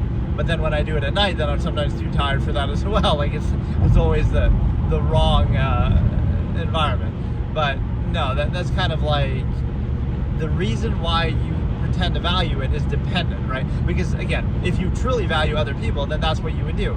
You would eat one meal in 2 days and you would sacrifice the rest to try to save people who are starving or help people who are, no, but you do that to gratify yourself, but you don't truly value it. But you pretend to value it just so you can feel good about yourself, as you have this dependent overextended lifestyle that is more luxurious and stuff like that.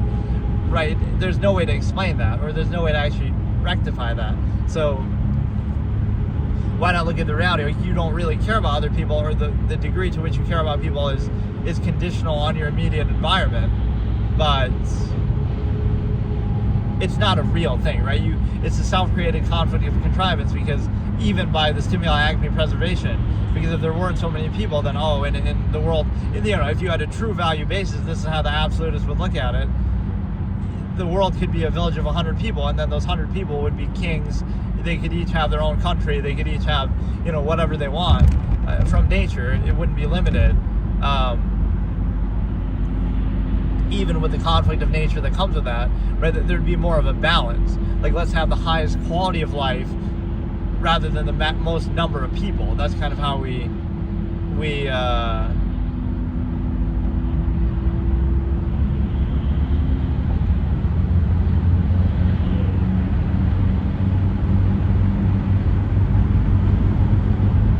right, let's have the most number of people and then overextend and sacrifice in the name. It's the ultimate trap.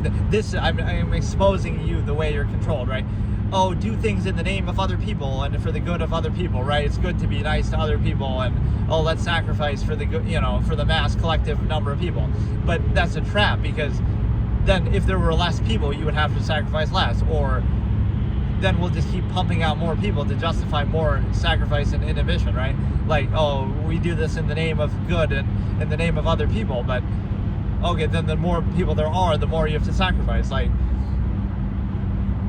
and supposedly you get it back through overextension, but that's very questionable, because again, you could say it like right now, oh, look at me, I'm driving in a car made by people and on a road made by people. But would I need those things if I, you're giving into the overextension? Okay, I'll go out and pick berries in the woods, and there's plenty of food in the woods, and there's, I'll hunt and fish and do whatever. It's like, which I can still do theoretically, but I'm just saying, like, why should I work around, oh, now that water that I try to drink from the stream is going to be polluted by some big corporation that, overextends? Or, oh, look at that, you get a Martin Luther King billboard. Almost forget it's Martin Luther King Day, but no, it's a situation where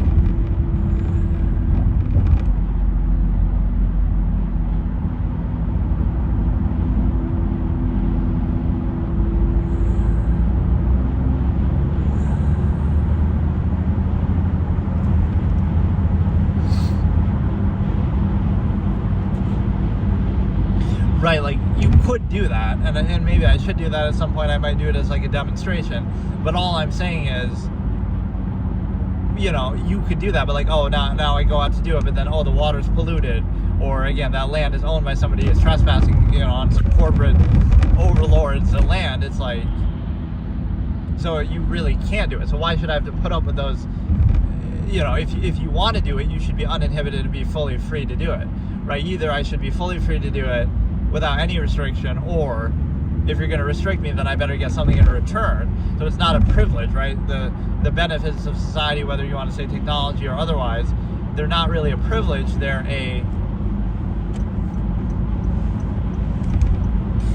a basic necessity to make up for the fact of why you're being inhibited and prevented from doing those things anyway. It might be framed as, oh, you wouldn't want to do those things anyway, but that's not their call to make, right? If you were given the chance and you have the choice to do it, but it'll be done in like a spiteful way, or it'll be held over your head, like, oh, if you want to go live out in the jungle or something, go do it. But then, oh, now you'll be in the most inhospitable part of it that you're pushed out to, because all the fruits of nature are monopolized by corporations. It's kind of like, like how the Native Americans, oh, they're given a little, what do they call it? I can't remember, like some zone, right? They get a zone that they get to be in, like, oh, that's after all their other land is taken. So it's like, oh yeah, we'll give you this little carved out zone that's the worst possible place to live, right after we've taken everything else, and now you're supposed to be grateful for that. So it's kind of like,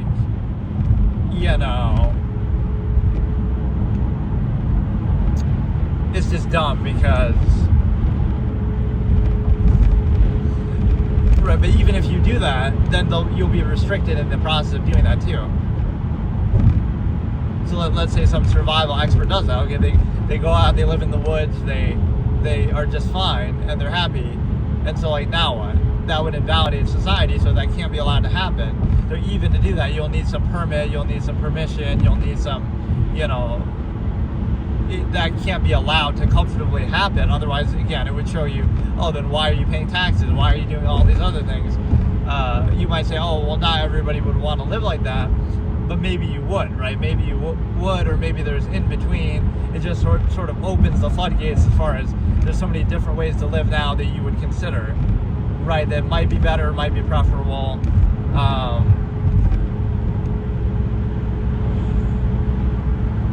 And so you can't assume somebody's intent, right? You can say, well, modern society is about what? Like, what justifies it universally that you could impose and force on other people? You could say, well, it's about living as long as possible, but then people drink and smoke and do other things, or, the air is going to be polluted. So you can't really use the longevity process. Oh, we're trying to live as long as possible. Clearly, people don't actually follow that, or even if they did, that might not be your choice. You could do half-mass hedonism at the expense of it, right? So it's not clearly about that. So it's a default machination process justification. Say, oh, look, we have a monopoly over this net sum of technology, right? So therefore, that justifies our state, because, oh, it's a net positive. Like, oh, what would you do without this process then? Right? It would be objectively worse. But that's like, again, you're using that to justify a specific and private state. You could say, well, what if I take that same technology out in the woods and go live by myself, and now all of a sudden now I don't need you anymore, right? So it wasn't you, it wasn't the contrived state, it wasn't society, it was just the mere existence of that technology that you're using as a basis for, again, an entire way of life. So those are two separate things. Right, so you'll say, oh, quality of life, but who even says that's quality, right? Give up everything inherently in nature for what little breadcrumbs big corporations will give you, and you have to earn them back. Like, you could argue a quality of life overextension, but there's a second side to it. What if your definition of quality of life would be freedom, and so you define it by inherently living in nature and doing something like that, right? How can you force that on other people in the name of that standard, right? So that's the one thing you can never do. You can't assume somebody's intent. They might be happier doing that, right? But this is treated as like a uniform. Oh, this is the one way and one way only to live, or one size fits all. So there's always a limitation to that understanding. So basically,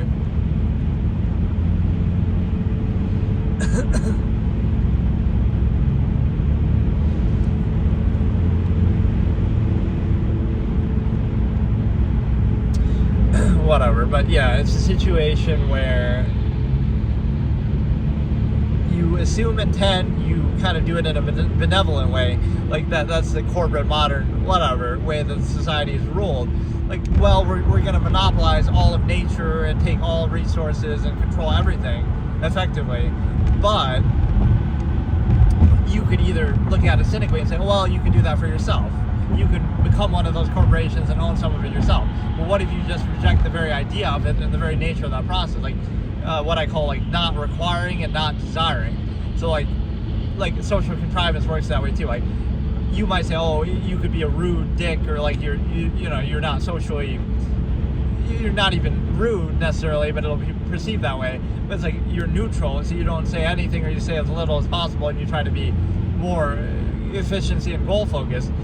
But you don't require from other people, like, so you don't want other people to be nice to you either, or whatever, socially overcompensating. So you don't want that to be a determinant in the nature of the process, because it's just a way to, again, reinforce something that's already empirically taken authority over. So it's like, oh, we concede all of reality and existence and resources and everything to these big corporations, and now it comes down to who can hire the nicest front person to be at the cashier or whatever, right, at the service. So it comes down to a contest of contrivance when you've already resigned yourself to a subversive state. And so that subversive state comes down to, right, what if you don't require that? You say, oh, I don't care about people being nice because I know it's just a tool to reinforce that. So now, right, like, be nice separate from that. Then, okay, just be nice inherently. But oh no, you'll do it with something to gain. You'll do it as part of a process that's already established by force, and now you're doing it to try to overcompensate and euphemize the process. But it's a situation where, right, those two things are separate. So you're trying to, so not only is that not a good thing, it's actually a bad thing, because you're weaponizing it, or kind of, perverting it to twist it to that end, right? So you're saying, oh, look how nice something is. You're only using that as a tool to reinforce some empirical contrived state, not just inherently doing it outside of that. And so basically,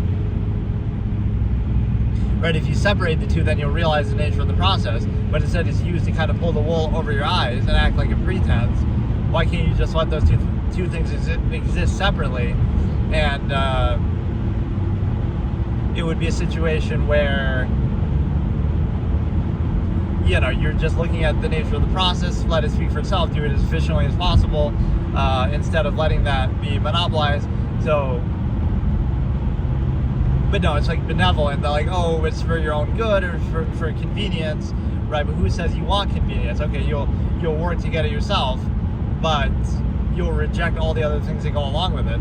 That's like the social engineering that you see. Like, everybody has to behave in a uniform certain way, otherwise you might expose the nature of the process. It's kind of like if you see somebody acting too freely, you'll condemn it and act like, oh, that person's crazy, or oh, they're just dumb, or they have some condition or whatever. But you're realizing, oh, that's part of human nature, and you could do that too, or you could do anything, basically, is the point. But you're being limited. So it's like an animal seeing another animal go outside of the cage. It'd be like, it'd be a negative, it'd be somehow something you would have to prevent them from seeing. So that's what you're kind of doing yourself too. You have to censor reality itself to say, that you're okay with the contrived state that you're in, because otherwise you wouldn't be, right? Like now you realize, oh, you're free to do so many other things. So you might condemn externality, but it's actually a reflection of yourself. It says more about the observer than what is observed, that you can't witness the nature of the process freely, of your own nature, the human variable, right? You would not be at peace with that. And so now you have to restrict it, restrict your awareness of it, etc. And so that allows you to be controlled by it. So if you look at the world, if you objectively observe things that way, you'll say, oh, your social reactions to other people are merely you reinforcing a contrived state that you're being controlled by, that you're being reduced to. So your perspective is impure, right? You're looking for reinforcement of something. You're looking for reinforcement of a state that you're reduced to and controlled by, not that you're truly looking at the world for truth and objectivity. You're nothing more than a vessel, right, of reinforcement. You're trying to twist and distort everything and reinforce your worldview that was kind of forced on you, non-choice reaction in youth and birth and indoctrination when you're young, and by society, by empirical authority. So you're trying to reinforce a false absolute state by which you have to censor out of reality anything that would reveal that it's not absolute, including just other options, right? Because again, what if I showed you that portrait, right?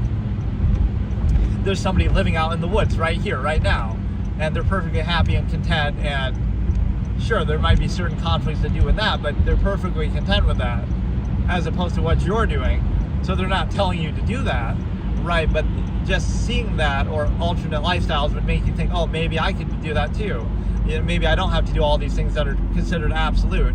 You only have to do them conditionally to the contrived state that you're part of, right? And even that's questionable whether you actually have to do them or not. So, right, you're led to think it's uniform and absolute, but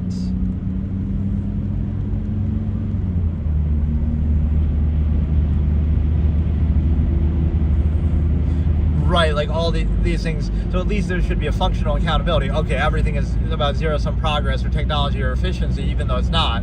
But you hold it accountable then and consistent. But there's like a halfway pretense. Like, we're going to overcompensate with this mechanization process so we don't question it. So we just accept anything and treat it as absolute.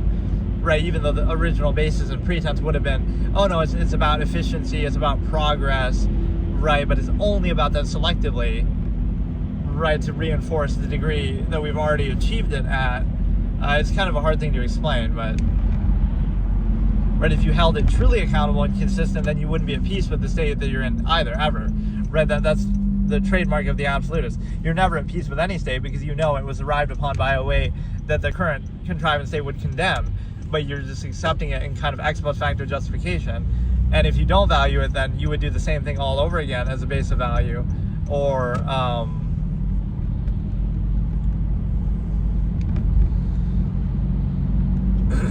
I don't know.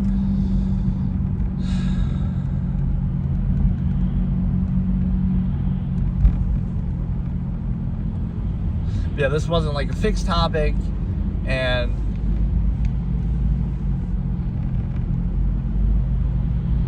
I feel like some of the episodes I should continue as like the episode 9 that was going on for so long that the stigma effect was insanely long, or there's certain like 0.5 parts of other episodes that I wanted to do, but I kind of forgotten about it. Okay, so today I'm going to do another recreation episode, which I couldn't even fit recreation into the title, which just means it's not like about one dedicated topic the way that some of my episodes are. But basically, you know, this is like a little joke quote that I had said in the past. It's kind of like, oh, I could have written a story or a book about these same things, and maybe I should, but like these same philosophical concepts, and I've written a lot of short stories, but it's almost like this is a true thing, is that like I could have done that, but then I realized I am the main character in that story, or like, why not just be that person? So it's like, because I have that cognitive dissonance with polyfavoritism or escapism, like sure, I could write a fictional character that abides by this absolutist philosophy, and there's a lot of interesting things to go into, but, and again, I have written a lot of short stories to that effect, But then you realize, like, that's not going to change anything because, oh, it's just a story. There's plenty of good stories out there. You might be able to make money from it and then use that to do something, but it doesn't actually change anything, right? You're not going to change the world. Even like, oh, Tolkien with Lord of the Rings, did it really change the world? Or Harry Potter, right? Maybe J.K. Rowling can change the world with the money that she made, but the books themselves really don't change anything. If anything, they reinforce the way things already are. Right, and so what that means is that, right, like you almost have to be the change you wish to see in the world, as Gandhi said, or whatever. Just, it's something more than that. It wouldn't be enough for me to just do that. That's how intrinsic it is to me. So it's not like, oh, I'm just doing it just to make a story or to make money or something. Like, it's something, and I'm not saying people who do that are doing it just for that reason, but there's something deeper. Like, you dumb it down. You take an idea, right? Like this is where a lot of fiction comes from. Unfortunately, people forget this. Like, oh, it's just for entertainment, it's just for escapism, but it's not. What bro even doing? I'm driving and talking about random philosophical things. How's it going?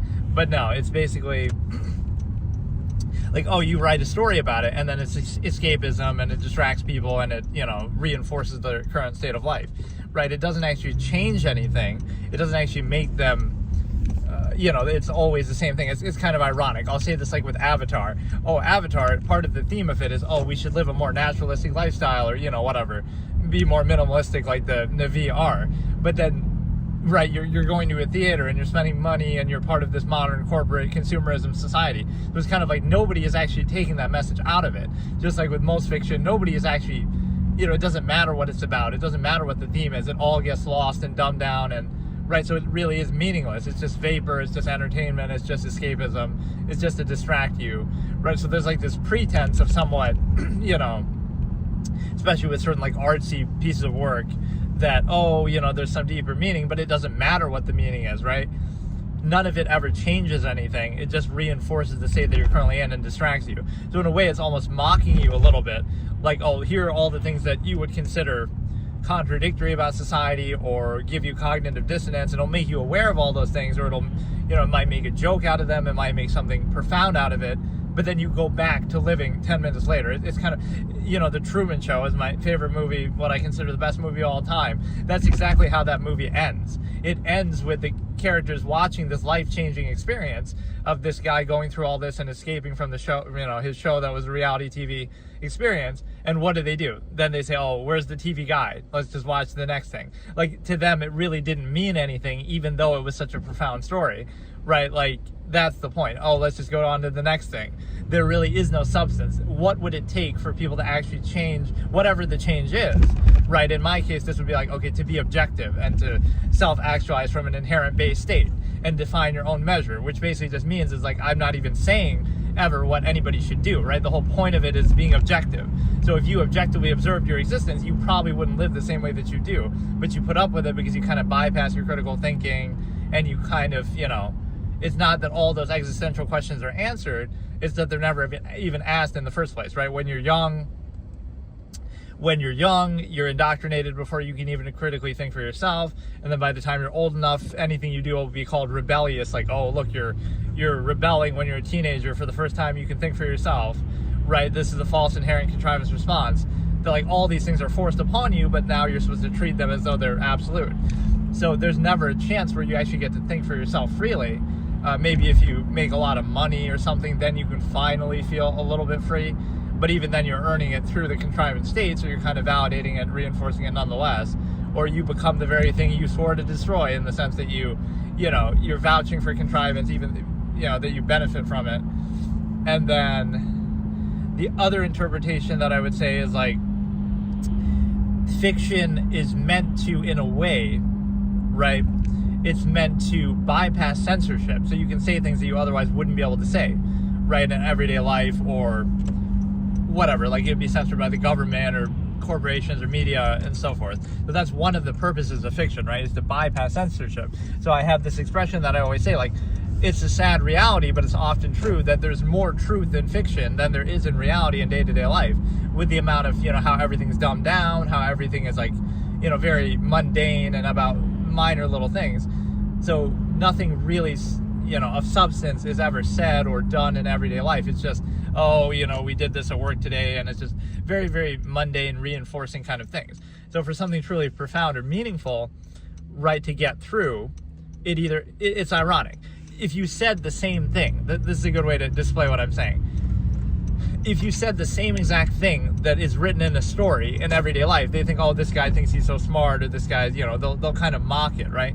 But that same thing they'll hang on their wall, or they'll have, oh, my favorite character from this favorite show said that, or and you worship it and you buy it and you watch it all the time. So the same thing that you value in pretense, oh, if a fictional character says it, it's okay. But if a person says it, it's somehow bad, or it's somehow them trying to show off, or it's you'll treat it negatively. That's the weird thing. So you're not only are you not appreciating the substance of it, whether you value it or not, right? Assuming you value it here, it's actually the fact that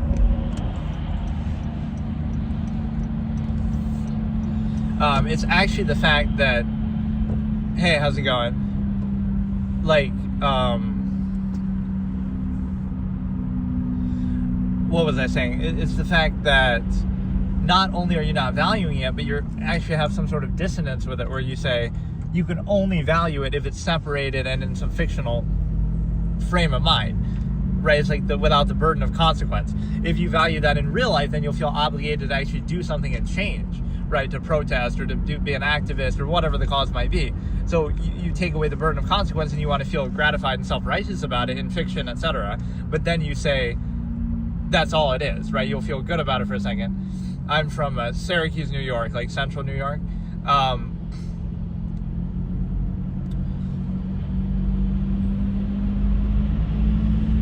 Oh, Argentina? Cool. Yeah, I hope we don't kidnap that president too, whoever it is. We just took care of Venezuela out of the blue.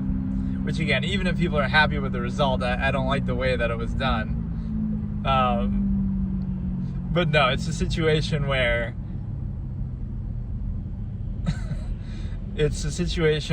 again, fiction will be reinforcing. So for some reason, people feel more comfortable valuing something, again, when there's a fictional pretense behind it, instead of just valuing it inherently for what it is.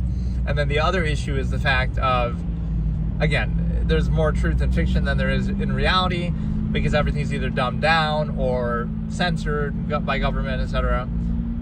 No, I don't speak Spanish. I don't speak any other language, actually, except for my own that I invented, which is called Absolutist speech, which is where you just shorten words. It's kind of interesting, but it's more a texting kind of language where you short form everything. I would rather invent my own language than to speak one. But no, it's a situation where what's funny with this is maybe I was starting doing it ironically a little bit, but it's gonna, with my sheer commitment to it, it might actually turn into something where, I don't know, there is something more to it. I'm realizing as I'm doing it more and more. Because it's almost a form of giving up. Like, oh, I'm doing it this way rather than something else because I don't think people are smart enough to get it. So you almost have to dumb it down a little bit. But it's sort of like, that would be the point. Fiction is like, okay, you take something and you dumb it down and defeat the purpose of it, right? Oh, people wouldn't value the same quote or the same logical razor or the same idea, but they will value it if I dumb it down and add some special powers and superpowers, and I add some, that becomes the focus. So which is for which? Are you pretending to value the superpowers and effects, but really you value the profound meaning there? Or are you pretending to value the profound meaning and really you care about the special effects? Like, clearly that's the case. But that's when I hate when people say, like, oh yeah, I watch Star Wars for the story, or I watch whatever for the story. You obviously don't, because you're trying to tell me there's not other good stories out there. The reason why those movies made so much money isn't because of their story, even if you think it's good. It's because of the money. Oh, nice. English and Spanish.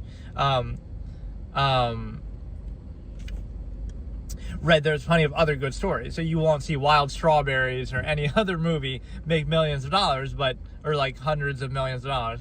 But, oh, the Star Wars movies do. So even if you say the story is good, that's not the reason why people like it compared to everything else so much, right? It obviously comes down to the effects and other things.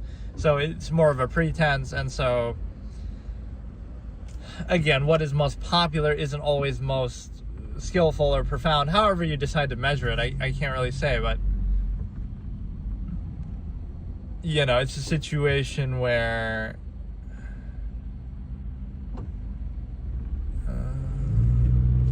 I don't know how to explain it even, but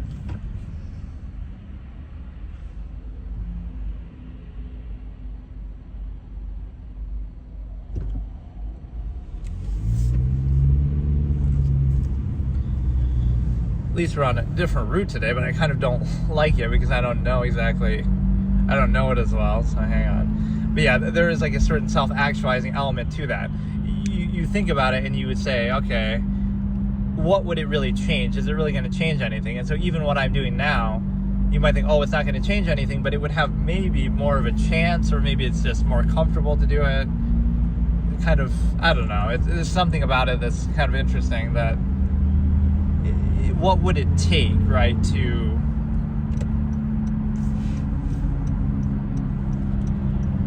what would it take to really change something? And it wouldn't be, you could write the best book in history and it wouldn't really change anything. You could do anything you want. You have to like almost put yourself on the line and like, I don't know what it would take.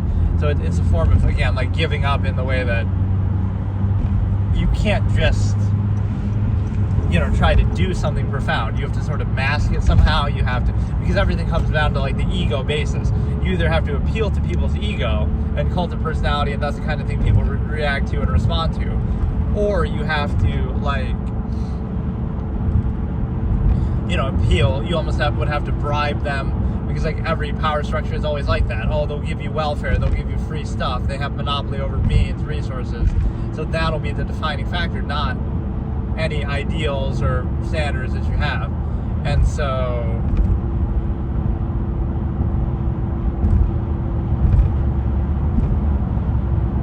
I don't know, but again, there's a certain self-actualizing element. So how can I make you see things objectively?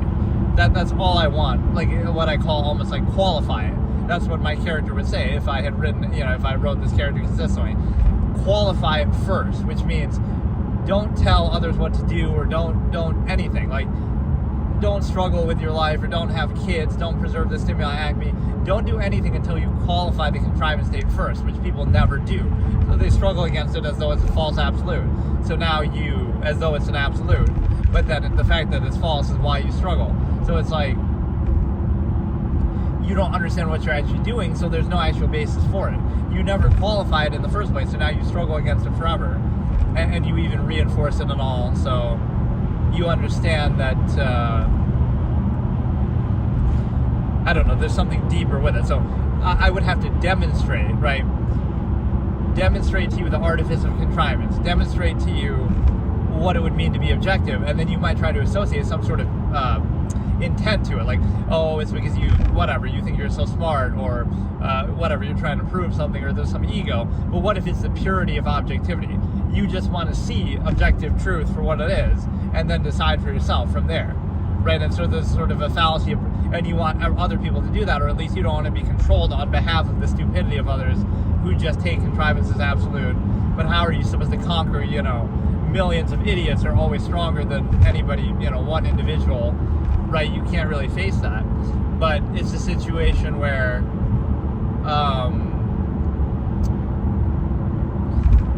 again, could you demonstrate it? Could you go out in public and speak?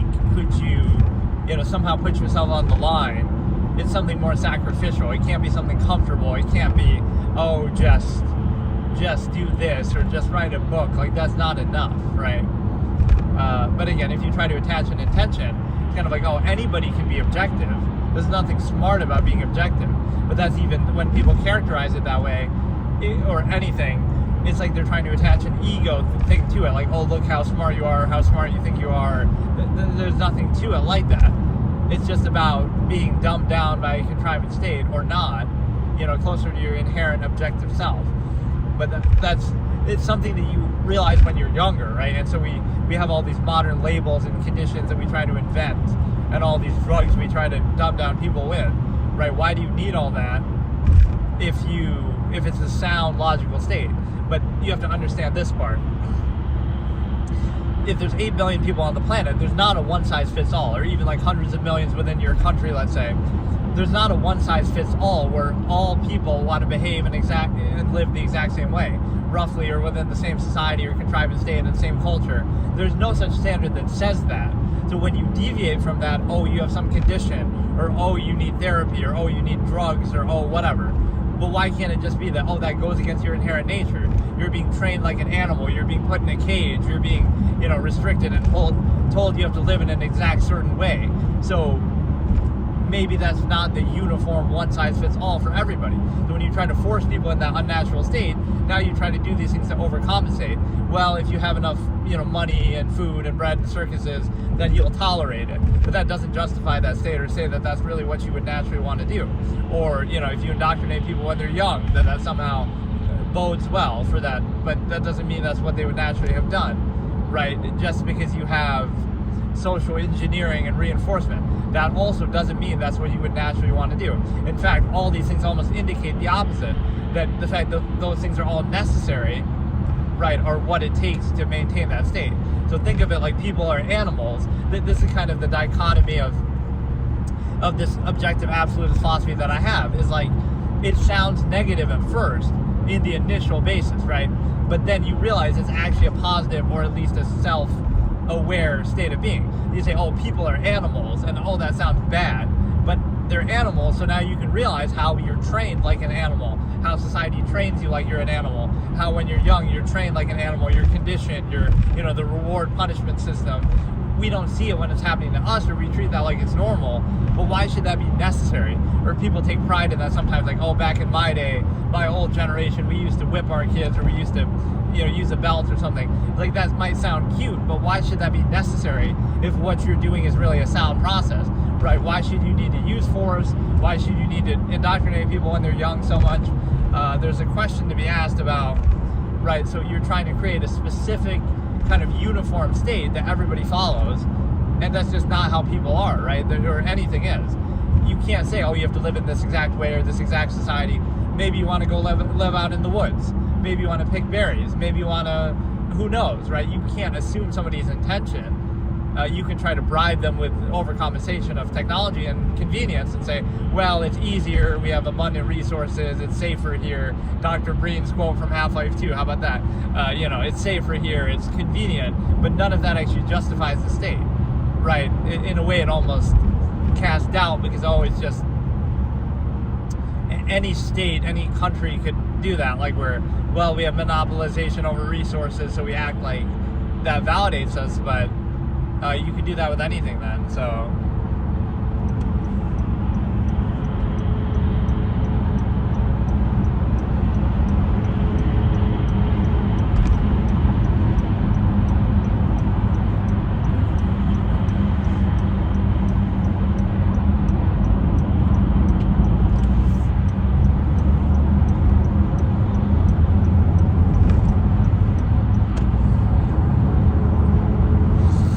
Like, anybody can have a monopolized control over resources, over nature, right? That doesn't validate it. It's the opposite. You should hold it accountable now that they do, because again, sometimes individuals are held against that, like, oh, you should sacrifice for the collective mass of people, but you didn't create the collective mass of people, right? You didn't that's why I even say the absolute standard of not preserving the stimuli acme. Like, if you don't have kids, then you don't owe anything to the future. That could be your choice. Or if you don't, you didn't create the number of people there are, you didn't create the corporations that own the planet.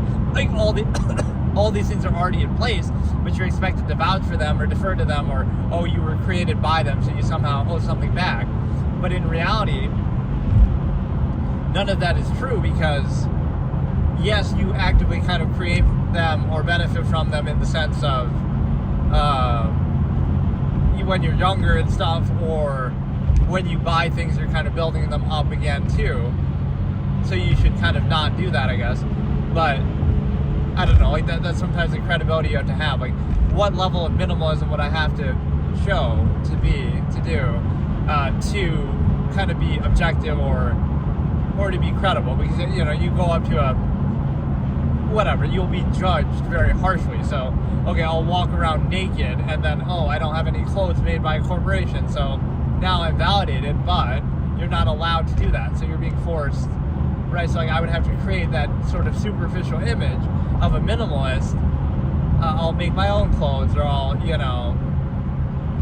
it doesn't make sense because you're trying to face the very same contrived state that you're trying to change, but in order to change it, you have to appeal to it and appease it.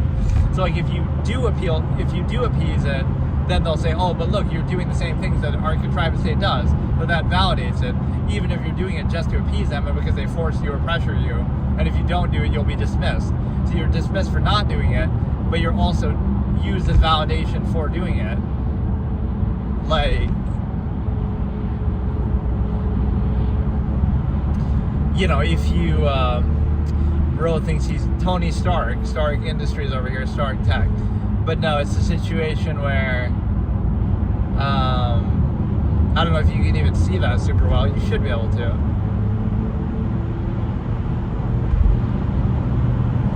But no, you're in a position to understand things freely, be objective, and it's kind of the way that people fear thought or condemn thought or criticize thought that, and I'm not talking about the other kind of thought, but no, it's like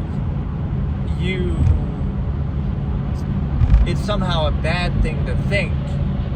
And the fact that the same way, like, oh, you have to use drugs to cope with the contrived state, so it's your fault, not the fault of the contrived state, or again, that it's uniform, even by the same pretense of what you value, right? Like, oh, the purpose of it is efficiency or whatever, quality of life or something.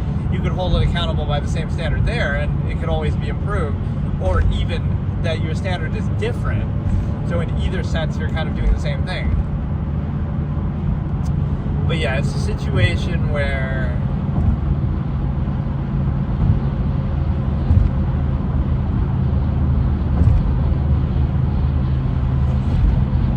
I don't know.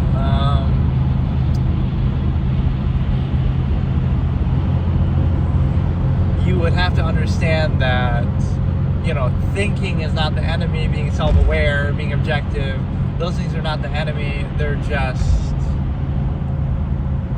a reflection of what is already there, but that's kind of what it shows you is the contrived state requires you not to think about it, and it also requires you to kind of actively counter thought or, again, reinforce it socially or stuff like that.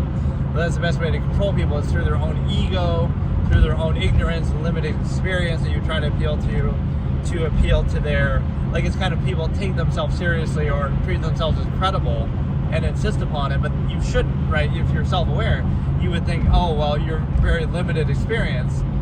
You know only a fraction of all that there is, all of collective human knowledge, and even that human knowledge is only a fraction of all that there is.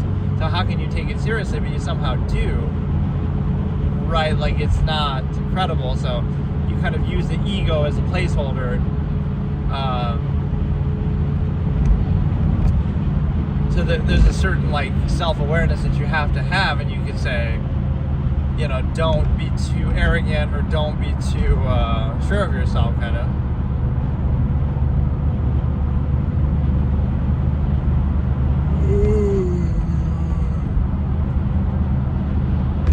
Yeah, it's like part of the same measure. So what if I say, okay, let me try to appeal, like, this is how variable and self-aware you can be.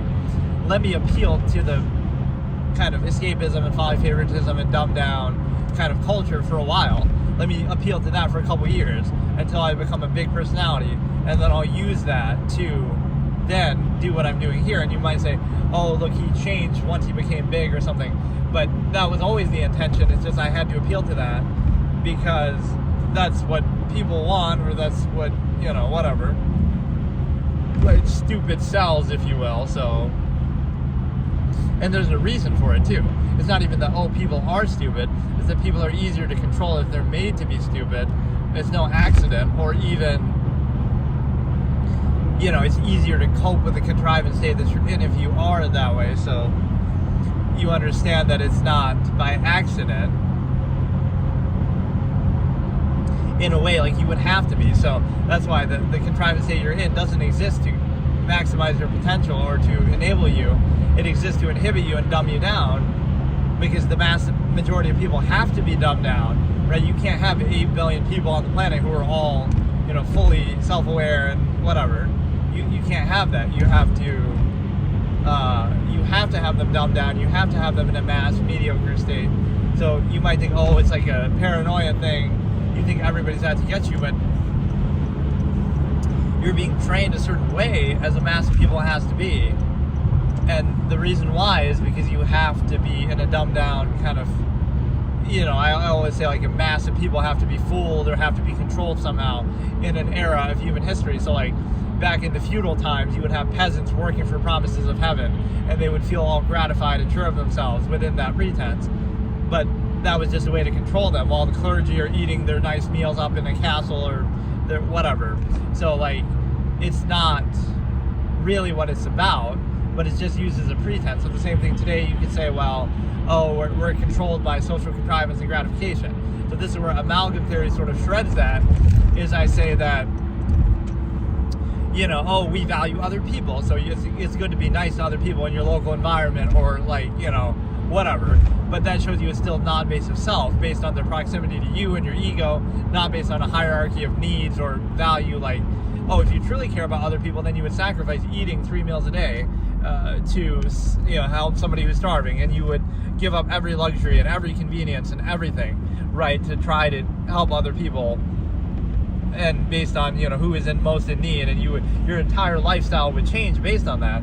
Instead, it's overextension. You care in pretense, but only as it's around you, only as it relates to you, so it's not a real basis, right? If you really cared, you would immediately give everything up, and that would be it. Like, you might think, oh, it helps more in the long run, like it's the fallacy, like the healthy horse fallacy. Oh, you can do more by that way, but you really aren't, because your very lifestyle itself is subversive, right? You would say everything is like overextended so much.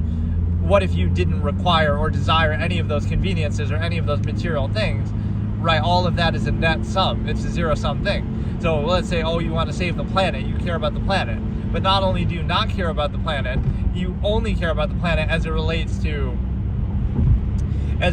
your own potential survival or convenience or whatever, future generations, which at least that has some more valid basis to it. But everything is always conditional. So that's why amalgam theory would be like the human family. You care as much about somebody starving halfway across the world as you do about your own family, because they're all your family, because it's the human family. So that would be it. Like, there wouldn't be any, so you would grieve just as much over the death of somebody anywhere else in the world as you do, right? Somebody in front of you, your family, your friend. So like, imagine living like that. And that's kind of how I think in a way. So how do you reconcile that? It would seem negative to the people around you, like, oh, you're not giving them special treatment, but you value them just as much as somebody halfway across the world, right? It's just you're not placing any special undue emphasis on them just because they happen to be closer to you. So if you truly care about other people, right, you might think, oh, you don't have the ability to affect it, but you are affecting it actively with your lifestyle, right, with your whole everything. So it shows you it's nothing more than a pretense, right? What a coincidence that your value of other people fits comfortably into your life with all this, modern technology and modern, conveniences, and then you care about other people in terms of being socially nice to them, but that's not a real basis, right? You don't really care about other people. You care more about stroking the ego of somebody near you than you do about actually somebody else's survival or, necessities. And with the sheer number of people, it shows you a general lack of value for human life, right? Anything mass-produced suffers inequality for it, including life itself. There wouldn't be this many people if people really thought about it, or, again, were aware of the Stimuli Acme basis. It kind of kills your credibility when you have kids, in a non-vouching state where you would have some conflict of contrivance, self-created. But it's a very difficult task to undertake, and I have to wonder, because the conclusion, again, is objectivity. So what would you do with that? That would be up to you. But I can guarantee you, if people were just objective and thought for themselves and self-actualized from an inherent base state, it would not lead to a uniform kind of thing what we have here. It would not lead to that. So is it worth it? Is it is society and the non-consensual social contract of birth and the indoctrination of youth, right, when you're too young to critically think for yourself, is that worth it for the end result? Is that worth it to say we can do all these things that we would condemn inherently, like we're training people like animals and bypassing their critical thinking and kind of foregoing their consent, and then saying ex facto justification, like ex post facto justification, like, well, the end result is good and look at the society we have, or the conveniences, or the technology, but is it worth it? Is it worth it? And so you're defining value by convenience or luxury or overcompensation, not by an inherent standard. Maybe somebody would prefer that. Maybe that would be my standard. I would rather live out in the woods and live half as long and, whatever, but at least be free instead of, be enslaved by all these supposed conveniences and stuff like that in a heavily contrived state where you need permission to do anything, and the weakness of others and past generations that deferred and gave monopoly over nature itself to big corporations and government, right? It's not about the individual. It's not about the specific. It's about the overall, unsound nature of the process that you're still exposed to and overextended. Even if you don't want to be a part of it, you're still subject to it, right? Oh, you'll be trespassing somewhere or whatever, overextended. So it's a difficult thing to explain, but again, what are the chances that your way of thinking or any standard or value or measure that you have would lead to this exact state that we're in right now? What are the chances? And it is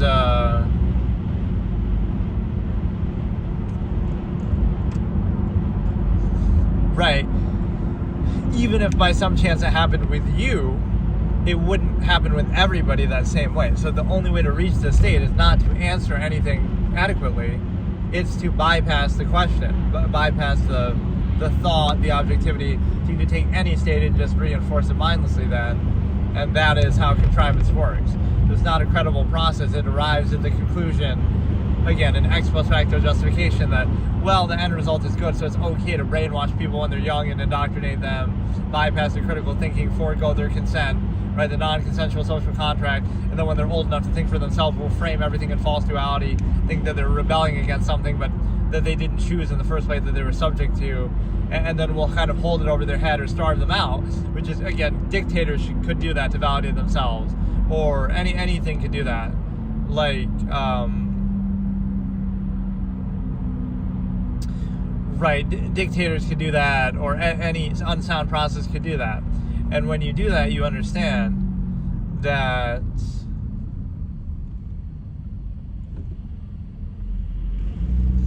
right, it's a situation where you have already established empirical basis, and you use that to say, well, look, we have these resources already, and so we're going to threaten to starve somebody out if they don't agree with us. Not only is that not a credible basis, it kind of shows you how forced and compelled that state is. If you don't agree, we're going to starve you out, right? Not that we can actually win that discussion or assume your intent and force you to do the exact thing that we want you to do. Again, even the weak zero-sum longevity process doesn't work here, because you have half-mass hedonism, as I've explained, that isn't consistent with that. And so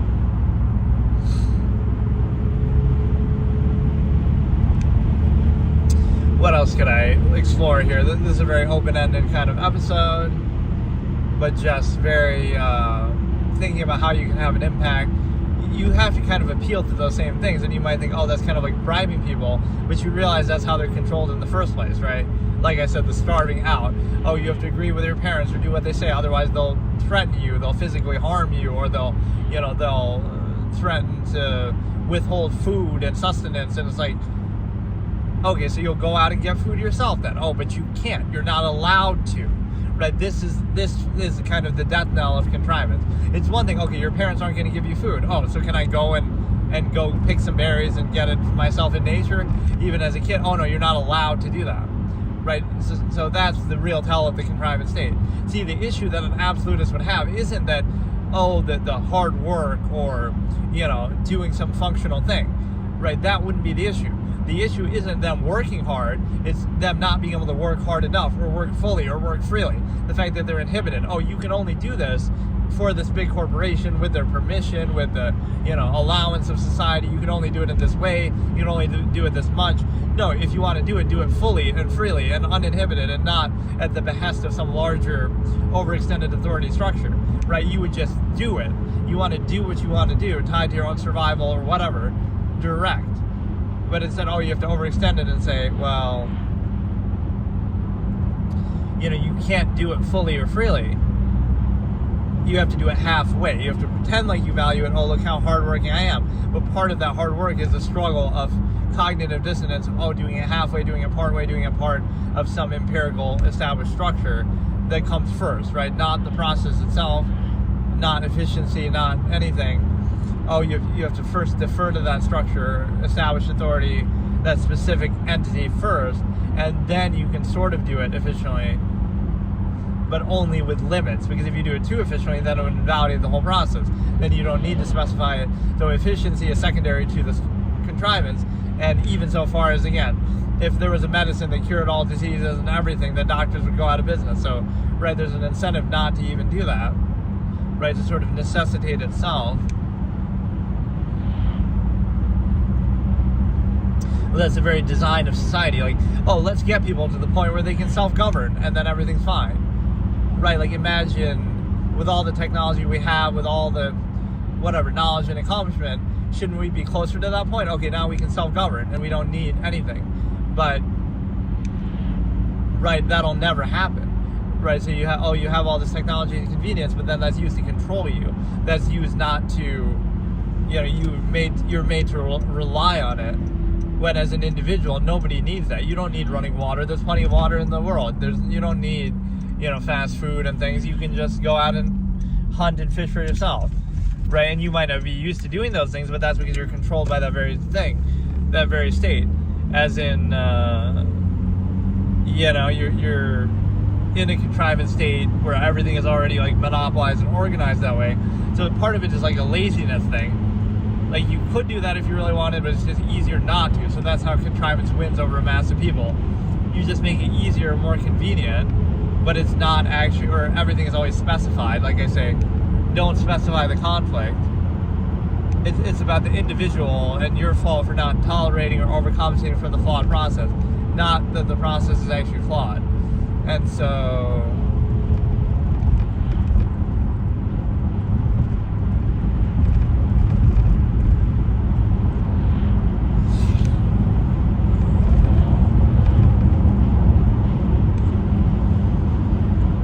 yeah, it's like brainstorming ways that you can actually have an impact. You have to somehow demonstrate something in a way that seems objective or that is objective, but then people always try to attribute it somehow or focus on insignificant things. Kind of even like why I'm doing the camera thing now. Like, it doesn't really matter, but people associate with that, or they're more interested in that, or ask where I am or where I'm going. So...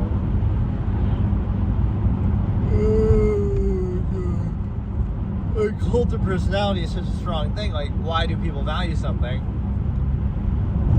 A lot of it comes down to the stimuli acme. Like, somebody, again, if you're, unfortunately, this is like the down bad. Let me try to riff those off really quick. Like I was saying, I'll do this joke session where I,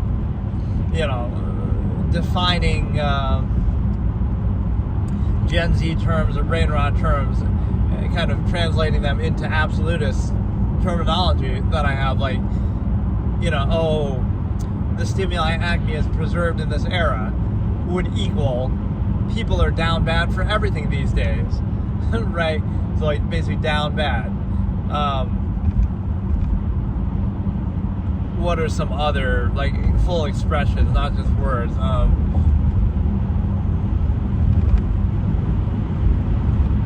Like, even Riz, like saying, this guy has great Riz.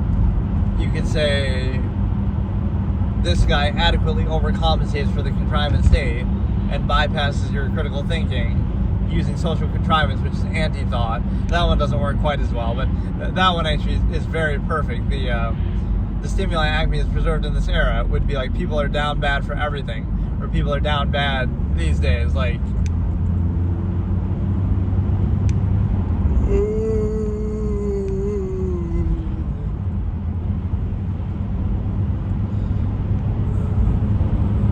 But like, let me try to start with my own terms and see like what I can translate them into. So, like, what is one that has to do with like relying on technology, the machination process, or yeah, an absolutist would eat and leave no crumbs, right? The way that people say, like, that's what it means to live life as an absolutist. You eat everything and leave no crumbs, even in nature itself. And this is the way I'd have to explain it, like fucking,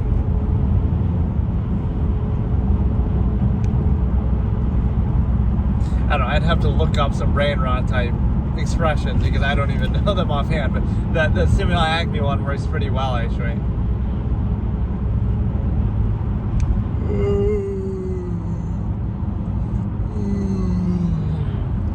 Discuss random stuff, and so one of my recreation episodes, and I guess you can go into more lighthearted topics, like I can talk about gaming stuff or whatever too, but I've tended to avoid that here. I mostly was trying to, I feel like I'm satisfied with a lot of my topics that I kind of went through, and I did some of my logical razors, but you got to think about it like this. What is the objective way that a person would think if they weren't indoctrinated by society or the objective reality of the world? And then look at what people go through when they're younger, even like, you know, you're indoctrinated heavily in youth, and every era of human history and every society and every parent and every, you know, power structure, they want to act like their way of thinking or doing things is absolute, right? Like Rome in the bread and circuses times before it fell, right, would have been, they would have thought they were right and they were sure of themselves. So what it shows you is it's not a credible process, right? It's not about the result. Okay, I'm Elon Musk or I'm, you know, whoever, right? It wouldn't matter. It's an unsound process. You can overcompensate for an unsound process, right? You could be in World War II Germany and you could be Oscar Schindler or whatever, right? You could be the exception, or you can overcompensate for a flawed process. But the process is flawed on this basis. That the reason why you support what you support or why you value what you value is not actually based on your choice or will or anything, any sort of standard.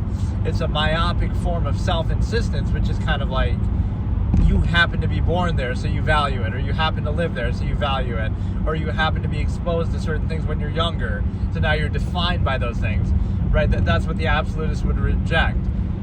What you're exposed to, and it would seem like negative, right? It would seem like, oh, you're being pessimist or whatever, some rebellious or something. It's not about that. It's about neutralizing influence that you didn't choose to experience, right?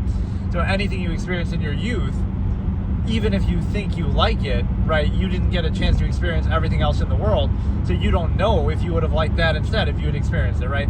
That's how profound your childhood is in terms of whether positive or negative. You should neutralize that influence within this frame of view. And you would say, well, now I'm going to go back to a neutral state when I'm 15 years old or 20 years old or whatever the age is. And now I'll decide for myself using an actual standard or criteria or some objective metric, whatever you decide for yourself what you want to use. But you use it objectively, not just, oh, I happen to grow up doing this thing, so now I like that thing. You might think that's normal or that's fine, but it takes the choice away from you. Is that really what you would have wanted? Is that really what you would have chosen? Or, oh, you just happen to be exposed to it. People don't like to think that way, but would you rather be a slave to that, or would you rather decide for yourself, right? So it'll seem like, oh, you're being negative, like you hate your childhood. You could have had a great childhood. It could have been the best one ever, or a normal one, whatever. But that's not the point, right? It's the nature of the process. If it came about without you choosing it, now it's not credible at all, right? It came about, I won't say by force, but by exposure, like in part by force too, like you're indoctrinated when you're young before you can critically think for yourself. But it's like people let themselves be defined by that too much, right? Like they'd almost take pride in it, like, oh, I love my country, or I love my, even your family, which you don't choose your family, right? You value all these things, whether positive or negative, that you never even chose, that you didn't have any choice in. So there's something very deceptive about that. You might think that this is the best way to control people, right? Make them associate their identity or their ego with something that they didn't choose, and now they're so deeply within it. This is how society works. This is how contrivance works. Now they're so deeply invested in it that they think they're defending themselves, but they're really just defending that specific contrivance state, right, which they didn't choose. So again, this is how indoctrination in youth works. You put them through certain things when they're younger, right? and now you kind of train them like you would train an animal almost, the way that reward punishment system and stuff like that. But now when they're old enough to think for themselves, they're not going to think inherently like, oh, I'm a human being and I can do all these things inherently and I can be free and I can live in the woods and I can, there's so many variable lifestyles you can have. That's not actually what happens. What happens is they'll reinforce it. Let me try to think of how I explained this in the past. They'll reinforce it like their state of being as if that's them, right? So if you were living in China right now, you might reinforce that lifestyle. If you were living in World War II Germany, you might reinforce that lifestyle. But the point is, it's not a real thing because you're kind of arguing for something, right? So that's the trap, right? You make somebody exposed to something, right, so much that now when they're older and they can finally choose for themselves, they'll take pride in that and associate with it. Why? Because it's like the cognitive dissonance baseline. They've experienced it and they're so dug into it, so they can't just think, oh, all that time was wasted, or all that was unfounded, or all that was kind of wrong, or not even wrong, but not specifically exclusive to everything else. Like, it's not the one right end all be all. It was just one thing I happened to experience, right? The best way to demonstrate that is like every era of human history, every society always believes they're right and their way of doing things is the best way, right? Just like we might think that now, people think that 500 years from now while ridiculing us and looking at our mistakes, just like we go back in history and look at their mistakes, right? So we can ridicule every era of human history and say, oh, how could they have fallen for this? Or how could they have done this horrible, immoral thing, right? But we don't see it ourselves when we're doing it, or we kind of just accept it and take it. There's like a weird gratification that people get from this too. They'll say like, oh, that's just part of being an adult. Yeah, accepting things that you know are objectively wrong by your standard, by your own subjective standard even, that's part of being an adult. Just going along with an empirical power structure that you didn't choose, right, that's part of being an adult. Like, yeah, if you were an adult in World War II Germany, we saw what adults did there. Like, that's not a good argument because you want to feel gratified, like, oh, that's the normal thing to do, but it's been normal to do a lot of questionable things or to allow them to happen in every era of human history. So don't fall for that trap. What I always say, that like things are the way they are because that's the way they should be. No, they are the way they are because some people in the past came from one country to another and massacred other people, and this happened everywhere, but I'm just saying. And then that happened to create a kingdom and a government, and then that's it. So there's no real rhyme or reason to it. It's similar to what I say about God and creation. Like, I had this expression, like,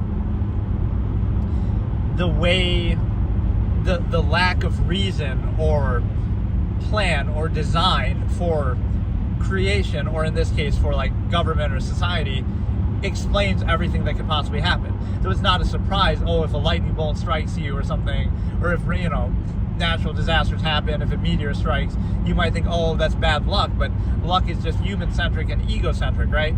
In reality, it wouldn't be a surprise that any of those things can happen because there's no rhyme or reason to it, right? So when people say it's random, but like random compared to what, right? Compared to something that we would want to revolve around us, like, we want, oh, we were made in God's image or blah, blah, blah, right?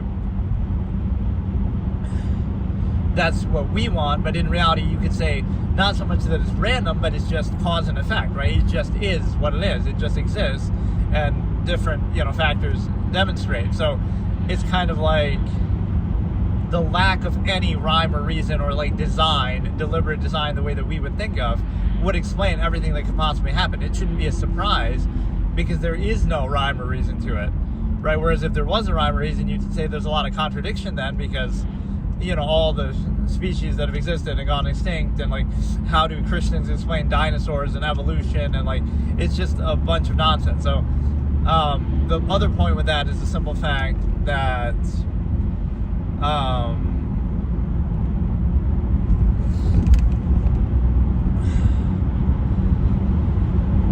it's the simple fact that I don't know, you believe things are the way they are because that's the way they should be, or again with the creation versus the like the government or empirical authority, it's like, how did it really originate, right? You'll say something good now in retrospect, like, oh, but we need it for this reason or that reason to protect us and keep us safe. But that's not the question, right? This is what objectivity will sometimes do that people don't realize, right? I don't have to be making a specific case for anything. It's more the opposite, right? The burden is on the claim maker. You would have to explain what standard could you possibly have that would lead to this exact state that you're living in, and the answer is there isn't one, right? It would be inconsistent. I always pose that, the longevity process, but it's actually half-mass hedonism. Like, oh, is your goal to live as long as possible? Is that the meaning of life, or is that what your society is based on? Like, to some extent, that seems to be the case, right? Like, okay, people want to live as long as possible, but what does that mean? That they drink, they smoke, so now you're not credible. They're not trying to just live as long as possible. They want something else from it too, right? Hedonism, different concessions, right? Why else would they do those things? They eat unhealthy. So what you have to understand is the fact that it's not as cut and dry and simple as that, right? So longevity process, and even if you said that, this is where it falls apart completely. Even if you said that was your measure, you want to live as long as possible, you can't enforce that on others or assume the intent of others. Maybe they don't want that. So that's the false duality, closed structure, contrivance state, to say that you're assuming the intent of others, and then you frame it in false duality that, like, oh, you must lack the ability to do this absolute thing that everyone else is doing, like uniformly indoctrinated, not that it's not absolute. So that point is very profound, but I guess people don't actually have the self-awareness to figure that out. Like, just the fact that there is no credibility, there is no basis. So sometimes people will frame that as like, oh, that means you think you're better or smarter.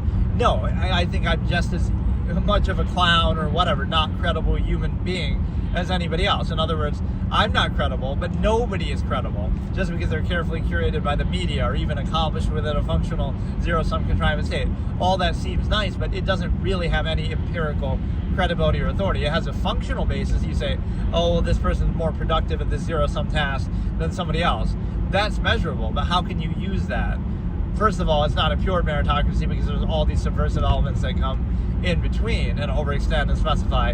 But even if it was, who's to say, right? It's always, yeah, it's necessary for that contrivance state, but who says that contrivance state is necessary or best, or, you know, that it should be so uniform. So the point is that, again, the easiest way to control people is you put them in a situation, right? Either you make them think it's their own idea, which is, you know, obviously pretty common, but the other point of it here would be like, not so much you make them think it's their own idea, but you do it to them before they even have any control over it, right? You sort of inflict contrivance upon them. They're victims of contrivance, the non-consensual social contract at birth, right? And then they're old enough to think for themselves. Now somehow they owe something back to it. They owe something back to something that they didn't choose. They, you know, somehow are going to insist upon something that was forced upon them. Even if you want to say overcompensation, that's like a bread and circuses argument. It doesn't qualify the actual basis.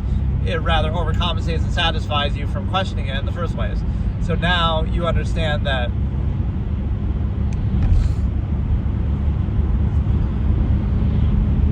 right, so again, people are too young to think for themselves.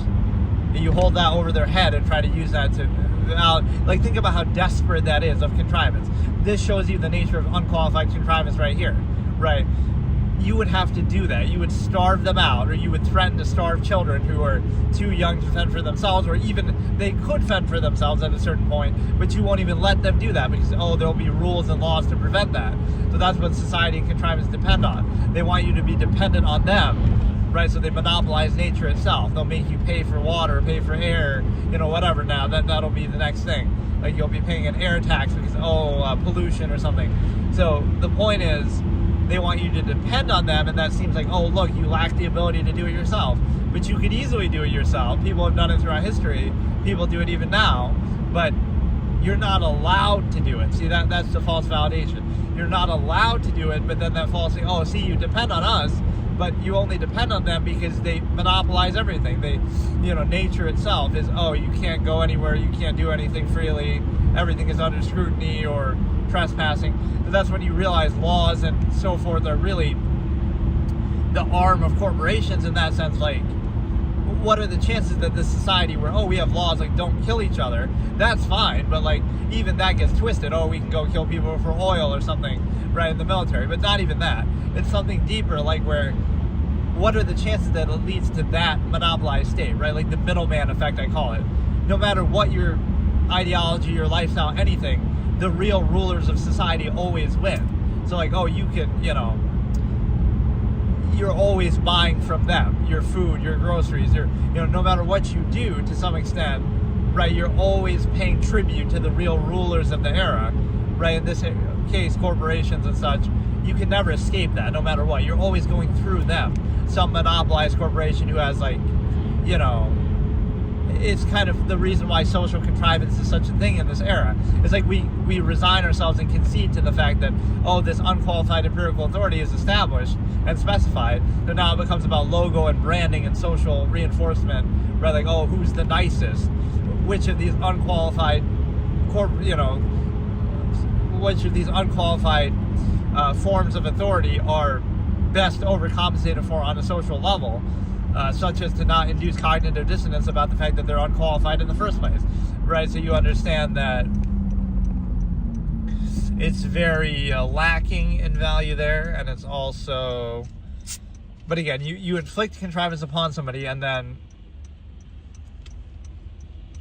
they associate it with their own identity because they don't want to admit that, all that time was wasted, or they whatever could be wrong. Like, so because it's them and their position that they're in, they couldn't possibly be wrong, right? It's the cognitive dissonance. So you put them in a position, and then they'll defend that position that they're in because they're not actively aware of the fact that you put them there, or because they don't hold that accountable.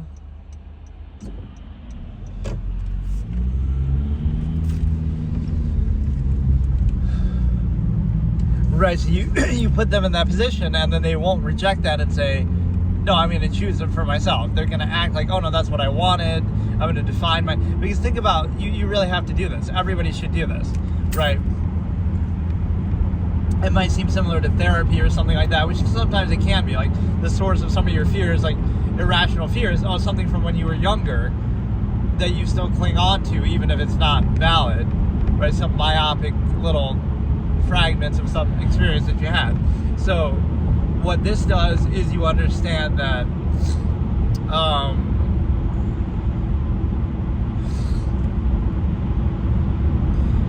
right, it's not so much about negative things that you're looking at here. You're just looking at the general experience.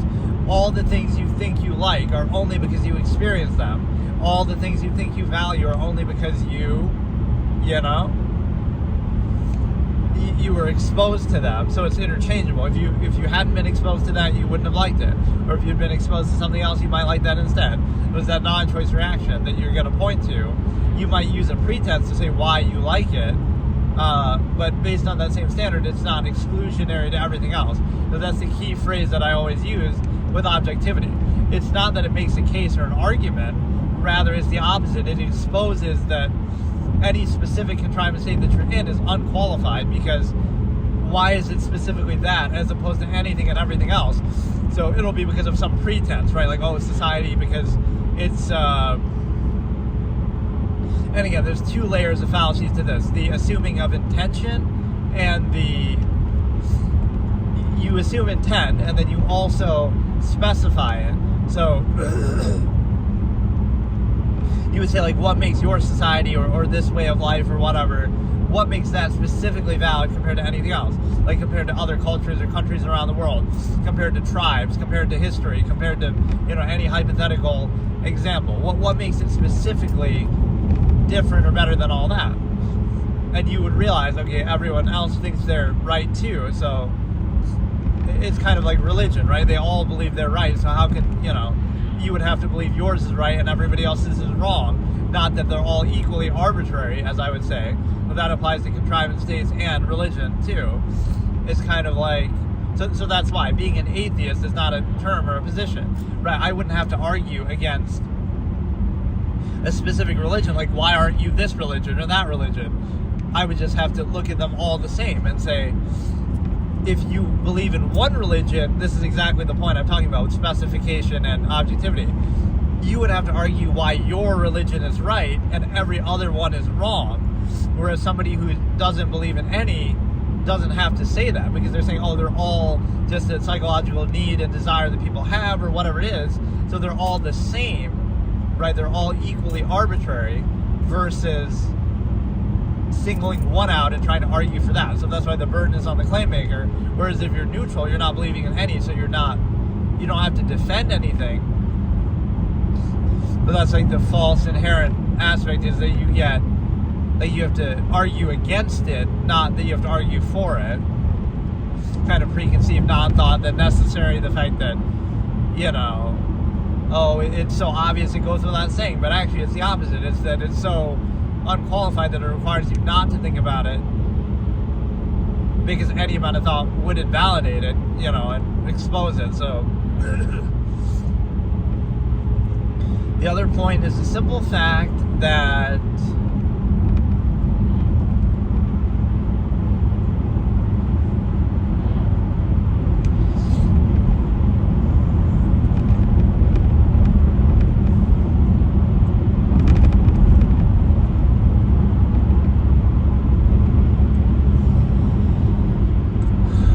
again, the unqualified basis that you would have to say why specifically.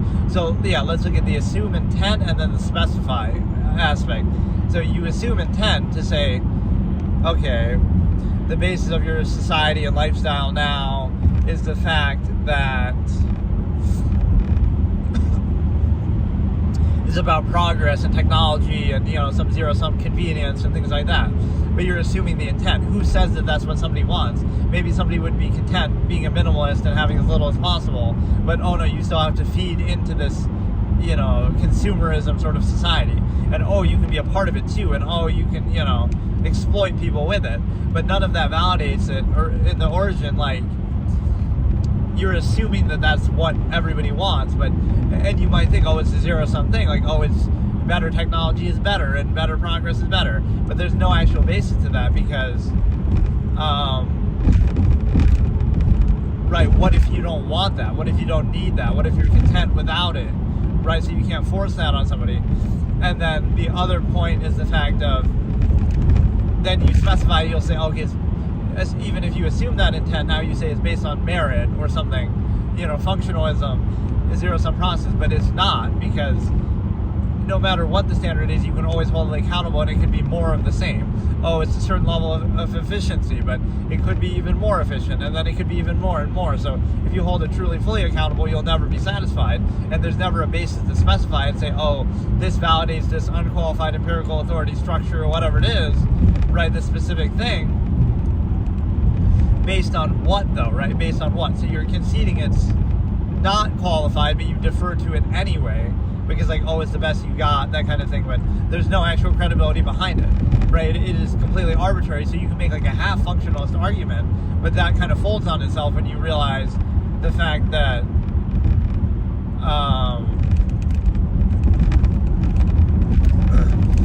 right, like, oh, it's for some zero-sum functionalism, but again, assuming that intent for, like, again, it'll always be deferential to some authority in that way. So, for example,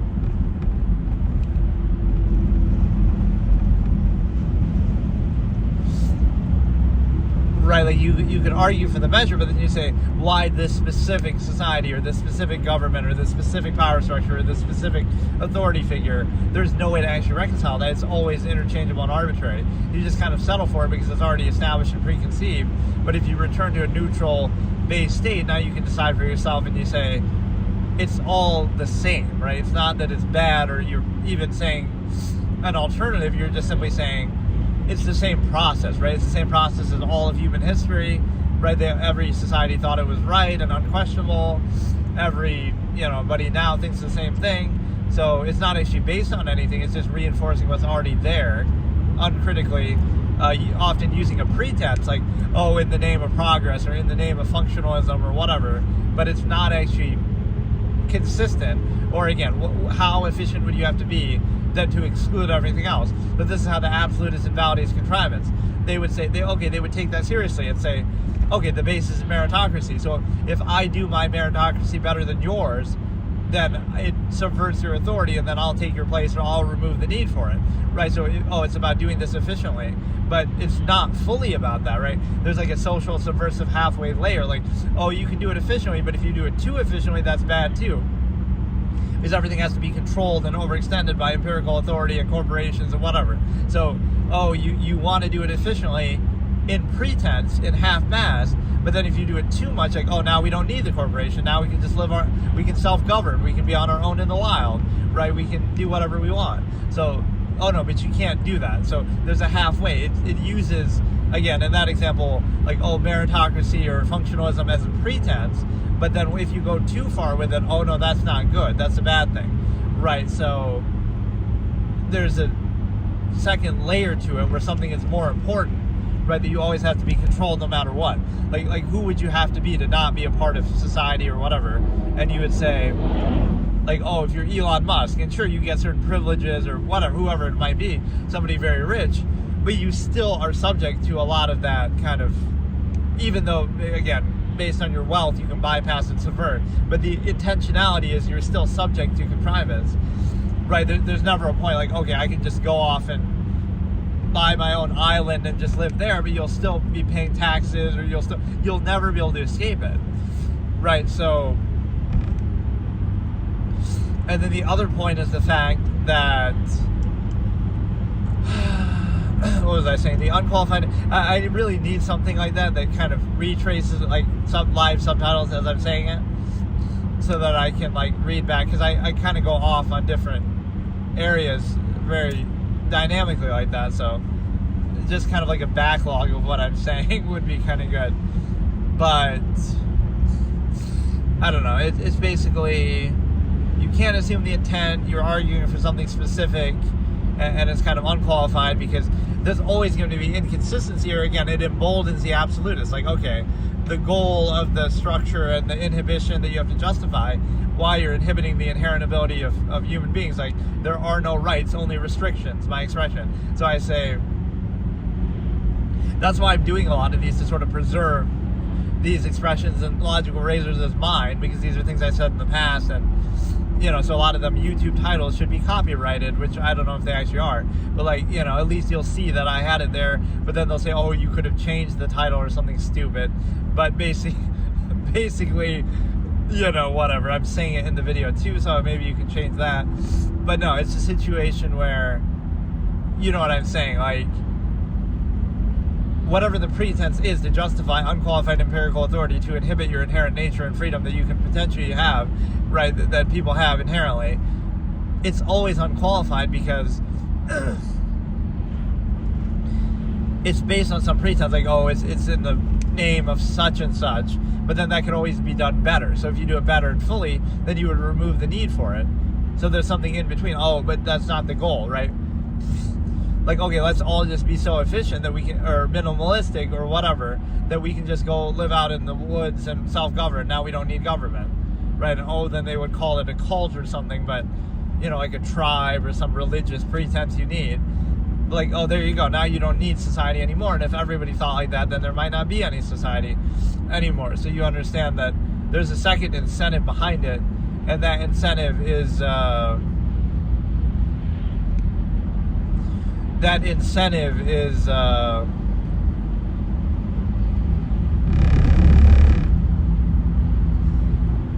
to keep that sort of power structure in place regardless of anything. You could be the most efficient person ever, but you're still held back. It's this middle ground where often social contrivance is used there. Like, if it was pure merit and ability, then you could easily knock out the current power structure. You would say, okay, I do this more efficiently, therefore I'm going to kick out people who, but that's why I talk about rule by omission protocol, which I call how the masses, or how the mediocre rule the masses, right, through subversive elements, whether it be marketing or whether social contrivance or cult of personality and stuff. It's how you can create something that isn't based purely on merit, and so the mediocre rule over the masses like that. Okay, so today I'm going to do another recreation episode, which is basically just going through different random topics over the years that I've discussed. And so let me try to figure out something here, like basically how would I introduce to people? This is sometimes a good way to, like, you have to retrace your steps of how you got somewhere to understand how it wouldn't be something, you can't just explain something to people directly, right? You have to get them to the same point, right? Like, you'd have to go through and objectively observe everything closely, fully. So the best way to do it is observable practice, right? The concept I always say of observable practice, which means you can have all the pretenses in the world, but then you have to hold them accountable. So you can say, let's use God as an example, right? Oh, God exists and wants you to do everything morally or something, you know, a certain way, but allows you not to do it that way, allows people all the time not to do it that way, allows most of human history to be immoral by whatever subjective standard, right? We would agree most of history is subjugation and war and whatnot. And so, right, it makes you question that, like, okay, you're posing an absolute, but then there's exceptions to it, right? So the same thing is true in society, the same thing is true in anything. So when you figure it out, you get to the point of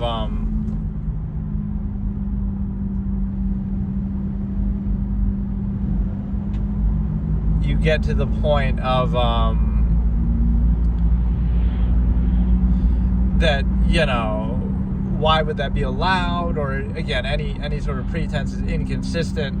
So it's merely a pretense to control people, but then you realize it's not really about that. It's like, what a convenience, how convenient it is that in every era of human history, the reality is defined by the technology available at the time, or it's defined by the power structure at the time. It always comes back to that, regardless of, hey Jensen, how's it going? Regardless of anything else, right? Like, what are the chances that uniformly hundreds of millions of people, or even billions of people across the world, will all do effectively the same thing? Now, within that, you can always choose to bring my girl to the movies on Saturday. Cool, what are you watching? So, like, what you do is you say, you know, it's kind of a hard thing for people to admit, but you know, you're nothing more, the average person is nothing more than reacting to what's already present in the era. Like, nothing you do, any sort of individuality you'll have will be sort of SpongeBob cool. Is you'll be like, you express yourself with tattoos or piercings or, you know, stupid stuff like that, or your favorite band, or, you know, certain things like that. But in a meaningful way, your life is fully controlled and you're just reacting to it. You have no self-actualization, you have no awareness, you have nothing, right? That's why there's so much conflict of cognitive dissonance. It's like, that's the uniform state that you just have to be in, or you're kind of forced to be in, right? It doesn't matter what you believe or what you think or it doesn't matter, right? Nothing matters except, oh, you're gonna give money to government through taxes. You're gonna give, you know, corporations are gonna rule the world. Like, those are the things that are the constants, and then within that you can pretend like you have some mental capacity, but you really don't. So, because if you think about it more basically, right, it's not a specific criticism of a certain era of human history. You could say, well, in the end of Rome you had the bread and circuses period, and in World War II Germany you had some questionable things, and you can pick and choose and say, oh, one is worse than the other, but that's not the point. The point is how you get to this uniform state of, you know, where everyone's doing basically the same thing or kind of going along with the era that they're in. The problem with that premise is, if everyone objectively thought and self-actualized for themselves, you wouldn't have that uniform basis in the first place, right? You wouldn't have 300 million people in the US doing the same thing, or you wouldn't have 8 billion people on the planet, whatever, like, living in roughly the same way. Obviously there's some exceptions, but you know, you'd have tribes, you'd have, you know, minimalists, you have people living out in the woods, living out in the jungle, you know, you can't really relegate that. So this notion of anytime you have this uniformity across the board, what does it tell you? It tells you that it's been forced, right? It's been forced through empirical authority, like throughout history we've seen that happen. So the credibility of a mass of people is always in question there, because you understand that right, there's actually nothing to it. You would, if you were born in China, you would support China or go along with that. Or if you're born in, again, any historical empire, you would go along with that. So what it tells you is normalcy. The word normal in any era just means like, oh, you go along with the way things are, mindlessly, uncritically, and just that's it. Right, so it's not a compliment at all. It's actually a negative that, oh, you're just a mindless sheep, and normalcy is how you're controlled. And if you can't be controlled, then you'll be labeled, then you'll be attacked, right? Every era has its own way of doing that. Oh, you would have been considered a witch because you do something outside of society. Like, even in a literal sense, too. Like, oh, some you could have been called a witch in the past. You would have been called all kind of other things. Oh, it must be the devil. It must be they're possessed by the devil or something. And then in the modern time, what is it now? It's a very sly, very deceptive thing. And with my whole interest in psychology, I find it very disgusting that like it's the weaponization of medicine and science. Like, oh, it's some medical condition that people have. Like, why do they have to have a condition? Oh, because they can't be controlled. Because they don't go along with exactly what society tells them to do. Right, so, oh, they have this condition that's not even a real thing. Right, whatever labels you want to think of in the modern day that are always used. Those are not real things. Now, how do I know they're not real? Because they involve, for example, language. They say, oh, you have to interact a certain way, and if you don't, you have this condition. Really? So the inherent human being doesn't have a language. There is no language. So what is that? Like, language is a learned, artificial, man-made thing. That doesn't mean it's bad or you shouldn't use it, or that doesn't mean there aren't certain, habits you can have with it. But that's different than saying, oh, it's some like inherent psychological condition that you have. It's a construct. It's totally made up because there's nothing with a psychological condition that says, oh, the prerequisite for the psychological condition is you have to be born into society and indoctrinated and taught social norms and then taught a language and social patterns. And then, oh, if you deviate from those taught and contrived things, which vary from country to country, from era to era, from culture to culture, if you deviate from that, now you have some condition. So that's like really the emperor has no clothes fallacy of the way some of these labels in medicine and science is weaponized in the modern day in a very witch hunt-esque way, right? Again, assuming the norm is absolute, or assuming human beings are like uniform, that they all have to behave exactly the same way, which is not, a choice, not a reality. It's just not how people are. They're, the human variable, I call it. Like, people would do vastly different things. There's not like a one size fits all, but we try to force that, and then we question why people, why do our children rebel against us? It's like, well, we're trying to force them to live in an exact certain way, even if we think our overcompensations are adequate for that. Like, oh, with our modern technology, that's not the point, right? We're forcing them to live in a certain way that is not natural, that is not possibly what they would choose to do. So you're creating this unnatural state.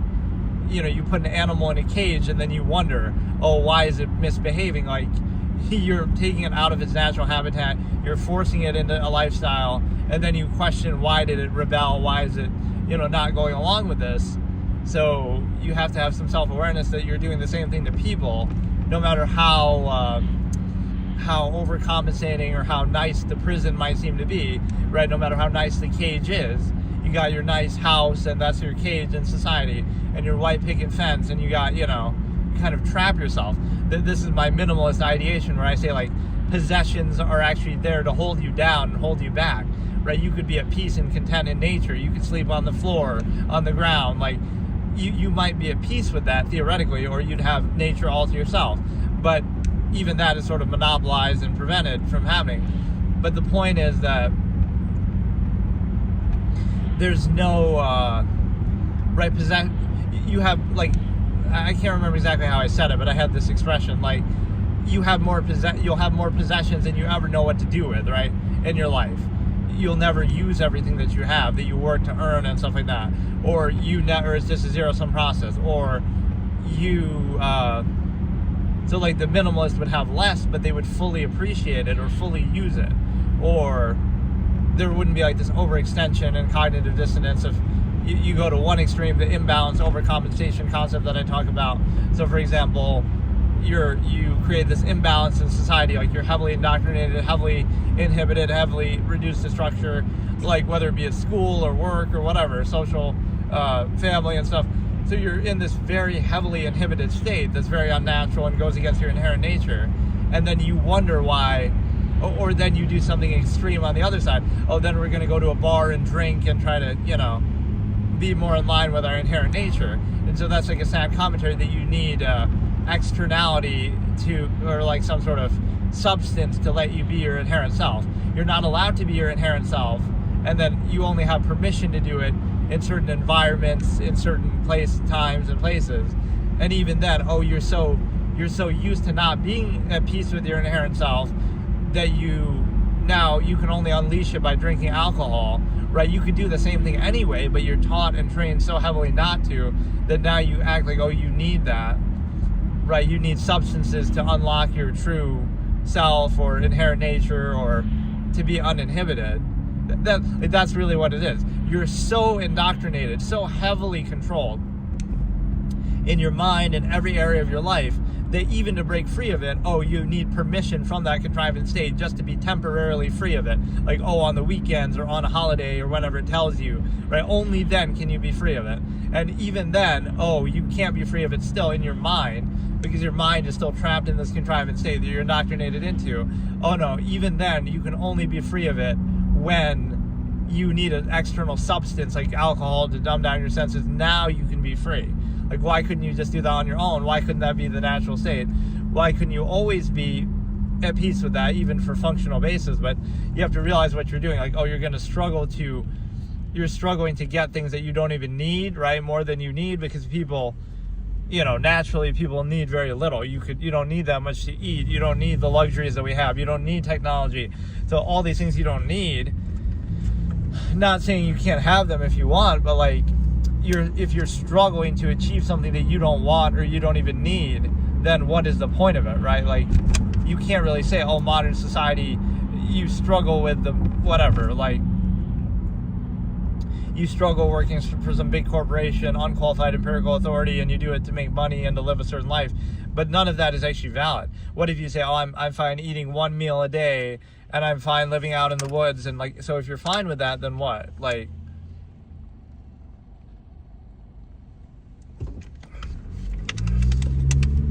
so the struggle is not born of your ability, like, you're not capable of doing this corporate indoctrinated half-mass overextended state for zero-sum means that you don't even need, luxuries, technology. Then you'd realize, wait a second, maybe the struggle is not of ability, but of intent, of measure. Maybe you don't want that. See, this is where the ego is taken out of it. Like, look at me, I'm, you're struggling to do this job or something. But maybe the struggle is born of your desire, not of your ability. Like, anybody can just do something, right? A zero-sum process. There's nothing impressive about it. It's for your own self-interest anyway, right? Like, so what if your nature is more like, no, you would rather have less. You don't need all these things. They're just an overcompensation for the imbalance that you're self-creating and exposed to anyway. So what if it means that you want to basically you want like a lesser state? Okay, you don't need all these things, so why should you struggle to get them, and why should you be inhibited? So it has less to do with like zero-sum functionalism. I always say, from the absolutist point of view, like, the issue of an absolutist wouldn't be like, doing hard work. It would be not being able to work hard enough, like freely and fully all the time. Like, okay, they want to work 12 hours a day and they want to, freely do whatever they want, like build and create, but no, it has to be restricted. You can only do it for a company. You can only do it with permission. You can only do it, a certain way. And so it's like the absolutist is prevented from fully practicing something to its maximum. And the minimalist is prevented from freely, escaping society, because you still need his permission, and you're still on his land somewhere, and it's still trespassing, or you need a permit or something dumb like that. So there is no way to rationalize it, but people blindly accept it, or they don't even think about it. So it's a good way to kind of create like a one-size-fits-all state. Like, that could work in any era of human history. So you have no credibility then, because you're just reacting to something that's set in place that doesn't actually have any value to it, right? It's not a sound process. It's not like people sitting around and, like, even what I'm doing here, where let's objectively come to the conclusion of what is the best by whatever standard we have or by some criteria. Instead, you're saying, no, it's just,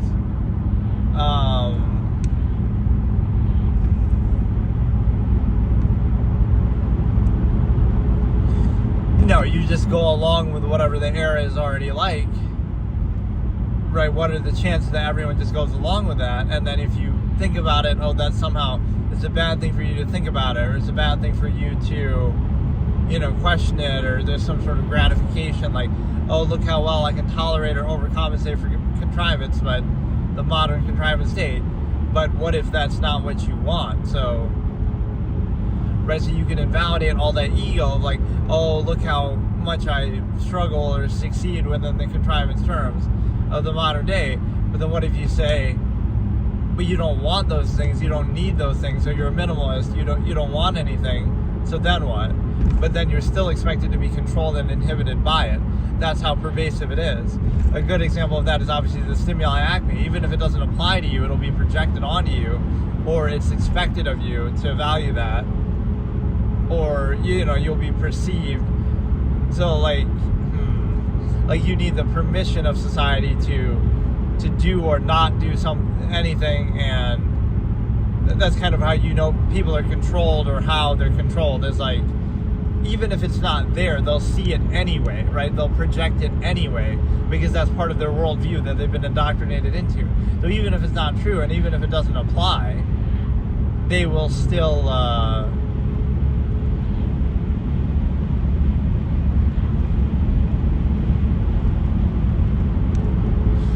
they'll still do it. They'll still see it. So it has nothing to do with reality, right? It's like delusional. They're seeing things that aren't there just because they have to, because they can't perceive the world any other way. So again, the stimuli acme is a strong one there. That'll always be projected as an intent or an incentive that people have, even if they don't, right? You could be asexual, you could be, whatever, but you would have to somehow justify that, right? That'll be projected as an intent, because people can't think of any other measure or motivation that anybody can have. So like the unconditional or the neutral really exposes contrivance. If you don't want anything, pretend, again, you're a minimalist, you don't want anything, you don't need anything, or you're also you're an absolutist, and you're the world's first trillionaire. So wouldn't those things be sort of trivial to you? You don't need money, you don't need anything, right? You have orgies all the time. You're either you're a minimalist and you don't require or desire any of those things, or you're an absolutist and you fully practice those things. Either way, like to the utmost. So either way, the half-mass gratification or structure would be invalid. Like, oh, you're walking around public and some girl thinks you're hitting on them, and it's like, why would I, again, in either scenario, oh, they're a minimalist, they don't care about sex, or they're an absolutist and they have sex with 20 people every day at once. Like, so why would they care about this lesser thing that you're projecting, right? So it shows you how shallow the observer is there, the half-mass human function in a contrivance state. Like, you're projecting it so hard, but it doesn't even make sense that it would apply to them, because they have so much, right? They're either doing the same thing times 10 or not at all by choice. So right now that it's unconditional, it shows you how much they're controlled by it. That's the only perception they can have, or the only way they can see. Because again, a lot of those things are functional to the collective mass. So for example, it's a subversive process. The individual might say, oh no, I just want to sleep around and I just want to do what I want to do, right? Like, I don't want to commit or whatever, right? You'll be free, you can be open relationships, you can do orgies, you can do whatever. Like, that is relevant. Why? Because the individual might want to do that, and so what? But the collective would have this subversive expectation. Oh no, you have to sacrifice all that, and you have to be with one person, and you have to do this and that. Like, it might be good for a family system, but maybe you don't want a family, maybe you don't want kids, or it might be good for, that's what gratification is, like when you're controlled to do something, and then you try to convince yourself that you actually want it, or it's something special, when it's the same process, just reduced to a half-mass state, but, a lesser version of the same thing. dependent overextended pretense, like the hedonism that you get from the sexual element. That one's actually very interesting too, because people might think like, oh, I love everything about you, like the, whatever, obsessive nature of Stimuli Acme. But what you realize is that's all still related to sex, right? I hate when people try to misframe it. Oh no, I love the way you, push your hair back, or I love the way you talk, or I love the way you move, or, whatever. Everything is still related to that base, You're just obsessing over it in a way that even animals don't do. So it's something less than animals that you're kind of obsessed and down bad for. And I'll use modern lingo, right? Whereas animals would just do the deed and be done with it. There's some family system thing there too, but the point is you base your life around it, so you're really being controlled by nature. It's nature's way of inspiring reproduction. That's why it's pleasurable. But you take that base pleasure, the stuff of animals and hedonism, and what do? You obsess over it so much, you fixate over it, you base your whole life around it. You also do something along the lines of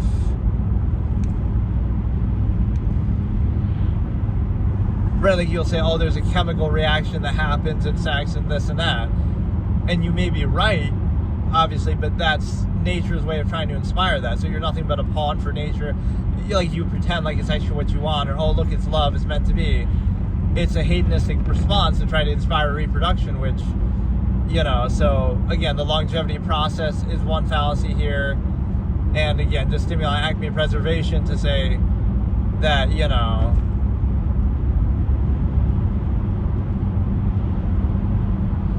that you'll have kids, but what if you don't want to have kids, or that you want to live as long as possible, but what if you don't care about that, have mass hedonism? The fact that people drink and they smoke, that would kind of disprove the longevity process, so that's obviously a very flawed criteria as well.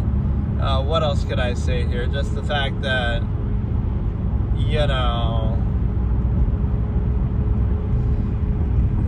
the projections are so strong. It's kind of like you're saying it's basically like this, right? It's false duality. It's like it has to be one or the other. It's closed structure contrivance. You can't see anything outside of that. So something unconditional or variable, like for example, someone values time, or not money or sex, or someone values, something different. Right, they have like an end goal, they have a measure, like I talk about amalgam theory. So that wouldn't fit into the contrivance state, so it'll be projected that it must be something else. Right, it's the inability to do a false absolute, not that it's not absolute, or again, it's projected into something. And again, it doesn't matter. This is how the collective herd is trained. It doesn't matter whether it's true or not to you, right? It could be false. It could be completely false. It doesn't apply to you at all, right? Like the Stimuli Acme projection, you could be asexual, but it doesn't matter what you are. The truth doesn't matter to contrivance. It's in that trained state, so it has to perceive things that way. So you see that a lot, right? There's a lot of projection that, like, oh, women are very self-important. This is how society trains us to think, at least. Like, oh, they think everybody's, hitting on them or trying to, even if that's not true, right? In some cases, obviously, it can be. But I'm just saying, it might not have anything to do with that. But that's always projected just because it's almost a self-tell that they're saying, oh, that's all they're good for. That's the only value that a human being has is, they have nothing else to offer, so that's all that anybody would see in them. Right, that's basically what they're saying. That, oh no, you couldn't possibly be valuing anything else. Or even neutrality kind of exposes that because it reflects back at them. It reflects back at them what they're controlled by, and it also allows you to see things, kind of people look at things with selective awareness. That they otherwise wouldn't do because it's being countered by social contrivance, anti-thought. So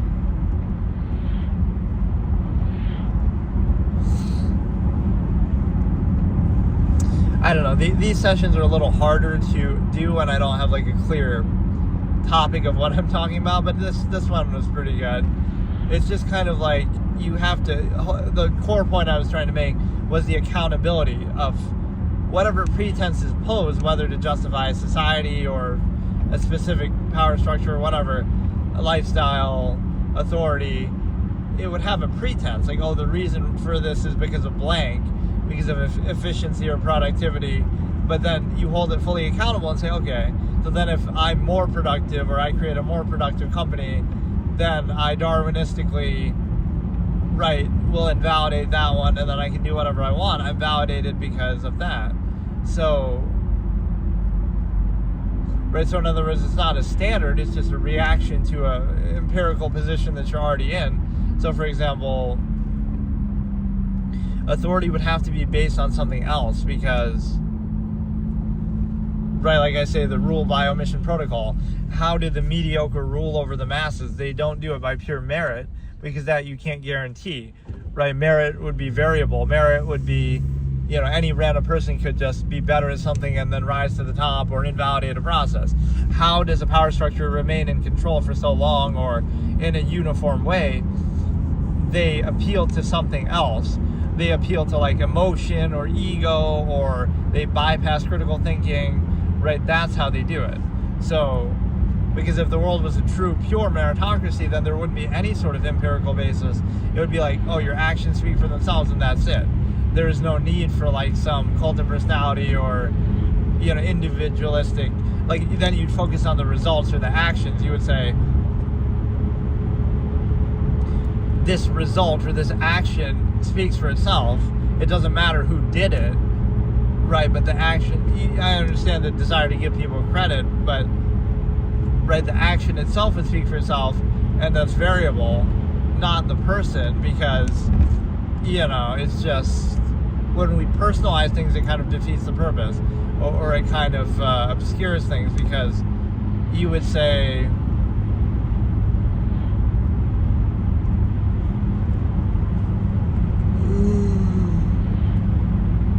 like ideas and thoughts, that's something that it shows you people don't think very much.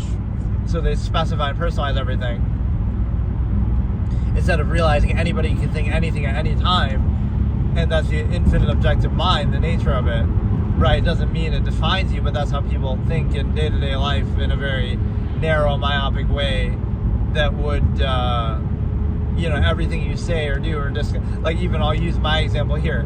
If I discuss a certain topic here, that must mean I'm a blank. Like, you'll label me based on that. But then what about all the other million discussions I've had on various things? So I'm those labels too. So you'll never have enough labels for me. And the reason why is because, I don't know.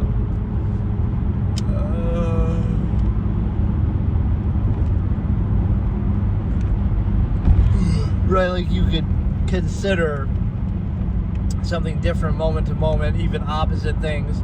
So if I make a case and then I play devil's advocate or whatever, right, you can be objective, and it's not like, oh, that's my case or that's my idea. It's just an idea that anybody can consider. So separate the idea from the individual. It's a thought process. Anybody can consider it, right? It doesn't have to be limited or specified. And so,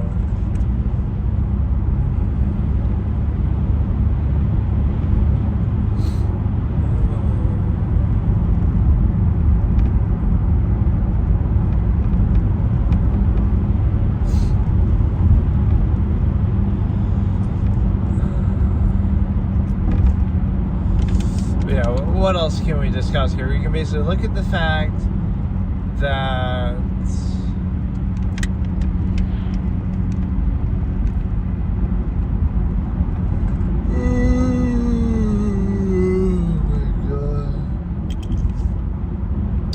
turn this into a yawning ASMR thing, or what I should almost do is react to certain things, even if I don't play them, or maybe you'll be able to hear them in the background a little bit, but I almost don't want to do that either, but just like I could like react to videos or kind of talk about modern topics, things going on, which I typically find boring, like even all politics or Trump doing something with Greenland now and Venezuela and stuff like that.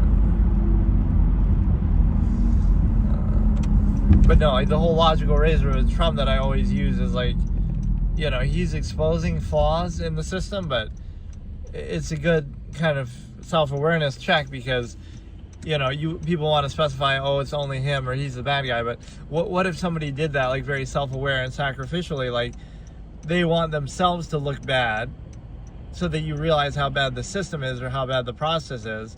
But in this case, people only want to focus on them and say, oh, they're, like it's like shooting the messenger. You're saying like the whole system is broken, everything is bad, right? But look how easily it can be exploited, right? Like they're trying to do you a favor because they're trying to show you, like, look how broken this is, look how bad this is. But then what do people do? They don't take that lesson out of it. They say, oh no, it's your fault for doing those things, you see? But everybody does them. It's just you're only aware of it now selectively, right? That's the nature of the process. You don't think Obama did the same, bad things. You don't think George Bush did the same things. And so when you make it about the individual, you're missing the point, right? If your person wants to sacrificially show that, like, okay, let me show you how bad this is, or let me show you the nature of the process, but then you don't take the lesson, you say, oh no, it's just your fault, because you're, like even Elon Musk in a similar way, right? He's very open about what he thinks. He talks a lot, he, tweets a lot, whatever. So you can disagree with that and whatever, but then people act like, oh, we're going to boycott him and stuff and his, products and companies. But if only you knew what everybody else thought. Do you know what everybody, what Jeff Bezos thinks about everything? No, but he's not going to tell you, or he's going to play the politically correct line. So that element is artificial, and even political correctness is such a construct because it's the kind of thing that the individual person doesn't care about, but then all of a sudden, the media and stuff does. So they kind of define it or dictate it.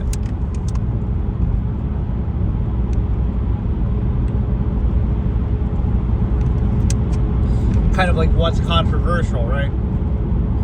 What defines controversial? Like anything can be controversial, or just uncommon, or whatever. Like either it's true or it's not. Either it has substance to it or it doesn't. So it's so dark for like fucking, what time is it?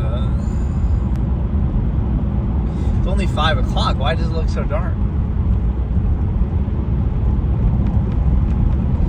But yeah, it's a situation where basically, I guess this would be fun to do if I go to some various unusual locations. We got to do a Pokemon Go thing, right, where we're going from place to place, but I just don't know how that would work with respect to,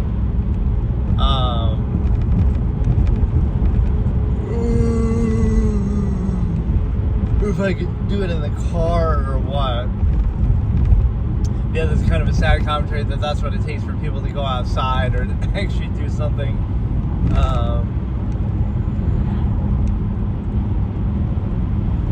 But yeah, like let's look at like an unconditionality thing. Like, why do people like playing video games or whatever over like social interaction? Because it's sort of free. It's always there for you. Right? Like it's open-ended. You can do it as much or as little as you want. You don't have to like rely or depend or wait or kind of trust or whatever, right? You can just do it as much as you want, as little as you want. It feels like it's always there for you, right? Where social contrivance is so conditional, they people might leave you hanging, or they might give you false hope, or they might, whatever, they want something in return. It's kind of shallow. It's constant contrivance. It's the fact that you're trying to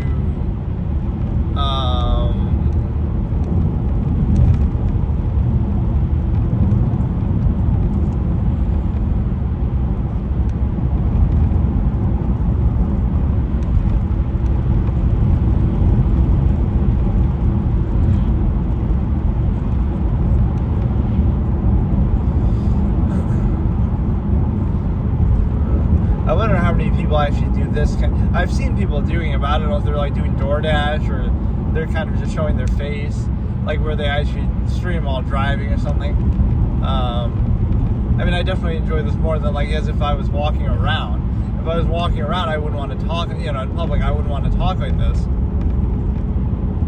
And the reason why is because it seems odd, or I can pretend to be talking on my other phone.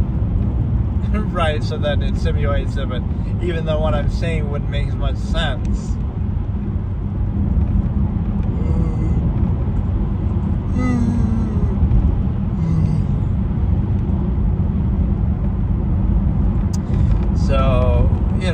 I could do though is like I could walk down the street, like the same road. I could just walk down the whole thing, and it's like let me walk the whole country. I'll first drive the whole country, and then I'll walk the whole country, and it's like, you know, how long would that actually take? Or it'll be like a Forrest Gump type shit.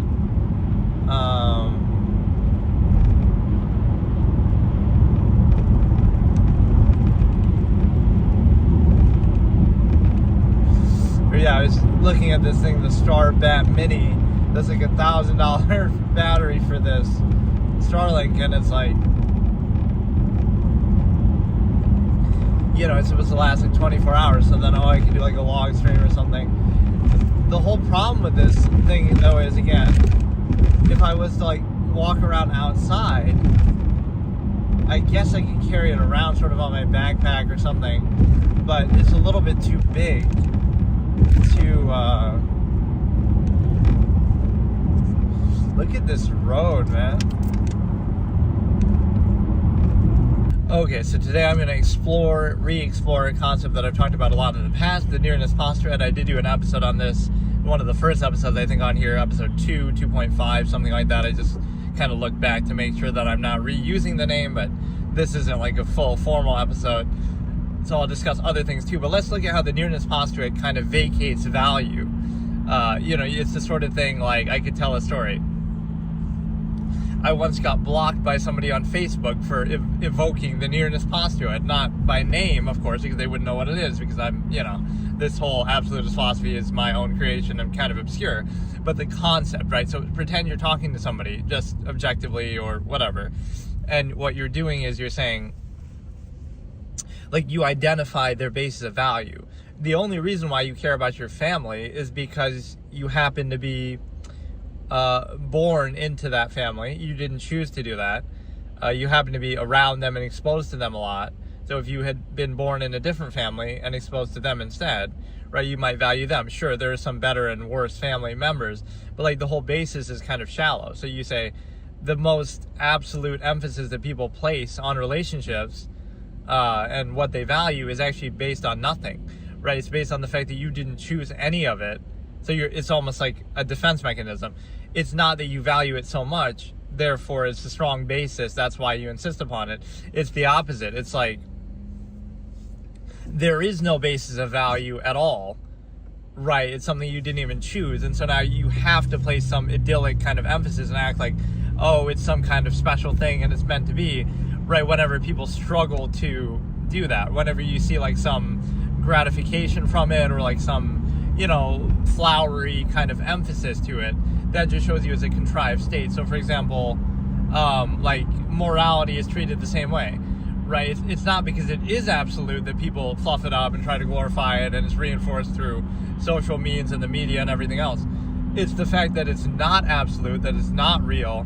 That's why people do that, or that's why that needs to be done. So you have to be wary of that. The more flowery or sort of idyllic something is presented to be, you know, pretend it's absolute, the less it actually is, right? The expression I had for that was like, that necessary invalid, meaning like the fact that something's necessary shows you it's not actually true, right? The fact that like, you almost have to remind yourself, right?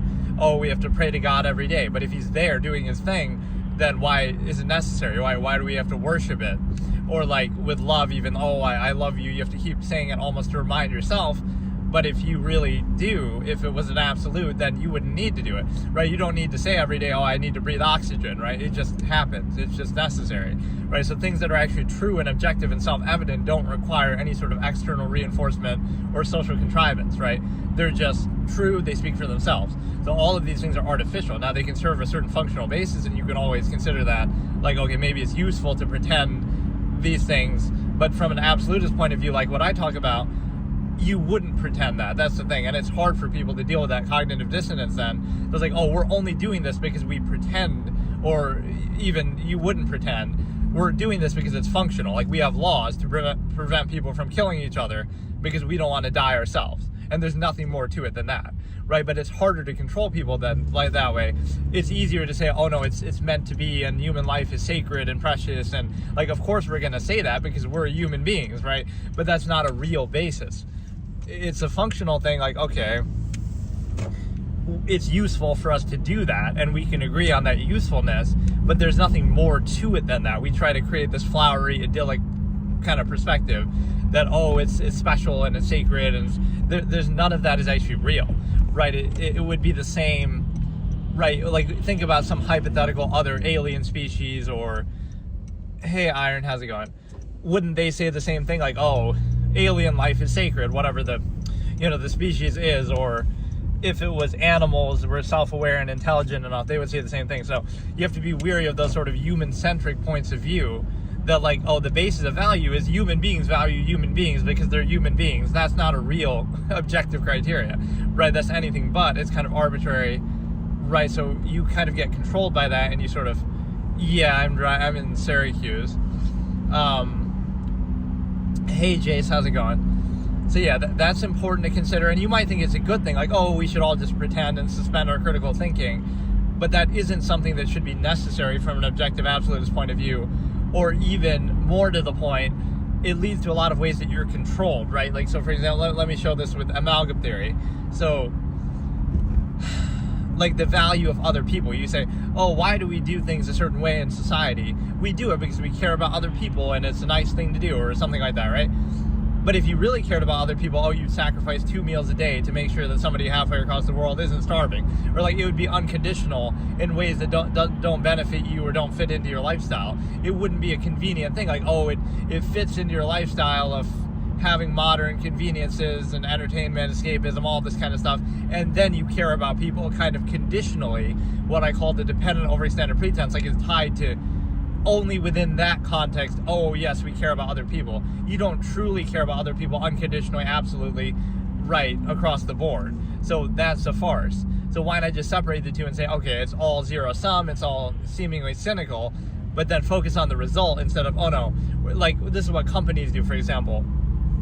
They'll have, like, a social cause. Oh, we're donating money to charity, or, oh, we're doing some whatever, right? Gillette doing that razor commercial that, oh, against domestic violence, or whatever it is, right? They have some cause, but why are the two tied together, right? Why not value that thing inherently and value the product inherently instead of subverting the process? You're trying to say, oh, we're going to buy this razor or this product because of something that doesn't have to do with the actual quality of the product. Why can't it be more direct? Okay, buy the product because it's the best product, and support a cause, separately, because you support the cause, right? Don't tie the two together. Don't use this. And on a more basic level, you would say that, like, in sales and stuff, oh, I'm going to go to this restaurant because of how nice they are. No, what about the quality of the food? And it should be just on that. Or, like, even buying, I'm going to buy a car from this guy because he's nicer, like, as opposed to just the quality of the car. So it's kind of a way that distracts and subverts. If you truly value it, what are you talking about? Only caring about, it's kind of a basis of value argument that I've talked about. So the core idea of it I call the nearness postulate, which basically is only caring about yourself. What do you think people think about what you're explaining? I'm not sure. I guess they can chime in the comments. But no, the nearness postulate, like, oh, the only reason why you value your family is because you happen to be born, right? You don't even choose it. Or, like, a better example is sometimes the lover. Like, oh, you meet your wife in high school, right? Or your workplace or your local environment. So it's defined by your local geography, which is fine, and there's nothing wrong with it, but then it raises the question of the false absolute, right? Is it simply, oh, you meet somebody in your local environment, okay, that's fine, and then you engage in, relationship, but the qualifier would be, oh, is it absolute, like it's love, it's a soulmate, it's meant to be, it's something idyllic. Now that's contradicted by the fact, I'm far away from that, though. You're in fourth. Oh, I see. Now, what happens with that is it can't be posed as an absolute, and the reason why is because you saw how it came to be. It came to be in a way that's not absolute. Like, oh, they just happen to live in the same area, they happen to go to the same school, they happen to work the same job, whatever it is. So you can trace back the origin point. So if the origin point is arbitrary or subjective or limited or narrow or based on some kind of physical limitation factor like geography, then you say, oh, if you lived in a different area, you would just end up with somebody there. Or so you might choose of the choices in that area, but still. like you haven't interacted with all 8 billion people on the planet to be able to determine, oh, that's the only one for me and that's my soulmate, right? So it's a convenient way to gratify people and act like, to get them to limit themselves and act like it's absolute, to ward off cognitive dissonance and other options that they might have and higher standards. But it's not absolute by its very origin point if held accountable. So now you understand why there's so much conflict of contrivance. Oh, why do so many marriages end in divorce, or why do people cheat? It's not hard to understand that at all, because you're posing a false absolute and then you're trying to struggle to maintain it. The main issue there being the contest of contrivance, where it's keeping up appearances, right? So you're trying to keep up the illusion that it's absolute, even though you can see very clearly that it's not. And so it's a fault of expectation, right? That you're expecting something that isn't real or isn't possible, really. And so the solution is sometimes, okay, let's censor reality. It's not that it isn't absolute. Let's do it anyway, and let's censor reality, which means let's not be friends with people of the same gender because, oh, we might be attracted to them. So we have to cut out of our lives 4 billion people. Or like I always joke, if you're bisexual, you'd have to cut out all 8 billion people because you could be attracted to anybody, which makes no sense at all. But yeah, you can't have any friends on the planet Earth if you're in a relationship. That's how restrictive it is. So that shows you it's false absolute. Or that it's, obviously that contradicts it. So why should you need to do that? So it's easy to pretend something is absolute when you have this qualifier like, oh, it's absolute, but you can't be friends with 4 billion people or 8 billion people. And oh, it's absolute, but you have to do all these ritualistic things, repetitive things. It's absolute, but you have to... what else do I say about censor reality? Like, you can't be friends, you can't do the adult film stuff that I talk about, like, oh, that could ruin your marriage. You can't have imagination. You can't, that might ruin it by comparison. So you have to cut all those things out. It's very snowy. Yeah, it's not too bad right now, but we do get a lot of snow. It's very snowy where you live, too. It hasn't snowed yet because it's tomorrow. Do you think... as an adult, do you think adults are still interested in playing in the snow alone? I mean, I personally wouldn't really like that, but some people do, actually, yeah.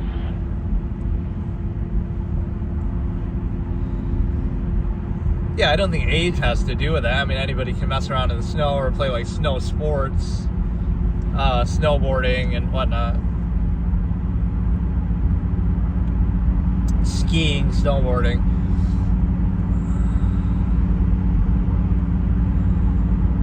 But yeah, okay, it's a situation where... I forgot what I was saying at the beginning there. I was on some other tangent that... well, whatever. The base of value is sort of restrictive and limited, and you can trace the origin point. So the things that are most emphasized are actually... have the least basis to them, or rather it's a contrivance, right? We can pretend morality is absolute if we constantly uphold it and contrive it, but the fact that we have to do that shows you it's not. Right, so the functional basis is there and it's clear. Like, okay, it could be useful to do this, to have a law not to kill each other, whatever, but it's not absolute. And it's so not absolute that, again, people can still do it and unfortunately still do it, right? Or, like, even... see, because that's one of the problems, like, with religion, right? Whenever I have this debate with people, it's like, they'll say, oh, God is absolute or whatever, and God says thou shalt not do this and that, right? But then people do it anyway, so then what do they attribute that to? Oh, the devil made them do it then. But that means that God's not all-powerful then, or that he's playing some kind of game, he's kind of toying with you, he's testing you, right? Like, so he'll say, oh, don't do this thing, and he's all-powerful, and he could prevent you from doing it if he wanted, but he won't prevent you from doing it, and so now you have to try to explain it away. Right, so it's a false absolute. It's the same way that society works with contrivance response. Just curious because adults are busy with work. Oh, yeah. Yeah, but, I mean, they still have hobbies and free time.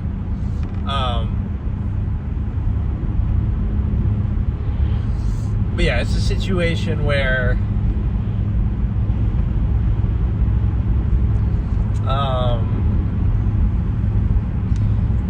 like it's a tough thing for people to face, but it's basically just that all value is sort of shallow and subjective and performative, so you're kind of upholding the illusion of value, but you can artificially do that with anything, which explains like every empirical power structure throughout history, right? People in every era always thought they were right or doing the exact thing, and so it's malleable, it changes, it's variable, right? So none of it is absolute.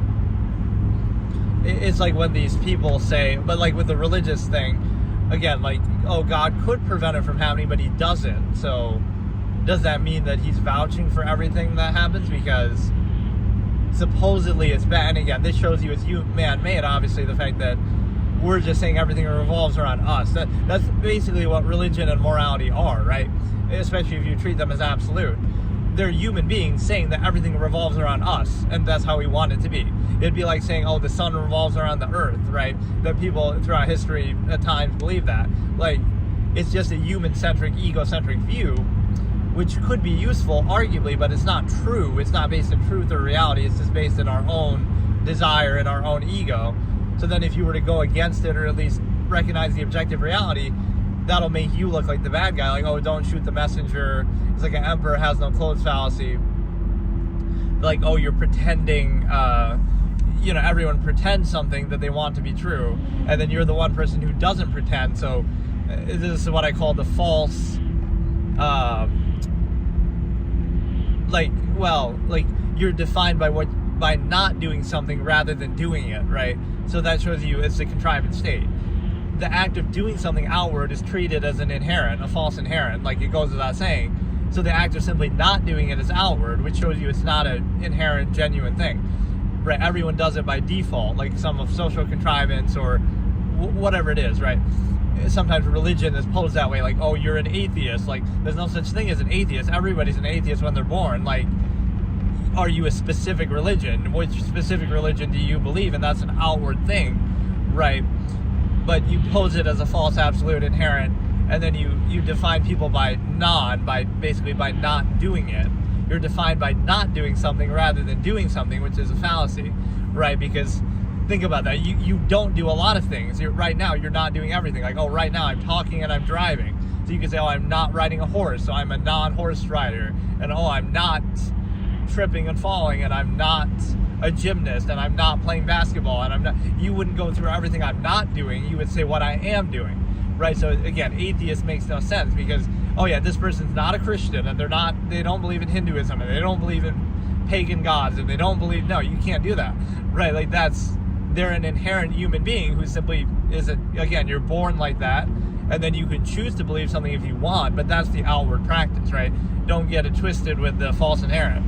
So, and again, that's where the burden is on the claim maker is such a strong point of, then it becomes your claim. You have to make the argument for what your religion is or why, whatever, exists.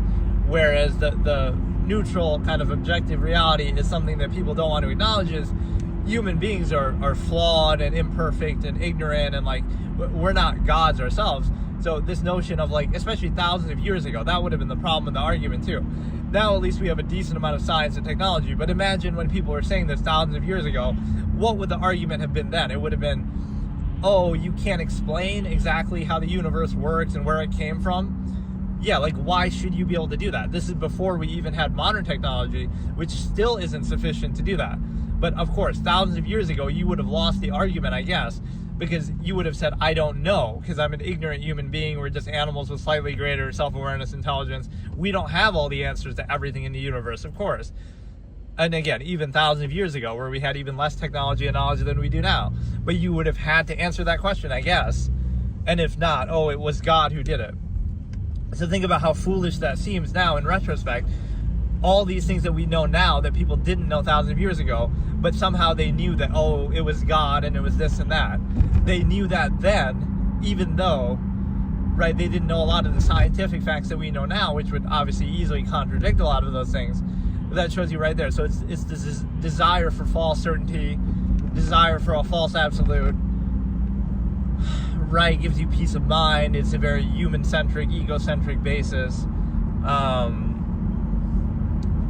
But yeah, the nearness postulate is a pretty commonly used concept in all my talks, and it's I tell that story. It's pretty funny. I got blocked on Facebook for evoking the nearness postulate on somebody. Like, basically the point is that it's not something that people want to face, but like, go up to somebody and test this theory, right? Say like, oh, you're only with your boyfriend because you happen to go to the same school, or you happen to work at the same job, or you happen to live in the same area, right? You're only with your soulmate, supposedly. And so that makes it shallow in a way, because you show, oh, it's not absolute, it's just you happen to live in the same geographical area, so therefore, right, if you didn't, that would have been all it took, and it's convenience and it's nearness, right? That's your base of value, so it's anything but absolute, right? You didn't go and meet everybody all around the world and go to every country and interact with every person and then decide, oh, this one person is, is the one for me. That's not the criteria. It's not credible. So you're treating it as an absolute, even though the origin point is arbitrary and subjective and limited in scope.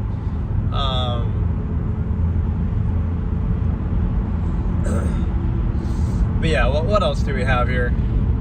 There was one pretty good spike in this stream where it went up to like 37 viewers. That was kind of, usually it'll be like 10, 20 or something, but that was pretty crazy. And again, they promptly all leave, but I don't know exactly how that works either. It might be like somebody's stream ends and then it puts everybody in that stream into another one, kind of like rating, but I don't think anybody's actually actively doing that. It's just more random. Or again, people are just kind of scrolling through. But it's a situation where, what other way can I explain the nearness postulate? It would be, it's kind of the reason why certain things are condemned, like, oh, online dating or dating sites and stuff. People would say, oh, back in our day, we used to go out with the local girl at the diner or something like that.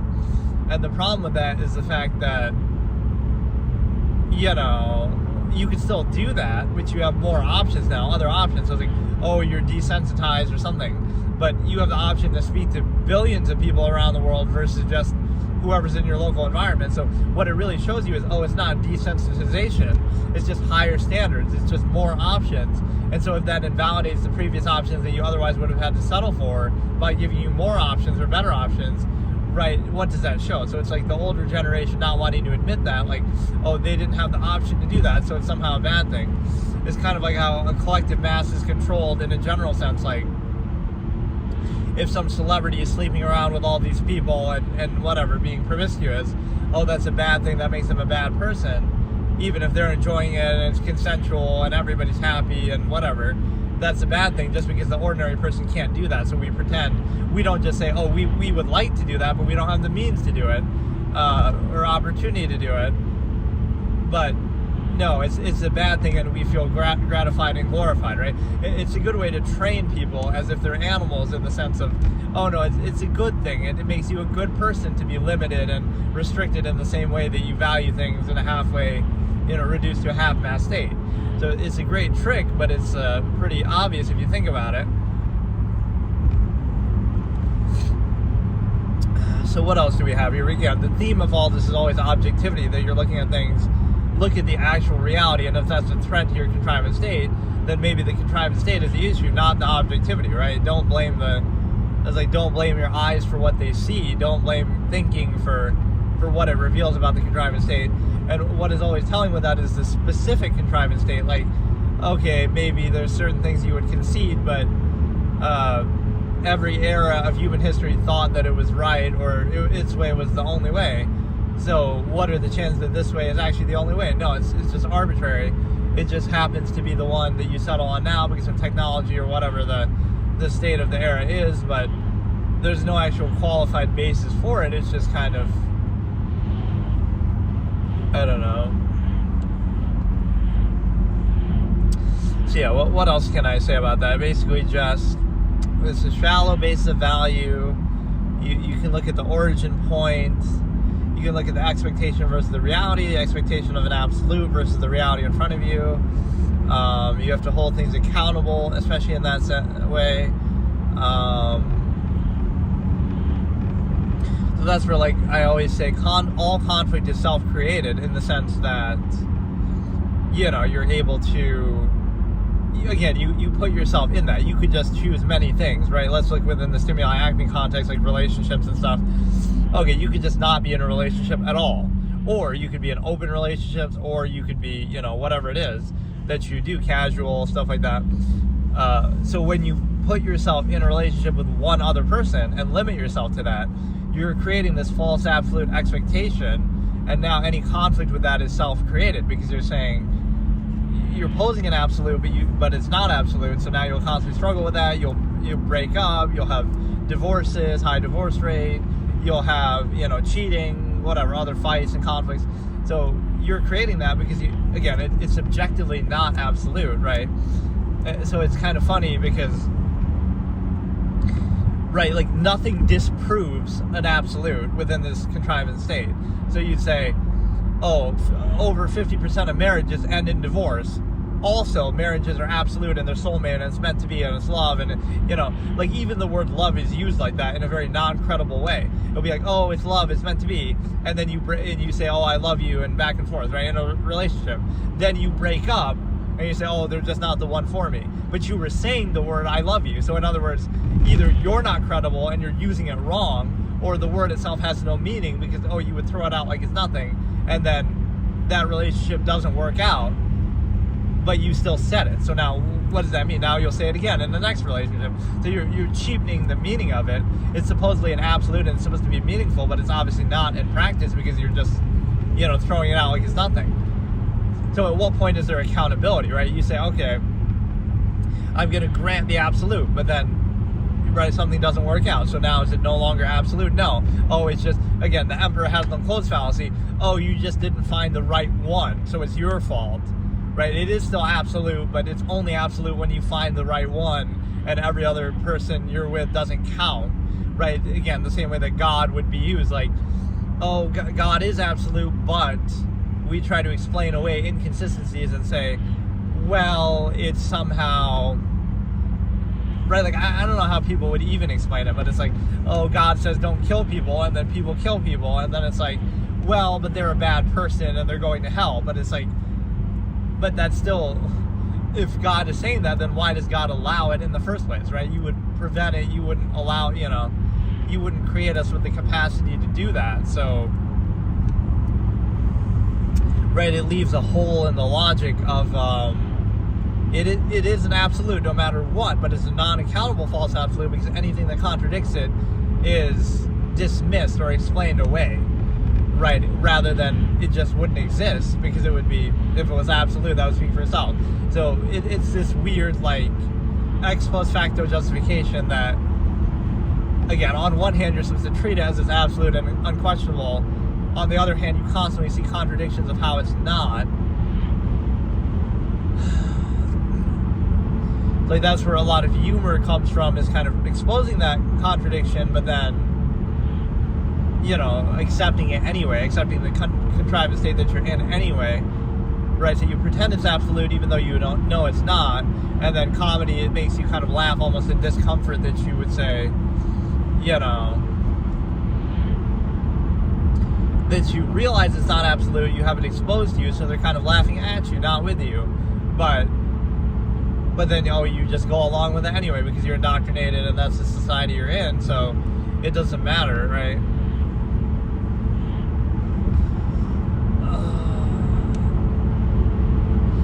What else do we have here? Basically the fact that value is sort of subjective and it's kind of limited, and it has prerequisites and criteria, or even like this closed structure contrivance idea that I say where, it is absolute, but only from this point of view, only within this framing, only within this carefully prepared artificial kind of structure. So it's like, if you don't believe in something or whatever, you have to be in this exact circumstance, right? You can't question it, and you have to defer to authority figures, and you have to go through indoctrination, and you have to, go through the church or go through whatever, and only after those exact circumstances, right? So whenever you see a structure like that exist, you realize how arbitrary that is, and that's how governments operate, and how every, regime in history has worked. It's like, it's absolute, and then if you question it, you'll get punished or whatever, arrested or something. And so it works the same way in society, like, you'll get ridiculed, or you'll get, ostracized or something. So on a social level, it doesn't mean it's absolute. In fact, it means it's not. The fact that that's necessary.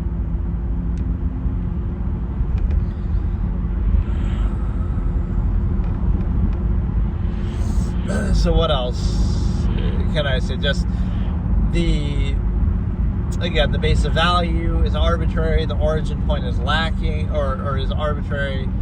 Kind of things you value that you don't choose, even like traditions and stuff, kind of they're preconceived. But if you were to come up with a new holiday, nobody's going to follow it, they'll question it, they'll critically think about it, but you don't think about the ones that are already established just because they're preconceived, right? So you realize how arbitrary it is, but you just do it anyway mindlessly. It might seem like validated, but again, it's only from a position of preconceived empirical authority or establishment, which again is interchangeable.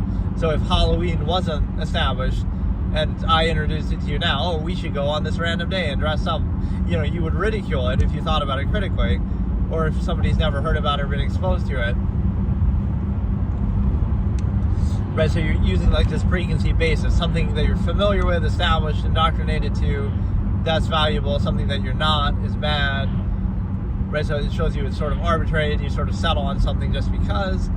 By that logic, every day of the year could be some holiday, or no day could be, or they could be different, or again, the absolutist would look at it that way. Like every day could be whatever you choose it to be, instead of like, even being free of contrivance requires the permission of contrivance. Like, so you might think, that's like something you're choosing, but even that's like, even doing something outside of the norm of your everyday life has to, you can only do it when society permits you to do it. If you were to do that same thing any other day, that's somehow a bad thing, or you'd be ridiculed for it. So even freedom from the contrivance state is only granted by permission from contrivance.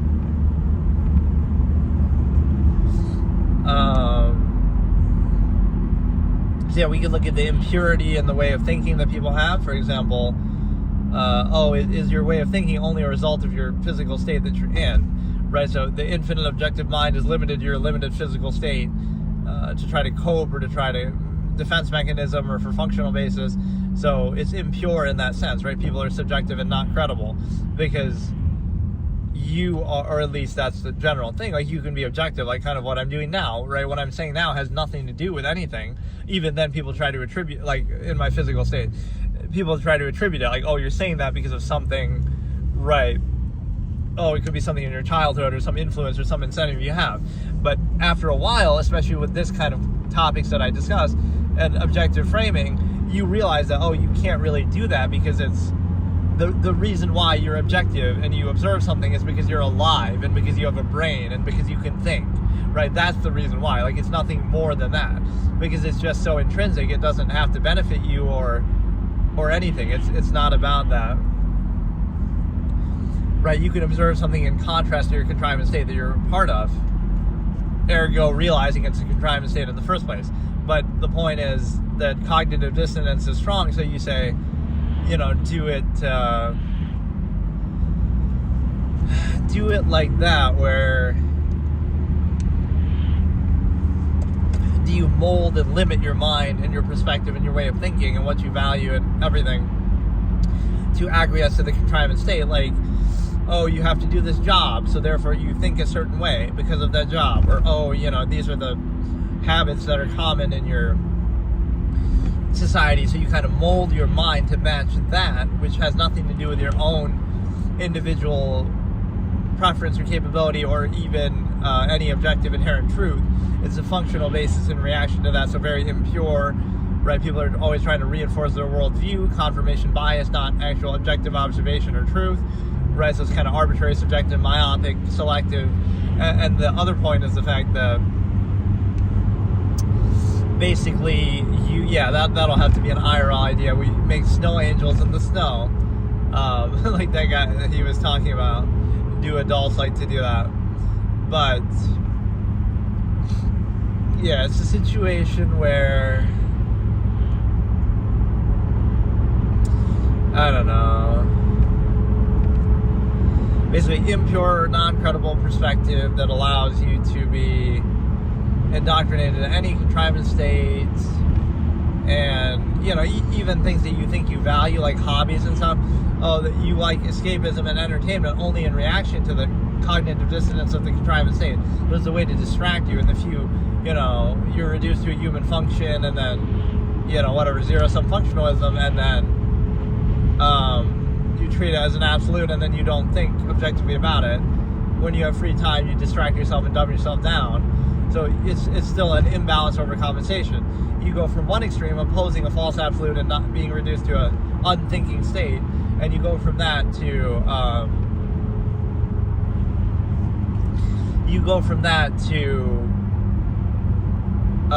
not thinking at any cost, right? Thought is the enemy of contrivance, where it'd be considered negative, like, oh, that's like mental issues, or like that's somehow depression or a bad thing. Yeah, to objectively actually think is a bad thing. So even being alone, instead of having constant social contrivance to act as anti-thought and kind of counter your thinking, right, and reduce it to structure and whatever, right, that's somehow positive. So not thinking is a good thing, and thinking is a bad thing, or only thinking in contrivance, functional, kind of half-mass terms, not objectively, not inherently. Those are bad things. Not that it reveals the negatives of contrivance and inconsistency, and how the specified contrivance state is not absolute, uniform, right, lead to the human variable. It's very preconceived how the contrivance state works, and so now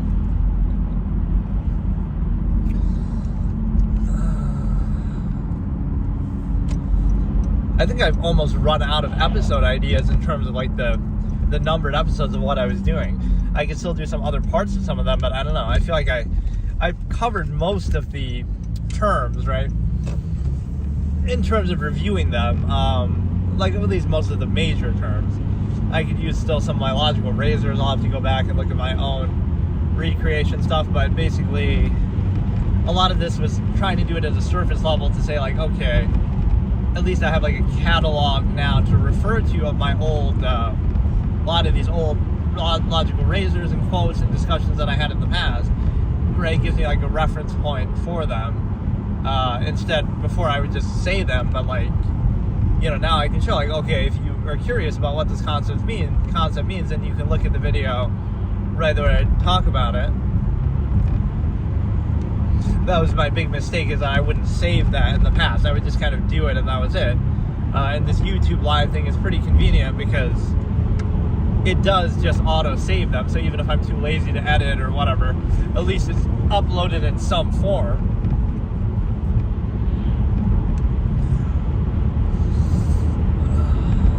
Yeah, I've enjoyed doing these, but it's also a little bit not the highest quality, especially with how noisy my car is, that it kind of messes up the audio a bit, but it seems like people can hear me. It's just kind of not always the best quality. Which, again, it wouldn't always sound like this if your car was a little quieter or better, but it's a good car, but it's just getting older now. Yeah, that's one element of contrivance too, is it always outwardly insists, so it's always trying to watch you and everything you do, and kind of, there's that fallacy that I point out, like, oh, society's not out to get you, or people aren't out to get you, but they will watch every single thing you do and monitor everything, and inhibit everything, and you need permission and permits, and they're constantly watching everything you do and judging it, and critiquing it, and they're kind of aimless themselves, so it shows you a lack of measure and purpose that they have. So they need reinforcement through externality, even if it's negative, like feeling better about themselves by criticizing you or other people or whatever. And then you understand that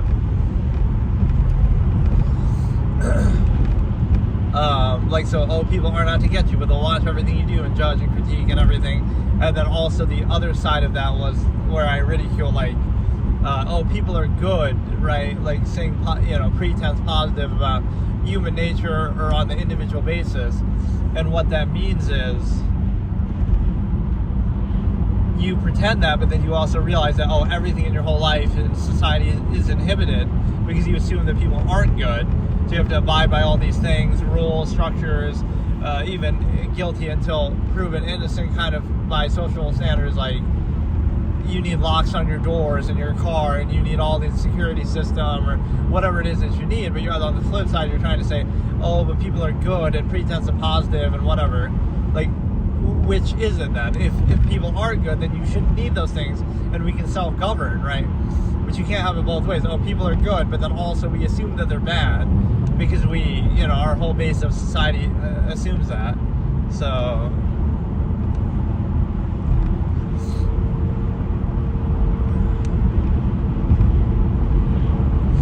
Yeah, I should do some other kind of topics too that aren't always to do with this. There are just certain things I want to cover. I'll actually go through one day and like review the names and the titles that I've used, because I think I've covered, honestly, most of the major ones. Right, like let me try to recap it in my head. Like the nearness postulate, the stimuli acme, the machination process, without even defining them, the like closed structure contrivance, or contrivance false inherent contrivance response, or even contrivance itself. Contrivance is that which is only real by acknowledgement, only necessary by overextension. So, I have so many of these logical razors, and you might say, oh, somebody could steal them or something, which I don't even necessarily care about. That would just give it more exposure. The trick's on them, right? Like, I don't really care about myself, obviously. Like, I don't do face cam. I try to reject the cult of personality basis behind everything. But that's what it means, is like, right, like, it might not even make sense though out of context. Like, the stimuli acme, you'd have to know kind of what I'm talking about. But people, whatever, the same ideas could be espoused, but yeah, stimuli acme, nearness postulate, machination process, closed structure contrivance, false inherent contrivance response, inherent man. So inherent man is like the base state of people. Machination process, then some of technology and era. You also have the stigma effect, obviously one of our longest episodes possible, where we go from like 9.1, 9.2 to 9.9, right? That many little mini episodes of it. Stigma effect, like human credibility, history versus human credibility, and also, I'm trying to remember even, I don't even know what all the episodes I had done are. I did at least like 20 of them on here that were like name specific topic episodes. And then I did some halves as well. Like, trauma is nothing more than, having reality exposed to you. I kind of pose that one as more of a question than just a straight up title. And then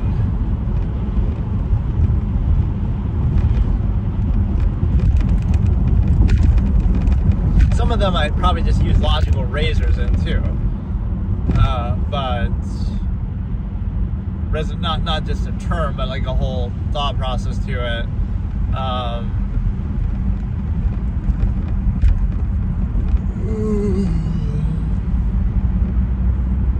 But that shows you like the wealth of ideas I have to draw upon at any time. It's like these concepts or something. That's what a thought process is, right? Like, it's not just like, oh, you say something in a lukewarm kind of basic way, like, oh, that's kind of cool or whatever.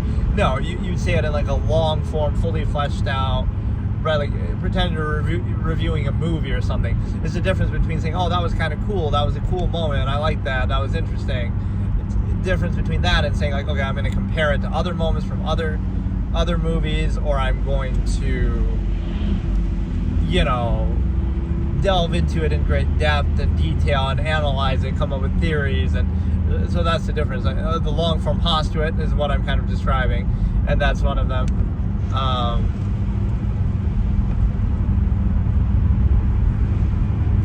But yeah, I'll try to look through those and kind of see what other titles I want to use here. But the recreation are just kind of like when I don't have like a fixed topic, fixed episode, but I still have something to generally touch on, right? But they're kind of more open-ended, which is sometimes how those episodes go anyway, but I usually have a bit more structure to what I actually want to talk about. Which, again, just to be clear, I don't use any scripts for anything ever that I do, right? So all this is off the top of my head, which might seem hard to believe in a way, but these are all things I've discussed in the past at great length, or I've thought about deeply, or I've, again, at most I might have a couple of notes on my phone that I look at, which, oh, you shouldn't do that while driving, whatever. But even that, like this episode, I didn't do that at all, but at most I might have like a couple different little pointers of what I want to touch on, but not, it's never like a full script. In fact, it's funny, people have said that sometimes in my videos, like, oh, you should have a script, like my Path of Exile 1 or Adventure Quest or something. They're saying like, oh, maybe you should make a script. But that's kind of the style I prefer. It's like more like a stream of consciousness where I'm just sort of reacting, and I've gotten pretty good at doing that, because back in the past I would be kind of more quiet and I wouldn't talk as much, Right, I kind of just let the content speak for itself and say like a couple quips here and there in a way, as if I'm like a character in the story, like. But yeah, I've become more like that, where it's just sort of stream of consciousness, but with like a general, I don't know, like a general self-awareness or kind of theme to what I'm doing. Right, because that's my whole thing, like when I'm doing games or something, or maybe anything, even in life, is like immersion. It's not about, I don't know, like there's no intent aside from just like getting immersed and really delving into it. So whether it's good or not, it's like, it's kind of like what I say, oh, you should read all the flavor text or something. If you're going to do it, then do it. If not, then don't, like kind of don't, right, if you're going to skip stuff or whatever, then it's not worth doing at all. Do it fully or don't do it at all, kind of.